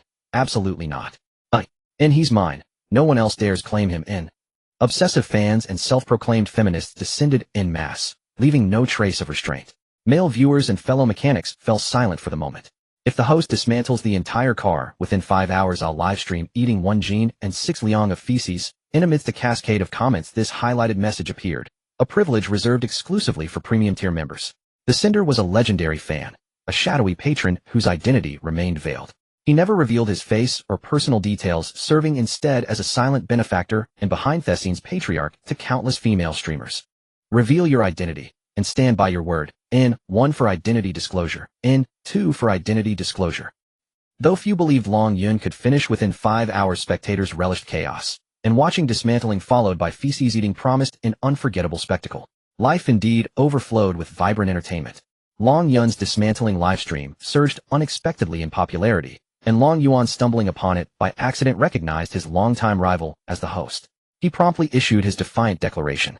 Now pressured by viewers to reveal his identity, Long Yuan hesitated to appear himself, still recovering from his father's recent reprimand, and decided instead to deploy a proxy. My name is Tang Xiangrong, ID 523. I am posting this comment using a friend's account, and Long Yuan delegated the task to a subordinate, ensuring complete personal immunity.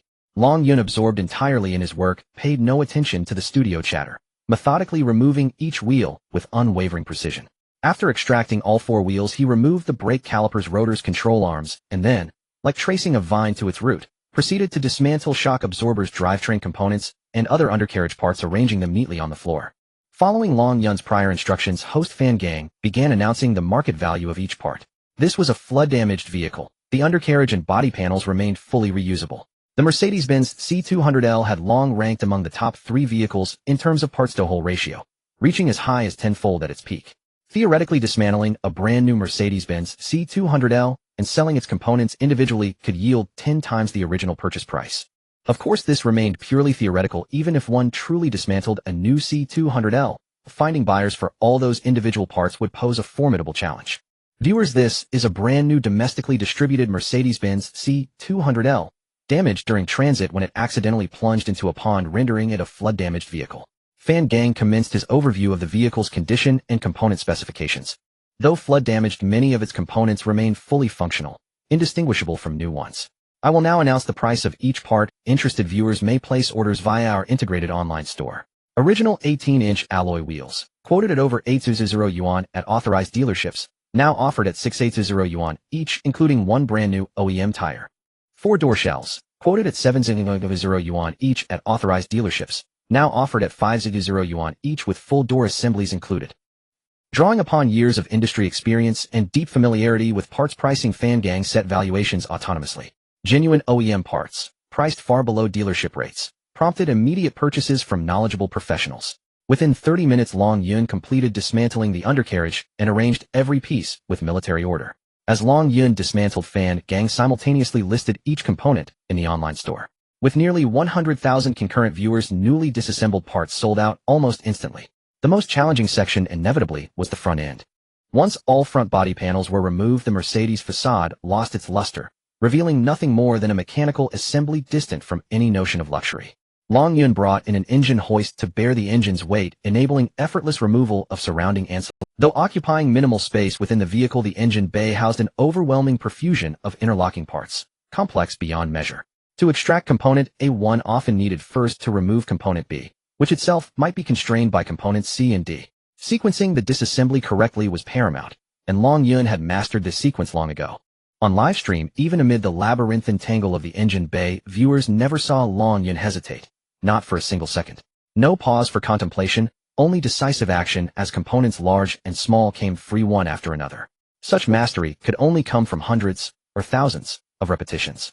Even veteran technicians with decades of experience sometimes stalled before unfamiliar models, forced to pause and analyze obscure mounting points. This youth, appearing no older than 17 or 18, wielded his tools with the grace of a master swordsman. Before long, every engine and transmission ancillary had been stripped away. The 1-hour countdown neared its conclusion. Only 3 minutes remained. Concurrent viewers surged from 100,000 to 300,000, continuing to climb rapidly, many drawn solely by the promise of red packet showers. With so many viewers having watched since the broadcast began, newcomers held no suspicion of fabrication. Even those with basic automotive knowledge stood stunned. Could a full dismantling truly progress this far? And every component lay arranged with impeccable neatness upon the floor. As the countdown ended and the red packet timer began, Long Yuan unexpectedly moved the engine hoist aside. What did this signify? And had he abandoned the engine entirely? Or could it be? Good heavens! Impossible. And after relocating the hoist, Long Yuan began loosening the transmission's mounting bolts. Adjusting the lift to optimal height, he then lifted the entire transmission assembly barehanded. The transmission assembly weighed well over 100 kilograms. Yet viewers who'd never seen Long Yuan lift 4 adults simultaneously stared in disbelief. And could that thing be a prop? Made of foam. It doesn't look like a prop. How could anyone dismantle a transmission like that? And the host is no ordinary person. Newcomers, please watch the replay. The moment the transmission touched the ground, 1 minute had elapsed past the deadline, and the first wave of red packets rained down. The host had not cheated. The shower had truly begun, sparking a rapid surge in viewer count. Concurrent viewers now exceeded 400,000. and most assumed the transmission's removal marked the end, only to watch Long Yun immediately begin dismantling it. On a waterproof platform, Long Yun opened the transmission's drain plug. The oil within was murky and turbid, clear evidence of water immersion. Internal components showed early signs of rust. Minute by minute, Long Yun dismantled the transmission with unrelenting precision, while Fan Gang dispensed red packets at the rate of 1 yuan per minute, wincing inwardly at the cost. The transmission's internal architecture proved extraordinarily intricate, requiring 10 full minutes to dismantle completely. Next came the engine. After removing the chicken foot clamp, Long Yun lifted the entire engine assembly with one hand. Holy hell, is this thing even real? Surely it weighs at least 200 kilograms, and I've long suspected the whole car is a replica, but I found no proof. Agreed 1, in agreed 2, in agreed 3. Earlier doubts about the transmission being a prop dissolved the moment Long Yun dismantled it openly before everyone. Donations, however, poured in steadily. By established protocol, he drained the engine oil first, then immediately commenced dismantling the engine itself. When the engine lay fully dismantled, 15 more minutes had passed, and Fan Gang winced. A new 15,000 yuan gone spent dismantling a water-damaged engine with negligible resale value. The vehicle now stood as an empty shell. Long Yun proceeded to dismantle the interior, seats, dashboard, floor panels, removing everything possible until only a hollow chassis remained atop the lift. Long Yun approached the main camera, removed his gloves, and declared the dismantling complete. Total duration 2 hours and 6 minutes. 66 minutes past the 1-hour target. The large rotary counter on the background wall displayed 6600 yuan. Completing the task within 1 hour was utterly impossible. Even Long Yun acknowledged he lacked such capability. The 1-hour benchmark had been set solely to trigger red packet distributions and amplify audience engagement. Yet accomplishing this depth of dismantling in 126 minutes surpassed what most could achieve. Even seasoned professionals would require 3 full days working solo. Automotive technicians instinctively grasped the sheer difficulty involved, and as they departed, many sent generous donations, not out of obligation but profound respect for a feat far beyond their own reach. Though the live stream concluded, viewers lingered, united in anticipation of the promised feces-eating spectacle. The original challenger had logged off, but his self-identified details remained recorded by the crowd. Tang Xiangrong, ID 523. Will live stream eating 1 gene and 6 liang of feces tomorrow afternoon. Car disassembly live stream statistics. The peak online viewership reached 4500 with an increase of 1600 fans, bringing the current total to 18000 fans. A total of 6600 yuan in red envelopes was distributed, and over 5200 yuan was received in rewards. Due to the car being submerged, the most valuable engine and transmission have lost their worth. The total transaction amount for disassembled parts is 1300 yuan, with a gross profit of around 100 yuan. Summary of the car disassembly live stream: 6600 yuan was spent on red envelopes, 2600 yuan was earned in rewards, and the gross profit from selling disassembled parts was 1000 yuan. From the build-up to the end of the live stream, the number of fans increased by 1700. Throughout the live stream, Long Yun earned 600 yuan and gained 1700 fans, including many car owners. For Long Yun, 600 yuan was insignificant. It was the more than 1000 fans he truly desired. After working intensely for 2 hours, Long Yun was indeed exhausted and laid down to rest out of the camera's view. From start to finish, Long Tung Deng, Zhong Long Yuan, and other old acquaintances watched Long Yun's car disassembly live stream. Long Tung didn't say a word in the live streaming room, but did send a few hundred yuan in red envelopes. What he couldn't understand was that Long Yun was someone he had known for a while. Ever since Long Yun started high school, he would work part-time washing cars at the car wash during holidays. Due to his hard work and cleverness, he was quite well liked, and Long Tung had a deep impression of him. Regarding what Long Yun did today, both he and the masters at his repair shop couldn't possibly achieve. Even though Long Tung held 3 positions as a repair shop owner, car wash owner, and second-hand car market owner, he himself was only half competent. Long Yun seemed to have suddenly transformed overnight into someone Long Tung looked up to. In the realm of second-hand cars, whether it was charisma or vision, he felt inferior. In terms of automotive repair, Long Yun was at a height unattainable for Long Tung. For a single car, if Long Tung were to disassemble it alone, it would conservatively take him at least half a month. Although Long Yun wasn't particularly fond of him, Deng Zhong still watched the entire live stream. He wanted to find something to criticize, plotting to cause a stir in the live streaming room. The staff even prepared derogatory scripts, but there were no gaps to exploit. All that was left was shock. No matter the voices of doubt, they were immediately slapped in the face, echoing loudly. Those who tried to cause a stir were regarded as fools by the netizens, losing even the courage to speak. Deng Zhong had previously thought he could outmaneuver Long Yun, but now it seemed he was the real clown, mistakenly believing he was cunning while appearing foolish in the eyes of others. This invisible harm was terrifying, leaving him feeling cold and sweating profusely. As the disassembly was about to conclude, Long Yuan exited the live stream room, fearing he might be drowned in the netizens' verbal onslaught. Fortunately, he had a backup plan by sending his subordinate Tang Xiangrong as a shield. If he had impulsively revealed his identity at that moment, he would have been the one in the live stream suffering humiliation. Long Yuan was indeed remarkable. Putting aside his automotive repair skills, even his strength left Long Yuan astounded. The effortless display of strength made Long Yuan reflect on how he had even dared to provoke someone like him. Just thinking about it gave him chills. Tang Xiangrong, who was caught in the crossfire, looked ashen, feeling lifeless. Although live streaming humiliation was strictly prohibited by the platform, would he ever be able to face people again? Wherever he went, he felt inferior. Afu from the large secondhand car market in Longjiang City was watching the entire live stream of Long Yuan for the first time. That Mercedes had been sitting in the parking lot for over half a year, becoming a source of stress for him. He knew he could disassemble it for parts, but even if he could take it apart, who would he sell it to? Long Yuan disassembled the car live and sold the parts on the spot, nearly selling out the entire vehicle in an instant. Asking himself, would he know how to live stream? Of course. In this era, live streaming was incredibly simple. However, given his level, he feared that if he attempted a challenge like Long Yuan's, he might end up losing everything. Since acquiring master-level automotive repair skills from the system store, today marked Long Yuan's first practical application. Although he had a reserve of strength after 2 hours of intense work, he was still exhausted and fell into a deep sleep. When Long Yuan woke up, he was back at the entrance of his shop, lying in the back seat of a Buick GL8. The car was parked right outside the shop, which seemed quite lively with many people gathered around, several GL8s inside. This was an opportunity for the staff to train, and there was no need for Long Yuan to intervene. During Long Yuan's rest, Fan Gang ordered the staff to record videos of the GL8s in the store and publish them online. Several potential buyers close to Longjiang City immediately rushed over to see the cars, which is why Long Yuan found a shop full of customers upon entering. The live stream was a complete success. 3 of the 6 GL8s in the shop were sold in one afternoon, and Long Yuan organized a small celebration banquet. After the banquet ended, it was already around 8 or 9 in the evening when a local car enthusiast from Longjiang City drove a FJ Cruiser to the shop. Xiaoli, the staff member preparing to leave, had never seen this model and politely declined, citing its rarity and that the shop was closed. Unexpectedly, the car owner insisted on meeting the gang, and Long Yuan claiming he had driven over overnight after watching Long Yuan's live stream. Since the driver was a young lady who seemed unwilling to leave, Xiaoli called Long Yuan. After receiving the call, Long Yuan hurried back to the shop. A bright yellow FJ Cruiser was parked at the shop entrance, and a young beautiful lady was in the driver's seat. Long Yuan glanced at the license plate number, and the advanced data system immediately began to dig into the car's history. 2017 Model 4.0 naturally aspirated automatic 4-wheel drive, original bright yellow color. It was priced over 5,000 yuan when new and is quite rare in the country, having a history of off-roading.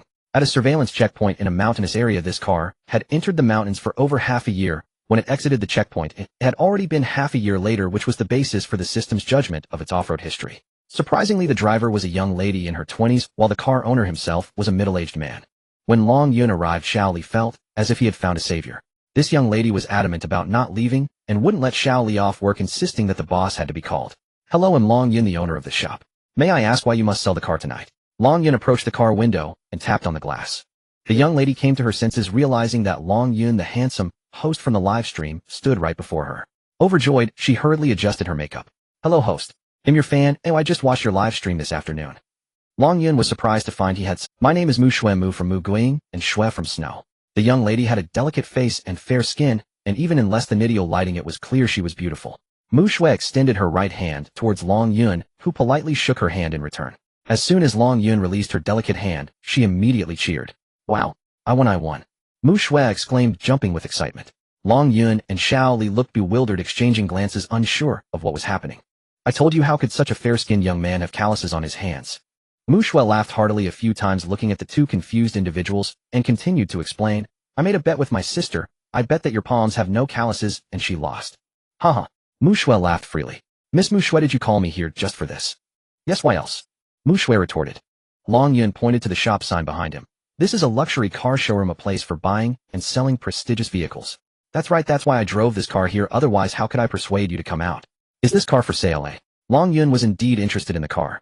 It can be sold or not. Girls shouldn't drive such cars. This is my dad's car, it's his old buddy, and he won't let me sell it. Mu Shui shook her head, pouting, as if to emphasize her point.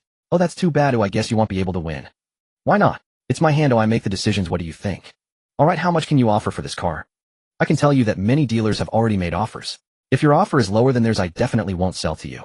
Mu Weiwei raised her head, adopting a proud posture. My offer will definitely be lower than theirs because we have an additional condition. Long Yun smiled, faintly starting to inspect the details of the car.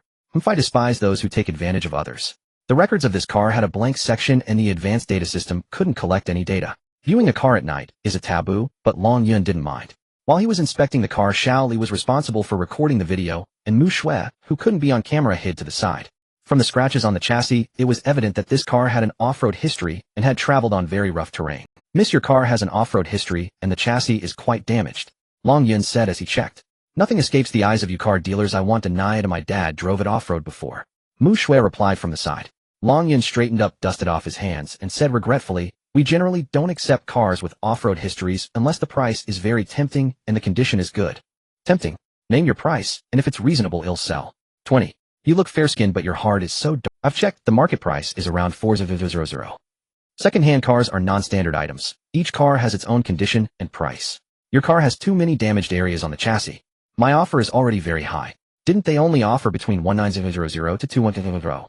According to the Advanced Data Systems report, this car had indeed been inquired about by other dealers with the lowest offer being 19,000 and the highest only 21,000. Forget it, keep it for the old man then. Mu Shui pouted, signaling Xiao Li to move the camera away, preparing to get in the car and leave. But this car isn't convenient for the old man to use, is it? Mu Shui froze, about to open the door to get in, but she paused in front of the car door, looking seriously at Long Yun, lowering her voice. How do you know? According to the Advanced Data Systems report, the owner of the car, Mu Xingyang, has a disability in his left leg, making movement inconvenient. I guess that for the elderly this car is too high, making it difficult to get in and out. Why are you so serious? Mu Shui averted her gaze, opened the door, started the car, and drove away, saying as she left, come to the store at 9 a.m. tomorrow to complete the paperwork.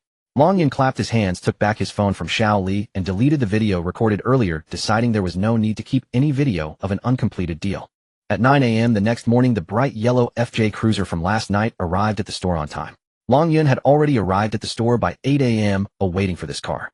3 people got out of the car, 2 women and 1 man. In addition to Mu Shui, there was a slightly older woman who looked very beautiful and exuded the charm of a mature woman approximately in her 30s. An elderly man was assisted out of the car by the woman with gray hair and wearing black-rimmed glasses, his eyes bright and imposing, giving off an inexplicable sense of pressure. The old man leaned on a cane, having lost his left leg below the calf. Long Yun went out to greet them, shaking hands with both the old man and the woman as introduced by Mu Shui. While shaking hands with the woman, her expression clearly showed surprise. Sister, how's that? I won right. Hearing Mu Shui's words, Long Yun guessed that this woman must be the sister with whom Mu Shui had made the bet. The 2 sisters looked nothing alike. The world is vast, and there are all kinds of people. It was just a live broadcast, yet someone actually made such a bet.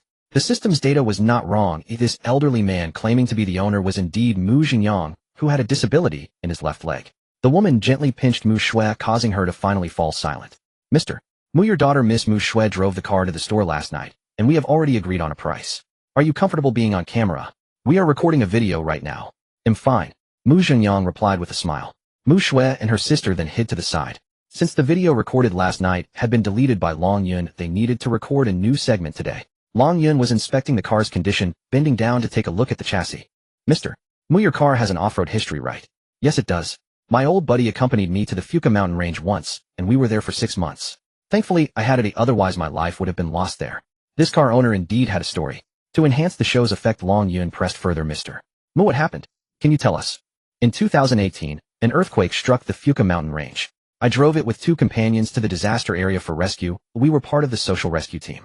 The roads in the quake zone were destroyed, and we encountered a mudslide. My left leg was pinned under a rock, and it took a long time to get it free, bleeding a lot. Thankfully, this guy was reliable and guided us to the disaster area hospital, saving my life. Mu Xingyang stroked the car light with his right hand, seeming somewhat reluctant to part with the vehicle. You deserve respect, you are a hero. Long Yun gave a thumbs up to Mu Xingyang. Mu Xingyang smiled slightly. Now my leg is completely useless. This car is too high, making it inconvenient to get in and out. I'd sell it and get a new one. Mr. Mu, I admire your heroic actions, but buying cars is a business, and I can only offer you the price we agreed on yesterday. If this car sells for a high price and my profit exceeds 2,000, I'll transfer the excess to you. How does that sound? Business is business. Long Yun respected this Mr. Mu for his past heroism and the injury he sustained, but buying and selling cars is inherently a business and basic profits must be secured. Oh really? Our old man is not so easily fooled. Mu Shui said sarcastically from the side. I keep my word. The buying price is transparent, and the selling price is also transparent. You can see the video online later. Long Yun replied. Who knows? Mu Shui turned her head away, and her sister tugged at her sleeve to stop her from continuing. The transaction price was 2,000, and after the old man signed, he shook hands with Long Yun again, but this time the grip was very strong enough for Long Yun to feel pain in his palm. When the old man first shook hands with Long Yun, his palm was gentle and warm, but why was he exerting so much force this time? At the moment of their handshake, Long Yun noticed Mu Xingyang's unusual gaze, which seemed to be testing his strength. Yesterday, Long Yun had showcased his strength online. He could anticipate that in reality someone might test his strength, especially since hanging 4 people on his arms and lifting heavy items like a variable box or an engine would definitely attract the attention of muscle enthusiasts. In any case, Long Yun could not possibly associate this old man with muscle enthusiasts. From the subtle fluctuations in Mu Xingyang's expression, it was clear that he was deliberately trying to probe, yet he did not want to be too ostentatious. It seemed merely a test. In Long Yun's view, this could not be considered provocation or a challenge, yet it made him remember this old man. After completing the formalities, the father and daughter took a taxi and left. According to the regulations of the Great Xian Nation, the old man, due to his mobility issues, could simply write a power of attorney for Mu Shui to facilitate the transfer. Was it too grand for all 3 of them to show up together? The old man had been able to afford a car worth over 500,000 3 years ago. Did he really need to sell this old car to buy a new one today? The logic was sound, yet something felt off. Soon Long Yun had the video of the car collection edited and uploaded online. 1,000 kilometers away in Fuka City, Dong, Yin, the owner of Dongji Jewelry and Jade Store, was polishing an antique jade artifact in his office. A subordinate burst in, hurried and excited. "Boss Dong, we have news. There is a yellow FJ cruiser for sale in Longjiang City, Jiangnan Province." The subordinate stood with legs apart and bowed slightly to report. The elderly Dong Yin took off his reading glasses, slowly set down the object in his hand, twitched his lips a couple of times, and asked, "Did you see the license plate?" "No, the license plate was blurred. We watched the video online, and the original owner looked to be about your age, having lost part of his left leg below the calf. He also mentioned something from 2018. Where's the video? Quick, bring it to me, let me see." The subordinate's words seemed to have triggered something in Dong Yan's mind. His eyes sparkled as he reached out for the phone, nearly leaping from his wheelchair. The subordinate stepped forward to support Dong Yin, pulling out his phone from his pocket and playing the car collection video for Boss Dong to see. Dong Yin held the phone, watching the video of the FJ cruiser being collected. As he watched, he choked up his hands, trembling, and tears began to roll down his slightly aged face. "Brother, I finally found you." The subordinate timely supported Dong Yin to prevent him from falling due to his overwhelming excitement. "Quick, arrange for it immediately. Fly to Longjiang City right now. No, call that store first and secure the car. Hurry." Dong Yin was extremely excited, wheeling around the office, not even clear about what he was looking for. "All right, Boss Dong, I will handle it right away." Shortly after the car collection video was released, a call came in directly, putting down a deposit of 100,000 to secure the FJ cruiser that Long Yun had just collected. Not even seeing the car, just placing a deposit. This was the first time Long Yun encountered such a customer. The other party also requested to meet Long Yun in person, stating they would rush to Longjiang City this afternoon. Being an internet celebrity comes with its own troubles. Long Yun had no choice but to stay at the store to wait for the customer. In the car collection video, Long Yun had pointed out the issues with the FJ cruiser, indicating that the customer had already acknowledged the car's condition. The moment the FJ cruiser was placed in the store, it was marked as sold. Long Yun instructed Xiao Li to drive a Buick GL8 to the airport to pick up the new owner of the FJ cruiser. A luxury car dealership must maintain a luxury car's image, and such basic receptions were essential. Currently, the store had only 2 Buick GL8s and 1 Lamborghini Gallardo for sale. Louis, a young man who just completed his college entrance examination, arrived at Long Yun's luxury car dealership as scheduled with the green Lamborghini Gallardo he fancied displayed in the showroom. The Gallardo is the most affordable model from Lamborghini, a soft-top convertible sports car starting at less than $3 million. It has already been discontinued and is commonly found only in the second-hand market. The one in the showroom is the base model, equipped with a 5.0-liter naturally aspirated V10 engine and a 6 AMT transmission. The original owner had opted for a Harman Kardon sound system, which is superior to Lamborghini's own, making it an enticing feature for young people. Louis, who was about the same age as Long Yun, was accompanied by his mother due to the potentially large transaction amount. However, Louis's mother remained in the customer lounge the entire time, not even glancing at the car. Long Yun learned through questioning that Louis did not allow his mother to interfere in his matters. While he didn't mind much else, Louis's mother could not accept the color of the car, believing that a boy driving such a color would. Louis also could not understand his mother's concerns, as she did not explicitly mention the implications of such color in the eyes of adults. When it came time to make the payment and sign the agreement, Louis's mother insisted on negotiating the price down due to the unusual color. "Young boss, this car won't be used by our Louis for long. The price must be lowered." Louis's mother held her bank card in hand, but refused to swipe it, insisting that the agreed price of 8,000 must be lowered by another 3,000. Seeing that Long Yun and Lu Yi were of similar ages, Lu Yi's mother found it difficult to directly state the color's implications. Why not? Long Yun could tell that Lu Yi truly liked this car. Because, even if I tell you at your age you won't understand, anyway this color must be lowered by 300. Lu Yi's mother stated ambiguously. The price we negotiated is certainly related to the color of the car, so there is no reason to lower the price because of the color. If it were yellow it would cost much more. Mom, I just like this color. Lu Yi was displeased with his mother's interference.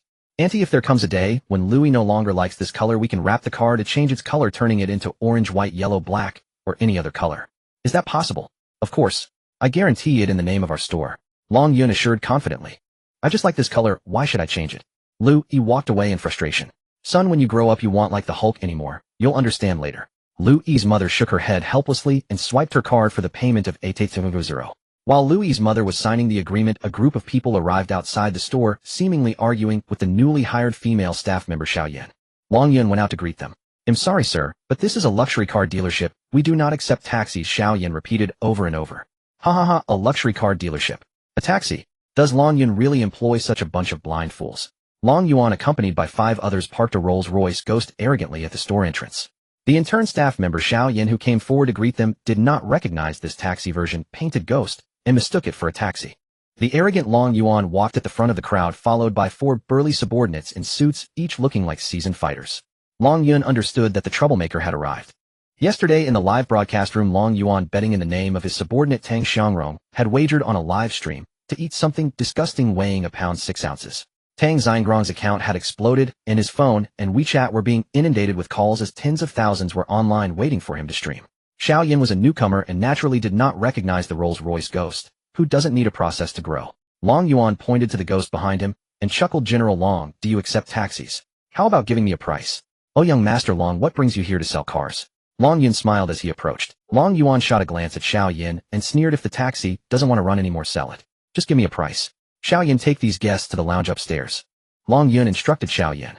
No need to bother, we'll just look around here. Long Yuan spotted the green Lamborghini Gallardo on display in the showroom. Since they had already brought the car to the store and blocked the exit, Long Yun had no choice but to conduct a routine inspection. The inspection was purely for show. Once Long Yun saw the license plate number, he already knew the basic condition. While Long Yun and Xiao Yan were inspecting the car, Long Yuan approached the Gallardo with his 4 companions. Lu Yi was inside the car, and Lu's mother had finished the paperwork and was coming down from upstairs. TSK. What a color, absolutely stunning. Long Yuan grinned wickedly, staring at Lu Yi, who looked utterly bewildered.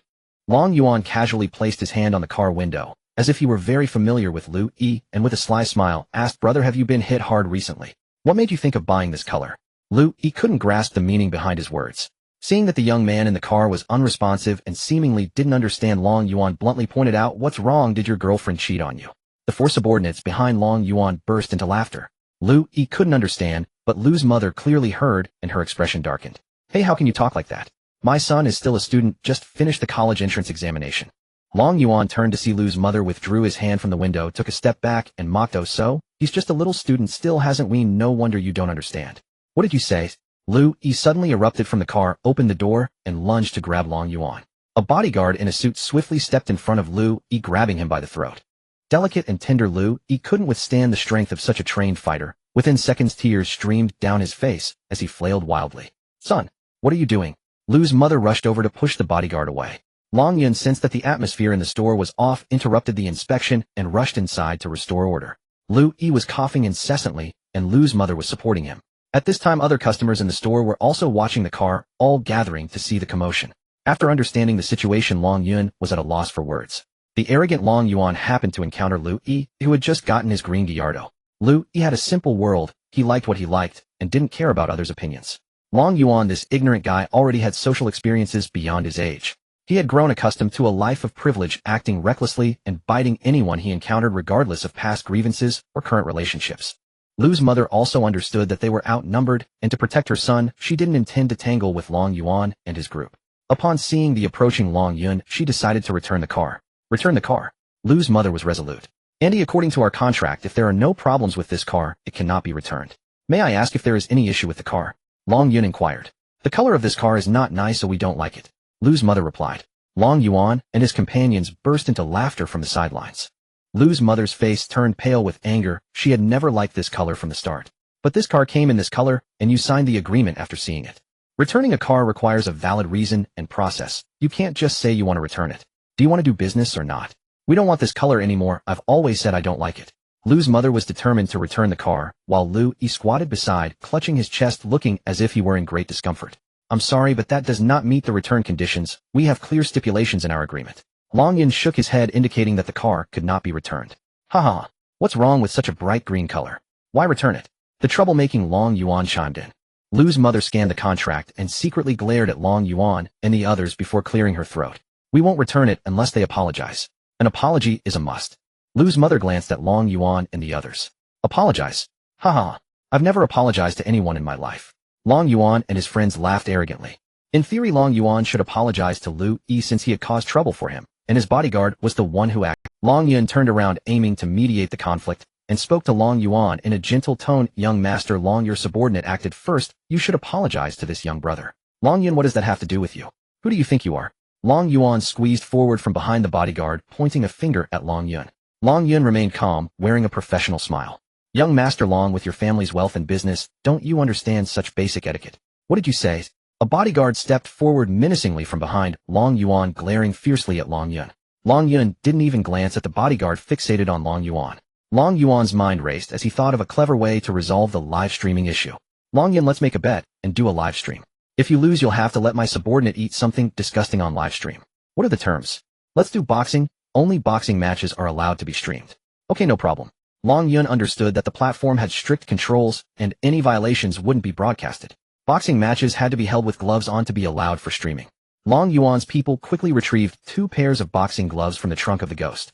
Fortunately, there weren't many cars in the store, so they found a clear space and the live broadcast was about to begin. Long Yun attempted to purchase boxing skills from the system store, but found that it was in a non-sale state because he had not activated the sports section. With these few lackeys, there was no need for professional boxing skills. With his current strength of 280 kilograms per hand, he could easily take them down. Onlookers formed a circle around them. After both sides donned the gloves, Long Yuan suddenly asked, wait, you haven't stated your conditions yet, although we can't possibly lose. In front of so many people, Long Yuan didn't want to give Long Yun a chance to seize any weaknesses. If you lose, you must apologize to these 2 customers. Long Yun pointed to Lu's mother and Louis. Secondly, the one who live streamed the eating wager yesterday has to scrub the floor for 3 days. They must do it on their knees with a towel. I won't provide food or pay them. How about it? If you admit defeat now, you only have to scrub for 1 day. Don't be too arrogant, bring it on. Long Yuan shoved a bodyguard forward. Anyone with clear eyes could see that Long Yun's small frame was completely outmatched by Long Yuan's burly bodyguard. This boxing match had no suspense. Long Yun, go for it. Lu cheered loudly. Other onlookers also cheered for Long Yun, as sympathizing with the weaker party was a common sentiment. Tang Xiangrong started the live stream, and his room had over 10,000 viewers online, all eager for him to stream something disgusting. Everyone, I'm Tang Xiangrong. Tang Xiangrong nervously greeted the camera. Because streaming something disgusting is prohibited by the platform today, we'll be streaming a boxing match. Tang Xiangrong explained the rules of today's match to the viewers in the live room. Even though he was being insulted, this was his only opportunity to continue. From the warm-up activities on the other side, it was clear that Long Yuan's bodyguards were trained. Long Yun, unfamiliar with boxing, could only adapt on the fly. He stood still after putting on the gloves, waiting for the opponent to strike. The 3 bodyguards had heard their master mention Long Yun's live streaming show, but they didn't believe it. Many online streaming shows were fake, merely a show to attract attention. Long Yuan picked the strongest bodyguard to step forward. People couldn't help but feel nervous for Long Yun when they saw the bodyguard's physique. Just from the size, they were clearly not in the same weight class. The bodyguard tested a few times, and then threw a left hook aimed at Long Yun's head. Long Yun keenly observed the trajectory of the punch, stepped back, and dodged the first strike. The crowd gasped at the force and power if he took a punch. After several attempts, the bodyguard realized Long Yun was an amateur who seemed to know nothing about boxing and lacked even the basic movements. Another straight punch was thrown, targeting Long Yun's face. The previous strike had been a test. This punch was meant to truly knock Long Yun down. Imitating the move, Long Yun threw a right straight punch with all his strength. The sound of 2 gloves colliding rang out sharply. A punch for a punch. In the face of such an offensive, one would typically either dodge or defend. Unexpectedly, Long Yun didn't follow the conventional approach and threw a punch. The bodyguard felt as if his fist had struck a concrete wall, and the opposing force was still coming. The impact sent a wave of force back through his arm, and he felt his entire arm go limp. Crack, crack, subtle noises hardly noticeable reached Long Yun's ears. It was the sound of the opponent's arm. The bodyguard was propelled backward by the immense force from his arm, stumbling and landing on his rear, before rolling back for 2 rounds before coming to a stop. The crowd was initially stunned, but Liu Yi, who was the first to react, led the applause and cheers. Winning against a stronger opponent in one blow was incredibly inspiring. Long Yuan had prepared mentally for Long Yun's strength, but he never expected his strongest bodyguard to be knocked away in one hit. This was too unreal. Long Yun employed an unconventional fighting technique, striking with his fists, directly knocking down his opponent, creating a powerful visual impact, causing the popularity of the livestream studio to soar. However, some believed that such scenes were excessively violent and reported it to the platform, leading to the quick suspension of the livestream. Since the room was banned, it was time to disperse. Long Yuan and others helped the fallen individual and were about to leave. Wait, you lost, and must adhere to our previous agreement. Long Yun's gaze was cold, and although his frame was slender, he exuded an inexplicable pressure. Yes, hurry and apologize. Mother Lu stood in front of Long Yuan and the others. Long Yuan shot a glare at a few subordinates, gritting his teeth in frustration, and led the way to bow slightly to Mother Lu and Liu Yi, squeezing out 3 words through clenched teeth. I'm sorry. Long Yuan led the way, followed by Tang Xiangrong and others exiting the store. Long Yun understood that this was a storefront and that normal operations were the priority. There was no need to get overly serious about certain details. As Long Yuan started the car, he turned to Long Yun and said, "Someone will come to clean the floor for you tomorrow." Long Yun smiled faintly. Mother Lu and Liu Yi also got into the car and drove away. The guests who were looking at the GL8 returned to the main topic and began discussing the agreement. Long Yun sighed lightly while looking outside the store. This fellow will definitely come looking for trouble again, ha. The 2 GL8s were sent off and all the cars that could be sold in the store were sold out. The GL8 driven by Xiao Li was temporarily reserved for reception. Just as mentioned, Xiao Li drove the GL8 back to the store. 2 young men in perfectly tailored suits got out of the car, and after the electric door opened, an elderly man with graying hair appeared in the seat. The first young man to get out had already placed a wheelchair next to the car door. The 2 young men assisted the elderly man into the wheelchair. Without needing an introduction, Long Yun understood that the elderly man in the wheelchair was the main character, so he stepped forward to greet him. "Hello, are you Mr. Dong?" "Hello, I am Dong Yan. You are that amazing streamer Long Yun. You look even more handsome than in the videos. Young and promising. Mr. Dong is overly flattering, please come in." Long Yun stepped aside as a young man pushed Dong Yan in. Upon entering the store, they immediately saw the bright yellow FJ Cruiser. Since the transfer procedures had not yet begun, it still bore the original owner's license plate. Dong Yan scanned the vehicle with his eyes ultimately fixating on the license plate, staring intently at it, as if lost in thought. Everyone else was puzzled about what the elderly man was looking at. After a while, Dong Yan spoke with delight. It's the same as when I saw it back then." Everyone looked bewildered, and Long Yun couldn't understand what Mr. Dong was saying. Dong Yan turned the wheelchair to face everyone, and with a sigh of relief said, "This car saved my life back then. To be precise, it was the person driving this car who saved my entire family. Back then, my wife, daughter, and I were traveling in the Fuka mountain range. As our car entered a valley, an earthquake suddenly struck, shaking the ground violently, and a mudslide pushed our car onto the riverbed. My legs." Dong Yan pointed to his already amputated legs and paused for 2 seconds. "My legs were trapped under a massive rock. My wife and daughter were relatively lucky. They only suffered minor injuries. After the earthquake, all signals were cut off, and we truly felt helpless." Dong Yan's expression turned somber as he recalled the painful memories, and one of his subordinates walked over to support his shoulder. "That night was undoubtedly the longest of my life. Sigh. As dawn approached, I felt like I was at the end of my rope. I told my wife and daughter not to worry about me and to go find help, but they refused to leave." Dong Yan's eyes grew moist, and the female staff members in the store had red eyes, recalling the devastating earthquake that, although they hadn't directly experienced, they had seen through media reports. Later, I don't know how much time passed. I must have fainted for a long time. When I opened my eyes, I saw 3 men who claimed to be members of a social rescue team.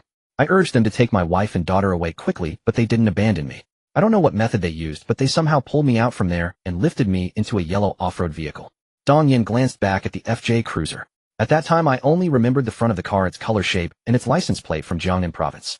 I don't know how much time passed. I had already lost consciousness, and our family of 3 was taken to a disaster area hospital. Because my injuries were severe, I was airlifted back to the city, and we didn't even have time to inquire about the name of our savior.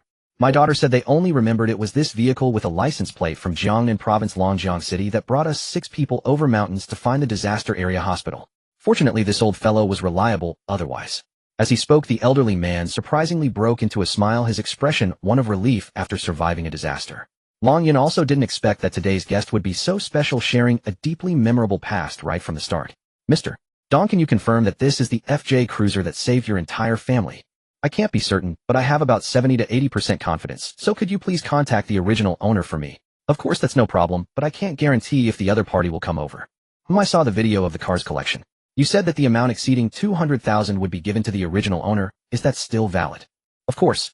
We only earn what we should earn. Long Yun replied affirmatively. Alright, the original price of this car was over 500,000. He'll buy it for 580,000. Do you think it's appropriate? The elderly man inquired. Of course, no problem. The additional 360,000 will be entirely transferred to the original owner. The elderly man nodded in satisfaction, signaling his subordinates to go upstairs with Long Yun's staff to handle the paperwork. Long Yun found the contract and dialed the phone number left by Mu Zhengyang. However, the voice on the other end was a familiar female voice. Hello, who is this? Hello, I'm looking for Mr. Mu Zhengyang. Is he available? What do you want with my dad? Long Yun confirmed that the person on the other end was Mu Shui. This is Long Yun from the internet celebrity luxury car store. The FJ we collected earlier has been sold for a high price. Please come to our company to collect the excess money. By the way, you must bring your father along. Oh, you're that little swindler. You wouldn't be trying some new trick, would you? Do you think I'm that bad in your eyes? Who knows? Over half an hour later, Mu Shui and Mu Zhengyang arrived by taxi in front of Long Yun's internet celebrity luxury car store. Old Dong had been waiting at the store's entrance with two subordinates beside him. As Mu Zhengyang approached the store with a cane, he noticed the person in the wheelchair. Dong Yin had been staring at the approaching Mu Zhengyang, his expression excited, lips quivering, and his eyes filled with tears. Benefactor, is it you? Mu Zhengyang in the wheelchair seemed to want to stand up. The person in the wheelchair looked somewhat familiar and called him benefactor, causing Mu Zhengyang and Mu Shui to stop. Fuka mountain range legs trapped under a boulder. There were 3 of us, including my wife and daughter. Dong Yin tried to recount the details of the rescue that day. You're the one whose legs were trapped. Your legs. Amputated. Ooh, I owe my life to you, benefactor. Benefactor, your legs. They weren't treated in time and became useless. Long Yun watched as the 2 elderly men who had shared life and death tightly held hands and couldn't help but feel that sometimes as a car dealer, he could still contribute some positive energy. Ding, dear host, you have helped others using this system. Reward 30 evolution points. Doing good deeds must come with rewards. Long Yun allocated all 30 evolution points to strength, bringing his current single-handed strength to 310 points. Long Yun seized the opportunity to shake hands with Mu Zhengyang again, wanting to test how strong this old man really was. This time Mu Zhengyang's hand was warm and soft, not as strong as last time. Long Yun gradually increased his strength, and Mu Zhengyang also slowly added pressure. When Long Yun's force reached a certain level, Mu Zhengyang suddenly cried out, my hand, my hand. He covered his right hand, looking quite pained, and Mu Shui immediately rushed over, glaring fiercely at Long Yun, and said sternly, Long Yun, what are you doing? When Mu Shui rushed over, Mu Zhengyang simply rubbed his palm and casually moved his 5 fingers. Xiao Shui, it's fine, I just had a cramp. Mu Shui's sharp gaze was almost enough to slice through Long Yun, and only after confirming that Mu Zhengyang was okay did she link arms with her father and walk towards the client lounge. As Mu Zhengyang and Mu Shui departed, Long Yun distinctly saw Mu Zhengyang give him a strange smile. This old man has something off about him. When Long Yun shook hands with him, he applied strength, and so did Mu Zhengyang, both gradually increasing their grip. When Long Yun's strength approached 200 kilograms, Mu Zhengyang suddenly released his grip, causing Long Yun to nearly crush his hand, but fortunately, he withdrew in time. Long Yun could sense that 200 kilograms was definitely not Mu Zhengyang's limit. When strength reaches its peak, the arm should tremble, but Mu Zhengyang's arm showed no signs of shaking, and his face remained utterly calm. This old man Mu Zhengyang is quite remarkable. Dong Yin wanted to give Mu Zhengyang some money, but the latter categorically refused. If it weren't for Long Yun's intervention, Mu Zhengyang wouldn't have considered accepting any difference in the car purchase price. Before leaving, Dong Yin secretly slipped Long Yun a fancy card. It was a membership card for a second-hand luxury goods club. He could tell that the store was in a predicament with no cars to sell. According to old Dong, he was in the jewelry and jade business with his main store in Fuka City and branches across major cities nationwide. His business was a member of the second-hand luxury goods club, and he was one of the council members with the right to recruit qualified new members. In other words, Long Yun's influencer luxury car gallery is now a member of a certain second-hand luxury goods club. Luxury items do not necessarily represent extravagance and waste. They actually signify high-end consumption, reflecting people's pursuit of personal taste and quality of life. Generally speaking, second-hand luxury goods include second-hand designer bags, second-hand jewelry, second-hand watches, etc. Second-hand luxury cars are classified as luxury goods under strict conditions. They must be sufficiently luxurious and rare. Dong Yin brought Long Yun's store into this club, not only to thank him for helping him find his benefactor, but also to entrust him with a task, finding an opportunity to donate some money to Mu Zhengyang. Although Dong Yin and Mu Zhengyang had once shared life and death, they were essentially strangers, and Dong Yin knew nothing about Mu Zhengyang's profession. He couldn't stay in Longjiang City for long, so he could only entrust this matter to Long Yun. Having a direct source for luxury cars, Long Yun had no reason to refuse. He and Fan Gang were separately sourcing cars, and the cars in the store would still sell out. Since Long Yun's livestream gained fame, car owners had started driving to the store to sell their vehicles. Ideally, in such an influencer luxury car gallery, car owners would drive in to sell their cars, sparing Long Yun and others the need to hunt for cars. Collecting cars from outside the city is quite troublesome. Sometimes running several hundred kilometers may not guarantee a successful acquisition, resulting in wasted trips. Moreover, long-distance travel incurs hard costs, making the car acquisition price uncompetitive. The store must have qualified personnel capable of inspecting and collecting cars. Currently, only Long Yun and Fan Gang are qualified, while others are still lacking. Today, Fan Gang went out to collect cars with a newly recruited staff member, supposedly to retrieve a car belonging to one of his fans, a BMW 5 Series. When Fan Gang was absent, Long Yun had to stay in the store waiting for a certain destined car enthusiast to come by to sell a car. The life of a second-hand car dealer is quite monotonous.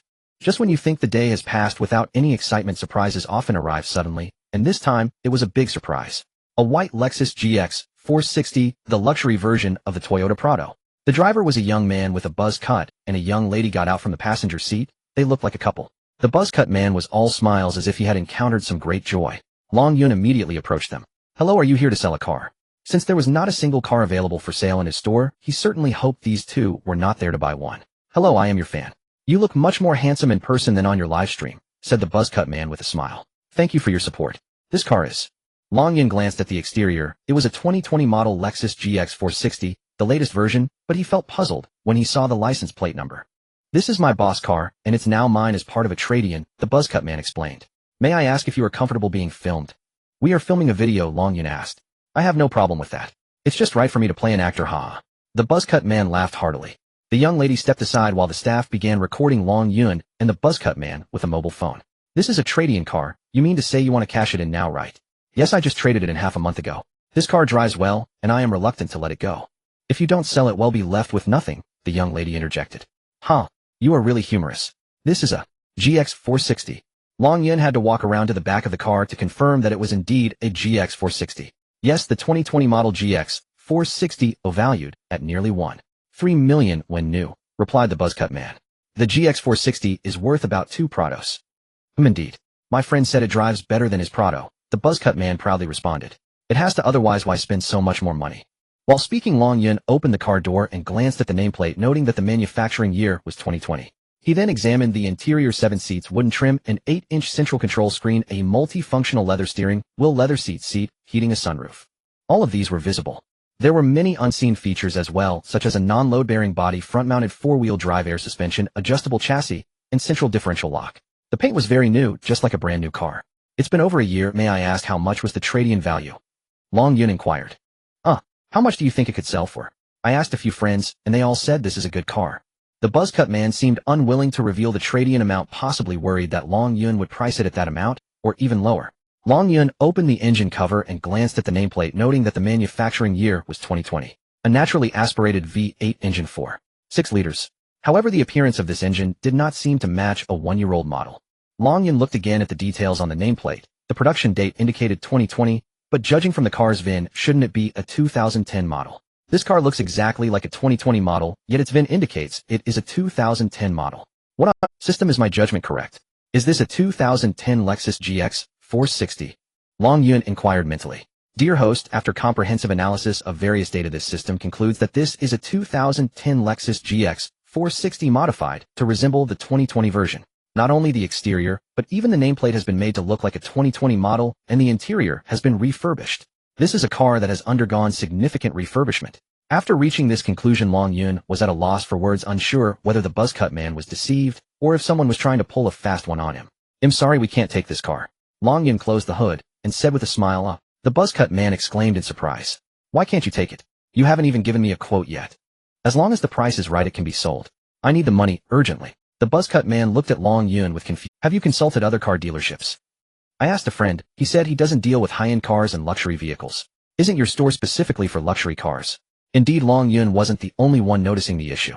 "That's right, our store specializes in luxury cars, but we really cannot handle this one. Why don't you check with other dealers?" Long Yun didn't want to spell it out regardless of whether the buzz-cut man was the one being taken advantage of.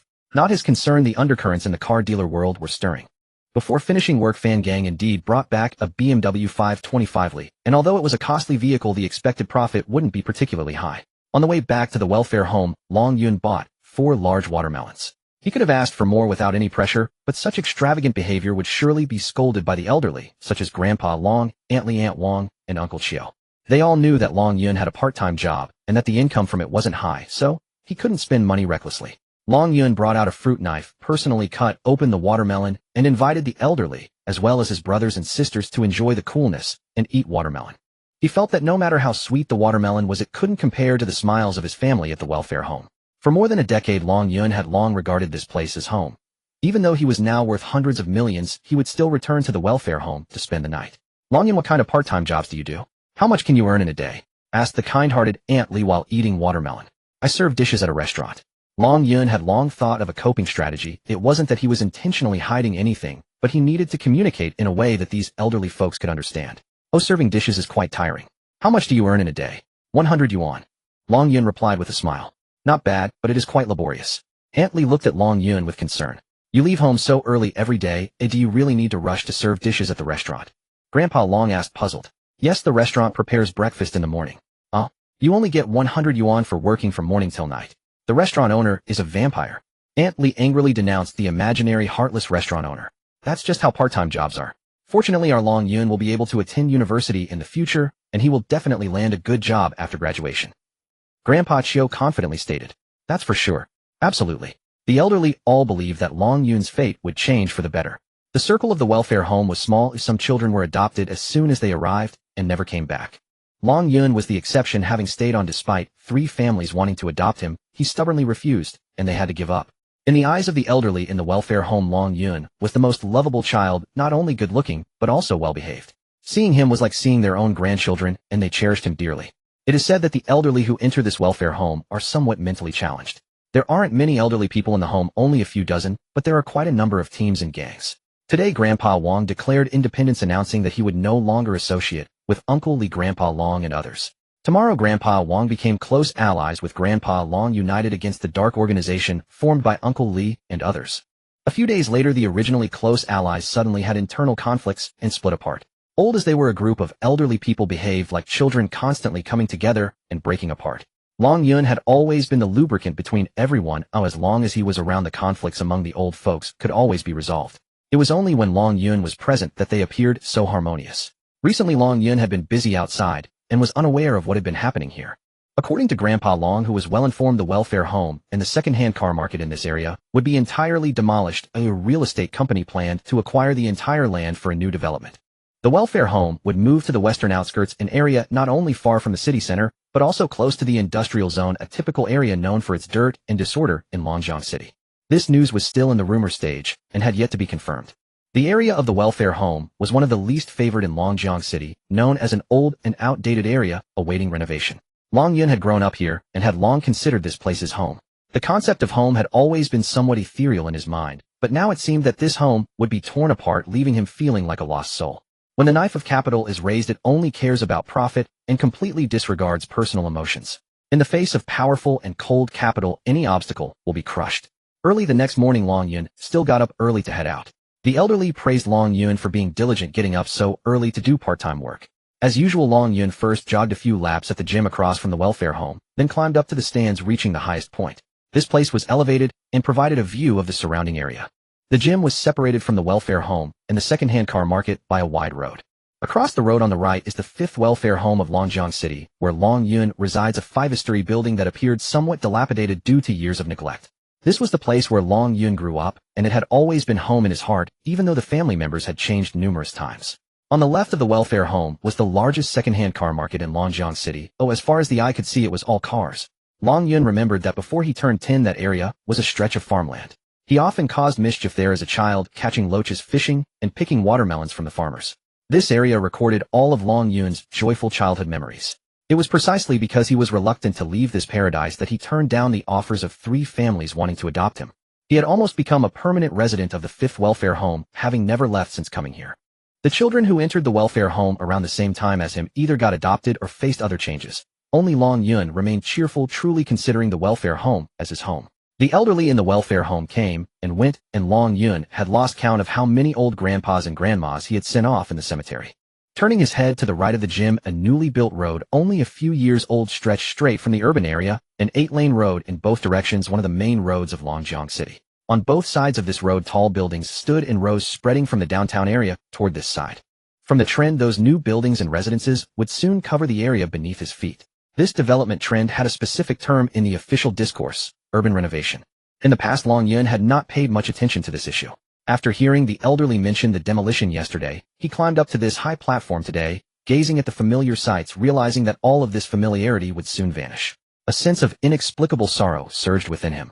Regardless of whether the demolition rumors are true or false from the urban development trend, the demolition of the welfare home and the second-hand car market is only a matter of time. Long Yun took a deep breath and a trace of determination crossed his youthful face. If he didn't want to become a lost soul, he needed to work hard to earn money. Long Yun, keep it up. Fan Gang acquired this 2020 BMW 525Li M Sport package yesterday with a new car guide price of 426,000 yuan. He drove a Mercedes-Benz C200 from Long Yun for over 100 kilometers, which he received from one of his fans. The small boss car has over 20,000 kilometers with the original paint and in excellent condition. The original owner reluctantly sold it due to business cash flow issues. Due to the original owner's inconvenient circumstances, he could not disclose the specific reasons for selling the car. The acquisition video had few highlights, focusing entirely on the details of the vehicle inspection, and this car was exceptionally well maintained, leaving little to discuss. As soon as the acquisition video was released, it was reserved by a local fan. A deposit of 50,000 yuan was sent over before the car even arrived at the store. How could a popular luxury car store that relies on the internet quietly sell a fine car? It requires planning and staging a small show to attract attention and enhance the visibility of their video channel. Back at the store, Fan Gang decided to create a small storyline.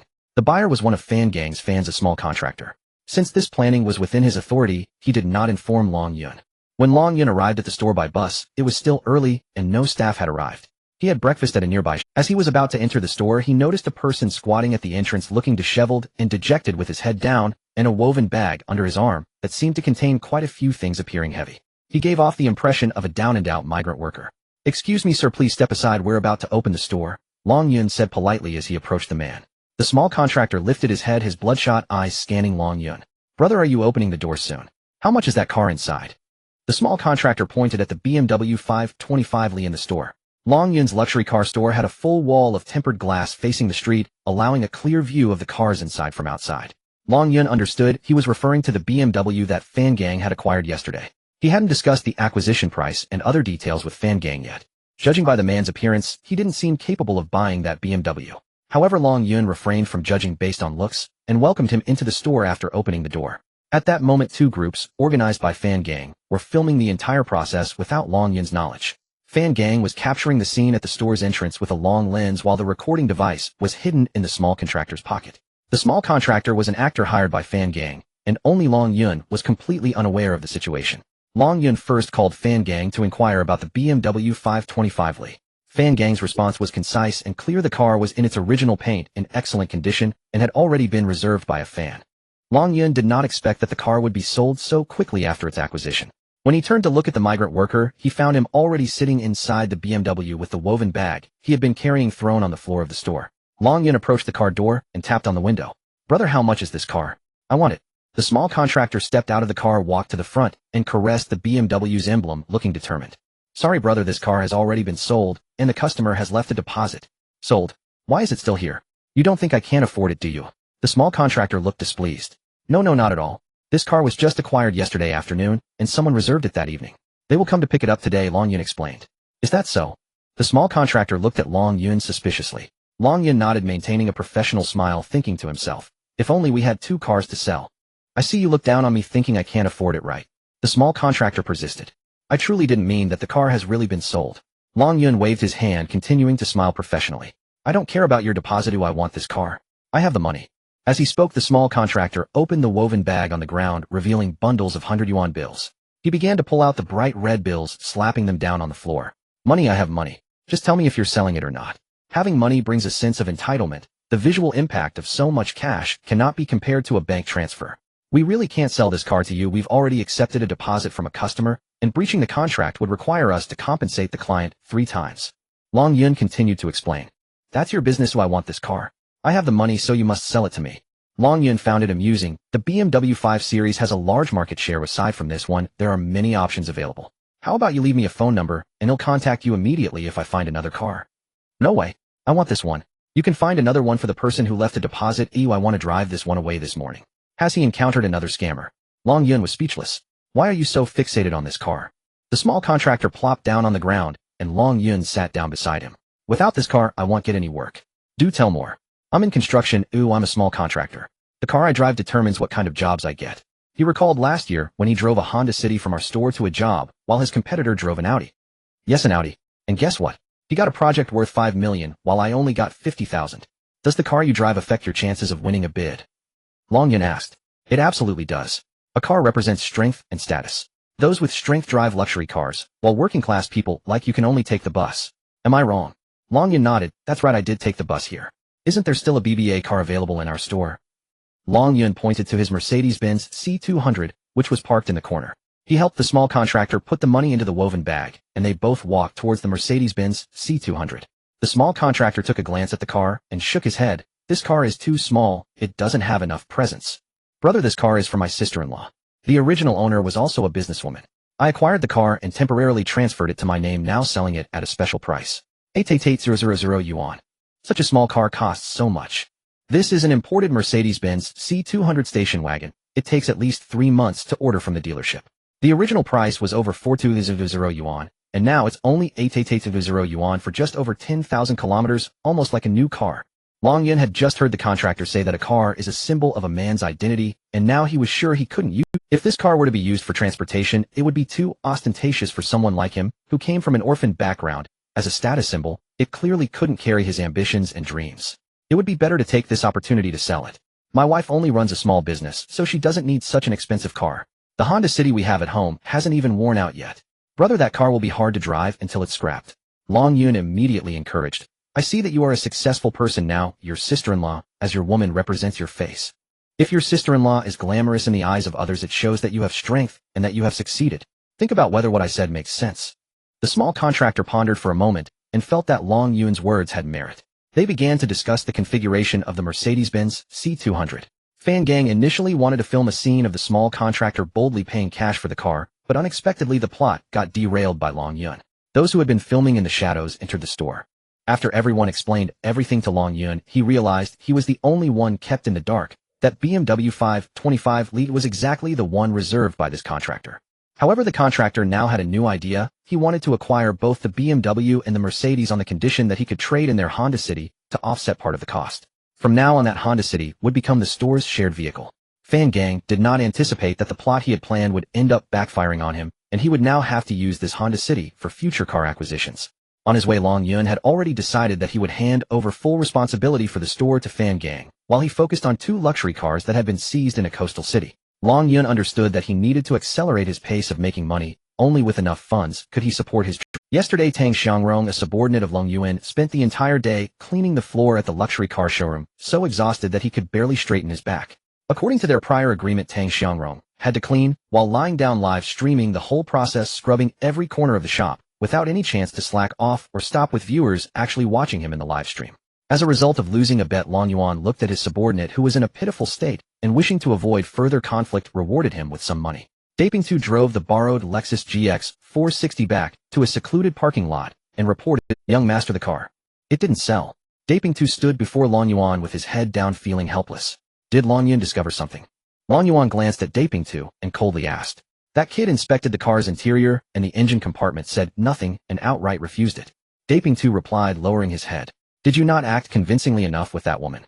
Did he notice any flaws? We performed very convincingly. If you don't believe me, you can ask Tang Xiangrong. He was cleaning in the store at that time, and should have seen it too. Daping Tu looked at Tang Xiangrong for confirmation, only to receive a fierce glare in return. I didn't see anything. I saw nothing at all. Tang Xiangrong complained, rubbing his waist and grimacing in pain. All right, stop complaining. It's making me uneasy, a group of useless fools. Is there no way to deal with that kid? Daping Tu had previously assured Long Yuan that the car would surely fool Long Yun. To ensure success, they arranged for someone to sell a brand new BMW to Fan Gang, intending to draw Fan Gang, this experienced master, away. Fan Gang also didn't expect this to be a ruse, but that BMW 525 Li was indeed tempting. Not only was the car appealing, but the price was also attractive, though the distance was a bit far, taking a whole day. According to Daping Tu's plan, once the GX 460 was sold, they would immediately find someone to buy it back, demanding triple compensation, and then report it to the Market Management Bureau to force Long Yun into bankruptcy. Since Long Yun had not made any comments about the car, Daping Tu couldn't gauge his thoughts. Young Master will ask a friend to prepare another well-refurbished water-damaged car. I refuse to believe he will see through it this time. Daping clearly had great confidence in his scheme. Alright, this time let's say that kid just got lucky. He can escape the initial danger, but he won't dodge the later one. I refuse to believe he won't fall into the trap. Yes, young master.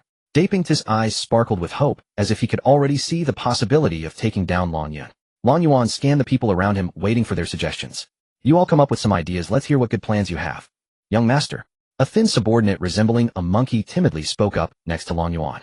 Monkey, what idea do you have? Speak up quickly. Long Yuan glanced at the thin monkey Huang Hao. Young master, with your financial strength and intellect, wouldn't it be as easy as squashing a bug to deal with Long Yun? We should crush him. Huang Hao said, his face full of flattery. Oh, tell me your thoughts. Long Yun runs a luxury car showroom. We should also open a luxury car showroom right next to his, making ours larger and more lavish, directly driving him out of business. Huang Hao declared with grand ambition. What do you all think? Long Yuan turned to ask the others nearby. Daping Tu shook his head, then nodded again, and Long Yuan shot him a disdainful glance, his gaze shifting to Tang Xiangrong, who was sprawled on the sofa. Tang Xiangrong understood that he had just served as a shield for his master, and if the thin monkey's idea failed, he would inevitably become one of the scapegoats, so he kept groaning in pain. Long Yuan realized Tang Xiangrong had no hope, turning to Su Ji, who was Long Yuan's strategist, and had come up with many bad ideas. Ahem, young master, Huang Hao's suggestion is quite good and feasible. Su Ji was known for his meticulous speech, and he idolized the strategist Li Ru from the Three Kingdoms period. Su Ji, what's your idea? Long Yuan asked. Young master, according to my investigation, Long Yuan is an orphan who grew up in the Fifth Welfare Institute. He just finished his college entrance exams, and previously worked part-time during holidays, but earned little. After this year's college entrance exams, it is said he worked part-time with a boss named Longting at a used car market, and suddenly earned hundreds of thousands. He made hundreds of thousands in just a few days of part-time work selling cars. Long Yuan, though not familiar with the world, understood that one couldn't earn that much from part-time work. Indeed, Su Ji affirmed. Just a few $100,000. I've inquired about that store, he bought it himself, and it's worth over 10 million. Long Yuan was not satisfied with Su Ji's findings. The doubts lie here. We bribed relevant bank staff to check his bank transactions. The first significant deposit was 3 million, but the payer's identity cannot be disclosed, and all information for the second deposit is withheld. After taking our money, they still refuse to disclose. Is there no professional ethics? Long Yuan shouted angrily. The relevant staff said that revealing that information could cost him his life. Su Ji lowered his voice, seemingly reluctant to bring up the related content. While checking Long Yun's account information, the bank staff bribed by Su Ji found that the 3 million transfer to Long Yun was from Longjiang City's mayor's cousin Long Tao.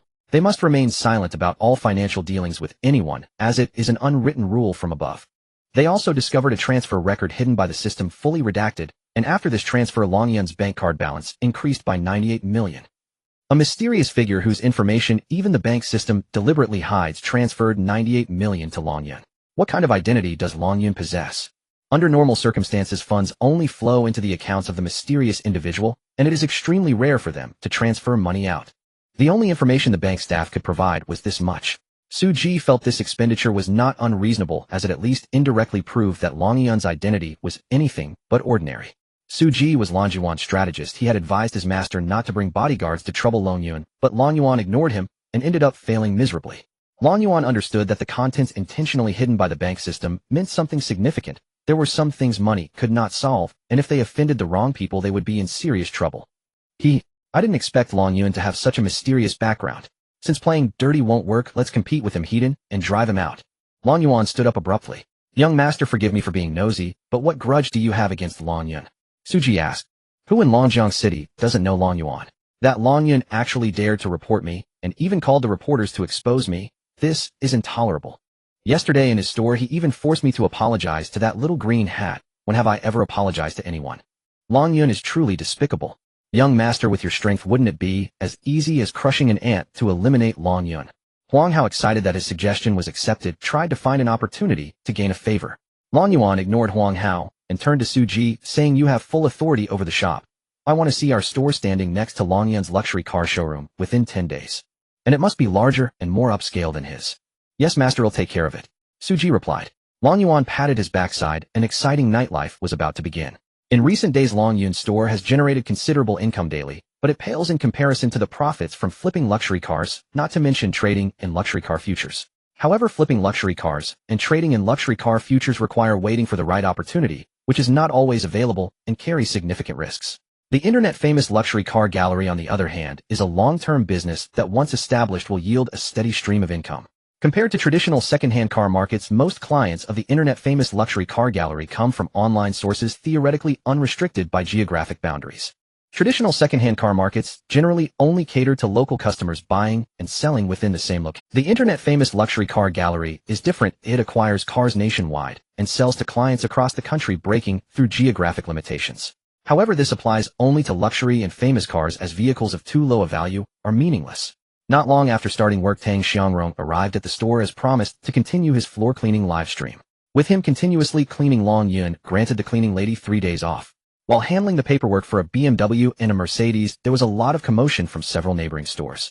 According to reports from the inquiring staff, those stores had all been acquired at prices that were too high to refuse. Long Yun was drafting a power of attorney for Fan Gang when the system's notification sound rang in his ears. Ding, dear host, we have important information to report. This system's notification reports come in 3 levels ranging from low to high: reminder, suggestion, and warning. System, is there another opportunity for big profits? Dear host, concerning your safety, someone inquired about your household registration and bank statements the day before yesterday and visited both your welfare institute and the Longting second-hand car market where you previously worked. Oh really? I didn't expect you could monitor such information.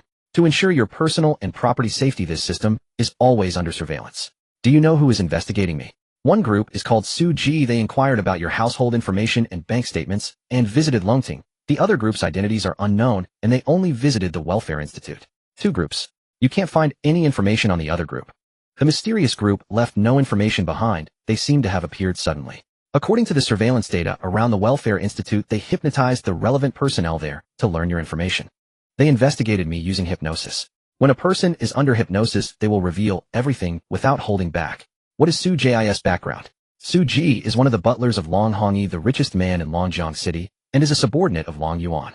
Also, that Brad is investigating me and even checking my bank account. It seems he's not entirely foolish. Long Yuan is not a concern. This system is more worried about the other mysterious group. Please be cautious in your actions. Alright, I will be careful. Long Yun was not worried about Long Yuan checking his household registration and bank statements. It was normal for others to want to understand his background. However, the mysterious individuals who hypnotized the Welfare Institute staff to investigate him could have significant connections, which made Long Yun concerned. As the boss, Long Yun decided to entrust all store affairs to Fan Gang and needed to draft a power of attorney to clarify Fan Gang's rights and responsibilities. Just as the power of attorney was printed, Long Yun was about to sign when Fan Gang rushed in from the showroom, saying a big client had arrived. Fan Gang, you're just in time. What is the authorization limit I should grant you? Long Yun pointed to the authorized amount section on the power of attorney. Under the corresponding clauses, as long as it was within the agreed amount, Fan Gang had the discretion to act without needing to consult Long Yun. Long Yun, let's go greet the client first, and we can talk later. What client needs me to be present? Is the car very expensive? It's just a matter of saying a number, and I'll fill it in. Not just expensive, but 5 cars at once. The entire Rolls-Royce lineup. Long Yun's heart raced. Who would be so extravagant as to buy the entire Rolls-Royce lineup in one go? As Long Yun and Fan Gang stepped outside, a specialized tow truck was unloading 5 luxury cars at the entrance of the store, moving them into the shop. There were only 2 tow truck drivers who without a word began to maneuver the cars into Long Yun's store. Hey masters, what are you doing? Is there a mistake? What's going on with these cars? Long Yun stepped forward to inquire. We are just following orders to deliver the cars to the Long Yun internet-famous luxury car gallery. One driver pointed to Long Yun's store sign and replied. On the tow truck were a Rolls-Royce Ghost, a Rolls-Royce Cullinan, a Rolls-Royce Phantom, a Rolls-Royce Wraith, and a Rolls-Royce Dawn, each one. Fan Gang recorded the scene, while marveling. Long Yun, when did you acquire so many cars? You didn't even give me a heads up. This is a surprise for us. I didn't acquire them. I have no idea what's going on. Fan Gang, are we dreaming? Long Yun was equally puzzled. It shouldn't be a dream. I pinched my arm when the tow truck stopped in front of our store and confirmed I wasn't dreaming. Wait masters, we haven't paid for these cars yet. If we don't want them, you need to take them back. Long Yun genuinely worried it was a boss. We are only responsible for delivering the cars. One of the drivers replied. But what does it mean to put 5 luxury cars in our store? What's wrong? I saw your store was empty, so I brought over a few cars. Aren't you welcoming this? A familiar voice came from behind Long Yun. This voice was so familiar it was him. Gu Xiao.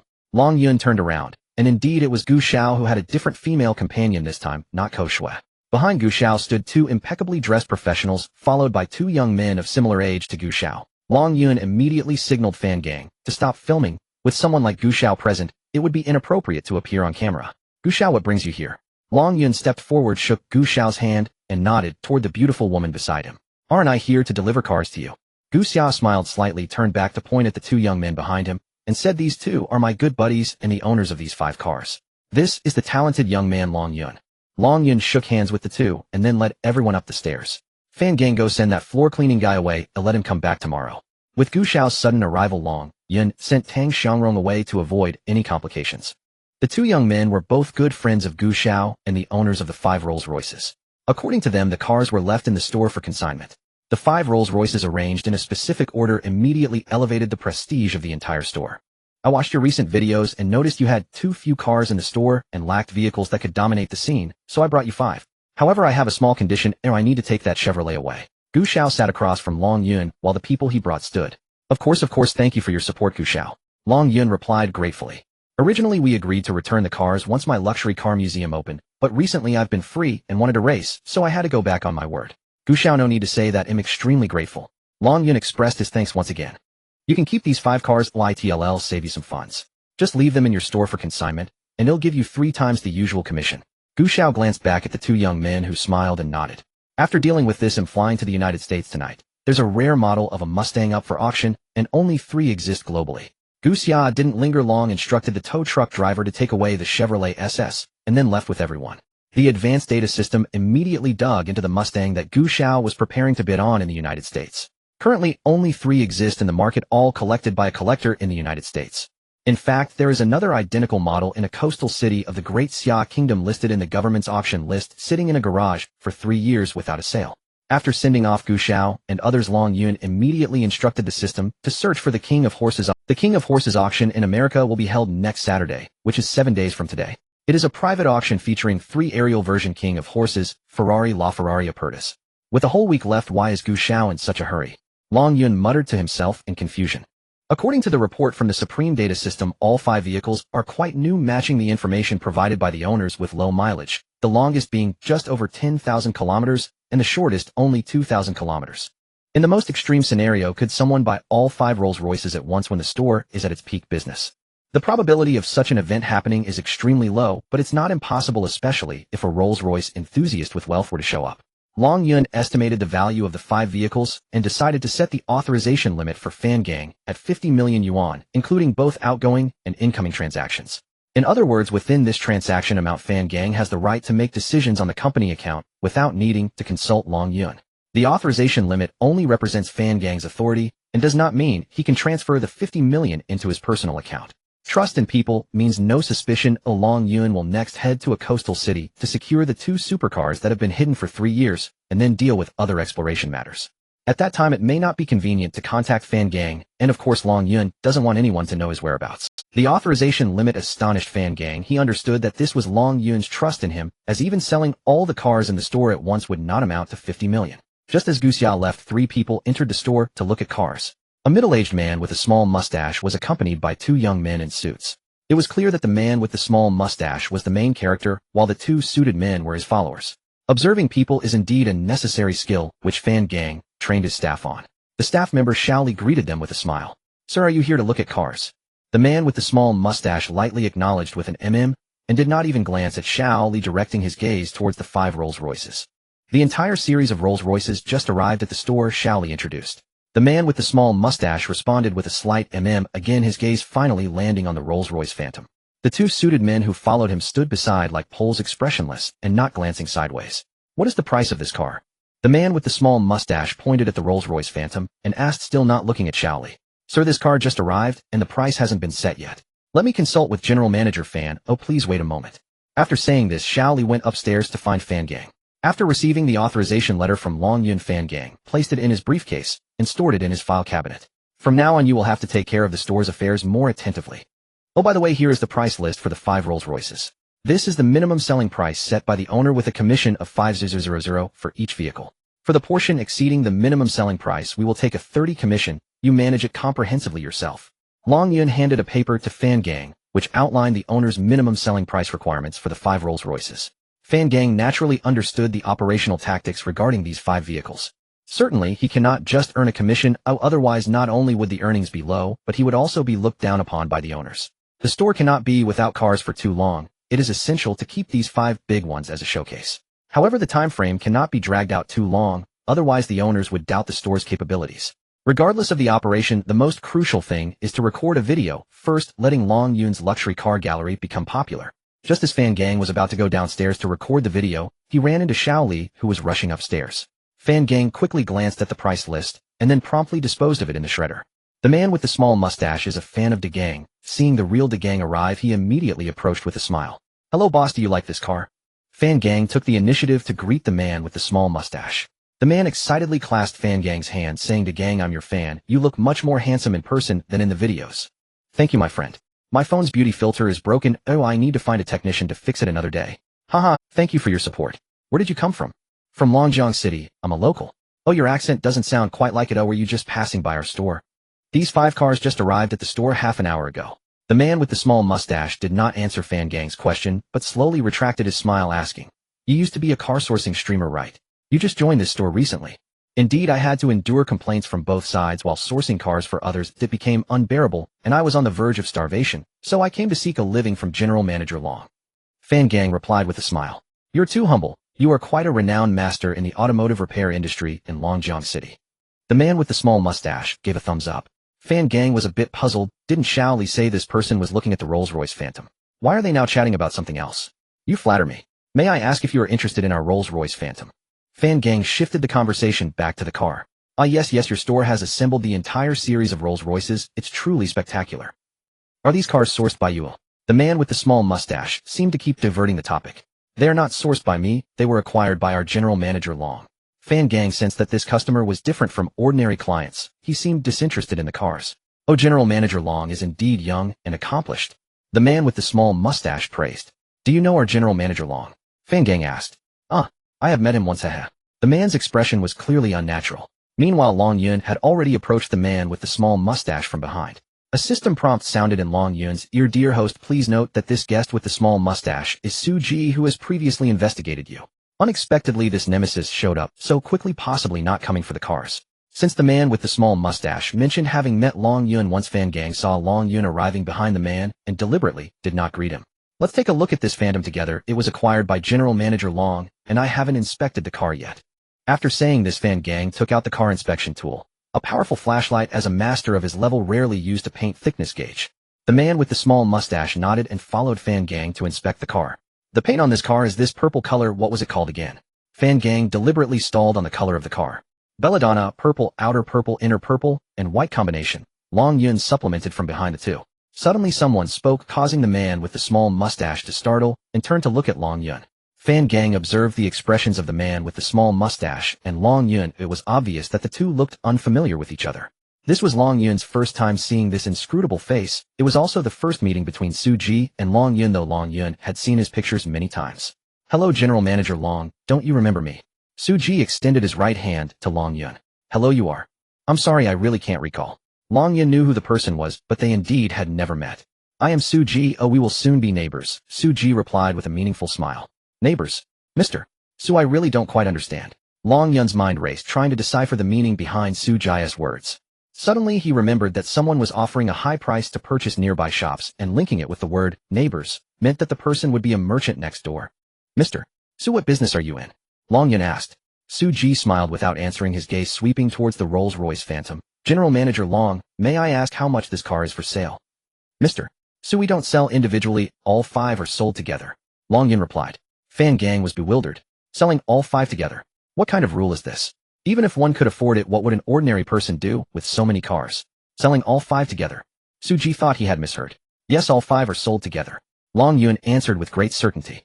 The 3 of them chatted about trivial matters for a while before the man with the little beard took his 2 subordinates and left.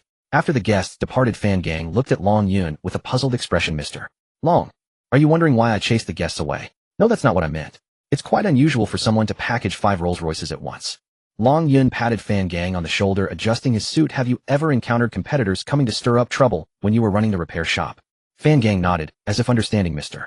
Long, are you suggesting that the guest just now is our competitor deliberately coming to cause trouble?" "I can't say for certain if they're competitors, but it's definitely trouble. When they come back, they'll still want to sell all 5 together while other customers can buy individually." "Understood. We're doing live streaming. We need to control the details. I'm leaving now and might not be back for... All right, Mr. Long, I understand what to do." Long Yun patted Fan Gang's shoulder again and turned to leave the door, taking a taxi back to the orphanage. He had already booked a flight for the afternoon, grabbing his passport and relevant documents to head to a coastal city. Due to the lack of actors to cooperate, Fan Gang could only record an extended explanatory video showcasing the 5 cars in the shop and posting it online. He had to secure that limited edition Ferrari LaFerrari Aperta before the auction began. Although this car was rare, it was still an older model and had already vanished from the market. The hype would surely rise before the auction started, and even if it fetched an astronomical price, someone would gamble on it, even if it meant buying 2 heaps of scrap metal for 28 million. What Long Yun needed to do was secure it before the gamblers acted, for he was the insightful gambler. Upon returning to the orphanage, he recalled being investigated by a mysterious person and thus went to find the director. The director was a woman in her 50s who had been the director for 15 years, joining the orphanage only 2 to 3 years after Long Yun. Although Long Yun was only 17 or 18, he was considered a veteran here, having been in the orphanage for 17 or 18 years, unmatched by anyone else. The old director had watched Long Yun grow up since he was in diapers. As a child, Long Yun was always causing trouble, stealing watermelons and corn from farmers, using a slingshot to hit pigeons raised by breeders, breaking neighbors' windows, while playing football, and beating up village chief Huss' chubby son when he bullied the orphans. The old director had often cleaned up after Long Yun, and they had a very close relationship. Having 2 ungrateful sons, she had long treated Long Yun like her own child. Holding a box of Liao's walnut pastries, Long Yun knew the old director's favorite treat, though she couldn't eat too many due to health concerns. "You little rascal, are you off work so early today?" Upon pushing open the director's office door, a somewhat aged voice came from inside. The sound of Long Yun's footsteps was too familiar to the old director. She guessed who it was even before he showed up.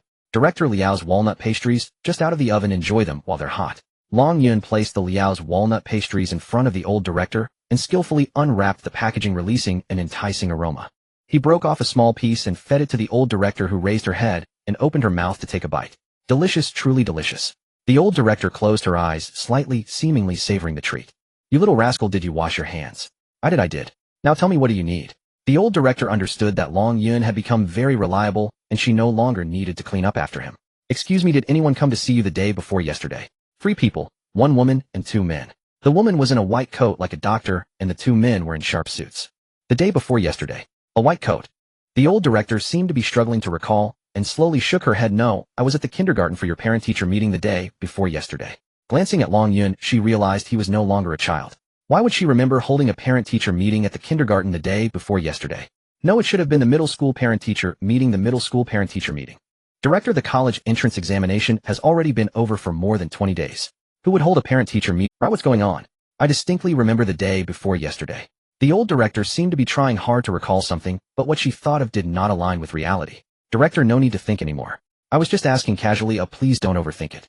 Long Yun noticed the beads of sweat forming on the old director's forehead, her eyes showing a hint of fear. It seemed the old director had indeed been hypnotized the day before yesterday, and the person who hypnotized her had considerable skill. According to the report from the advanced data system, 3 people had been hypnotized the day before yesterday. In addition to the old director, there were also Uncle Long and Aunt Wang. Since the elderly residents at the orphanage had mental issues to varying degrees, Long Yun didn't want to stimulate them further and thus refrained from asking more questions. Long Yun's life growing up in the orphanage was simple. Even if those mysterious people could obtain information from these elderly residents, it wouldn't significantly impact Long Yun. Fame brings trouble. It seemed that becoming an internet celebrity was not easy. Unclear of the other party's intentions, Long Yun could easily guess that Su Ji and the others were investigating him for a reason. After returning to the office of the internet celebrity luxury car store, Su Ji immediately called Long Yuan to report the 5 Rolls Royces in Long Yun's shop to his boss. "What? Selling all 5 together?" "I also watched their explanatory video, and they never mentioned selling them together." Long Yuan had just finished watching Fan Gang's explanatory video. "Long Yun told me personally that all 5 are to be sold together, not individually." Su Ji reiterated. "That kid must be out of his mind, who would buy all 5 together.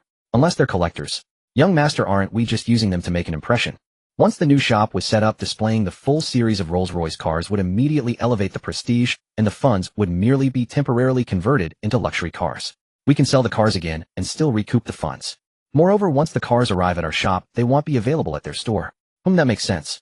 Let's secure them." As Fan Gang and the others were about to finish work, the man with the little beard returned to the shop with his team. Long Yun had previously warned Fan Gang, who understood that the visitors might not have good intentions, so he was mentally prepared. This time Su Ji brought 2 skilled craftsmen who had just been hired responsible for collecting cars for the shop, and they were also internet celebrity influencers. Fan Gang recognized these 2, and they recognized him as well.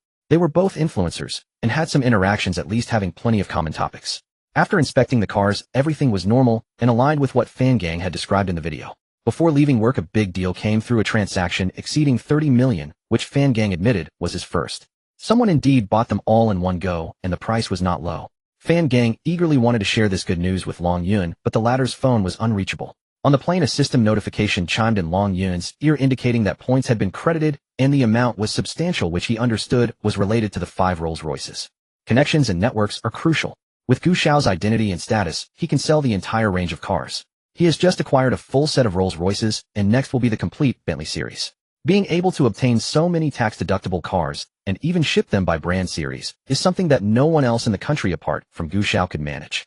A globally renowned harbor metropolis, one of the world's famous free trade ports, Long Yun has dreamed of it countless times. He never imagined that after finishing the college entrance examination, he would have the opportunity to come to this international metropolis, and what he has to do tomorrow can only be described as insane. This insane act involves acquiring a Porsche 911 GT2S for 28 million yuan, and a limited edition Ferrari LaFerrari Aperta. Both vehicles are world-famous supercars. If they are in good condition, the price of 28 million is far from expensive. The previous owner committed a crime, and both supercars have been gathering dust for over 3 years sitting idle in a garage. It's hard to imagine that these two dust-covered heaps of scrap metal are worth as much as 28 million. It's not the price tag that's insane, but those willing to acquire these heaps of scrap are the real lunatics. And Long Yun is that lunatic today. Over the past 3 years, many have tried to acquire them, coming with high hopes, but upon seeing the dust-covered heaps of scrap, they all chose to turn back. Long Yun is determined to acquire these 2 heaps of scrap. There is no reason not to. After being left for 3 years, some parts are bound to have issues and need replacement. Due to their rarity, finding parts is extremely difficult, which is why many have given up. After acquiring these 2 supercars, Long Yun must also face this problem. According to the Divine Data System report, Ferrari parts can only be custom-made, making it hard to find a complete set among the vast ocean of parts data. After completing the necessary procedures, Long Yun finally saw the 2 zombie cars in a sealed parking lot. No one had touched them for 3 years. Seals were still affixed to the car doors. Long Yun is the first person in 3 years allowed to touch them. He has already paid the 28 million for the purchase. This means these 2 dust-covered heaps of scrap metal now belong to Long Yun. The one on the left is the Porsche 911 GT2S, covered in thick dust, making it impossible to discern the color of the car. Porsche 911 GT2S, the strongest Porsche on earth, accelerating from 0 to 100 km/h in just 2.6 seconds. On the track, it can leave the legendary Porsche 918 Spider in the dust, as a few streets of distance only means a few seconds of time difference for such a steel beast. Limited to only 1,000 units worldwide with fewer than 100 allocated to Daxiao, its rarity makes it all the more precious. The Porsche 911 GT2S is larger than a regular 911. Visually, the biggest difference is that the GT2S has a rear wing. The previous owner chose to install YSAC components, reducing the weight of the entire car by over 40 kilograms. To pursue speed, this car has undergone extreme weight reduction. Even the paint is lightweight. The MSRP for the base Porsche 911 GT2S is nearly 4 million, and after options it can reach 6 to 7 million. An extremely expensive 911. However, it is merely a bonus. The real value of over 20 million lies with the Rosso Corsa Edition LaFerrari Aperta beside it. Under the thick layer of dust, this stallion exudes a dull red hue resembling a slumbering beast. The full application of carbon fiber and titanium alloy has maximally reduced the vehicle's weight while greatly enhancing its structural rigidity. Regarded as the king of Ferraris, only 200 units were limited worldwide, and each one has an owner right after production. There are simply no LaFerrari Apertas available for sale. To own this divine vehicle, one must acquire it through auction. According to data from the global luxury car auction house RM Sotheby's, only 3 of these cars were available for auction. After all, most buyers who purchased this model did not do so for investment, and those who bought it solely for appreciation have long since sold it, leaving very few unsold today. This is why that American collector dares to claim that there are only 3 of them worldwide, as true car enthusiasts would not part with their beloved cars just because of a single statement. As Long Yun approached this thoroughbred, he felt his heart race, an inexplicable sense of restlessness, a unique wildness radiating from this car that everyone nearby could sense. Due to the long time the 2 cars have been left, they definitely cannot be started. A tow truck has long been prepared and is now slowly loading the cars. Before coming, Long Yun contacted a prominent automotive influencer, Ahua, asking him to assist in transporting the 2 cars to a suitable place for handling. This city boasts the largest dismantling parts market in all of Asia, with nearly every model's parts available. This is why Ahua brought the cars here. In this market, only luxury cars have their complete bodies intact, capable of being driven on the road again. Looking around, all the stalls are filled with car parts. Some have only front ends without rear ends, while others have rear ends without front ends. Here the concept of a car is no longer just a steel beast racing on 4 wheels. They consist of numerous individual parts. It is no exaggeration to say that here by collecting parts from various vendors one could easily assemble a complete car. Long Yun's 2 cars were first sent to a cleaning workshop to wash off the dust, then a professional technician will check both vehicles. This place is a treasure trove of talent. According to Ahua, the owner of this shop, called Haifa Auto Parts, was previously an engineer for Ferrari's F1 racing team. Taking the LaFerrari Aperta to him is definitely the right choice. In other words, if he can't handle it, there should be no one else in the country who can. As for the Porsche 911 GT2S, its maintenance is relatively easier and parts are somewhat easier to find. The Haifa Auto Parts shop is not large, specializing in supercar parts including Ferrari, Lamborghini, Bugatti, Porsche, Koenigsegg, and other rare supercar parts, all of which are dismantled parts. The dusty, dismantled parts on the shelves are stacked together like miscellaneous items, each piece worth tens of thousands, with some potentially worth millions. Due to their rarity, they are precious. The owner, Ahai, is a middle-aged man in his 40s. Upon seeing Ahua and Long Yun bringing in 2 supercars, he was not as enthusiastic as expected and let out a scoff. After Ahua's introduction, Long Yun shook hands with Ahai. The handshake was merely polite, his expression stiff. I can take care of the Porsche for you for 500. As for the Ferrari, how about you just sell it to me directly? Ahai's words were shocking. Uncle Hai, what do you mean by selling it directly to you? Long Yun asked in confusion. You received 28 million from the government, right? Yes, that's correct. To be honest, I had already seen these 2 cars 2 years ago. With my connections, I have yet to find a source for parts, which is why I didn't acquire them. Now that you've brought them to my shop, I can't help you either. No alternative parts. Long Yun asked nervously. If I could manage it, I would have taken it myself. The auction over in the States is starting soon, estimated at $15 million. Just the stallion itself is worth over 100 million. How could such a great opportunity fall into your hands? You should think about it. Ahai took a couple of deep drags before remembering to offer one to Long Yun. Long Yun waved his hand. Thank you, I don't smoke. Therefore the best solution is for you to sell it to me, and I will dismantle it and sell it as parts. 3 million or what do you... When Ahai mentioned the auction in the United States, the Divine Data System had already begun its excavation, locking onto a collector named Obama in a coastal city in the western United States. Obama specializes in collecting various luxury cars, having built a massive garage in his estate that houses over 1,000 luxury vehicles. In 6 days he will auction off 3 limited edition LaFerrari Aperta. The above information is accessible to the public. According to the report from the Divine Data System, Obama has already discussed the details of this auction with his friend and partner, one of which is to set a record for luxury car auctions on this planet. Among the 3 LaFerrari Aperta, only one will be preserved while the other 2 will be destroyed on site. Originally valued at $15 million each, the surviving LaFerrari will undoubtedly fetch an astronomical price after the destruction of the other 2. The plan for the auction venue has been drafted and is currently under construction. At that time, the 3 LaFerrari Aperta will rise from 3 ascending stages, with 2 of them plummeting from a certain height and shattering on impact. To provide bidders with a sufficient visual impact, this plan is known only to Obama and his friend, and the Divine Data System detected this information during a conversation between the 2. Long Yun was shocked to learn of this collector's scheme. It was truly wasteful. In Obama's eyes, there is only profit and gimmicks, with no genuine admiration for luxury cars. Thus, such a heartless and outrageous scenario was devised. However, this also gave Long Yun a glimmer of hope. After all, 2 cars are meant to be destroyed, and destroying a well-maintained car is not much different from destroying a scrap car. What if he could pull a switcheroo? Brother. Ahai gently patted Long Yun on the shoulder. Long Yun, who had been lost in thought, finally came. Brother, don't be too upset. In our line of work, who hasn't suffered losses or stumbled a few times? Ahai seemed to comfort him kindly. Uncle Hai, is there no other way? Yes, there are 2 more methods. Ahai took a puff of smoke, looking seriously at Long Yun. The first method is to go to Ferrari to customize the parts, but the price may be extremely high and the time could be lengthy. It's uncertain whether they will even accept your order. The second method is to go to Somalia to hunt for goods. Ahai again spoke astonishingly. Long Yun had initially planned to understand the situation in Somalia, but it had been set aside due to the lack of relevant channels in Longjiang City. Somalia? Long Yun asked with great interest. Ahai glanced at him and sneered. Little brother, I was just joking with you. Do you know what kind of place Somalia is? I know, a very poor African country constantly ravaged by war and rampant with pirates. Long Yun remembered that the Divine Data System had mentioned that mysterious place. You have some geographical knowledge. It's a country that produces pirates guarding the world's most important trade route, the Gulf of Aden, where passing ships often fall victim. Have pirates stolen many luxury cars, including my Ferrari? Long Yun asked earnestly.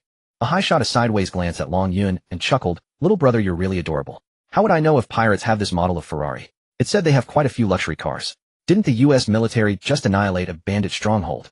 They found a lot of luxury cars. What kinds of cars? Long Yun eagerly pressed for more details. How would I know? I haven't been there. Why would I go there to get shot?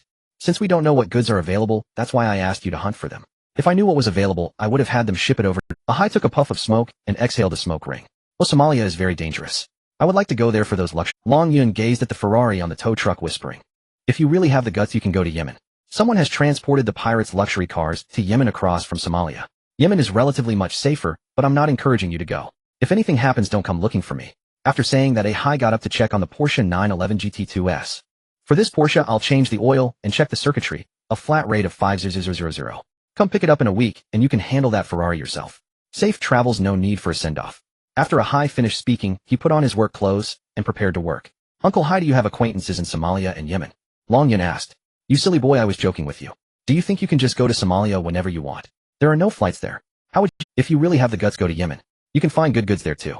You can look for contacts in the business card box on my counter. A guy called Man-Eater is there. Ahai pointed to his front desk, which resembled a garbage dump.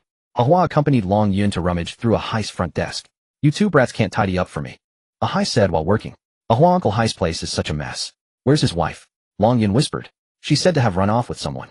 Uncle Hai's girlfriend was gorgeous. She was an F1 model back in the day. That's so unfortunate. No wonder he's so dejected. It seems he's taken quite a hit. What are you two brats whispering about? Ahai appeared behind them, pulling out a rusty iron box and opening it forcefully. Inside were a bunch of business cards, but the most eye-catching was the photo taped to the lid of the box. It was a stunning beauty taken in a one-piece swimsuit on the beach. Ahai quickly covered the photo with his hand. Brats, don't look. Get aside, I'm looking for something. Long Yun and Ahua averted their gaze and stepped aside. Ahai turned to glance at them and rotated the box to an angle where they couldn't see, beginning to search for business cards inside. Ahua leaned in chuckling and whispered to Long Yun, the woman in that photo is Uncle Hai's girlfriend, the F1 model. Oh, what a beauty. The cabbage was pushed by a pig, and then the cabbage flew away. Long Yun whispered. Haha.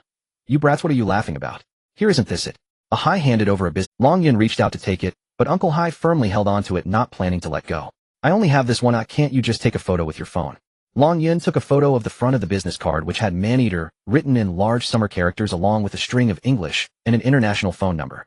On the back of the card was the range of services offered by Man-Eater in both summer script and English, one of which was international mercenaries. On one side is the paradise known as the United States, and on the other side is the hell known as Somalia. Long Yun stands at the crossroads pondering where to go next. P.S. There will be more later tonight.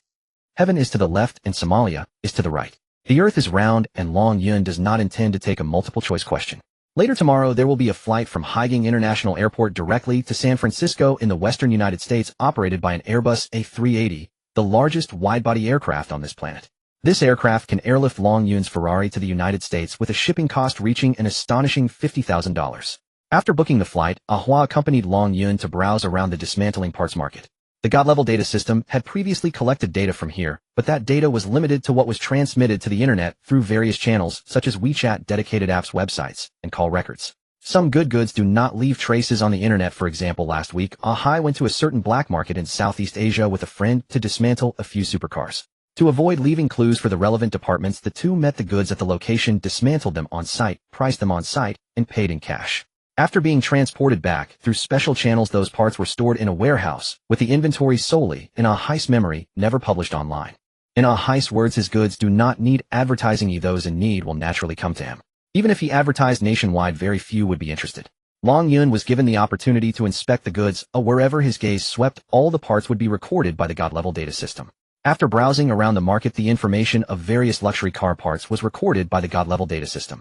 Even if the parts were cycled and the inventory changed, at least Long Yun understood which dealer's goods were the most reliable.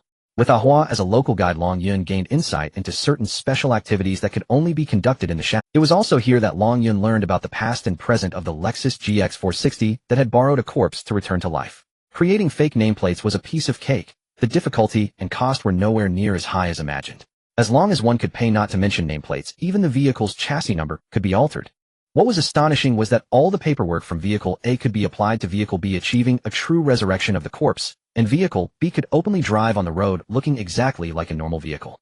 There was also the most complete water-damaged vehicle repair industry chain in the country. Any vehicle submerged to a height above the dashboard is considered severely water-damaged. At this depth, almost all important components of the vehicle are submerged in water with only the roof spared.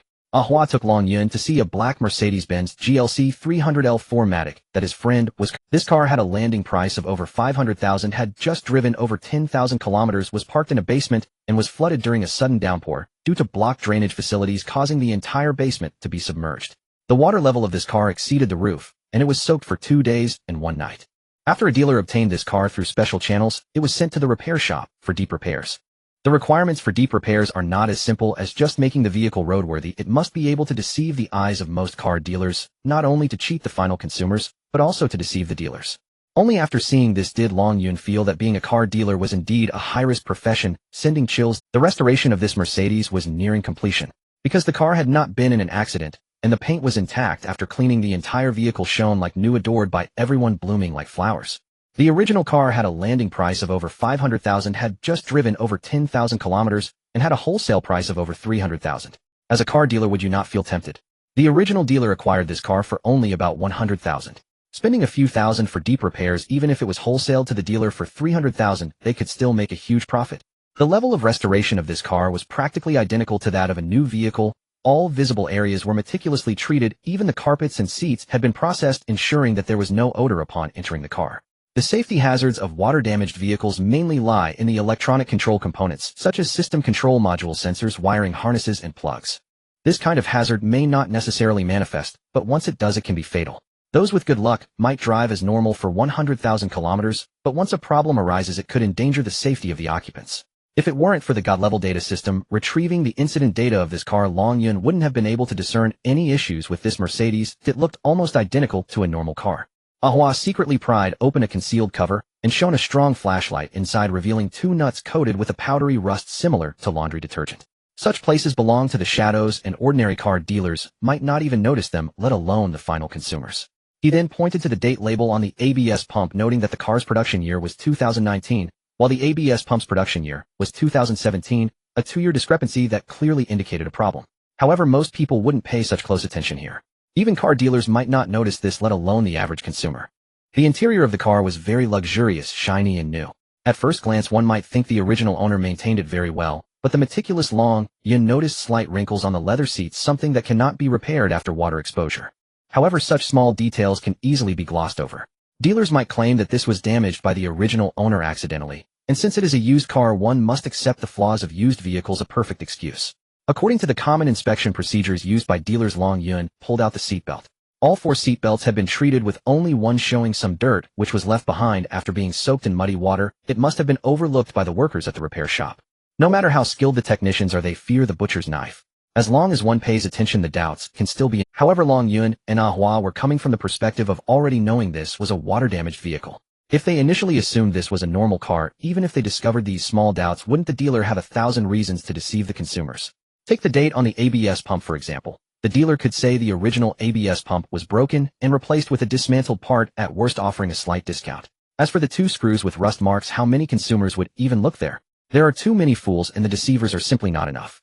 Even if you discover a problem, they can simply refuse to sell it to you. There will always be fools willing to be tricked. Because of information asymmetry and consumers' lack of expertise, these unscrupulous dealers are given opportunities to exploit. It's no wonder ordinary consumers are wary of used cars. Live streaming, transparent vehicle acquisition, transparent sales, third-party inspections, and dealers providing warranties may be the remedy to save the used car industry, and Long Yun's popular luxury car museum is on that path. In the afternoon of the second day, after completing the necessary procedures, Ahua followed Long Yun to board the plane heading to the United States, accompanied by a Ferrari.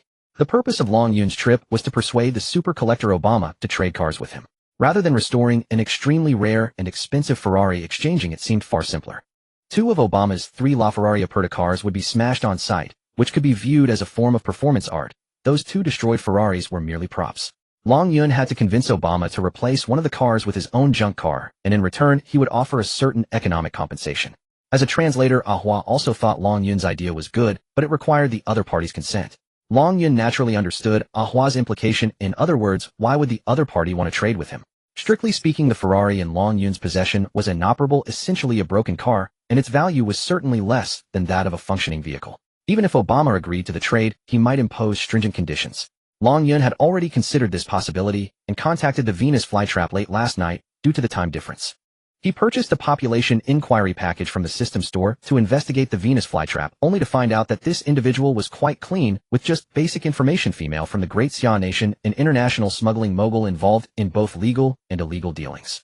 Long Yun's request wasn't high. He simply asked the Venus flytrap to bring people to Aden port in Yemen, and according to the report from the Divine Data System, local water smugglers often smuggled goods from the port of Berbera in Somalia to Aden port in Yemen. Compared to Somalia, Yemen is a relatively safe country, although its ongoing conflicts continue. With someone offering money, the Venus flytrap had no reason to refuse the job, especially since what was required was not life-threatening, it was merely to take a few photos. For the Venus flytrap, finding smugglers coming from Somalia in Aden port was not difficult, and locating those luxury cars that had been smuggled over was also quite easy, but the smugglers were not kind, and they charged for taking photos.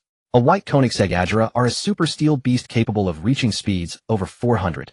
A Maybach 57S two-door coupe, a custom car for a certain African country's head of state, ended up in the hands of smugglers at Aden port. A green Fiat 500 electric microcar said to be the vehicle of Gaddafi, custom-made for the former Libyan president by Fiat. This custom car did not bear the usual Fiat logo, instead it featured a map of Africa, with the entire continent painted black except for Libya, which was green, symbolizing vitality and hope in Africa.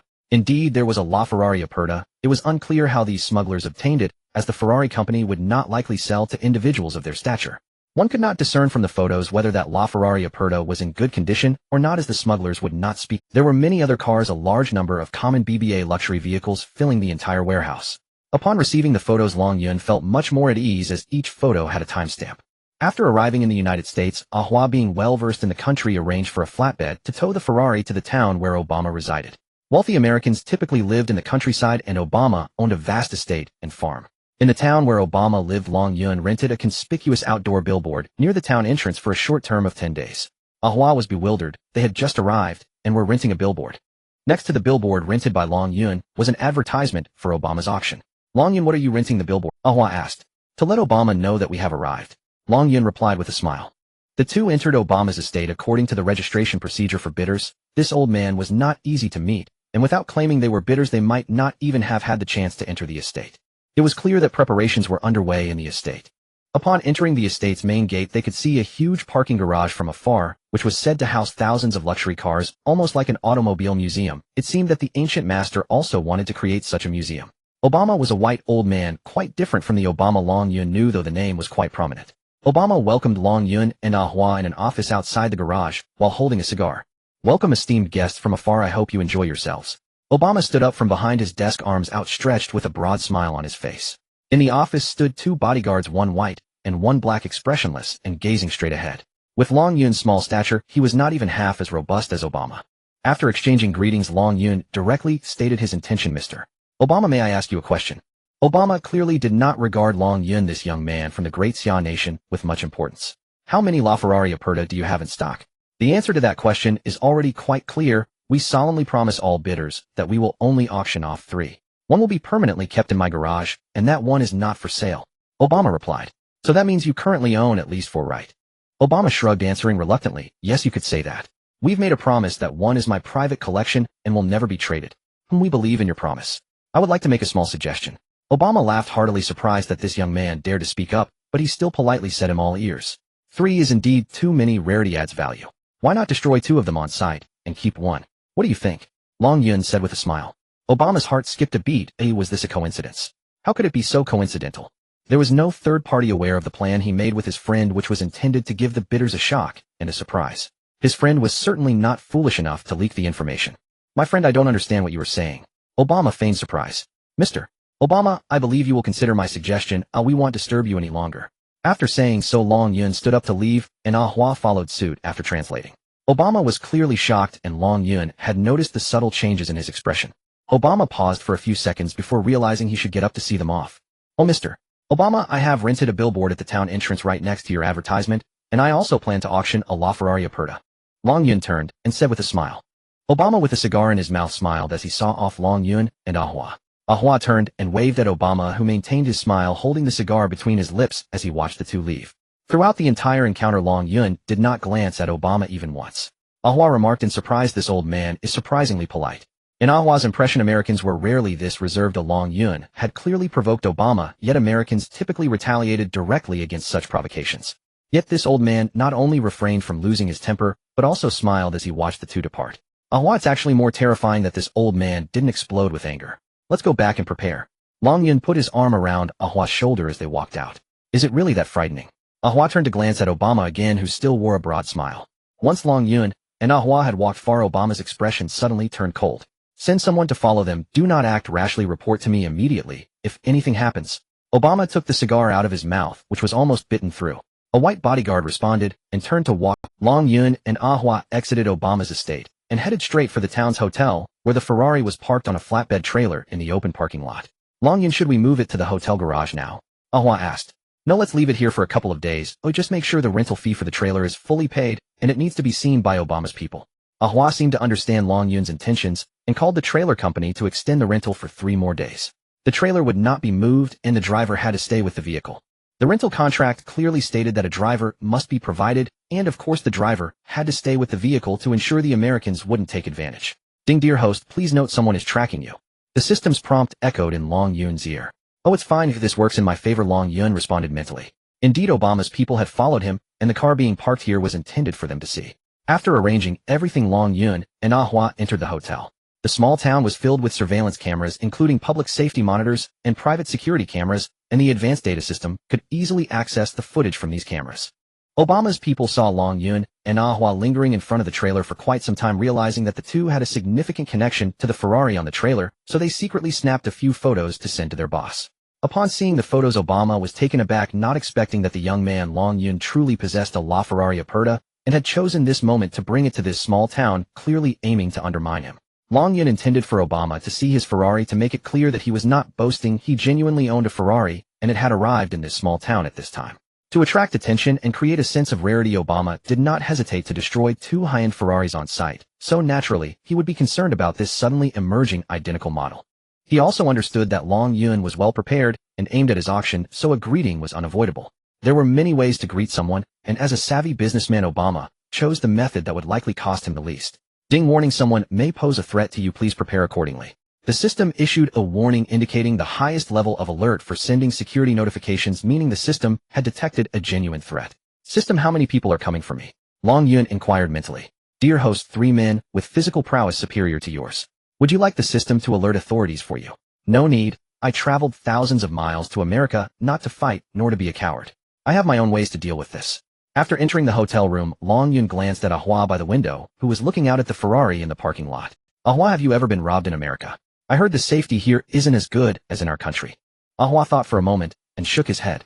No, my uncle is quite familiar with America. He gave me a lot of advice: avoid remote roads, don't walk too close to street shops, and don't go out at night. You're a good student. My uncle has a significant influence on me. His accumulated experiences are very practical. It's always cheaper to gain these valuable insights from others than to learn them through personal experience. That makes sense. If someone comes to cause trouble while we're in the hotel, what will you do? Long Yun continued to ask. If I confirm that they are up to no good, I can choose not to open the door, call the police, or flee. Ah Hua replied. We're on the 7th floor. Escaping doesn't seem very realistic. At least I haven't learned rock climbing, and if I fall from the 7th floor. Suddenly, there was a knock on the door. Ah Hua, who had just been chatting with Long Yun, was startled by the unexpected visitor arriving so quickly. He shivered, frozen in place, unsure of what to do. Look how scared you are. My uncle says that timid people live longer outside.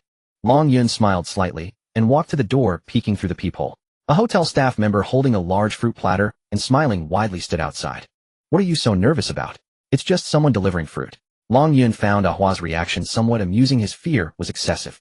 Ding, dear host, please note, according to surveillance footage, this staff member is likely colluding with the individuals tracking you. Alright, I understand.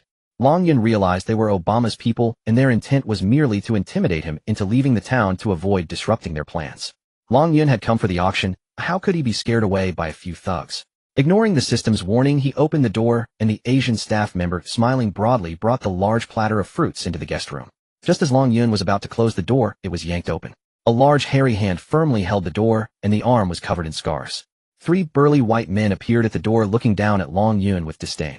Seeing the situation turn grim, Ah Hua was about to call the police when the staff member snatched the phone away. The 3 white men were spewing trash talk, but without Ah Hua as a translator, Long Yun could not understand them. Ah Hua was pushed to the door to act as a translator.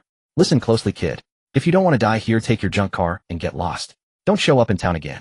One of the white men with yellowed teeth looked down at Long Yun, exuding an air of arrogance. Tell your boss behind you that I won't leave until the auction in this town is over. Long Yun replied unhurriedly. Ah Hua, afraid to speak, hesitated until Long Yun shot him a glare, prompting him to translate Long Yun's words stammeringly to the others. The 3 white men outside, who had been grinning sinisterly, suddenly changed their expressions upon hearing Ah Hua's translation. The 3 burly white men did not expect this little Eastern figure to be so audacious, seemingly unfazed by their intimidation. Kid, if you don't know what's good for you, do you believe I can beat you up so badly that your mother won't recognize you? The white man bellowed with wide eyes. The two other burly men behind him also showed fierce expressions, flexing their... Clearly the server who brought the fruit platter was in cahoots with these three burly men. Long Yun despised those. This Asian server had an Eastern appearance, giving Long Yun and Ah Hua, who were in a foreign land, a sense of familiarity due to their shared skin tone. However, he was a Trojan horse, inadvertently invading Long Yun's hotel room, colluding with the three burly white men. Truly despicable. If the three burly men were heinous killers, then this Asian server was equally culpable. Long Yun beckoned to the Asian server, asking in Daxiao language, "Are you from Daxiao?" The server leaned and shaking his head in confusion, seemingly unable to understand Long Yun's words. Ah Hua was about to translate when Long Yun stopped him. Why waste words with him? He isn't one of us Daxiao people.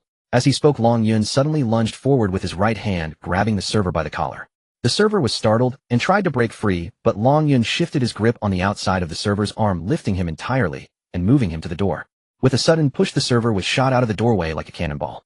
One of the burly men had no time to dodge, and the server collided hard into him, causing the man to stagger back and crash against the wall with a dull thud. Long Yun's series of actions was completed in mere seconds, giving the impression of an eagle snatching a chick. Physically, Long Yun and the server were not much different. In fact, Long Yun looked more slender. How was this accomplished? The three burly men were secretly taken aback. How could this little Eastern guy possess such strength? The hotel security noticed something unusual in the hallway surveillance, and two security personnel appeared. Evidently, the three burly men had no intention of making a move, otherwise they wouldn't have hesitated for so long. After the security arrived, the three shot Long Yun a fierce glare before sensibly departing. After seeing everyone off, Long Yun closed the door and lay on the bed, preparing to adjust to the time difference. Ah Hua, still shaken, sat on the edge of the bed, breathing a bit hurriedly. "Did I scare you?" Long Yun asked, squinting his eyes. "Long Yun, should we change hotels? I'm afraid they might come look." "Change hotels? This town is so small. Unless we cower and run away, they would still find us. Instead of shuffling around, we might as well wait for them to come to us." Long Yun replied calmly, shifting to a more comfortable sleeping position. "Are they coming again? They won't play for real next time, will they? Do you think they were joking with us this time?" "No way, next time I have to call the police immediately. I can't open the door." Ah Hua grabbed a stool to block the door, looked around, and feeling it wasn't enough, he added another stool. Long Yun smiled, faintly changed to a comfortable sleeping position, and prepared to nap, as he might have guessed soon.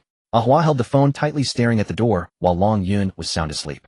After an unknown amount of time, Long Yun woke up to find Ah Hua drowsily facing the door with a phone, and as soon as Long Yun made a slight movement, Ah Hua jolted awake. "Something's going on, something's going on." Ah Hua shouted in a panic. "What time is it in America?" Long Yun asked. Ah Hua rubbed his eyes, carefully checking his watch, and replied, "It's 2 p.m. in Western America. Oh, looks like it's still a bit early for dinner." Long Yun stood on the bed and stretched. "Ding, respected host, the person you are tracking has made new progress. Would you like to report?" "Tracking person?" Long Yun momentarily couldn't recall who he was tracking. "Report it," Long Yun replied with his mind. "An hour ago, the camp of the man-eating flower was attacked by unidentified armed men, resulting in casualties among his subordinates, but the man-eating flower you are tracking was unharmed and has now moved to a safe location." Only then did Long Yun remember that he had previously purchased the household investigation package to investigate the man-eating flower, and the information he received was quite limited. It seemed that Yemen was indeed unsafe. Even the mercenary leader with firearms like the man-eating flower could be attacked. Speaking of the household investigation package, Long Yun recalled that it was still valid and could be used to check on someone. Long Yun initially had little wariness towards Gu Xiao, only because of the woman who had been next to Gu Xiao that day. That woman's physique resembled the one who had hypnotized others at the orphanage to investigate him, which prompted Long Yun to think about checking Gu Xiao's movements. System, since the household investigation package is still valid, check on 2 people for me, Gu Xia, and see what he's up to, and another person, the collector Obama. 2 minutes later, while Long Yun was washing up, he received a report from the system in his mind. Gu Xia comes from a prominent family background, loves luxury cars. The other information was blank. Gu Xia arrived in San Francisco, America 2 days ago, and has appeared at Obama's luxury car museum, a certain new energy technology company in America, and a certain supercar company in America. Currently, he is racing at a closed racetrack in San Francisco. System is Gu Xiao's identity information that's sparse. Respected host, his information is protected by top-level confidentiality, and this system cannot obtain it. Is there any intelligence you cannot access? This system collects information based on the internet, and information that has not appeared online cannot be collected. Can you provide information about the energy technology company and the supercar company? Sorry, that type of information belongs to the financial sector. Please activate the relevant sector or purchase a temporary package first. Indeed, a black market system. What about Obama's relevant information? Obama is currently visiting the car graveyard left by his grandfather. This system has captured a few pictures using the Black Bear Nation spy satellite and has sent them to your phone. Please check. Additionally, according to Obama's call records with his subordinates, a stretch Lincoln will be picking you up at the hotel lobby soon. Okay, good. After completing his hygiene routine, Long Yun opened his phone and indeed received 5 high-definition images sent by a mysterious WeChat user. The first image on a small hill behind Obama's luxury car museum, dozens to hundreds of car wrecks lay scattered. The second image, a 1970 Plymouth Hemi Superbird yellow with numerous old stains featuring a large hole in the roof and a missing rearview mirror. This old car has probably been here for decades. The third image, a red Ferrari Enzo named after the founder of Ferrari, Enzo Ferrari, with only 399 units produced worldwide. However, the Enzo in the photo was crushed by a large tree, and it was unclear why this legendary supercar was left here. The fourth and fifth images featured Obama and his group of 4 searching for something in the car graveyard. Long Yun previously only knew that Obama owned a massive luxury car garage and was one of the world's top luxury car collectors. He never expected that behind the luxury car museum there was also a luxury car graveyard, and the zombie cars inside seemed not to be worthless. At 4:30 in the afternoon, a phone call came through. Ahua exchanged a few words with the caller and then informed Long Yun that indeed a car was waiting for them downstairs at the hotel. The two of them went downstairs to find a luxurious extended SUV parked at the hotel entrance. The extended Lincoln before them was somewhat different from Long Yun's impression. It was a black, bulletproof Lincoln Navigator 2021 model, an oversized SUV with a length reaching 5.98 meters. If it were 2 centimeters longer, it would require a yellow license plate. In the Great Xia Kingdom, an AC license would be impossible to obtain. Obama was not inside the car. Instead, a sharply dressed young Caucasian greeted Long Yun. Ahua felt a bit uneasy, uncertain if this car was a trap or if it would lead them to hell. Don't worry, Obama just wants to invite us for dinner. He won't take our lives, Long Yun reassured Ahua. The young Caucasian smiled slightly and spoke in Daxia's language, saying, Mr. Obama is very eager to Long Yun was surprised that the Caucasian could speak Daxia's language, albeit awkwardly. See, he said he wants to be friends with us, so let's put our minds at ease. Long Yun admired the car's interior. Exquisite craftsmanship, 2 enormous high-definition LCD screens. This might be what Americans consider luxury. After all, American cars have never been associated with the word luxury. Obama hosted Long Yun and Ahua at his estate. Although the dining table was laden with food, Long Yun understood that they were not there to eat. This old man was meticulous despite having sent people to threaten Long Yun before. He now seemed as if nothing had happened. Mr. Obama, it's still early. We Dasha people haven't reached dinner time yet. Let's discuss business.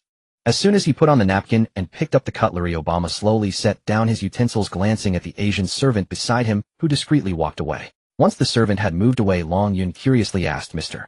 Obama, what do you think of my suggestion to drop 2 cars and keep one using 3 lifting platforms to let the 2 drop from above, leaving the remaining 1 as a limited edition?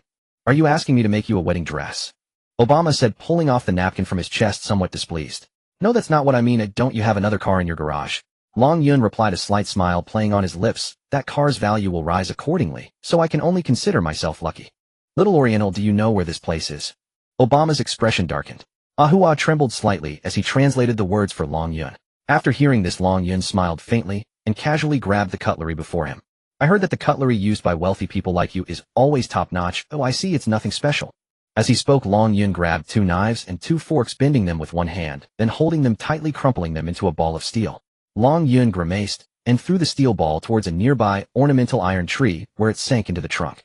While Long Yun remained expressionless, Ahua respectfully translated his words for the other party. Obama was taken aback. This seemingly frail young man had such strength. Even his strongest bodyguard might not be able to pull off such a feat. When it comes to soldiers, Long Yun was unperturbed. If he were afraid, he wouldn't have traveled thousands of miles to this place. My car was seen by your people, and the advertising space has been rented. Get can be set up as soon as tomorrow. Since the other side wanted to threaten him, Long Yun saw no reason to be polite. Okay, let's change the mode of communication. What are your conditions? Obama interrupted Long Yun, not wanting to be. First, I'm not here to sabotage you. That Ferrari is my private collection.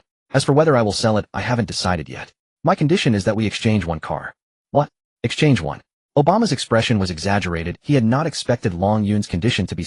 Of course, there's something I must tell you. My car has a minor issue and needs some repairs before it can be driven. After Ahua translated Long Yun's words to Obama, he burst into laughter. Ha ha ha. You sly little Oriental, you want to swap a broken one for a good one. How ridiculous. Why would I agree? Obama laughed uncontrollably, causing his body to jiggle with laughter. A pile of scrap iron wants to undermine me and still wants to exchange for a better one. Ha. How laughable. Before Ahua could finish translating, Long Yun already understood the other side's meaning. He was mentally prepared. Long Yun quietly watched Obama laugh until his laughter gradually subsided. He pulled out a photo from his phone, placed it on the dining table, and pushed it towards Obama. What is this? Obama seemed unable to stop laughing, looking curiously at the phone screen before him. Take a look. This is a photo of Aden Port in Yemen showing a LaFerrari Aperta of the same model on its way to Dubai. It will soon arrive at a port city in the Great Xia Kingdom, and transferring it to San Francisco will only take a few days. Obama picked up the phone and scrolled through several photos, glancing sideways at Long Yun, and then burst into laughter again. That place is in constant conflict. Even if there is a car of the same model, what good does it do? Isn't it just a pile of scrap iron? Ha ha ha. Mr. Obama, there's a video at the back. Why not scroll down to see it? Obama scrolled down, and indeed a video appeared showing a LaFerrari Aperta starting up. Putting on a full show, Long Yun had let a superior data system gather relevant materials online using sleight of hand to compose that video, one that an outsider like Obama would have no way of spotting flaws in. When Obama saw the video of the Ferrari starting normally, the smile on his face faded. Ahem, why would I want to exchange with you?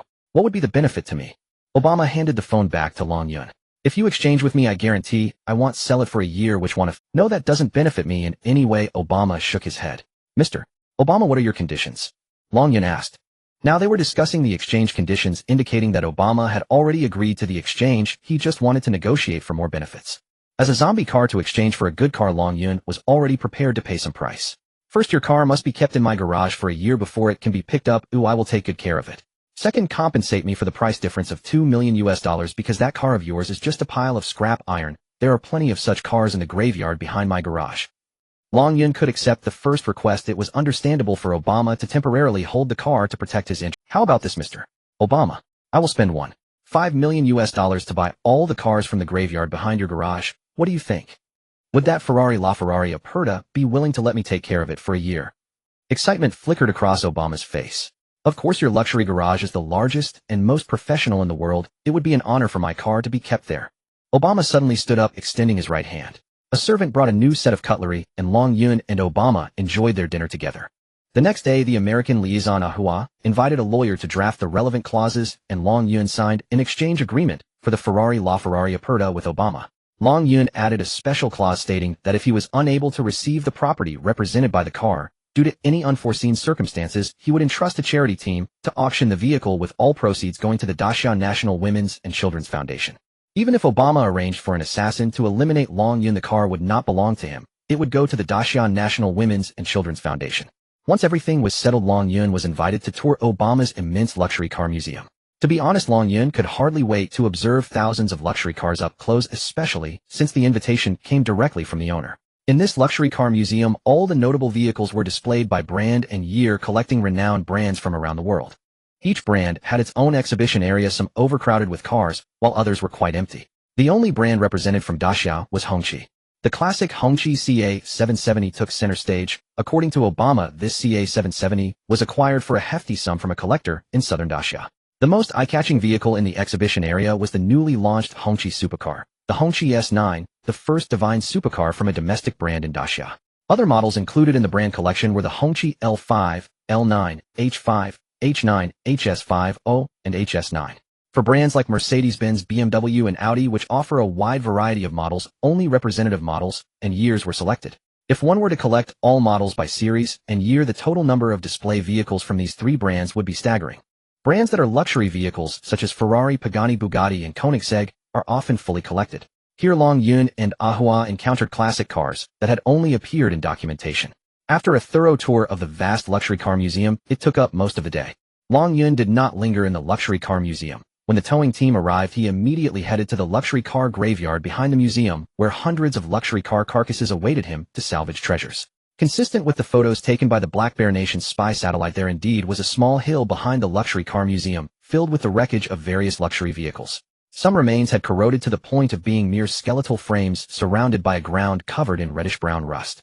Others still retained the outline of the entire vehicle, having become homes for small animals. Some remains were wrapped in weeds and trees, blending into nature. Looking around, there were hundreds of car wrecks in the entire graveyard, with only about half of them preserving their original appearance. The 1970 Plymouth Hemi Superbird, covered in rust, has zero chances of being restored to the road again due to its rarity.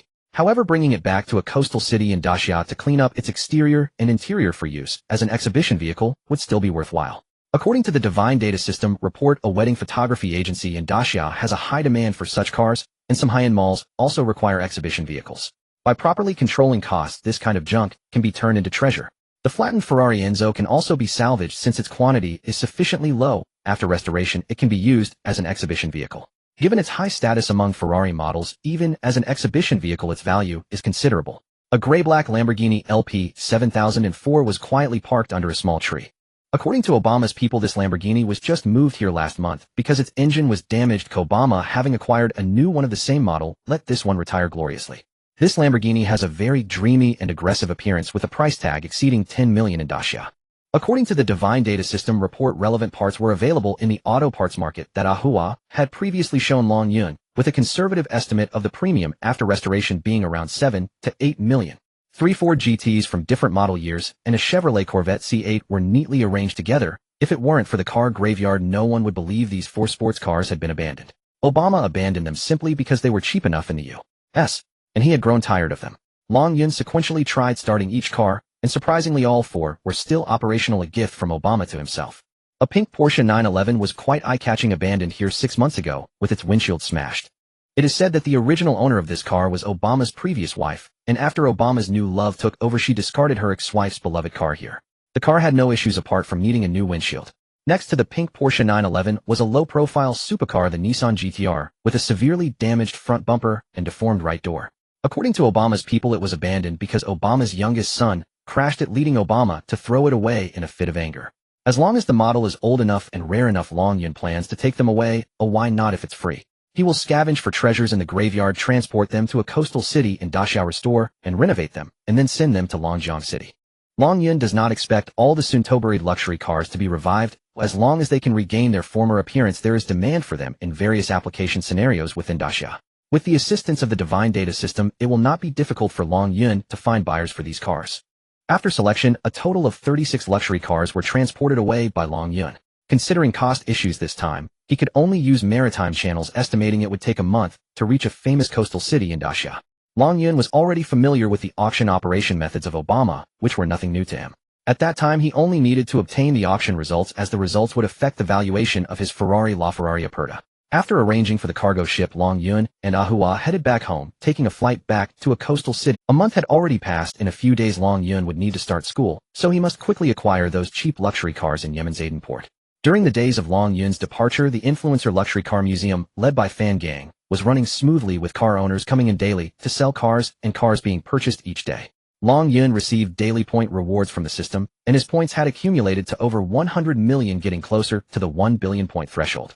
After returning to a famous coastal city in Dacia, Ahua's work came to a close. Long Yun's next stop was Dubai, from where he would transfer to a flight to the Yemeni capital Sana'a, where the carnivorous flower would be waiting to assist him. Before boarding, not only Ahua came to bid farewell, but also Ahai, the usually stern middle-aged man, asked Long Yun to bring a small gift to the carnivorous flower. After more than 20 hours of flying in the afternoon, Long Yun arrived at Sana'a International Airport, the capital of Yemen, just a step away from the car-buying paradise he envisioned at Aden port. However, Yemen is not a peaceful place. Otherwise there wouldn't be people like the man-eating flower here. After exiting the airport, a Toyota Prado Middle East version was parked in the prearranged spot. A man from the Great Xia and 2 local Yemenis were there to greet Long Yun. The man from the Great Xia, named Dong Zi, claimed to be a subordinate of the man-eating flower, having previously been an international mercenary, while the 2 Yemenis were local retired soldiers, all engaged in a life of bloodshed. "Are you from Longjiang City? You look a bit different from what I imagined," Dong Zi suddenly said. Long Yun, a young man resembling a student coming to such a dangerous place, to act like a fugitive, indeed surprised an ordinary person. "Yes, I am. May I ask where you are from?" Long Yun politely replied. "I am originally from Ning Shui, not far from Longjiang City, and I grew up abroad." "Oh, I've been to Ning Shui. It's a beautiful port city." Compliments never go amiss, and Long Yun was not stingy with his praise. "Yes, I haven't been back in many years. I really want to see my grandparents," Dong Zi said with a hint of emotion. In this unfamiliar country, squeezed between 2 bodyguards of different skin colors, having a compatriot who spoke pure Great Xia language felt so lucky and comforting. The man-eating flower's base is not in the city of Sana'a, but in a desolate village far from the city. It is called a desolate village because it is deserted, surrounded by gray sand with extremely hot weather. Not a single person could be seen for miles, making it hard to believe how people survive in such a place. The car drove into a courtyard with mud walls where a Land Cruiser and a Toyota Tundra were parked with a machine gun mounted on the Tundra. Upon seeing the machine gun, Long Yun confirmed that he had arrived in a war-torn country. In the courtyard stood a 2-story mud house with 2 masked soldiers patrolling with submachine guns on the roof.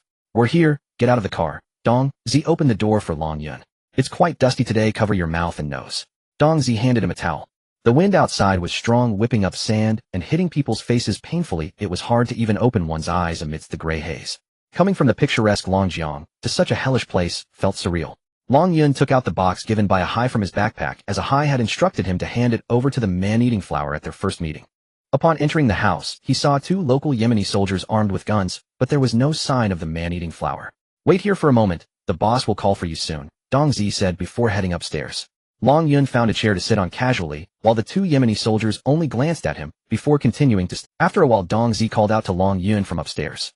Long Yun slowly walked up the dusty staircase. There were 3 rooms upstairs, a small living room and a bathroom, with very simple furnishings resembling a temporary residence. Dong Zi gestured for Long Yun to wait in the living room before going back downstairs. Long Yun felt puzzled. After all, he was the employer, so why was he always the one waiting? 2 to 3 minutes later, a door beside the living room opened and a graceful figure appeared in the doorway. She was dressed in a fitted military uniform with long black hair tied up, and her face was beautiful with exquisite features. Wasn't she the woman from the photo in a heist box? Is she a Heisek's girlfriend? The cabbage that was pushed and then flew away. A former F1 model. Long Yun stared at the woman blankly for several seconds before she cleared her throat. Realizing he was acting out of line, Long Yun took out the box entrusted to him by a Hai. "Hello, this is for you from a Hai. You are the man-eating flower, right?" Long Yun felt somewhat incoherent. The man-eating flower smiled slightly, took 2 steps forward, accepted the box from Long Yun's hand, and tossed it into her room. "Thank you. You must be Long Yun, right?" The man-eating flower looked at Long Yun, unable to believe that this young fellow who appeared to be 17 or 18 was indeed her employer. "Yes, I am Long Yun. May I ask when we will go to Aden Port?" Long Yun felt uneasy in this place and wished to head to Aden Port immediately. "No rush, we will leave later.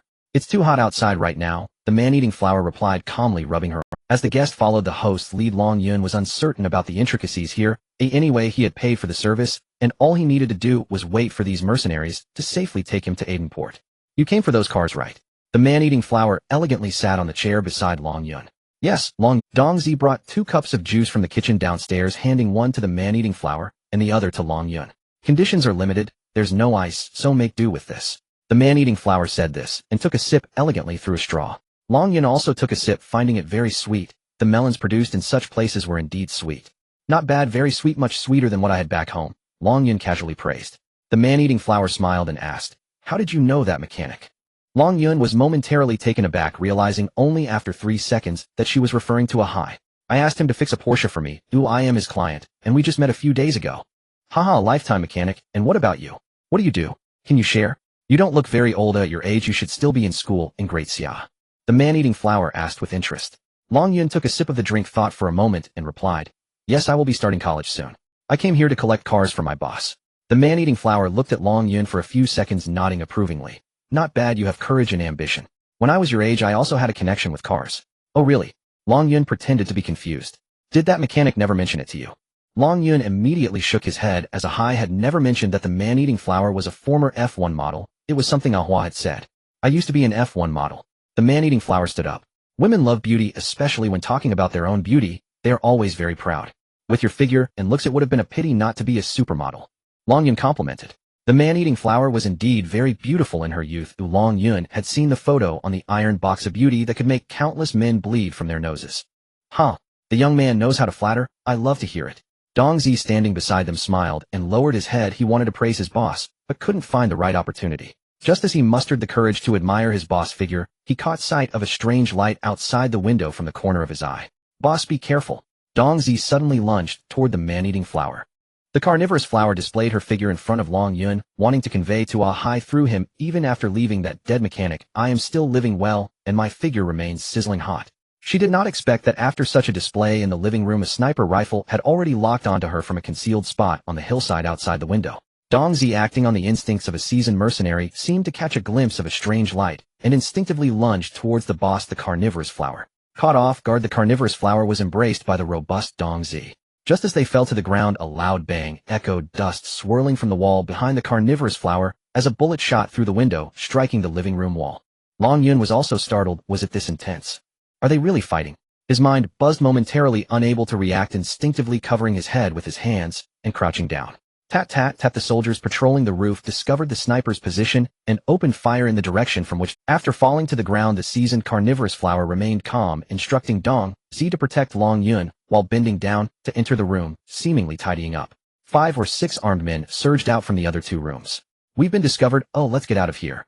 Not long after, the carnivorous flower emerged from the room, holding a sniper rifle with 2 handguns and some bullets hanging at her waist. Dong Zi took a submachine gun from a comrade and grabbed 2 bulletproof vests. "Here, put this on her, it could save your life at a crucial moment." Dong Zi handed a bulletproof vest to Long Yun, then put one on himself. Long Yun was also bewildered. He had only seen such scenes in movies and novels, and this was truly about to turn into a battle. "Protect the employer and retreat in the designated direction," the carnivorous flower ordered. Once the sniper on the hillside exposes their position, they would not remain there, firing a shot, and changing position. If they did not escape quickly, a gunshot would await them. Under the escort of Dong Zi and others, Long Yun and the carnivorous flower along with 2 others boarded a land cruiser. Long Yun recognized this model, but it seemed to have been modified. "This is a bulletproof vehicle, don't worry, unless it's a rocket, regular rifle bullets won't penetrate."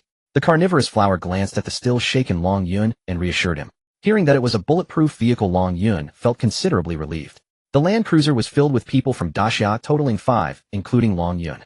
The other 2 vehicles mainly contained local Yemeni soldiers. The Prado led, the tank followed, and the land cruiser was in the middle, speeding down a gravel road. Outside the car window was the vast desert, barren hills, and desolate land. This desolate scene was indistinguishable from those in certain blockbuster movies. After a long time, the car suddenly drove onto a paved road, and more vehicles appeared on the road. The carnivorous flower glanced at Long Yun beside her, and said, "We are heading to Aden Port now. We will stop at the gas station ahead to refuel and buy some food. We left in such a hurry that we forgot many things." According to the employment contract, the carnivorous flower must not only ensure Long Yun's safety, but also provide him. The gas station would only have some convenience foods available, but for these desperate individuals, being able to eat something was already good enough, and staying alive was great. According to reports from the Supreme Data System, the carnivorous flower had been attacked a few days ago, and just recently faced another attack. It seems she had encountered a formidable enemy, who was determined to kill her, otherwise they wouldn't pursue her relentlessly. After refueling the 3 vehicles, the atmosphere inside was somewhat gloomy with everyone silent. Only the car stereo played Wang Fei's Passenger. "Kid, do you want to know why those people want to kill me?" The carnivorous flower glanced at Long Yun and suddenly spoke. "Have you encountered enemies?" "Enemies? That's a must. They killed my husband, and I killed their son. This hatred is irreconcilable," the carnivorous flower said excitedly. A mercenary beside the carnivorous flower took out a box of cigarettes from his pocket, opened the tin box, and the carnivorous flower took one and held it in her mouth. The mercenary wanted to light it for her, but she refused. 15 years ago, I came to Yemen to strike gold with my husband, Brother Fong, of course not that dead mechanic. Our business was thriving, and we made a lot of money, but good times didn't last long. At 12 years ago, he was shot dead." As she spoke of her sorrow, the carnivorous flower lowered her head, seemingly sobbing. "Sister Hua, don't be sad. We will definitely avenge Brother Fong." Dong Zi, who was driving, comforted. "It's fine, just consider it telling a story to the employer. Yes, my husband was named a Fong, and he was an excellent special forces soldier before retiring, and brought me to Yemen to strike gold. Due to business matters, we had conflicts with the local bandit Amon family. The Amon family pretended to negotiate peace with Brother Fong, but secretly hired others to kill him. Every time she reached this point, the carnivorous flower would become tearful. Fine, continue. At that time, we had over 100 brothers, and we lost more than 50. I narrowly escaped because I was unwell that day and didn't go with them. In the more than 10 years since then, I inherited Brother Feng's business while finding ways to avenge him. We have had conflicts with the Amon family dozens of times, and each time there were casualties. Either they die or we die. 5 years ago, we successfully eliminated Amon's second son. A few days ago, our base in Sana'a was attacked by Amon's people, resulting in the loss of more than 10 brothers. We were lucky to survive, and today, I almost got killed again."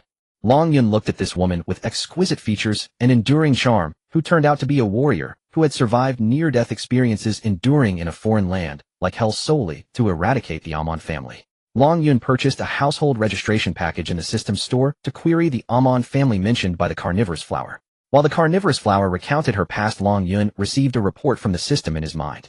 The Amon family is very large with branches in Yemen, Somalia, Oman, and other countries. Their business scope includes smuggling, human trafficking, assassination, gambling, etc. The Amon family, referred to by the carnivorous flower, is merely a branch located in the capital city of Yemen, Sana'a, with about 150 members involved in industries such as arms smuggling, antiquities smuggling, human trafficking, operating casinos, assassinations, and more. The person in charge of the Amon family in Sana'a is Abu Amon, referred to simply as Amon. He is the mastermind who plotted against a Fong more than a decade ago, and is currently 56 years old. Ding, warning, the town ahead has been attacked by unidentified armed personnel. Please do not stop here. A sudden warning from the system echoed in Long Yun's ear, indicating the highest level of alert from the system, foreshadowing that host Long Yun was in danger. Sister Hua, Sister Hua. Long Yun interrupted the carnivorous flower. My, The carnivorous flower looked at Long Yun in surprise. Are you planning to rest at the town ahead? Yes, we've run over 80 kilometers. Let the brothers take a break. What's wrong? Are you familiar with this place? How do you know there's a town ahead? The carnivorous flower looked at Long Yun in confusion. I checked the satellite map of this area before coming here. The town should not be far ahead. Let's keep going or we shouldn't stop. If we don't stop, the next town will be 70 kilometers away. The carnivorous flower replied. It's fine, let's rest at the next town. I am sure of it, Long Yun said. The employer's request must be respected. The carnivorous flower no longer insisted and ordered the convoy to continue forward without stopping. As the convoy sped past the main road outside the town, the carnivorous flower turned her head to glance at the town. With her years of experience, she noticed several vehicles on the street that appeared suspicious. How did this kid predict that? The carnivorous flower thought to herself. A group of robbers attacked the small town, taking control of the gas station, motel, and hotel, with the police station being the first target. The surveillance equipment at the police station automatically alerted the higher police department located far away in the capital Sana'a, which would take at least an hour or two to send reinforcements. These robbers were not new to this, seizing the opportunity to loot the town and the passing vehicles. After Long Yun parachuted into the capital Sana'a, the advanced data system successfully hacked into the country's network, including public and private networks, gathering any information that posed a threat to Long Yun and reporting it back after processing. As the convoy approached the dangerous small town, Long Yun received a prompt from the system. The next town was 70 kilometers away, and there were no highways in this country. The two-lane road with sections of asphalt missing served as the main artery connecting the capital Sana'a to the port city of Aden. Generally, people wouldn't choose to travel at night, but there are benefits to night travel. Robbers in this country typically do not operate at night, at least not in places without towns. Robbers do not choose their timing when attacking towns, they only consider when they need to rob. In the desolate desert, parking is the safest as long as one is cautious of certain small animals on the ground. Long Yun suggested that everyone take a few minutes to rest in the desert. According to the advanced data system report, the town ahead had also been attacked by robbers. Long Yun, how do you know the town ahead was also attacked? No matter what, we won't reach Aden until tomorrow at the earliest, and the road ahead is mountainous and not easy to travel. Dongzi questioned Long Yun's statement. Meanwhile, the carnivorous flower remained silent. Based on her experience, she assessed that the small town they had just passed indeed had problems. For a convoy fully armed, there's the probability of being shot at once entering the town was very high. Long Yun truly did not know how to respond to Dongzi's question. He couldn't just say he had a system in his head that eat what you need, drink what you need, and we'll continue in 5 minutes, commanded the carnivorous flower. With the leader speaking, Dongzi did not press further and began munching on bread. In this barren desert, the moonlight seemed exceptionally cold, with the moon appearing particularly large, illuminating the land in a blanket of white. The carnivorous flower offered a lattice cigarette to Long Yun. Long Yun politely waved his hand. Take it. I used to not smoke and now smoke even less, but holding a cigarette while pondering certain issues can inspire me. Without further ado, the carnivorous flower handed a cigarette to Long Yun. He reluctantly accepted it. All right, now with inspiration in hand, tell me how you knew there were robbers in the town. The carnivorous flower asked softly. Long Yun thought for a moment, fiddling with the cigarette in his hand, and replied, Can I not say? Of course. The carnivorous flower smiled lightly and walked toward the back of the convoy. She was the only woman in the entire convoy, and she had the freedom to walk a bit further. After resting, they continued their journey. This time, the carnivorous flower changed positions, moving to the front passenger seat of the Land Cruiser, while Long Yun sat directly behind her. The carnivorous flower still trusted Long Yun's advice, choosing not to stop at the small town they passed. The 3 vehicles had already topped off their fuel, so they had no problem reaching Aden.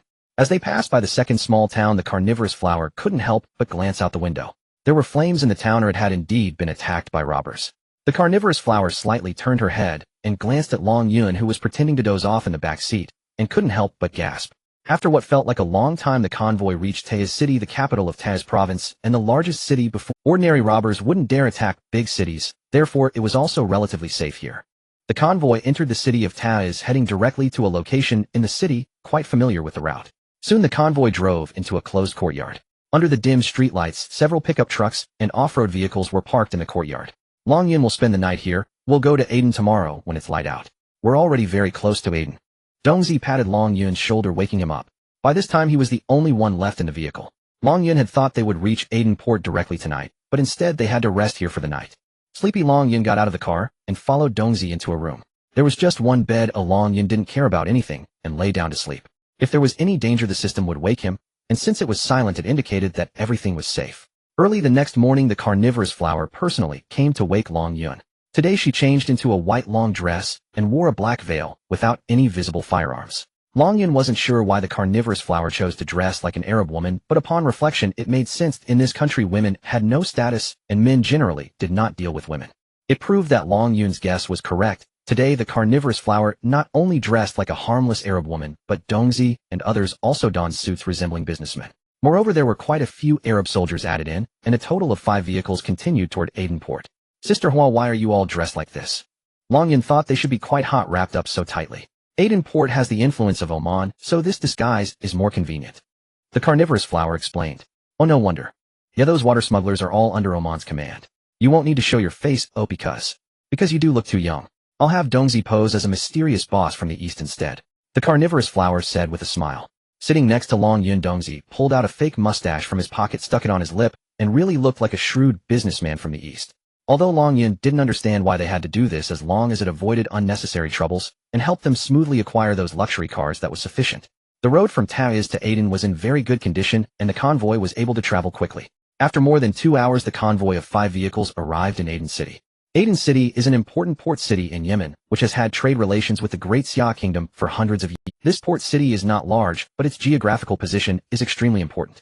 It serves as a vital port on the Gulf of Aden, with many merchant ships from the Great Xia Kingdom heading to Europe stopping here. The carnivorous flower's associates had previously dealt with these water smugglers, making this visit relatively smooth. As the convoy approached the smuggler's warehouse, 2 Mitsubishi Pajeros drove out. The carnivorous flower and others immediately bowed their heads, seemingly hiding from something. The convoy stopped outside the warehouse, and the Yemenite who went to negotiate returned with a report. The smugglers said all the cars have been sold. The cars were all sold out. Long Yun was also stunned, surprised that someone had beaten him to it. Moreover, they were He traveled thousands of miles, enduring the journey and braving the artillery fire to come to this damned place, just to hear you say sold out. Along the way, Long Yun remained quiet, but upon hearing this result, he lost his composure, as if his toys had been snatched away. With a bang, he opened the car door and walked towards the warehouse. The others hurriedly followed. At the entrance of the warehouse, there were roadblocks, and 2 tire spikes were laid on the ground, electric and sharp nails that looked frightening. As Long Yun approached the warehouse entrance, a security personnel extended his left hand, signaling him not to come any closer.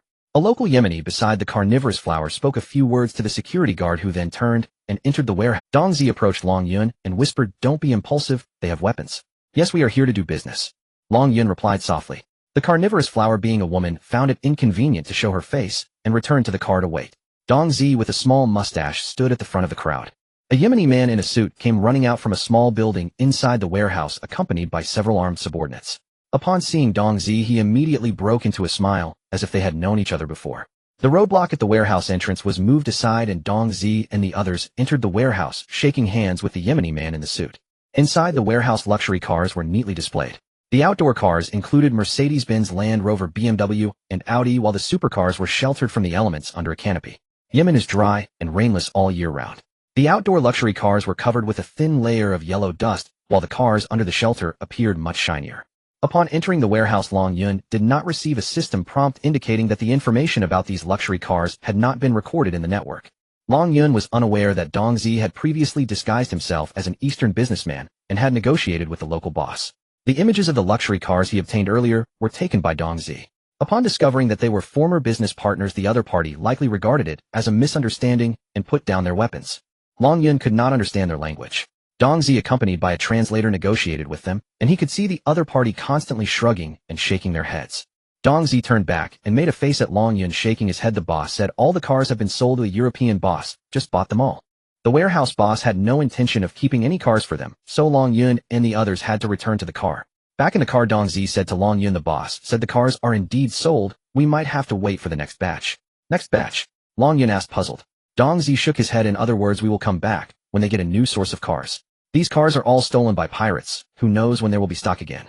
So that means there are no cars available." Long Yun pressed.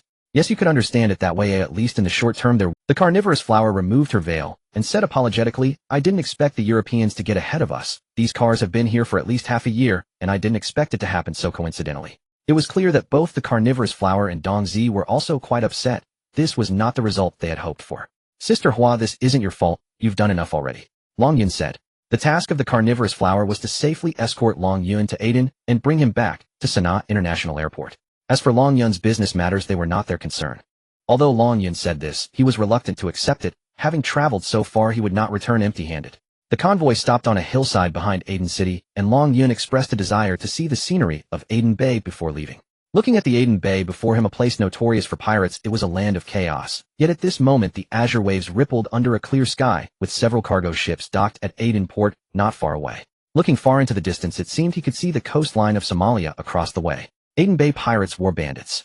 Long Yun silently recited in his heart. Long Yun glanced at the carnivorous flower beside him, and asked Sister Hua, does this hiring mission count? Not yet, we still have to safely escort you back to Sanaa International Airport. Don't worry, we always see our tasks through to the end. The carnivorous flower replied affirmatively. Yes, I understand that. I suddenly want to do a business deal with you. A business deal with me. The carnivorous flower pointed to herself in confusion. Yes, I want to transport that batch of luxury cars back to the Great Xia Kingdom. Name your price. I know you have the capability. Long Yun said seriously. Sister Hua was taken aback for a moment, then shook her head. This is the territory of the Oman family. You name the price, I'll pay the full purchase amount. Long Yun's expression was serious, not joking at all. The carnivorous flower looked at Long Yun in surprise, then glanced at the 5 cars under her command. $2 million, and I will ensure you get the goods to Aden port. You cover the shipping costs back to the Great Xia Kingdom. The carnivorous flower said tentatively. Pleasure doing business. Long Yun extended his right hand toward the carnivorous flower. You will be satisfied. The carnivorous flower confidently extended her right hand, and they shook hands. So next, please wait for our good news at the Aden Port International Hotel. It's adjacent to Aden Port, and offers a view of the entire port situation. The carnivorous flower suggested. No, I want to move with you as some cars may not be what I need, so I need to choose. Long Yun interrupted the carnivorous. The carnivorous flower was not displeased and nodded in surprise. What we are doing is life-threatening. Are you sure you want to participate? She said almost as a warning. I understand. I must participate. After all, the cargo ship has limited space, and it's unnecessary to load cars that aren't worth much. Long Yun said earnestly. Have you made up your mind? The carnivorous flower confirmed again. When do we act? Are you more anxious than I am? First send someone to scout around, then we will act later. The carnivorous flower replied. At the entrance of the warehouse there are 2 electric tire spikes. The control button is in the left guardhouse where 2 people are stationed. Generally only 1 person is on duty. That roadblock is almost useless and your car can easily crash through it. After entering there is a lookout tower on the left where a Soviet NSV heavy machine gun is usually manned by just 1 gunner who is an alcoholic. It's best not to go in the morning. That drunkard doesn't drink in the morning, so it's better to act after lunch.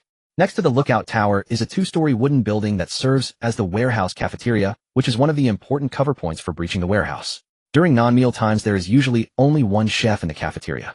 The few off-road vehicles and pickup trucks parked next to the cafeteria are the smugglers' personal vehicles. They have weapons on board but are unattended. Passing through those vehicles can lead you directly to the back of the warehouse, where the smugglers reside. Generally there will be 2 people patrolling the roof of the row of buildings. They are the last obstacle to entering the row of buildings, and must be eliminated at a specific point. As for what to do after securing the row of buildings, I think you are more professional than I am. The carnivorous flower was astonished, her jaw nearly dropping, her eyes wide, and her mouth forming an O shape. Sister Hua, there's no need to be so surprised. I had already decided to do this when I was at the warehouse entrance, so I kept a little. Long Yun explained. Only then did the carnivorous flower come to her senses. Although she had been sitting in the car, not entering the warehouse, how could Long Yun have such a thorough understanding of the warehouse on his first visit? It was impossible without being a professional. In fact, Long Yun's information came from the surveillance inside the warehouse. The surveillance in the warehouse operated on a local network mode, and the previous Divine data system was unable to collect data on the public network. After entering the warehouse, the system captured the wireless transmission signal, allowing it to invade the local area network and retrieve the surveillance footage, resulting in the above findings. Tomorrow morning a cargo ship will depart from Italy to the Great Xia Kingdom, stopping at Aden Port. The ship has 35 empty slots, and the system has already reserved these slots as soon as the cargo ship passed through the Suez Canal. This means that Long Yun can take a maximum of 35 luxury and sports cars from Aden Port. According to the reports from the advanced data system, there are a total of 89 vehicles in the warehouse, excluding a few used by the water passengers. The cargo ship from European merchants is still in the Indian Ocean and won't arrive at Aden Port for at least 3 days. This is also the reason why European merchants place orders without rushing to pick up their goods. Securing the warehouse is just the first step. The real headache for Long Yun is the selection process. Choosing 35 out of 89 luxury and sports cars is indeed a challenge. According to the data retrieved from the advanced data system, there are 5 Maybachs, 3 Pagani, 9 Ferraris, 5 Lamborghinis, 6 Porsches, 1 Maserati, 1 Rolls-Royce, 3 Bentleys, 2 Aston Martins, 1 Bugatti, 2 Koenigsegg's, 23 Mercedes, 17 BMWs, 10 Audis, and 1 Fiat in the warehouse. Aside from that somewhat unconventional Fiat, the warehouse is almost filled with the world's luxury and famous cars. Long Yun drafted a list in his mind. First, that Fiat must be included. Although its brand influence cannot be compared with the numerous luxury cars its previous owner was quite famous, former Libyan President Muammar Gaddafi. From Mercedes he chose a 2014 SLS AMG Black Series, because it is new enough. He abandoned all other Mercedes models, as even the Mercedes GT AMG did not qualify for selection. From BMW, he selected a 7 Series M760 Li, which should have been produced for the Great Xia Kingdom. He didn't know how it ended up in the hands of water passengers. He abandoned all other BMW models, there wasn't enough space on the cargo ship, and even the BMW M5 did not qualify for boarding. For Audi he selected the R8 and discarded all other models. From the other luxury cars, he selected 31 based on value. The more expensive and rare the better the chance of selection.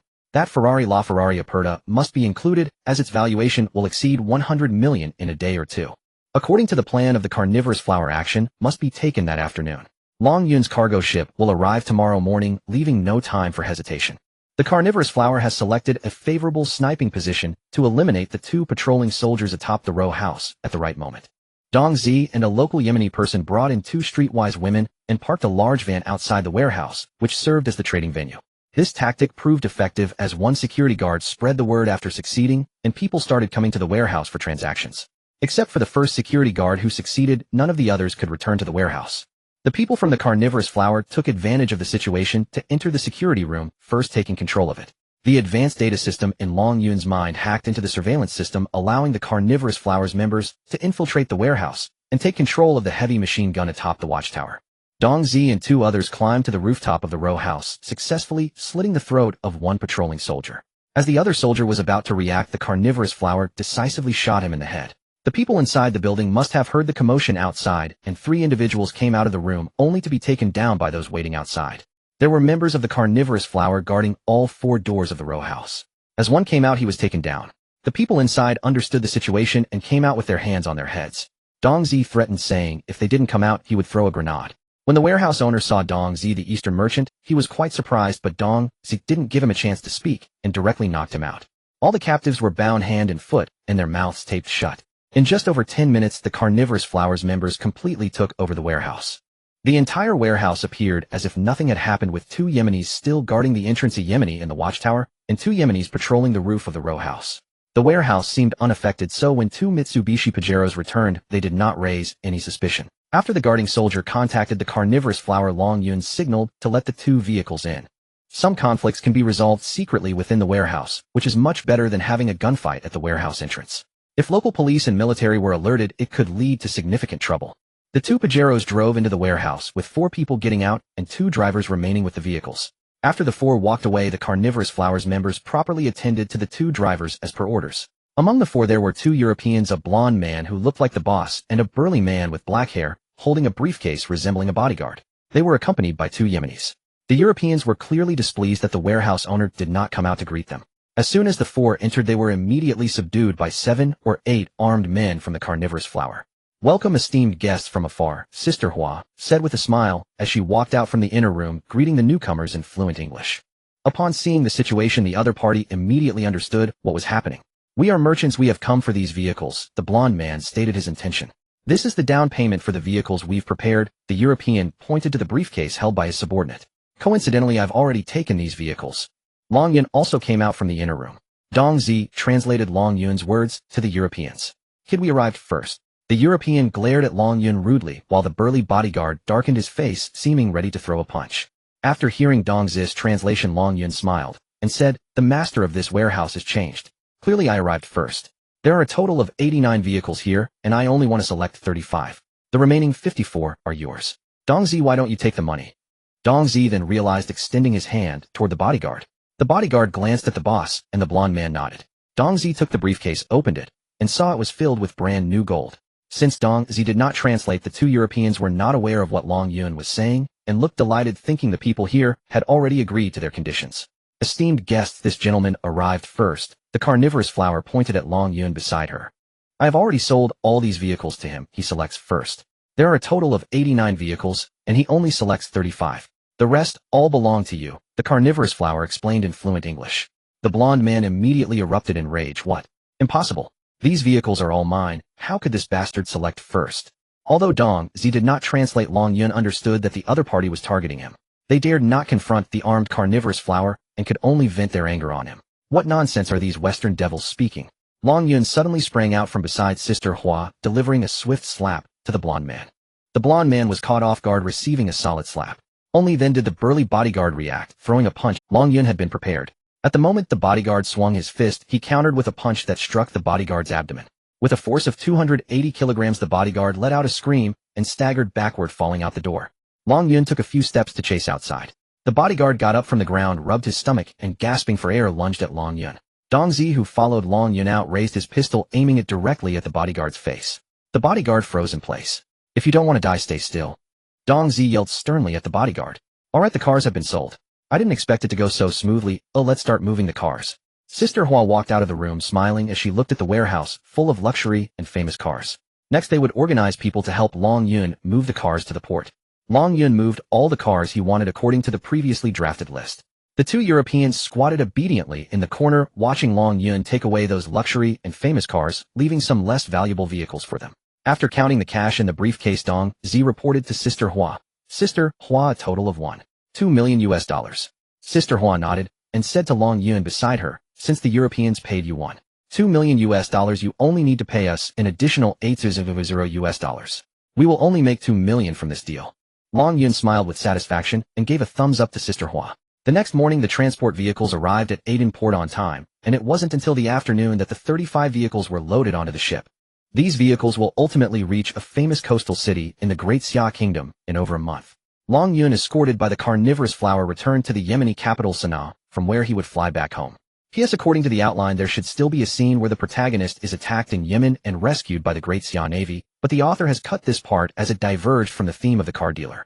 The return flight made another stop in Dubai, a miracle in the desert where fresh water is more precious than oil. It is said that luxury cars can be casually discarded in the desert to gather dust. When will I come to Dubai to search for gold? Long Yun thought. After a day and a night of travel, Long Yun finally returned to a famous port city in the Great Xia Kingdom. Clearly the cargo ship from the United States would not arrive for another month. Long Yun returned to a Heiss auto parts shop. His Porsche 911 GT2S had already been repaired, waiting for Long Yun to pick it up. Seeing Long Yun's return, Ahai was particularly enthusiastic this time. Long Yun understood the reason. The other party likely hoped to glean some information about the carnivorous flower. Ahai washed his hands, set out the tea set, and personally brewed tea. He brought the first cup to Long Yun with a smile, saying, "Little brother, you've worked hard. Have a cup of tea." This trip was no small feat. I almost lost my life." Long Yun took a sip of tea, still feeling uneasy. "Oh, how is the carnivorous flower? Is she alright?" Ahai immediately became anxious. "She's fine, she's tough. On the first day I arrived I was ambushed, but it was nothing serious." Oh, thank goodness she's okay. Did you give her the box I sent you?" Ahai asked eagerly. "I handed it over to her as soon as I could, and she accepted it. Just after she accepted it we were ambushed, and had to leave in a hurry. As for whether she took the box with her, I'm not sure." "Oh, I see, as long as she's fine that's good." Ahai said, somewhat disappointed. "Are you very eager to know about the carnivorous flower situation?" Long Yun asked as he sipped his tea. Ahai perked up, looking at Long Yun with eager eyes like a puppy begging for food. "A good news and a bad news, which one do you want to hear first?" Long Yun said teasingly. "Long Yun, don't keep Uncle Hai hanging. The carnivorous flower is his ex-girlfriend." Ahua explained from the side, thinking that Long Yun was unaware that the carnivorous flower was Ahai's ex-girlfriend. "She is still as beautiful as ever. I recognized her at a glance. She hasn't changed much from the picture of you in the iron box. She is naturally beautiful. Her preservation period is certainly long." A hint of pride crossed Ahai's face. "I won't keep you in suspense any longer. The good news is that her husband Ah Feng died 12 years ago at the hands of enemies." Long Yun thought this would be good news for Ahai, but to his surprise there was no change in Ahai's expression. What's so good about that? He was alone in such a place without even a reliable man by his side. The bad news is that in her eyes you're still that dead mechanic. She would rather drift in Yemen for a lifetime than come back to find you." This was merely Long Yun's speculation, as the carnivorous flower had never clearly expressed such a sentiment. Unexpectedly, Ahai's reaction remained flat, showing no signs of emotion. "As expected, as long as she's doing well that's enough for me. I never expected her to come back to me." Ahai appeared somewhat dejected, placing the teacup back on the table. "Uncle Hai, don't be too sad. One day when she avenges her deceased husband, she should come back." Long Yun could only comfort Ahai in this way. "Sigh. She is just too strong-willed. It's been so many years since he died, she should be able to let go of any grievances." Ahai shook his head helplessly. It seemed that Ahai might have known for a long time that the husband of the carnivorous flower was already dead. "Uncle Hai, may I ask you a question?" Long Yun had always been curious about Ah Feng, the husband that the carnivorous flower mentioned. "Go ahead." Ahai took a sip of tea. "Do you know that Ah Feng?" Long Yun asked. "I don't know him. I've heard that he was a special forces soldier from our great Xia kingdom, and after retiring he became an international mercenary. He was killed by enemies more than a decade ago. That's all I know. Ahai spoke smoothly as if this were a prepared speech, reciting it without a second thought. Clearly Ahai was concealing some information. The carnivorous flower was once his girlfriend. Oh, why did Ah Feng take her away? This might be a scar in Ahai's heart. Long Yun was also somewhat curious about the carnivorous flower. As a woman in a hellish country, she managed to organize her own forces, and many people far away in the great Xia kingdom had heard of her name. International mercenaries like Dong Zi willingly served under her command, which was not something an ordinary woman could achieve. After Long Yun and Ah Hua drove the Porsche 911 GT2S away from Ahai's auto parts shop, Ah Hua revealed some secrets about Ah Feng. It is said that after Ah Feng retired, he came to Ahai's auto parts shop to repair cars and encountered the beautiful carnivorous flower. At first, the carnivorous flower completely ignored Ah Feng. Ahai did not mind. He believed his girlfriend was not the kind of woman who would easily be disloyal. When Ah Feng came to pick up his car for the third time, Ahai happened to be absent, and the carnivorous flower actually left with Ah Feng. At that time, Ahai could not accept the fact that his girlfriend had betrayed him. He once thought that the carnivorous flower had been kidnapped by Ah Feng, and even called the police. According to the police investigation, the carnivorous flower willingly left with Ah Feng. He had not used violence against her. Strangely, since the carnivorous flower left with Ah Feng, she completely changed, filled with hostility and disdain towards Ahai, as if she had been brainwashed. Mentioning the term brainwashed, Long Yun recalled the persistent carnivorous flower, who even in her 40s was living a dangerous life with the obsession of avenging her husband, who died 12 years ago. Logically, since Ah Feng was killed and the carnivorous flower had also killed an enemy's son, it should have been settled, but why was she stubbornly bent on exterminating the entire Ah Man family, which was clearly beyond her capability? Could it be that she has been brainwashed? Long Yun pondered aloud. Who has been brainwashed? Ah Hua, sitting next to him, asked. That carnivorous flower and her subordinates. Although they seem normal, they appear to be overly obsessed with certain matters. How do you mean? Ah Hua asked curiously. After Ah Feng was killed by the Ah Man family, the carnivorous flower also killed one of Ah Man's sons, which should have evened things out. But she is adamant about eliminating the entire Ah Man family, who she clearly overestimates herself. Furthermore, Dong Zi and the others who were the carnivorous flower subordinates were only teenagers when Ah Feng was killed, still in school. Ah Feng's death meant nothing to them. Why do they share the same hatred as the carnivorous flower? Logically, aren't mercenaries supposed to fight for profit? What do you mean? Ah Hua turned back to look at Long Yun. The carnivorous flower and her crew are not mercenaries at all. Although they are engaged in mercenary business, I think they resemble a small team of some mysterious organization. Long Yun boldly shared his deduction. Right? Both of them spoke at the same time. You go first, Ah Hua said. Let's say it together. Long Yun said. They both nodded in unison and exclaimed, Uncle Hai's iron box. Long Yun returned to Ahai's auto parts store under the pretext of ongoing issues with the Porsche 911 GT2S. Uncle Hai, the jolt is quite strong. Why don't you take another look? That's impossible. I've already tried. Oh, I've replaced the mechatronic unit in the transmission. If I fix your car, I fear it might cost me more than it's worth. As Ahai spoke, he got into the driver's seat. Aren't you two little rascals getting in the car? He asked, turning his head. Long Yun and Ah Hua stood aside, showing no intention of getting in. Uncle Hai, why don't you take it for a test drive? We'll rest here for a bit, Long Yun replied. You little rascals, there's no jolt. I've clearly fixed it. Ahai muttered as he drove the car out of the auto parts store and onto the road for a test drive. Once Ahai left, Ah Hua immediately prepared to take action, but was stopped by Long Yun. Wait, there are cameras here. Let me handle this first. Long Yun commanded the advanced data system to hack into the surveillance system, deleting some footage and creating a false malfunction. Then the two began searching for the iron box. The front desk of Ahai's auto parts store was in disarray, resembling a garbage heap filled with various small parts. Long Yun searched for a long time, but couldn't find the iron box. Found it. Ah Hua's excited voice came from behind. Long Yun turned around to see Ah Hua holding the iron box. Did Uncle Hai hide it inside the tire? Did it really need to be hidden so deep? As Ah Hua spoke, he opened the iron box. The two saw a stunning photo of the Venus flytrap in a one-piece swimsuit, and Long Yun confirmed that the person in the photo was indeed the Venus flytrap. Inside the iron box were many business cards, some in the Great Xia script and others in foreign languages. Long Yun took out his phone and snapped pictures of those cards one by one. When he heard the roar of the Porsche, Ah Hua put the iron box back in its place, and the two lay back on the reclining chairs pretending to doze off. You two little rascals, do you even know how to drive? There's no jolt in this car. If anyone in the Great Xia can find something better than what I've done, I'll eat my hat. Ah Hai, somewhat dissatisfied, got out of the Porsche, muttering to himself. Uncle Hai, is it fixed? Long Yun asked. It's been fixed for a long time, no issues at all. Are you two little rascals trying to mess with me? Alright, as long as it's fixed. Thanks, Uncle Hai, we'll be on our way. After Long Yun and Ah Hua drove away, the more Ah Hai thought about it, the more uneasy he felt. He walked over to the tire and looked at the iron box, which was still in its original place. Ah Hai seemed uneasy, heading to the computer in the back room. He discovered that the computer had crashed, displaying a blue screen. Without thinking too much, he pressed the restart button. In reality, the blue screen was just a screensaver created by the advanced data system. Pressing the restart button might cause the surveillance data to be lost, and Ahai was well aware of this. After the computer restarted, Ahai retrieved the surveillance footage and indeed found a long stretch of darkness, making it impossible to see what Ahua and Long Yun were doing in the store. Never mind, these two little rascals probably won't do anything.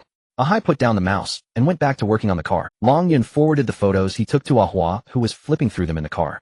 Beiyue Gue, I never expected Uncle Hai to have this person's business card. Is this person very powerful? Long Yun asked.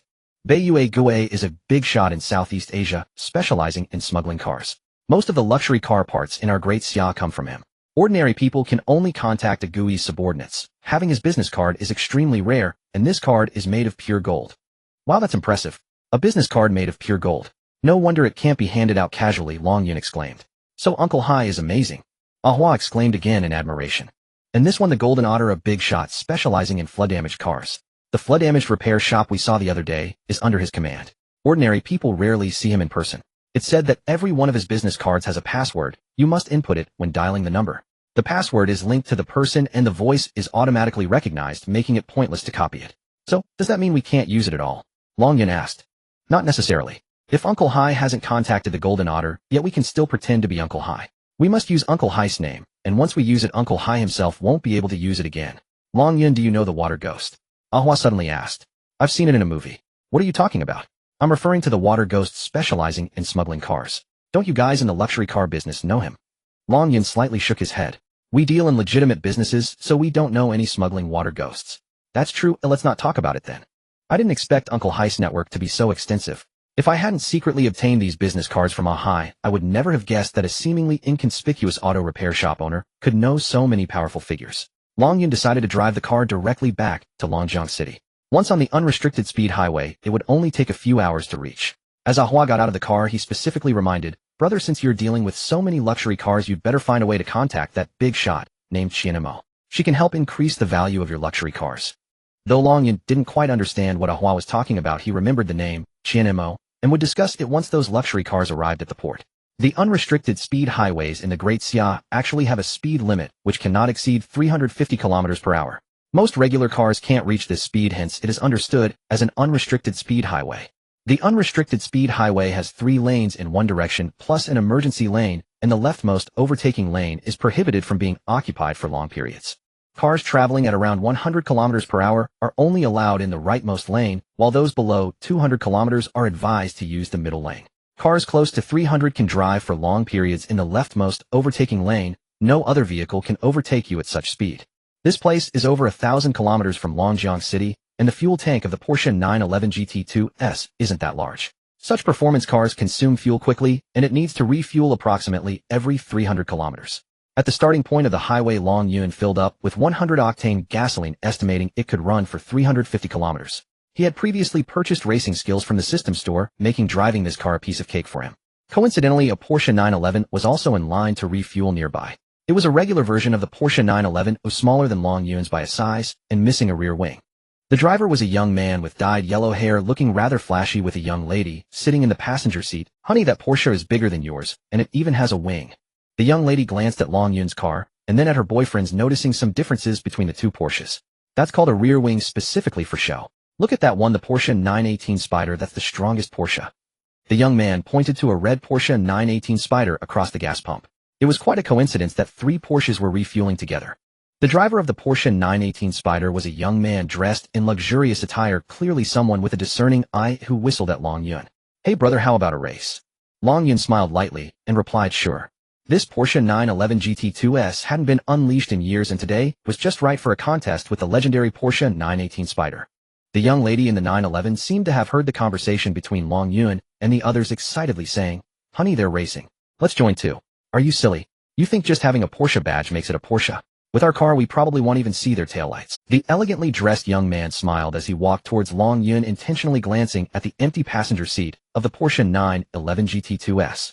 It was at this moment that Long Yun noticed a plump woman stepping out of the passenger seat of the Porsche 918, swiping her card to pay the gas station attendant. The young man greeted Long Yun with a handshake. I might take advantage of the situation later since I'm alone, Long Yun said with a smile. The young man smiled slightly, his gaze shifting to the car. The Porsche 911 GT2S, with its color composed of slate gray and pure black, appeared low-key unlike the flamboyant red. He noticed the Weissach package livery on the car door indicating that this vehicle was equipped with the Weissach lightweight package. With magnesium wheels and all-contra steering wheel and carbon fiber interiors, even the door handles had been replaced with pull-string types. All signs indicated that this car had achieved extreme lightweight. This understated beast was born for the track. The moment Long Yun saw the license plate of the 918 Spider, its data was already collected by the advanced data system. It had neither the Weissach lightweight package nor upgraded wheels, suggesting it was not aiming for track performance. It's worth noting that after the lightweight options were added, Long Yun's Porsche 911 GT2S had a value equivalent to 2 base models totaling over $7 million. After scanning the 911 GT2S, the young man nodded affirmatively, saying, "Professional brother. Where do you usually play?" Long Yun, not quite understanding his meaning, casually replied, "Longjiang City. I'm in the Magic City. Come visit when you have time. Oh, we're all racing enthusiasts in our circle." As a car dealer, Long Yun quickly realized that this Porsche 911 GT2S was only valuable if sold to these so-called enthusiasts. Those who understood it knew its worth. To outsiders, it was merely a 911 with a flashy wing. "Shall we add each other on WeChat?" Long Yun took out his phone. The young man smiled and pulled out his phone, and they became WeChat friends. Meanwhile, the young man with the yellow hair had already driven his 911 out of the service area. Since they had agreed to a race, Long Yun parked beside the ramp waiting for the red 918 Spider. After a few minutes, the 918 Spider finally arrived. Following the racing ritual, they burned some rubber in place and launched from a standstill. After acquiring racing skills, these basic operations posed no challenge for Long Yun. The ramp leading from the service area to the highway was 5 kilometers long. Before launching, the advanced data system accessed highway cameras to analyze and predict timing the best moment to merge onto the main highway. On the unrestricted highway, not only was the speed incredibly fast, but there were also many vehicles. At such high speeds, a lapse in attention could lead to severe accidents, and one might end up bearing primary responsibility. After launching, just over 2 seconds passed, and Long Yun's Porsche 911 GT2S had already surpassed a speed of 100 km/h, while the 918 Spider, due to its heavier weight, took over 3 seconds to reach the same speed. Ding. Dear host, current speed is 218 km/h. Please accelerate to around 280. You are expected to merge onto the main road in 15 to 20 seconds. The system calculated Long Yun's current speed, combined it with the traffic information on the highway, and determined that the optimal time to merge onto the main road would be 15 seconds, not exceeding 20 seconds at the latest. With the throttle fully pressed, the engine emitted a deep roar, and the GT2S sped past the 911 that had taken off earlier. Wow, so cool. Look how fast it goes with that wing. Honey, let's get a wing for our car too. You must be joking. That wing has nothing to do with it. Our car isn't even 1/5 of theirs. The Porsche 918 Spider also zoomed past the 911. Wow, I can't believe the 918 can't keep up with the GT2. The young man with yellow hair exclaimed, I still prefer this red 918. It's so beautiful. Like it. Who wouldn't? It costs over 10 million. Long Yun pushed his speed to 293 km/h, aiming to hit that 15-second mark. If he merged onto the main road in 15 seconds, the 918 behind would at least be able to merge within 20 seconds too, allowing them to race on the highway. Ding. Alert, a speeding hypercar has appeared on the main highway. Model Koenigsegg are currently at a speed of 430 km/h driving in the leftmost lane. Please be cautious. The system suddenly sent a reminder that a Koenigsegg R was on the highway traveling at 430 km/h. This hypercar, limited to only 8 units globally, wasn't something you could just buy with money. Long Yun was somewhat surprised to encounter it here. Considering the Koenigsegg RS extremely high speed, Long Yun decided to slightly reduce his speed and merge into the middle lane to avoid blocking the Koenigsegg R, which is basic highway etiquette. Ding. Expected to merge onto the main highway in 10 seconds. Oi, everything is normal. After Long Yun slightly reduced his speed, the 918 also caught up. Ding. Expected to merge onto the main highway in 3 seconds. The Koenigsegg R appeared in the surveillance view, expected to reach the merging point in 5 seconds. Long Yun merged into the middle lane of the main road at a speed of 268 km/h. The 2-second gap was indeed too dangerous, so he did not choose to merge directly into the left lane. The Porsche 918 Spider, having finally caught up to Long Yun's GT2, had no intention of trailing behind him, nor did it plan to take the far right lane, which was full of slowpokes. The young man driving the 918 casually glanced in the rearview mirror and directly merged into the left. At this moment, the speeding Koenigsegg R had reached the merging point. The driver of the Koenigsegg R saw the red Porsche suddenly merging from the right and instinctively veered slightly left. The Koenigsegg R lost control at high speed, crashing into the central barrier of the road. The immense recoil sent the entire car flying, spinning several times in the air before crashing into the roadside guardrail. The sturdy guardrail was broken and the car was torn to pieces by it erupting into a fireball. Long Yun only realized something was wrong when he saw the flames in the rearview mirror and slowly stopped the car on the emergency lane. The Porsche 918 also slowly stopped on the emergency lane, both cars flashing their hazard lights. Long Yun got out, and so did the young man. "Brother, what happened?" The young man looked confused. Long Yun shook his head, unsure of what happened. Ding. The Koenigsegg R has been destroyed, its body shattered, and on fire with a survival probability of 0.00001. According to the surveillance footage analysis, there are two reasons for the accident. First, the Koenigsegg R was speeding and operated improperly. Second, the red Porsche 918 Spider did not merge into the lane as required. System, am I involved in this? Long Yun asked mentally. Dear host, according to the surveillance video, this accident has nothing to do with you. Well then, since it's not my concern, I'll continue on my way. Long Yun responded mentally. Hey brother, you might need to call the police. It's best to wait for them to arrive before leaving. I'll head off first. After saying that, Long Yun got back in his car and continued on his way. 2 hours later, he was refueling at a service area when he received a news alert on his phone. After exiting the highway, Long Yun drove the car directly back to the store where it would be displayed on a 1.5-meter high platform. To Long Yun's surprise, the surrounding shops were bustling with renovations, and a large poster hung at the store entrance announcing that the new store would be an influencer luxury car gallery. It seems my business model is being imitated. Long Yun smiled faintly as he parked the car at the store entrance.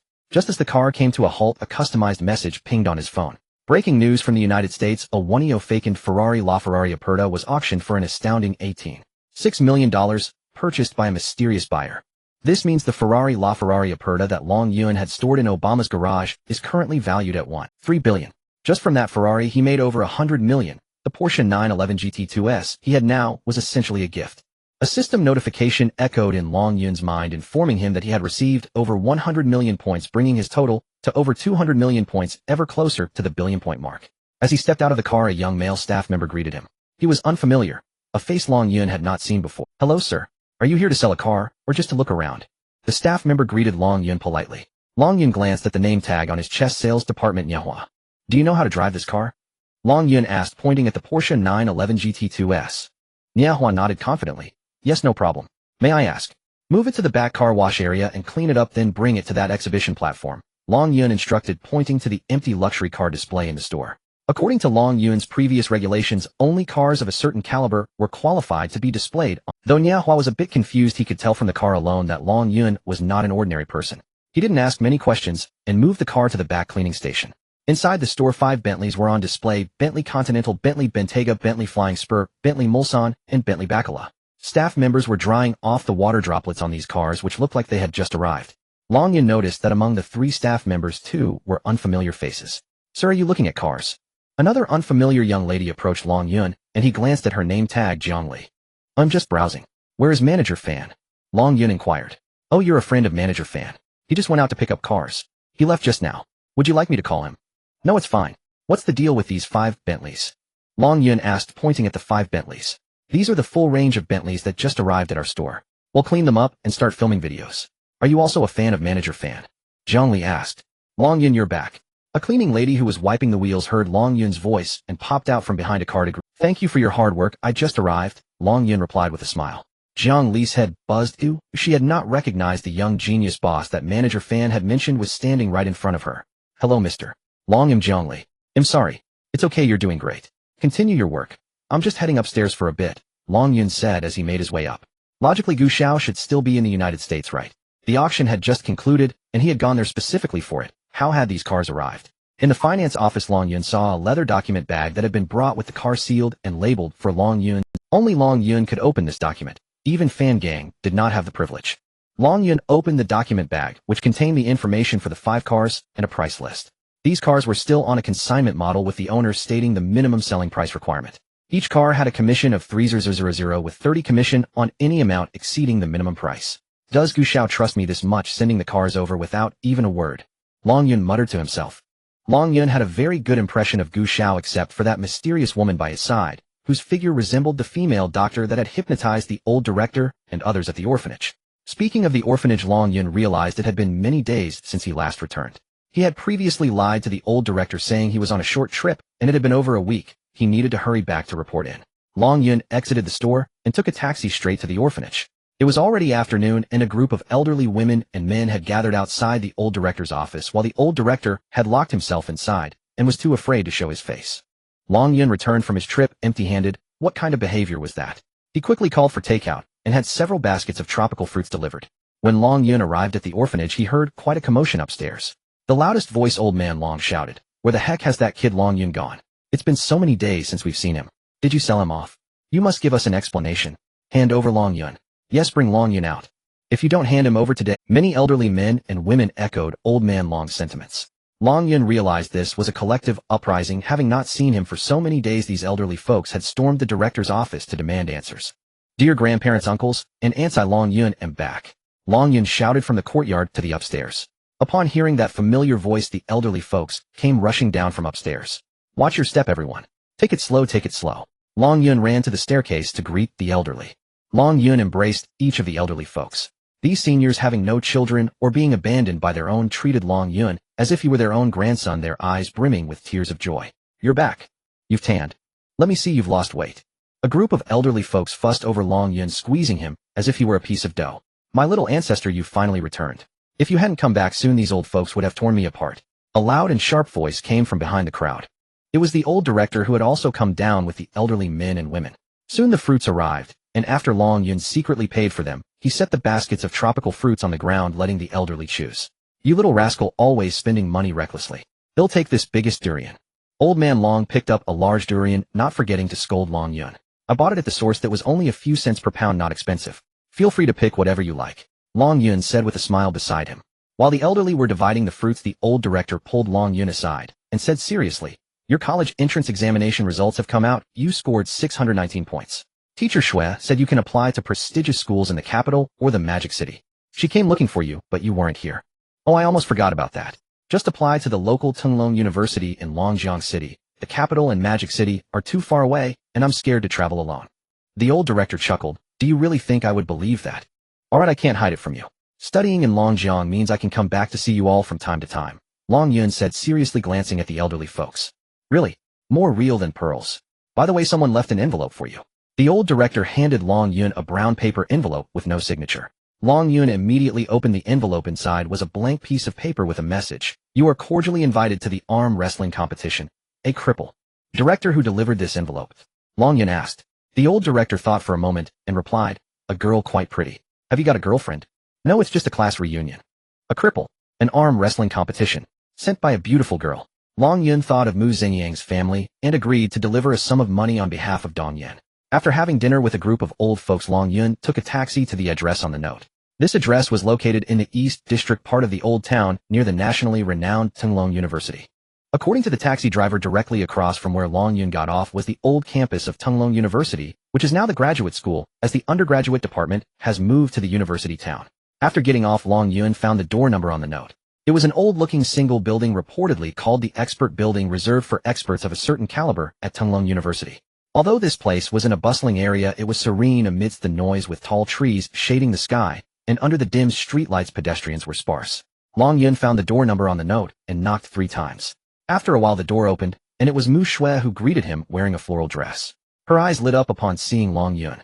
"Dad, that guy is here," Mu Shui shouted towards the back. "Long Yun has arrived, please come in," came Mu Xingyang's joyful voice from inside. The small building had 3 floors, and the decor and furniture were quite simple and old-fashioned, yet very clean. Mu Xingyang came out smiling, leaning on a cane, and extended his right hand towards Long Yun from afar. When it was time to shake hands, Long Yun suddenly froze, unsure of how much strength to use. "Welcome, welcome." Mu Xingyang grasped Long Yun's hand without exerting force. After the handshake, the 3 of them went to the living room on the 2nd floor. It looked like Mu Xingyang's home, which seemed a bit disconnected from the arm wrestling competition. "Mr. Mu, I saw the note you left for me. What is the arm wrestling competition about?" Long Yun asked. "Oh, that's not urgent. The competition hasn't started yet today. My dad is a master at arm wrestling," Mu Shui casually said as she poured a glass of water and placed it on the coffee table in front of Long Yun. "Please drink, don't be shy." "Thank you." Long Yun decided to come today not only for Dong Yan's request, but also to probe into Mu Xingyang's background. "Wow, Mr. Mu, I didn't expect you to be an arm wrestling expert." Long Yun feigned surprise. "A hero does not boast of past valor. I'm just an amateur who plays with friends in my spare time." Mu Xingyang waved his hand with a smile. "Mr. Mu, I am also an arm wrestling enthusiast, and would like to seek your guidance. I wonder if you could teach me a thing or two." "Sure, let's do it." Mu Zhengyang led Long Yun to a room that was uniquely decorated with a red banner hanging on the wall featuring an image of 2 arms engaged in an arm wrestling match. Below the banner it read Daxiao Arm Wrestling Association, Longjiang City Branch. In the center of the room stood a professional arm wrestling table. It was clear that this was indeed a place for arm wrestling. I am not worthy, I am the president of this Longjiang City branch, Mu Zhengyang said as he sat down at one end of the arm wrestling table getting into position. Come on, if you can last 30 seconds you can become an official member. Long Yun had long wanted to test Mu Zhengyang's strength, and eagerly took a seat at the other end of the arm wrestling table. Schweiner saw your car dismantling livestream online, your strength surprised me. In the first 2 handshakes I tested your strength, and found you quite capable. Let's have a match today. Alright, that suits me perfectly. How about we make a bet? Oh, what should we bet on? Mu Zhengyang's sharp eyes fixed. Promise me a condition that is beneficial and harmless to you, and I'll ask if you dare to. Long Yun did not specify his condition. Mu Zhengyang thought for a moment, and said, okay, as long as it doesn't violate principles. Long Yun smiled lightly. What principles are there? The loser has no right to set conditions. Huh. Mu Zhengyang laughed heartily. Mu Shui prepared a cup of herbal tea for Mu Zhengyang, and not finding anyone entered the arm wrestling room, seeing the two of them in a match. Long Yun had never trained for arm wrestling competitions, and directly exerted 280 kilograms of force. Mu Zhengyang, who was not yet in the zone, was instantly defeated, a scene that Mu Shui witnessed. Long Yun you. Mu Shui said discontentedly. Haha, it's fine. Mu Zhengyang interrupted Mu Shui. Mr. Mu, are you ready? The two once again placed their wrists together, and Long Yun asked. Bring it on. Mu Zhengyang replied. Both exerted force simultaneously, and Long Yun once again applied 280 kilograms of strength. Mu Zhengyang's face twitched, his arm began to tremble, and the muscles on his face twitched as well. Go dad. Mu Shui clenched her fists to cheer for Mu Zhengyang. Long Yun, my dad was once the champion of the Longjiang City arm wrestling competition. How dare you challenge him with your small frame? It's simply. The match ended before Mu Shui could finish her sentence. With a sudden burst of strength, Long Yun pressed Mu Zhengyang's arm down onto the table. From observing Mu Zhengyang's subtle reactions, Long Yun could tell that the old man had used all his strength, and he had nearly reached the limit of the man's strength, just slightly below 280 kilograms. Now that the goal was achieved, Long Yun didn't hold back, and simply brought him down. After all, he was the one who challenged him at the welfare home, so why should he show him any mercy? And then there was his nagging daughter Truly. Long Yun stood up to leave after bringing down Mu Zhengyang, only to be called back by him. What is it, Mr. Mu? Huh. The younger generation is impressive. I am old, so very old. Despite being defeated twice by Long Yun, Mu Zhengyang had no trace of displeasure on his face, appearing rather pleased. Mr. Mu, thank you for the match. I have matters to attend to at my shop, so I will take my leave now. Long Yun, wait, your college entrance exam results have come out. I got your scores from your homeroom teacher, Mr. Shui. You need to fill out your application soon. Have you decided yet? Mu Zhengyang suddenly brought up the college entrance exam. Oh, Mr. Mu, you seem well informed. Am not the top student in Longjiang City, why would you pay such attention to me? Since I live here, don't you want to know my identity? Mu Zhengyang said. That is none of my concern. By the way, you lost. Give me your account number, and I will transfer some money to Dong Yin. He appreciates your life-saving grace. Mu Zhengyang seemed to want to refuse. The loser has no right to refuse. You have my number, oh, just send me a text. I'm only helping someone out, don't make it difficult for me. Long Yin did not want to talk much. Alright, only if you agree to one condition. Mu Zhengyang thought for a moment, and proposed a condition. What condition? Enroll at Tunglong University. Deal. Long Yun turned and exited the 3-story building as Fan Gang sent a message saying something had happened at the shop. P.S. A later update will be added. When Long Yun arrived at the store, although it was already past closing time, Fan Gang and Zhang Li were still there, both gathered around a BMW X3. Long Yun remembered that he hadn't seen this BMW X3 when he returned in the afternoon. A Lexus ES 300H was also parked nearby. What happened? As soon as Long Yun entered the store, he noticed Zhang Li looking unusually dejected, while Fan Gang wore a worried expression. Long Yun, you're back. When did you arrive? Fan Gang seemed much relieved upon seeing Long Yun. I just arrived this afternoon driving this car back, Long Yun said, pointing to the Porsche 911 GT2S displayed on the stand. Mr. Long, it's all my fault. Zhang Li looked like she was about to cry, as if something terrible had happened. Long Yun, this BMW X3 was just picked up by Zhang Li before she finished work this afternoon, Fan Gang explained. It was almost closing time and the owner was very anxious. It was getting dark outside, and I wasn't paying attention. Zhang Li burst into tears. This car. Fan Gang wanted to explain, but was interrupted by Long Yun. Zhang Li, why don't you tell us what happened? Zhang Li wiped her tears and said, I originally planned to record a video overnight, but I didn't expect this car to be a flood-damaged vehicle. Sob sob. Were you recording a video or live streaming? Long Yun confirmed. Recording a video, not live streaming. Thank goodness it wasn't live. How did you figure out it was a flood-damaged vehicle? Long Yun asked. There is mud and sand under the seat rails. One screw is rusted. The carpet foam has hardened after being soaked, and the steering column is also rusted from being submerged. Sob sob. Your professional quality is quite good. How did you not notice this at the time? Long Yun and Fan Gang exchanged glances, both curious about this question. Unexpectedly, Jiangli began to cry uncontrollably. While she was crying, Long Yun glanced at the vehicle identification number. The advanced data system retrieved the vehicle's original registration from the archives of the Vehicle Management Department, including its driving history, accident record, and maintenance record. This is a white BMW X3 2019 Model X Drive 28i luxury package originally priced at $4,600 with over 20,000 kilometers driven. The car was submerged up to its roof during a sudden flood in a southern city last July, having been immersed for 3 days and 2 nights. After being recovered, it was transferred through special channels to a famous port city in the south, where it underwent extensive repairs in a flood-damaged vehicle repair shop. Months ago, it was purchased by a car enthusiast in Longjiang City and registered with a license plate from Longjiang City. The price the previous owner paid for the car remains unknown, as the transaction likely occurred in cash, without any online record. Fan Gang handed Jiangli 2 tissues, and she finally stopped crying. The seller was a female driver, the owner herself, who said her child was seriously ill, and she was selling the car to save him. And you believed her hastily accepting the car? Fan Gang asked. She said she was my loyal fan, had followed me for a long time, and had just found out that I was working here. Long Yun, let me introduce you. This is Jiangli, the new host I recruited 3 days ago. Fan Gang was flustered and forgot to introduce this new host to Long Yun. Yes, I know, we met in the store this afternoon, Long Yun replied. Jiangli, please continue. Fan Gang said with a frown. The owner was in tears, desperate to save her child. I panicked because my baby just turned 1 and it was all women.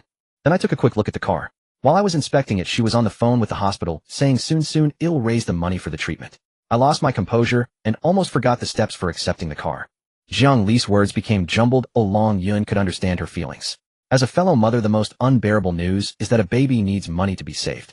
Alright, you don't need to say more, your professional ability is fine. It's just that the scammer was too cunning. I trust Fan Gang's judgment and your professional capability. Now let's discuss how to handle this situation.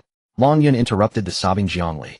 Fan Gang took a step and said, according to store policy, Jiangli must bear the consequences in this situation, and she cannot use our platform to sell this car. That's the rule. After Fan Gang finished speaking, he lowered his head in silence. Clearly he did not want to see this outcome, but the store had explicit regulations, and as the store manager, he had to clarify this point. Long Yun nodded after hearing this. Such a regulation was reasonable. Jiangli, what do you think about this handling method? Long Yun asked. Mr. Long, I have no objections. Mr. Fan had already made it clear during my onboarding, and I can only blame myself for being too soft-hearted. Long Yun. Fan Gang seemed to have something to say. Just say what you want to say, Long Yun said. Jiangli is newly employed, but she has over 3,000 fans. As a female car host, she naturally possesses a charm that our male hosts do not have. I think we can give her a chance. Long Yun said, what are your thoughts? In public, we must handle this per store policy. In private, I want to give her another chance. I guarantee in my capacity as store manager that she will definitely be a good host. Fan Gang said, since this store is under your management, it's within your authority, you can decide how to proceed. Long Yun replied. Thank you, Mr. Long. Thank you, Mr. Fan. Jiangli said weakly. Long Yun walked up to the BMW X3. The car looked shiny and beautiful, and an ordinary person wouldn't be able to spot any issues. If they encountered a deceitful dealer, it could easily be sold as a luxury vehicle. How much did you pay for this car? Long Yun asked. 385,000. Jiangli replied weakly. Fan Gang nodded in agreement. 30 to 40,000 is indeed not a small amount for you, especially with a child to raise. How about this? We will handle it according to company policy, and the funds for accepting the car will be deducted from your performance over time. We won't pressure you to come up with such a large sum all at once, and we won't charge you interest. What do you think? Long Yun looked at Jiang Li and then at Fan Gang. Jiang Li's eyes widened in excitement, and she kept bowing to Long Yun in gratitude. There's no need for that. We learn from our mistakes. I encountered a similar scam last time with a Lexus GX460 that was clearly a borrowed vehicle. I could spot the flaws then. I believe someone is deliberately targeting us, so we need to be more cautious in accepting cars in the future. Long Yun signaled Jiang Li that she could leave. Alright, you can go home now, your child must be missing you. After Jiang Li left, Long Yun glanced at the Lexus ES300H that Fan Gang had accepted. How far did you go to get it? Long Yun asked. Quite a distance that was hard to find. The owner couldn't explain it clearly, and Xiao Li and I searched for a long time before we found it. Fan Gang replied. It's expected to be hard to find as the person selling the car was just an actor. It was a bait and switch. He is in cahoots with the seller of the BMW X3. Long Yun's words were shocking, and Fan Gang was stunned. That's impossible, right? It's highly probable. Last time you went far to get that BMW 525, the Lexus GX460 just happened to arrive. This operation is exactly like the last one. Fan Gang thought for a moment, and seemed to have noticed the clue. I thought so too. The owner of that BMW 525 was evasive, and seemed unfamiliar with the area, claiming to run a small business there. The owner of this Lexus is the same. He isn't very familiar with the road, but claims to be a local. This is a conspiracy, one after another. Should we report it? Fan Gang asked. Report it. Do you have any? I'm afraid they have already set a trap for us waiting for us to jump in. What do you mean? I believe these people have meticulously plotted against us not merely to make a small profit. Long Yun's gaze was cold as he looked at the BMW X3 beside him, thinking of a good solution. After Long Yun made up his mind, he heard the system's prompt in his ear. Ding, congratulations to the esteemed host, you have helped others resolve their debt crisis and received a reward of 40 points of credit. This credit reward came somewhat unexpectedly. Long Yun only temporarily alleviated Zhang Li's debt crisis without eliminating her debts. System, may I ask what the criteria for this credit reward are? Long Yun inquired with his thoughts. Esteemed host, in financial cases the unit of calculation is 10,000 rounded to the nearest whole number, resulting in 40 points of credit. Oh, I see. Next time I encounter someone who owes me tens of millions or even billions, should I also give them a payment plan? Esteemed host, similar events can only yield a reward once. What the heck? Long Yun allocated all 40 evolution points to strength, bringing his strength value to 320 points, allowing him to lift objects weighing 320 kilograms with one hand. Congratulations, esteemed host, your one-handed strength value has reached 320 points, surpassing the limits of ordinary humans, and your speed has increased to 3 times that of an ordinary human. Long Yun's body convulsed slightly, as if possessed by some special ability. He did not expect that an increase in strength would also enhance his speed. System, if my strength value increases further, will my speed also increase? Esteemed host, the relationship between strength and speed is as follows. If the strength value is below 300, the speed value is similar to that of ordinary people. If the strength value is greater than 300, but less than 600, the speed value is 3 times that of ordinary people. If the strength value is greater than 600, but less than 999, the speed value is 9 times that of ordinary people. What about a strength value above 1,000? Esteemed host, with your ordinary human bones and meridians, the limit for strength value is 999. Exceeding this value may lead to self-detonation. Self-detonation? That's just alarmist. Unless you can find a way to improve your physique, your strength value limit is 999. Alright, let's discuss this later. I don't have that many evolution points to use right now. Long Yun understood that given the system's stingy nature, accumulating to 1,000 points of strength value would not be easy, so there was no need to worry unnecessarily. His next plan happened to require strength, and if he could increase his speed threefold, that would be perfect. The effect would definitely be outstanding. Long Yun spent 300 credit points in the system store to purchase a household registration package, investigating the background of the female car owner who sold the water-damaged car.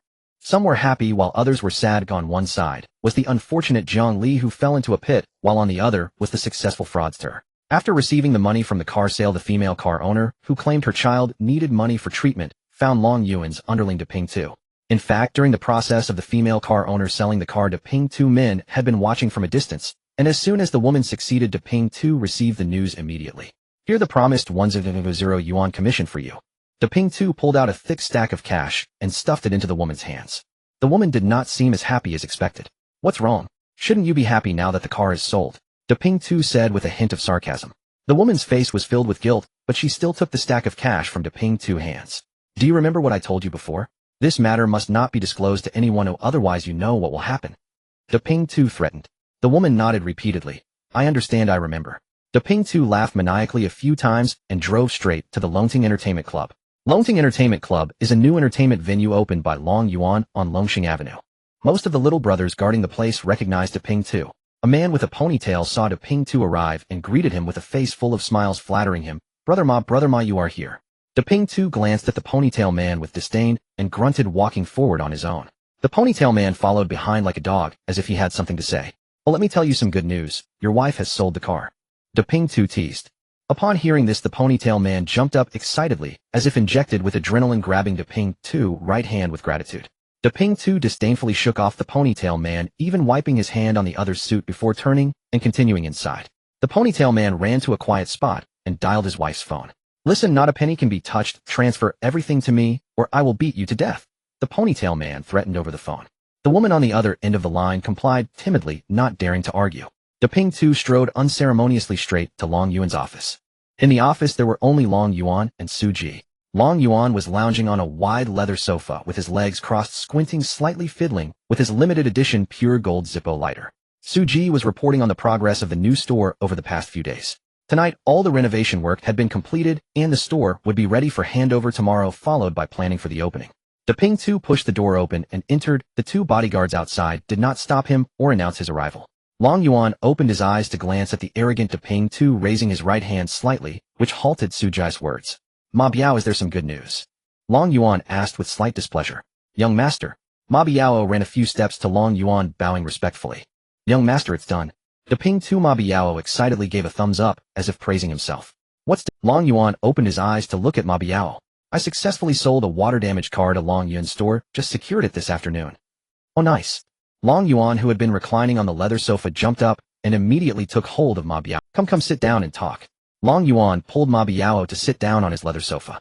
Ma Biao glanced at Su Ji and sat beside Long Yuan with a proud expression. Su Ji, the usual rule, bring out the good red wine, we must celebrate. Long Yuan instructed Su Ji. Su Ji slightly bowed to Long Yuan, replying, yes, young master. He turned to get the few bottles of century-old reserve high-quality red wine from the wine cabinet. According to the rules, Su Ji only dared to take 2 wine glasses, knowing that he played no part in selling the water-damaged car to Long Yuan. He was self-aware. Su Ji, what kind of talk is it to have only 2 wine glasses? Where's yours? Go get another glass, today is a double celebration for us. Long Yuan ordered Su Ji to fetch another glass. Su Ji's slightly disappointed face immediately stirred up a wave of emotion as he jogged to get another glass. Long Yuan raised his glass and Su Ji and Ma Biao also raised their glasses. Today we celebrate our double joy. Cheers, cheers, cheers. 2 minutes after the command was given, Long Yuan received the system's report.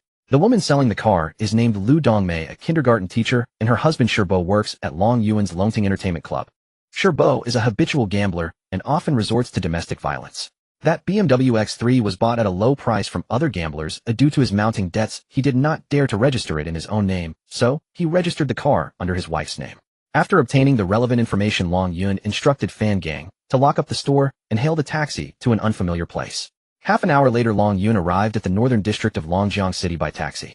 The northern district is the train station of Longjiang City, where the flow of people is the most significant and the security situation is relatively poor.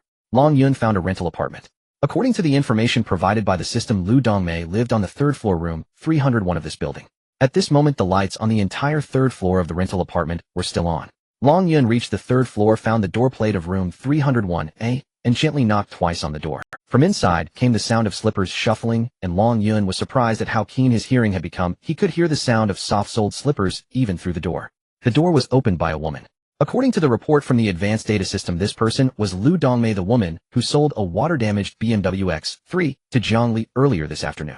The door had 2 layers. Inside was a wooden door and outside was an iron door welded with steel bars. Upon seeing a stranger outside, Lu Dongmei quickly locked the iron door's bolt and looked at Long Yuan with some panic. It was evident that Lu Dongmei was very skilled in locking the door. It should not have been her first time. Who are you looking for? Lu Dongmei asked, her face filled with panic as she looked at Long Yuan. Are you Lu Dongmei? Long Yuan asked coldly. Yes, I am Lu Dongmei. What Shirbo did has nothing to do with me. If he owes you money, you should go to him for it. It has nothing to do with me. I have no money. Although Lu Dongmei was somewhat panicked, her words flowed smoothly. It seemed she had said this before. After speaking, Lu Dongmei prepared to shut the wooden door, which opened inward. Long Yuan reached through the gap of the iron door to block the wooden door, and when the wooden door came crashing down, it was directly smashed through by Long Yuan's fist. I didn't come for Shirbo. I came for your own matters. Long Yuan said. My matters? What matters could I? Lu Dongmei realized that the wooden door was no obstacle to the person outside, and she stepped back 2 paces as the iron door outside was already locked. Did you sell a BMW car this afternoon? Long Yuan asked. Yes, so what? That was my car. Why sold it? Do you know that there was a problem with that car? Problem? What problem? I don't know who you are, or why should I answer your questions after you have smashed my door? Leave, go quickly. If you don't go, I'll call the police. At this moment, Lu Dongmei remembered to hurry Long Yuan away. Since you are the owner of the car, you should know what the problem is. Knowing that it was a problematic car, you still used deceptive means to sell it to an unsuspecting person. This is fraud, and I was about to report you to the police. After all, Lu Dongmei was a novice. She had little psychological preparation, and when Long Yuan mentioned calling the police to catch her, she immediately panicked. It's not my fault, they made me do it. I'm a kindergarten teacher. I'm not a scammer. I'm not a scammer. Lu Dongmei defended herself. Very well, tell me who made you do this? Long Yuan asked, trying to trace the hidden mastermind behind her. With Lu Dongmei's psychological quality, she was undoubtedly just a pawn in the conspiracy. She nearly blurted it out, but abruptly stopped. I can't say. I'm not a scammer. I've already given him the money. It has nothing to do with me. Lu Dongmei squatted down, covering her face with her hands, and began to sob. When Lu Dongmei looked back outside the door again, the handsome and cold-looking young man was gone. Long Yuan added a name to the system's account check package, Shirbo. After receiving the money, Shirbo immediately repaid Wei, who the 1,000 yuan. Wei, who had already given Shirbo an ultimatum: if he did not repay the money by 10 o'clock tonight, he would have his ears removed. Wei Hu is one of the leaders of the Longhu Gang, and his older brother Wei Long is the boss of the Longhu Gang. The Longhu Gang is a notorious underground organization known for various criminal activities, including running gambling dens, loan sharking, and forced transactions. Shi Bo received a total of 48500 yuan from Lu Dongmei, first repaying the urgent debt of 1000 yuan. Long Yun took a taxi to the back door of Longting Entertainment Club. According to the report from the advanced data system, Shi Bo was currently trading with someone at the back door. After getting out of the car, Long Yun did not rush toward the Longting Entertainment Club like those men who yearn for the glitz and glamour. He ignored the alluring women at the entrance and walked through a narrow alley directly to the back door of the club.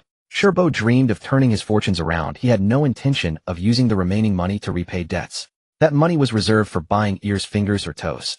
Unless absolutely necessary, Shi Bo would not touch his reserve money, focusing solely on making a profit with borrowed money. Shi Bo with a ponytail was negotiating with 2 or 3 men in black suits in front of a black sedan. Shi Bo's request was to borrow 1000 yuan, while the other party offered him a cut of 1000 yuan, demanding a total repayment of 1500 yuan within a week. Faced with such high interest, Shi Bo did not hesitate and prepared to put his fingerprint down to take the money. Suddenly, a thin, tall figure appeared behind Shi Bo. The man in a black suit glanced at that figure. The lighting here was dim, making it difficult to see the features of the newcomer. "Is he with you?" the man in the black suit asked. Shi Bo shook his head and handed over the loan receipt on which he had just placed his fingerprint to the suited man. A tall, thin man emerged from the car, holding several bundles of cash, which he slapped down on the hood of the black sedan. "A total of 9. Repay the money in a week or watch out for your fingers." The tall, thin man then entered the car. Shi Bo hurriedly grabbed the money and stuffed it into the inner pocket of his work uniform as the black sedan drove away. "Are you Shi Bo?" Long Yun had already arrived behind Shi Bo. His voice was cold, carrying a bone-chilling aura, making Shi Bo's scalp tingle. "I am a who are you?" Only then did Shi Bo vaguely see Long Yun's face, a head of neatly cropped black hair, sharp facial features, and a tall, slender figure. Due to the dim light, he could not clearly see Long Yun's face. "Who I am is not important. What matters is that you deceived my person this afternoon with a water-damaged BMW car." Shi Bo was startled. He did not expect the other party to find him so quickly, especially in this dimly lit alley. "I don't know what you're talking about. I have to go to work." Shi Bo tried to escape. Long Yun's figure flashed, creating an afterimage that blocked Shi Bo's path. "Old rules: refund 1 and compensate 3. I know you are a gambling addict. Oh, just refund 1 for now, and we can discuss the compensation later as your ears and fingers are—" Shi Bo was taken aback. No matter how others threatened him, he was not too worried. What he feared most was when people mentioned his ears and fingers. Those who coveted such small parts were usually ruthless and kept their word. "Get out of my way, I don't know you." Shi Bo dodged left and right, trying to bypass Long Yun, but his speed was too slow and he couldn't find an escape route. "Kid, if you annoy me again, don't blame me for being rude." Shi Bo threatened harshly. Judging by stature alone, Long Yun was not as strong as Shi Bo. He was just slightly taller. "I'll give you 5 seconds to think. Will you return the money to me, or do you want me to break your leg?" "Haha, kid, you're looking for—" Shi Bo was the first to explode, raising his fist to strike directly at Long Yun's face. A series of desperate wails echoed through the alley as Long Yun twisted Shi Bo's arm 176 degrees, just shy of breaking it. "It hurts, it hurts. Spare me. Spare me." Shi Bo repeated these 2 words like a broken record. "Will you refund the money?" Long Yun asked coldly. "Refund, refund. My hand, my hand." Shi Bo. Only when Long Yun eased his grip did Shi Bo's pain begin to subside. He crouched on the ground, vigorously massaging his arm while lamenting. Though Shi Bo was extremely reluctant, he had no ability to resist Long Yun's methods. The punch he threw at Long Yun was caught firmly, rendering him completely immobile, leaving him to endure the consequences.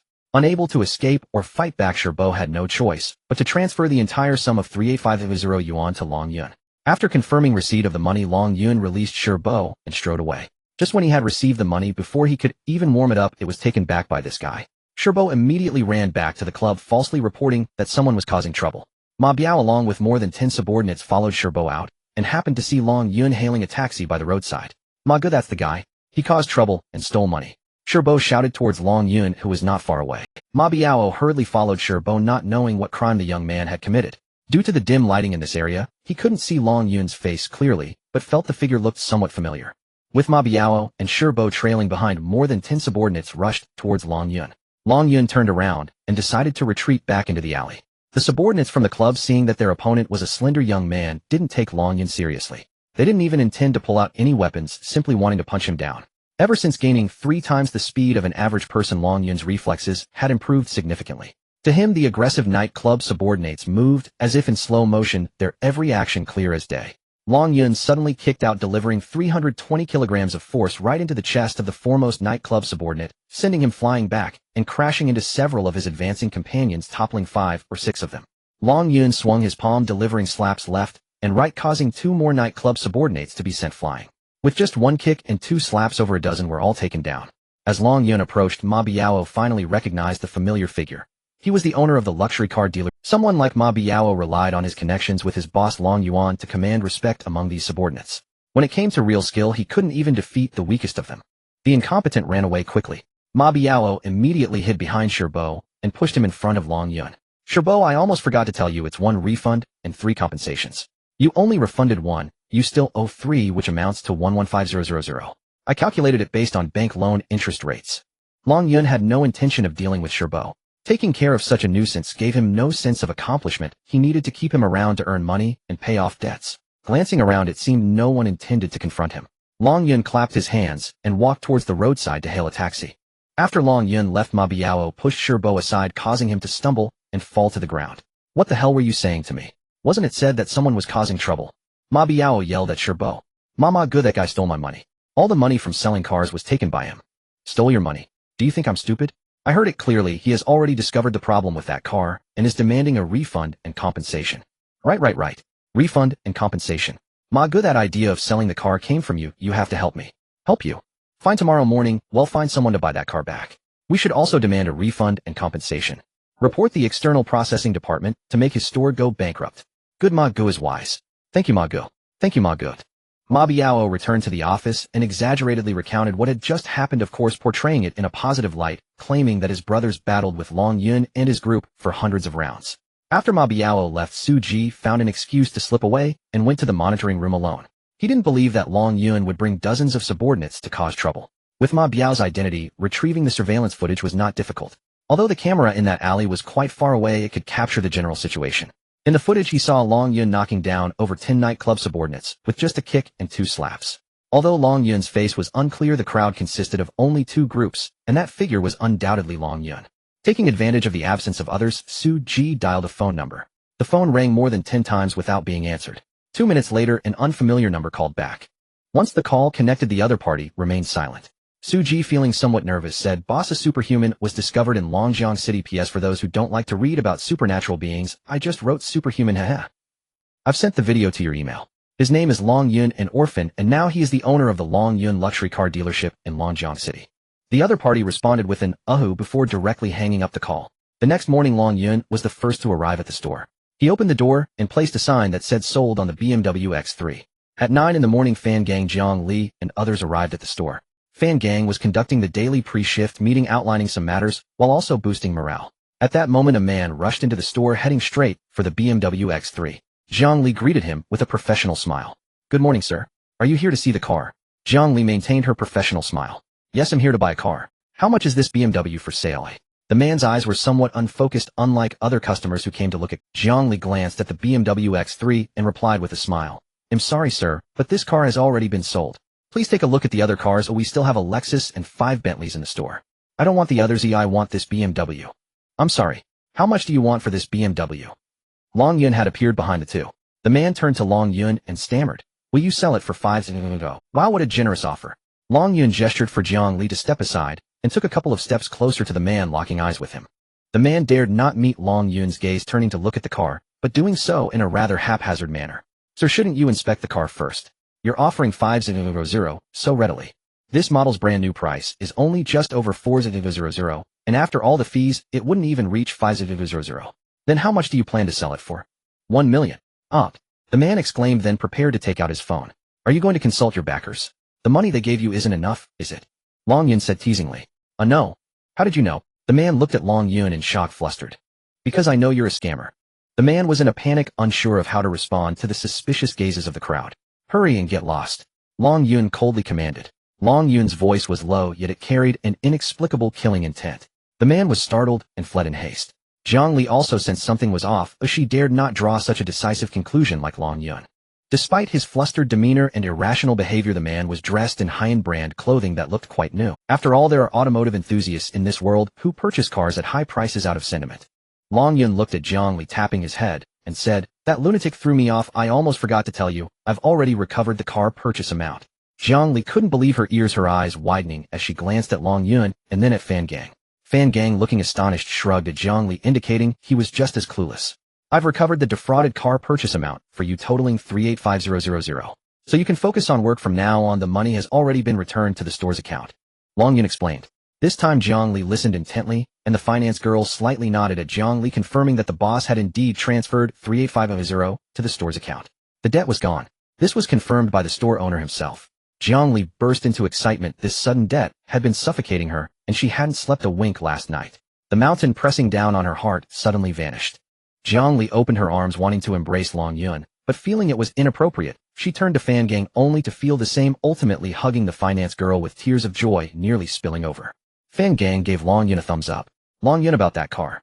Fan Gang pointed at the BMW X3. We're dismantling that car today right here in the shop. Let's get started. Long Yun replied. Dismantle it? Again? The employees in the shop had seen Long Yun's video of dismantling a Mercedes and were eager to witness the master in action. Yes, dismantle it. Let Jiang Li do it. Long Yun affirmed. Me? I'm dismantling it. Jiang Li exclaimed, pointing at herself in disbelief. Yes, you will host the dismantling live stream, and he'll have a mysterious dismantling expert assist you. The theme is dismantling a water-damaged car. You'll showcase the internal condition of a water-damaged car to the vast online audience while explaining live, helping viewers identify water-damaged vehicles. Jiang Li nodded vigorously. Okay, Long Yun. Fan Gang remarked playfully, dismantling expert. Everyone turned to look at Long Yun and laughed in unison. Ma Biao, who was sent to buy a car for Long Yun, returned to report the truth. 1 million. Are you saying that car is really going to sell for 1 million? Ma Biao jumped up excitedly. Such a large amount was beyond his authority. He had to consult his boss Long Yuan. Ma Biao arrived at Long Yuan's office, where Long Yuan and Su Ji were intently focused on their phone screens, seemingly captivated by something. Before reporting to his master, Ma Biao sneaked a peek at the phone screen and was instantly drawn in as well. They were watching a live show where Long Yun's shop was set to host a car dismantling event, and the car in question was the BMW X3 that Ma Biao had requested to sell the previous day. Long Yun's video account, Fan Gang's video account, and Jiang Li's video account were all live streaming the dismantling of the water-damaged BMW X3. At Long Yun's luxury car showroom, numerous passers-by and online viewers had already entered to watch. Fan Gang held a microphone explaining the dangers of water-damaged vehicles. After Fan Gang finished, Jiang Li vehemently denounced the fraudster who sold her the car. The female host of Long Yun's luxury car showroom was defrauded. She received a water-damaged BMW X3. In a fit of rage, she dismantled it on the spot, aiming to educate viewers about identifying water-damaged cars. Fan Gang announced in his capacity as the store manager that all proceeds from the dismantling would be donated to social welfare organizations, including earnings from selling dismantled parts and viewer tips. This was at Long Yun's behest. Today, he didn't want to be too ostentatious. Fame brings trouble, and this time, he simply wished to quietly play the role of a dismantling expert. Another dismantling livestream. Unlike the last time, this dismantling show had no red envelope rain segment, and was not time-limited, but it was packed with hard facts featuring live dismantling and explanations, essentially a textbook on identifying water-damaged cars. Today's host was Jiang Li, who presented as the victim for the dismantling. As a woman, Jiang Li already stood out in this industry, and claiming to be a victim instantly garnered her much sympathy, causing her follower count to soar. Seeing the popularity of the live stream, Su Ji beside Long Yuan suggested, "Young master, we need to find someone." Find whom? Long Yuan was unclear about what Su Ji meant. Find PR personnel, commonly known as Water Army, have them enter the live stream to nitpick. We can't let them stream comfortably. Yes, young master, hurry, and find someone. Ma Biao chimed in. Long Yuan glanced at Ma Biao somewhat surprised and asked, "When did you arrive, Ma Biao?" Reporting to young master, I just arrived, and was about to report the dismantling at Long Yun's shop. Ma Biao replied with a grin, hesitating to mention the car purchase. Su Ji, arrange it quickly, hire Water Army to attack them. Hurry, Long Yuan commanded. Yes, I'll arrange it. Su Ji received the order and immediately made a phone call. The person who would personally handle the dismantling had not yet shown up. They had yet to see the dismantling fanatic Long Yun. Just as the audience was looking for Long Yun, a masked dismantling expert clad in a black bodysuit appeared, resembling Spider-Man, the only difference being the color of the outfit. The black bodysuit had dismantling expert written in paint on the front and back. From the shape, old fans recognized that the dismantling expert was indeed Long Yun. As the dismantling expert appeared, Jiang Li's dismantling live stream officially began. Hello fellow online viewers, I am the defrauded host Jiang Li. Today I will lead you in identifying this water-damaged BMW X3, and we will uncover the true nature of this car step by step, like detectives. After the introduction, Jiang Li first opened the car door, giving a close-up of the nameplate at the bottom of the door, then another close-up of the vehicle's registration certificate. The car's production date was June 2019, and the registration date was in July of the same year. Everything appeared normal. Please remember this date, June 2019, was the production date. Logically, all original parts of the car should have a production date earlier than the vehicle's production date, which is before June 2019. The dismantling expert opened the hood, and Zhongli pointed to the two headlights, noting that BMW's headlights had production date labels. Close-up shots were given to the two headlights. One was produced in October 2019, and the other in May 2000. Everyone should know that original BMW headlight assemblies are very expensive and are only replaced under extreme circumstances. I also noticed this headlight produced in October 2019. When I collected the car, the owner explained that the original light was broken and was replaced with a new one. This type of LED headlight is very durable and generally does not fail. Damage usually occurs under two common situations. First, the entire headlight is damaged, such as in an accident. Second, water ingress causes damage to the headlight circuitry. The owner claimed it was damaged in a collision, and indeed this side's front fender had been repaired. Zhongli used a paint thickness gauge on the fender's paint, showing a value of over 400, while the paint on the roof measured only 150, indicating that this fender had been repainted. I was also careless. The force that could damage the headlight is certainly not as simple as just repairing the fender. Everyone look, the side beam shows no signs of repair, and the entire front, including the radiator frame, is original with labels still intact. This means that the headlight was not replaced due to collision damage. As I mentioned earlier, the possibility of water damage is quite high. Post that seems too hasty. The internal circuitry of the headlight could also fail due to high temperatures. Who can guarantee that BMW headlights are 100% problem-free? Someone bought a prop to send a highlighted top comment, which stood out as Long Yuan's water army had already begun to take action. I don't deny that, so let's hold off on conclusions and keep watching, Zhongli said. Zhongli signaled for the camera to shift inside the car as he entered the driver's seat and closed the door. Generally speaking, when a car's interior is flooded, there should be a strange smell inside, especially a musty odor. However, this car has no musty smell, just an overpowering scent of perfume that is somewhat overwhelming. Zhongli covered her nose and stepped out of the car, continuing, "Ordinary people wouldn't use such a strong perfume in a car. An intense perfume scent might be used to mask a particular odor like mustiness. Car enthusiasts should be cautious when they encounter a strong perfume smell in a car." Haha, that's ridiculous. Is there anything wrong with using perfume in the car? You say it's strong, but we can't smell it. Exactly. Ignorant people pretending to be experts, how shameless. Several highlighted comments were pinned still from Longyuan's online army. It seemed both sides had some reasonable points, and the netizens temporarily chose not to take sides. Alright, what these car enthusiasts said isn't impossible. Let's continue our inspection. Zhongli also noticed that someone seemed to be intentionally nitpicking. It's normal to encounter some dissenting voices while live streaming to the whole internet. Let's check the manufacturing date of the seatbelt. Seatbelts generally don't get damaged, and the likelihood of replacement is very low. Zhongli pulled out the end of the seatbelt and saw the original label indicating a manufacturing date of April 2019, which was earlier than the vehicle's overall manufacturing date. She sequentially pulled out 4 seatbelts adjacent to the door, all of which had acceptable manufacturing dates, but one of them had dirt at the end. Everyone please note that this seatbelt has dirt on the end. The camera zoomed in on the seatbelt with dirt. The ends of seatbelts are usually hidden inside. For a car that's just over a year old, it shouldn't have such thick dust. The only reasonable explanation is that the car has been flooded. The original seatbelt was submerged in water. This car definitely has issues, Zhongli remarked. That's alarmist. Just because there's dirt on the seatbelt end doesn't mean it's a flood-damaged car. I seriously suspect the host has ulterior motives. Too hasty in judgment. Misleading people. Insufficient evidence, hard to convince the public. Longyuan's online army was relentless in finding fault. Alright, let's keep going. Please have the dismantler take the seats apart. Zhongli had no intention of arguing with those people. It's impossible for everyone to guarantee that the program will be 100 light. There will always be a few dissenters. The dismantler skillfully removed the seat, revealing the sliding rails underneath. Fans, take a look. There's a layer of dirt under the seat sliding rails. These are water stains left behind after being soaked. Very dirty. It should be mud. This screw cap is already rusted. Zhongli pointed at a screw on the sliding rail. The screws on the seat sliding rails are rusted and still have water stains. The floor may have been submerged. I seriously suspect this is a flood-damaged car. The dismantler also lifted the carpet, revealing the carpet foam. Zhongli poked the carpet foam with her finger. It looked quite hard. Car enthusiasts, look at this. The carpet foam is very hard. I have a piece of carpet foam from another car for comparison. Zhongli pressed down on both pieces of carpet foam with 2 fingers, and the one from the BMW was clearly much harder. As you can see, the carpet foam in this BMW is very hard. The reason the carpet foam becomes hard is that it has been soaked in water. The fundamental reason for the hardening of the foam is due to the residue of many substances, including mud and other dirt. Clean foam will not harden. Immediately, many highlighted pinned comments floated in the live broadcast room. Haha, this host is way too amateurish. Just because there's water accumulation under the floor does not conclusively prove it's a flood-damaged car. Host, our car was soaked once before due to a blocked air conditioning drainage causing water to flow into the floor. The entire floor was soaked. Our car's sunroof drainage hole was blocked, letting rainwater flood into the car, and the floor was full of water, which also doesn't prove it's a flood-damaged car.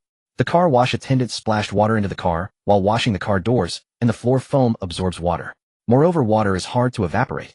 To conclude it's a flood-damaged car, just because there's water on the floor, is simply laughable. Everyone just disperse. Leave, don't watch any longer. Block the host. The host is misleading the public. The online army suddenly got excited.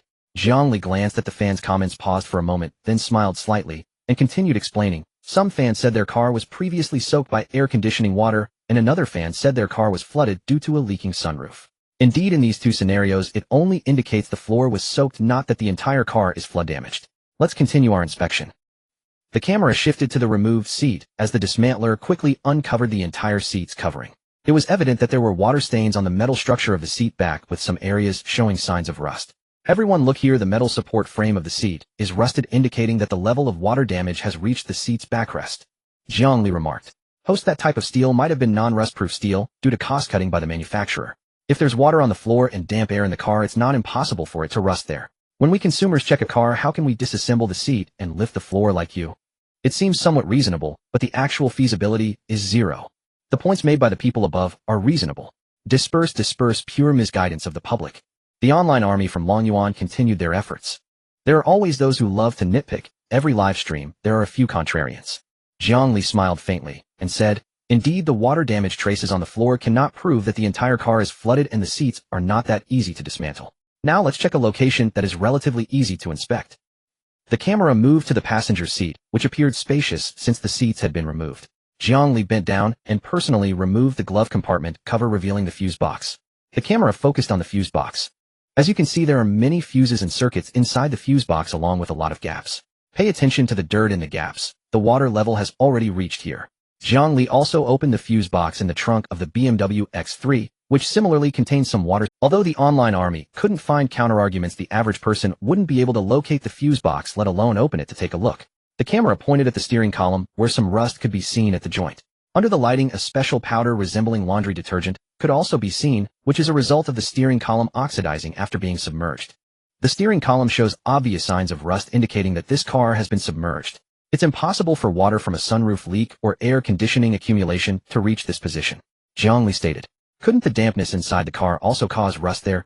Exactly. It's been said that there's water on the floor and the air inside the car is moist. Is it abnormal for rust to form? Someone spent money to send a highlighted comment, and although the IDs of the commenters were different each time, it was clear that someone was targeting Zhongli's live stream. Oh, how about that? Contrarians are particularly numerous today. Host, don't mind them, keyboard warriors are unbeatable. Some fans voiced their support for Zhongli, as so many coincidences converging on one car were hard to believe. The presence of doubters proves that some are paying attention, and those defending her indicate that there are also knowledgeable individuals among the netizens. Zhongli ignored the skeptical voices, believing she could show the viewers today that this was indeed a flood-damaged car. There's another spot where it's easy to determine if a car is flood-damaged: the cigarette lighter. Check for rust and corroded powder inside the cigarette lighter. If there's rust, it's highly suspicious that this car is flood-damaged. The traces of rust inside the cigarette lighter of this BMW X3 were not obvious, possibly having been deliberately cleaned, as it is a very conspicuous location that anyone with a bit of experience would check. Next, Zhongli had Long Yun remove a small cover plate next to the dashboard and used a flashlight to illuminate the area concealed by the cover. Several screws were rusted in the area covered by the plate, and many wiring harnesses still had dirt on them. Car enthusiasts, when inspecting a car, prepare a strong flashlight to disassemble such small covers and look into those hidden areas. You will definitely find something. As you can see, many screws in this car are rusted, and there's still a lot of dirt on the wiring harnesses. The suspicion of it being a flood-damaged car is growing. Perhaps this car is often driven in a dusty area. Whose car isn't a bit dusty? It's impossible to wash in those. The statements made by the people above are reasonable. You two keyboard warriors must be part of the online army, treating us like fools. A netizen sent a highlighted comment in response to the two online soldiers. Yes, how could a car that's over a year old become like this? They are deliberately slandering the host, who I've been observing for a long time, and these people are definitely part of the online army. Their intentions are malicious. More and more comments supporting Zhongli appeared in the comments, and even some who were just there for the spectacle felt that the host's arguments made sense. Zhongli was not targeting anyone at the moment. To reveal the truth had arrived. The dismantler began to take apart the dashboard, removing the various shiny covers one by one, revealing a tangle of wires and components underneath. Wow, so this is what the inside of a car looks like. All aesthetic appeal is gone. Without those beautiful decorations, it's just a piece of junk. Can we describe this as being like a pile of horse manure on the outside? My old reliable 28 bar is truly the best. Outsiders watch for fun while insiders see the intricacies. As the interior covers were removed one by one, the automotive professionals saw the wiring harnesses caked in mud and the rusted screws. What more needs to be said? A water-damaged car. The water army of Long Yuan had all vanished, afraid to speak for fear of being berated. The water army had nothing to say, though after the center console was opened, the entire dashboard was a shocking sight. Anyone could tell this was a water-damaged car. According to the previous arrangement, Fan Gang began to rack all the various removed parts. Everything obtained from the dismantling would be donated to social welfare organizations. At this moment, the combined online audience of 3 video channels had reached over 1 million. The dismantling continued as the dismantler removed the parts from the front of the car one by one, and due to the lack of a lift, the undercarriage parts were not removed. Long Yun dismantled the front of the car without needing any additional tools. After clearing a pile of accessories, he began to take apart the engine and transmission. While Long Yun was dismantling the front of the car, Fan Gang, with 18 years of automotive repair experience, appeared to explain the impact of water damage on the engine and transmission. The live stream lasted more than 2 hours, although Long Yun did not completely dismantle the entire car. Like last time, every part affected by water damage was thoroughly taken apart, and Jiang Li and Fan Gang spared no effort in their explanations. Some even recorded the video to use as a teaching resource. This dismantling live stream, although not as visually pleasing as the last, had plenty of valuable information, especially for netizens looking to buy used cars. It was beneficial, leading them to follow the host after saving the video. After a wave of dismantling live streams, the trio's followers increased by over 500,000. Long Yuan and Suji, although not watching from the beginning to the end, could guess the outcome of the live stream from the reactions of the netizens in the studio. Ma Biao was not foolish. Just as he was about to slip away, he was called back by Long Yuan. Long Yuan sighed deeply, his face darkened as he asked, "Ma Biao, what do you need to see me for?" "Sir, it's nothing at all. I just wanted to come see you. I'll leave now." "Stop," Long Yuan growled. Ma Biao, realizing the gravity of the situation, collapsed to his knees in front of Long Yuan. Wah! Despite being a tall man, Ma Biao could kneel and cry at the drop of a hat, and he genuinely could cry. "Sir, I was wrong. For the sake of my unwavering loyalty to you, please spare me this time. I may have no achievements, but I have my hardships." Wah! Ma Biao truly cried, snot and tears flowing. Long Yuan turned to Suji. Suji blinked and smoothed things over, saying, "Sir, Ma Biao's loyalty to you is well known." Yes, sir, Ma Biao am absolutely loyal to you. He's a loyal dog, but his brain isn't quite right, messing things up and giving Long Yun, that kid, an unexpected boost. Ma Biao initially looked at Suji with gratitude, but as Suji's words twisted further, it felt more like pouring oil on the fire. "Enough. Sigh. Ma Biao, if it weren't for your connection to my brother-in-law, I would definitely chop you up and feed you to the dogs." Long Yuan shouted angrily. Thank you, sir, Ma Biao knows his mistake. Please give me a chance to make amends." "Make amends? You still want to make amends?" Long Yuan raised his fist to punch Ma Biao. "Sir, calm down. Let's hear what Ma Biao has to say." Suji unexpectedly intervened. Suji figured that this fool Ma Biao wouldn't come up with any good ideas, so it was better to let him speak, and then he could add fuel to the fire and mock him further, allowing the sir to dismiss him.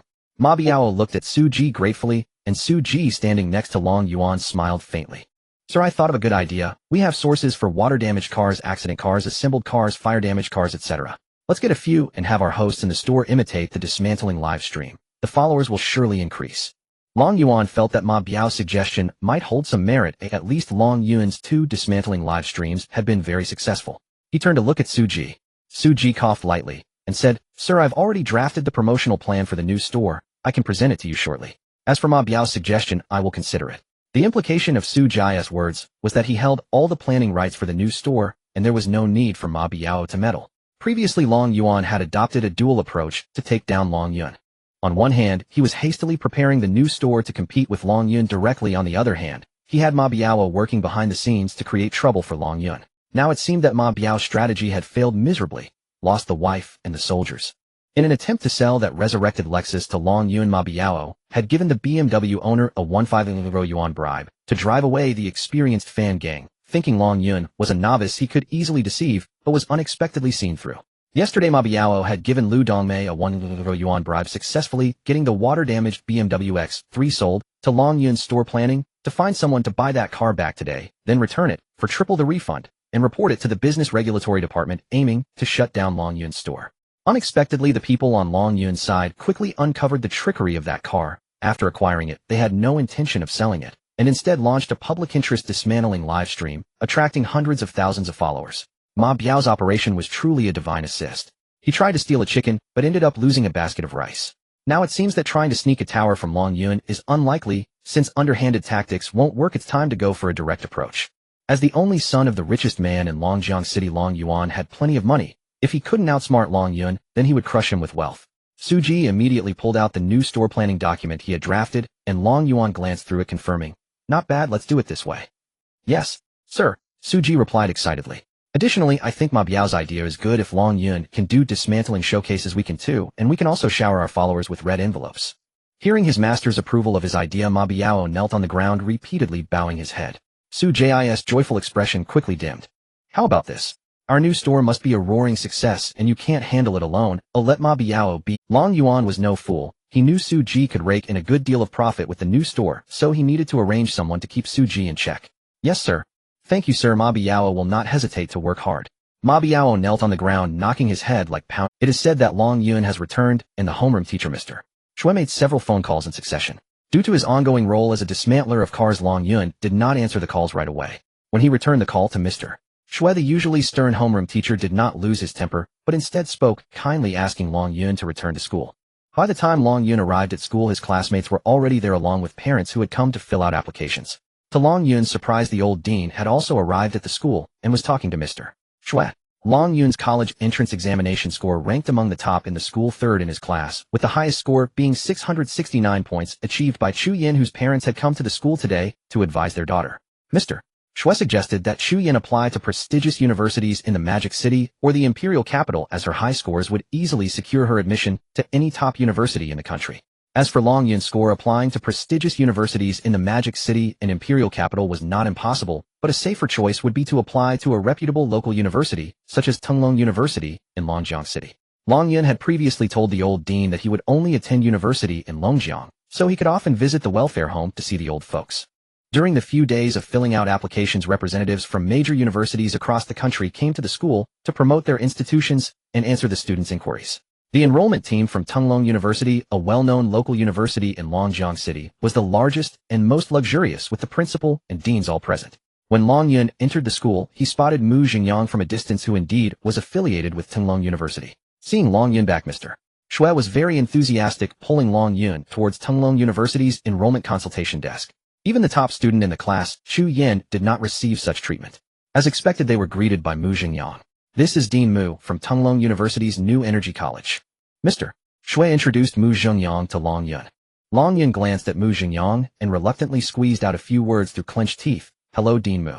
"Long Yun, what's wrong? Speak properly with Dean Mu," the old dean reprimanded. It's fine, haha." Mu Xingyang replied cheerfully. Long Yun shot Mu Xingyang a glare and turned his face. "Long Yun, have you made your decision? Apply to Tunglong University." "I've decided long ago. Am not like some people who don't keep their word." The old dean could tell that Long Yun seemed to have little respect for Dean Mu and pinched him. "Of course, I, Mu Xingyang, keep my word. As long as you fill out the application and apply to Tunglong University, agreeing to be assigned to our new energy college, I will immediately fulfill my promise to you." Mu Xingyang took out an application form and handed it along with a pen to Long Yun, who kept his hands down, not intending to take it. The old dean politely took it for him. Mr. Shui, unsure of the story between Long Yun and Mu Xingyang, said seriously, "Long Yun, Dean Mu is an expert in new energy in our great Xia Kingdom, the chief expert and head of the National New Energy Key Laboratory at Tunglong University.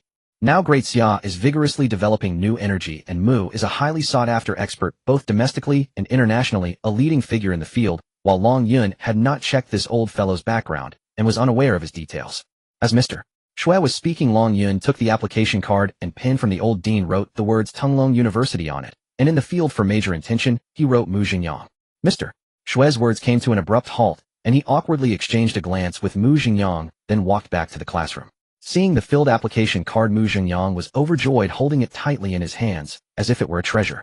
He took out a card from his pocket and handed it to Long Yun, which had an account written on it registered under the Longjiang City Women's and Children's Foundation. Long Yun took the card, glanced at it, and asked, "Are you sure this is the right account?" "Yes, that's correct. I will personally call Mr. Dong to express my gratitude," Mu Xingyang replied. "All right." Long Yun put the card away. Everyone was in a daze, not understanding what Long Yun and Mu Xingyang were. As Long Yun was about to leave holding the old dean's hand, "Chu Yan came running over from a distance shouting, Long Yun stopped and Chu Yan ran over politely greeting the old dean before turning to Long Yun and asking, "Did you fill out the application?"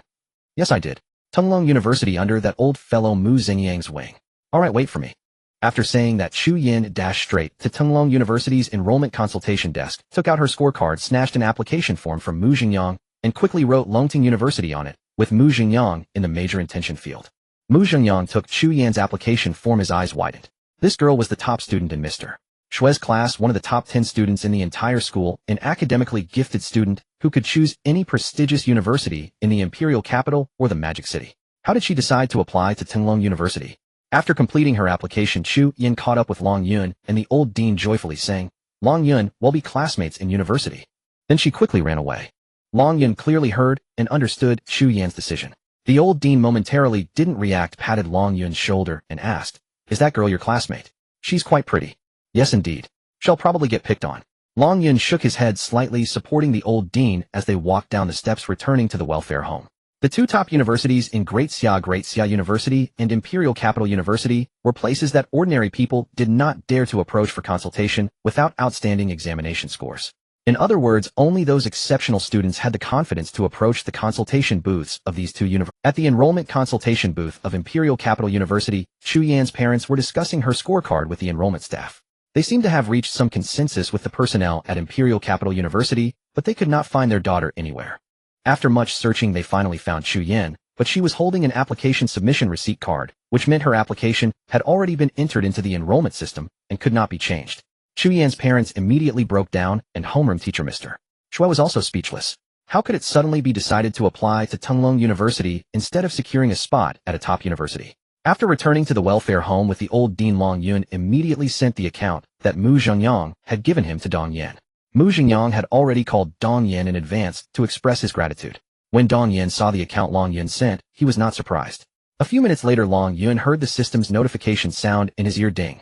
"Dear host, you have facilitated a public donation of 10 million, and you may receive 10 evolution points. Do you accept the reward?" 10 points. Why is a 10 million donation only worth 10 evolution points? Long Yun asked through his thoughts. "Dear host, 10 million is not your donation, so you can only receive one of the reward. Can similar events only be rewarded once? For example, if I help someone else donate next time, will I not receive?" "Yes, similar events can only be rewarded once. You may choose to forfeit this time." "Let's forfeit then, stingy."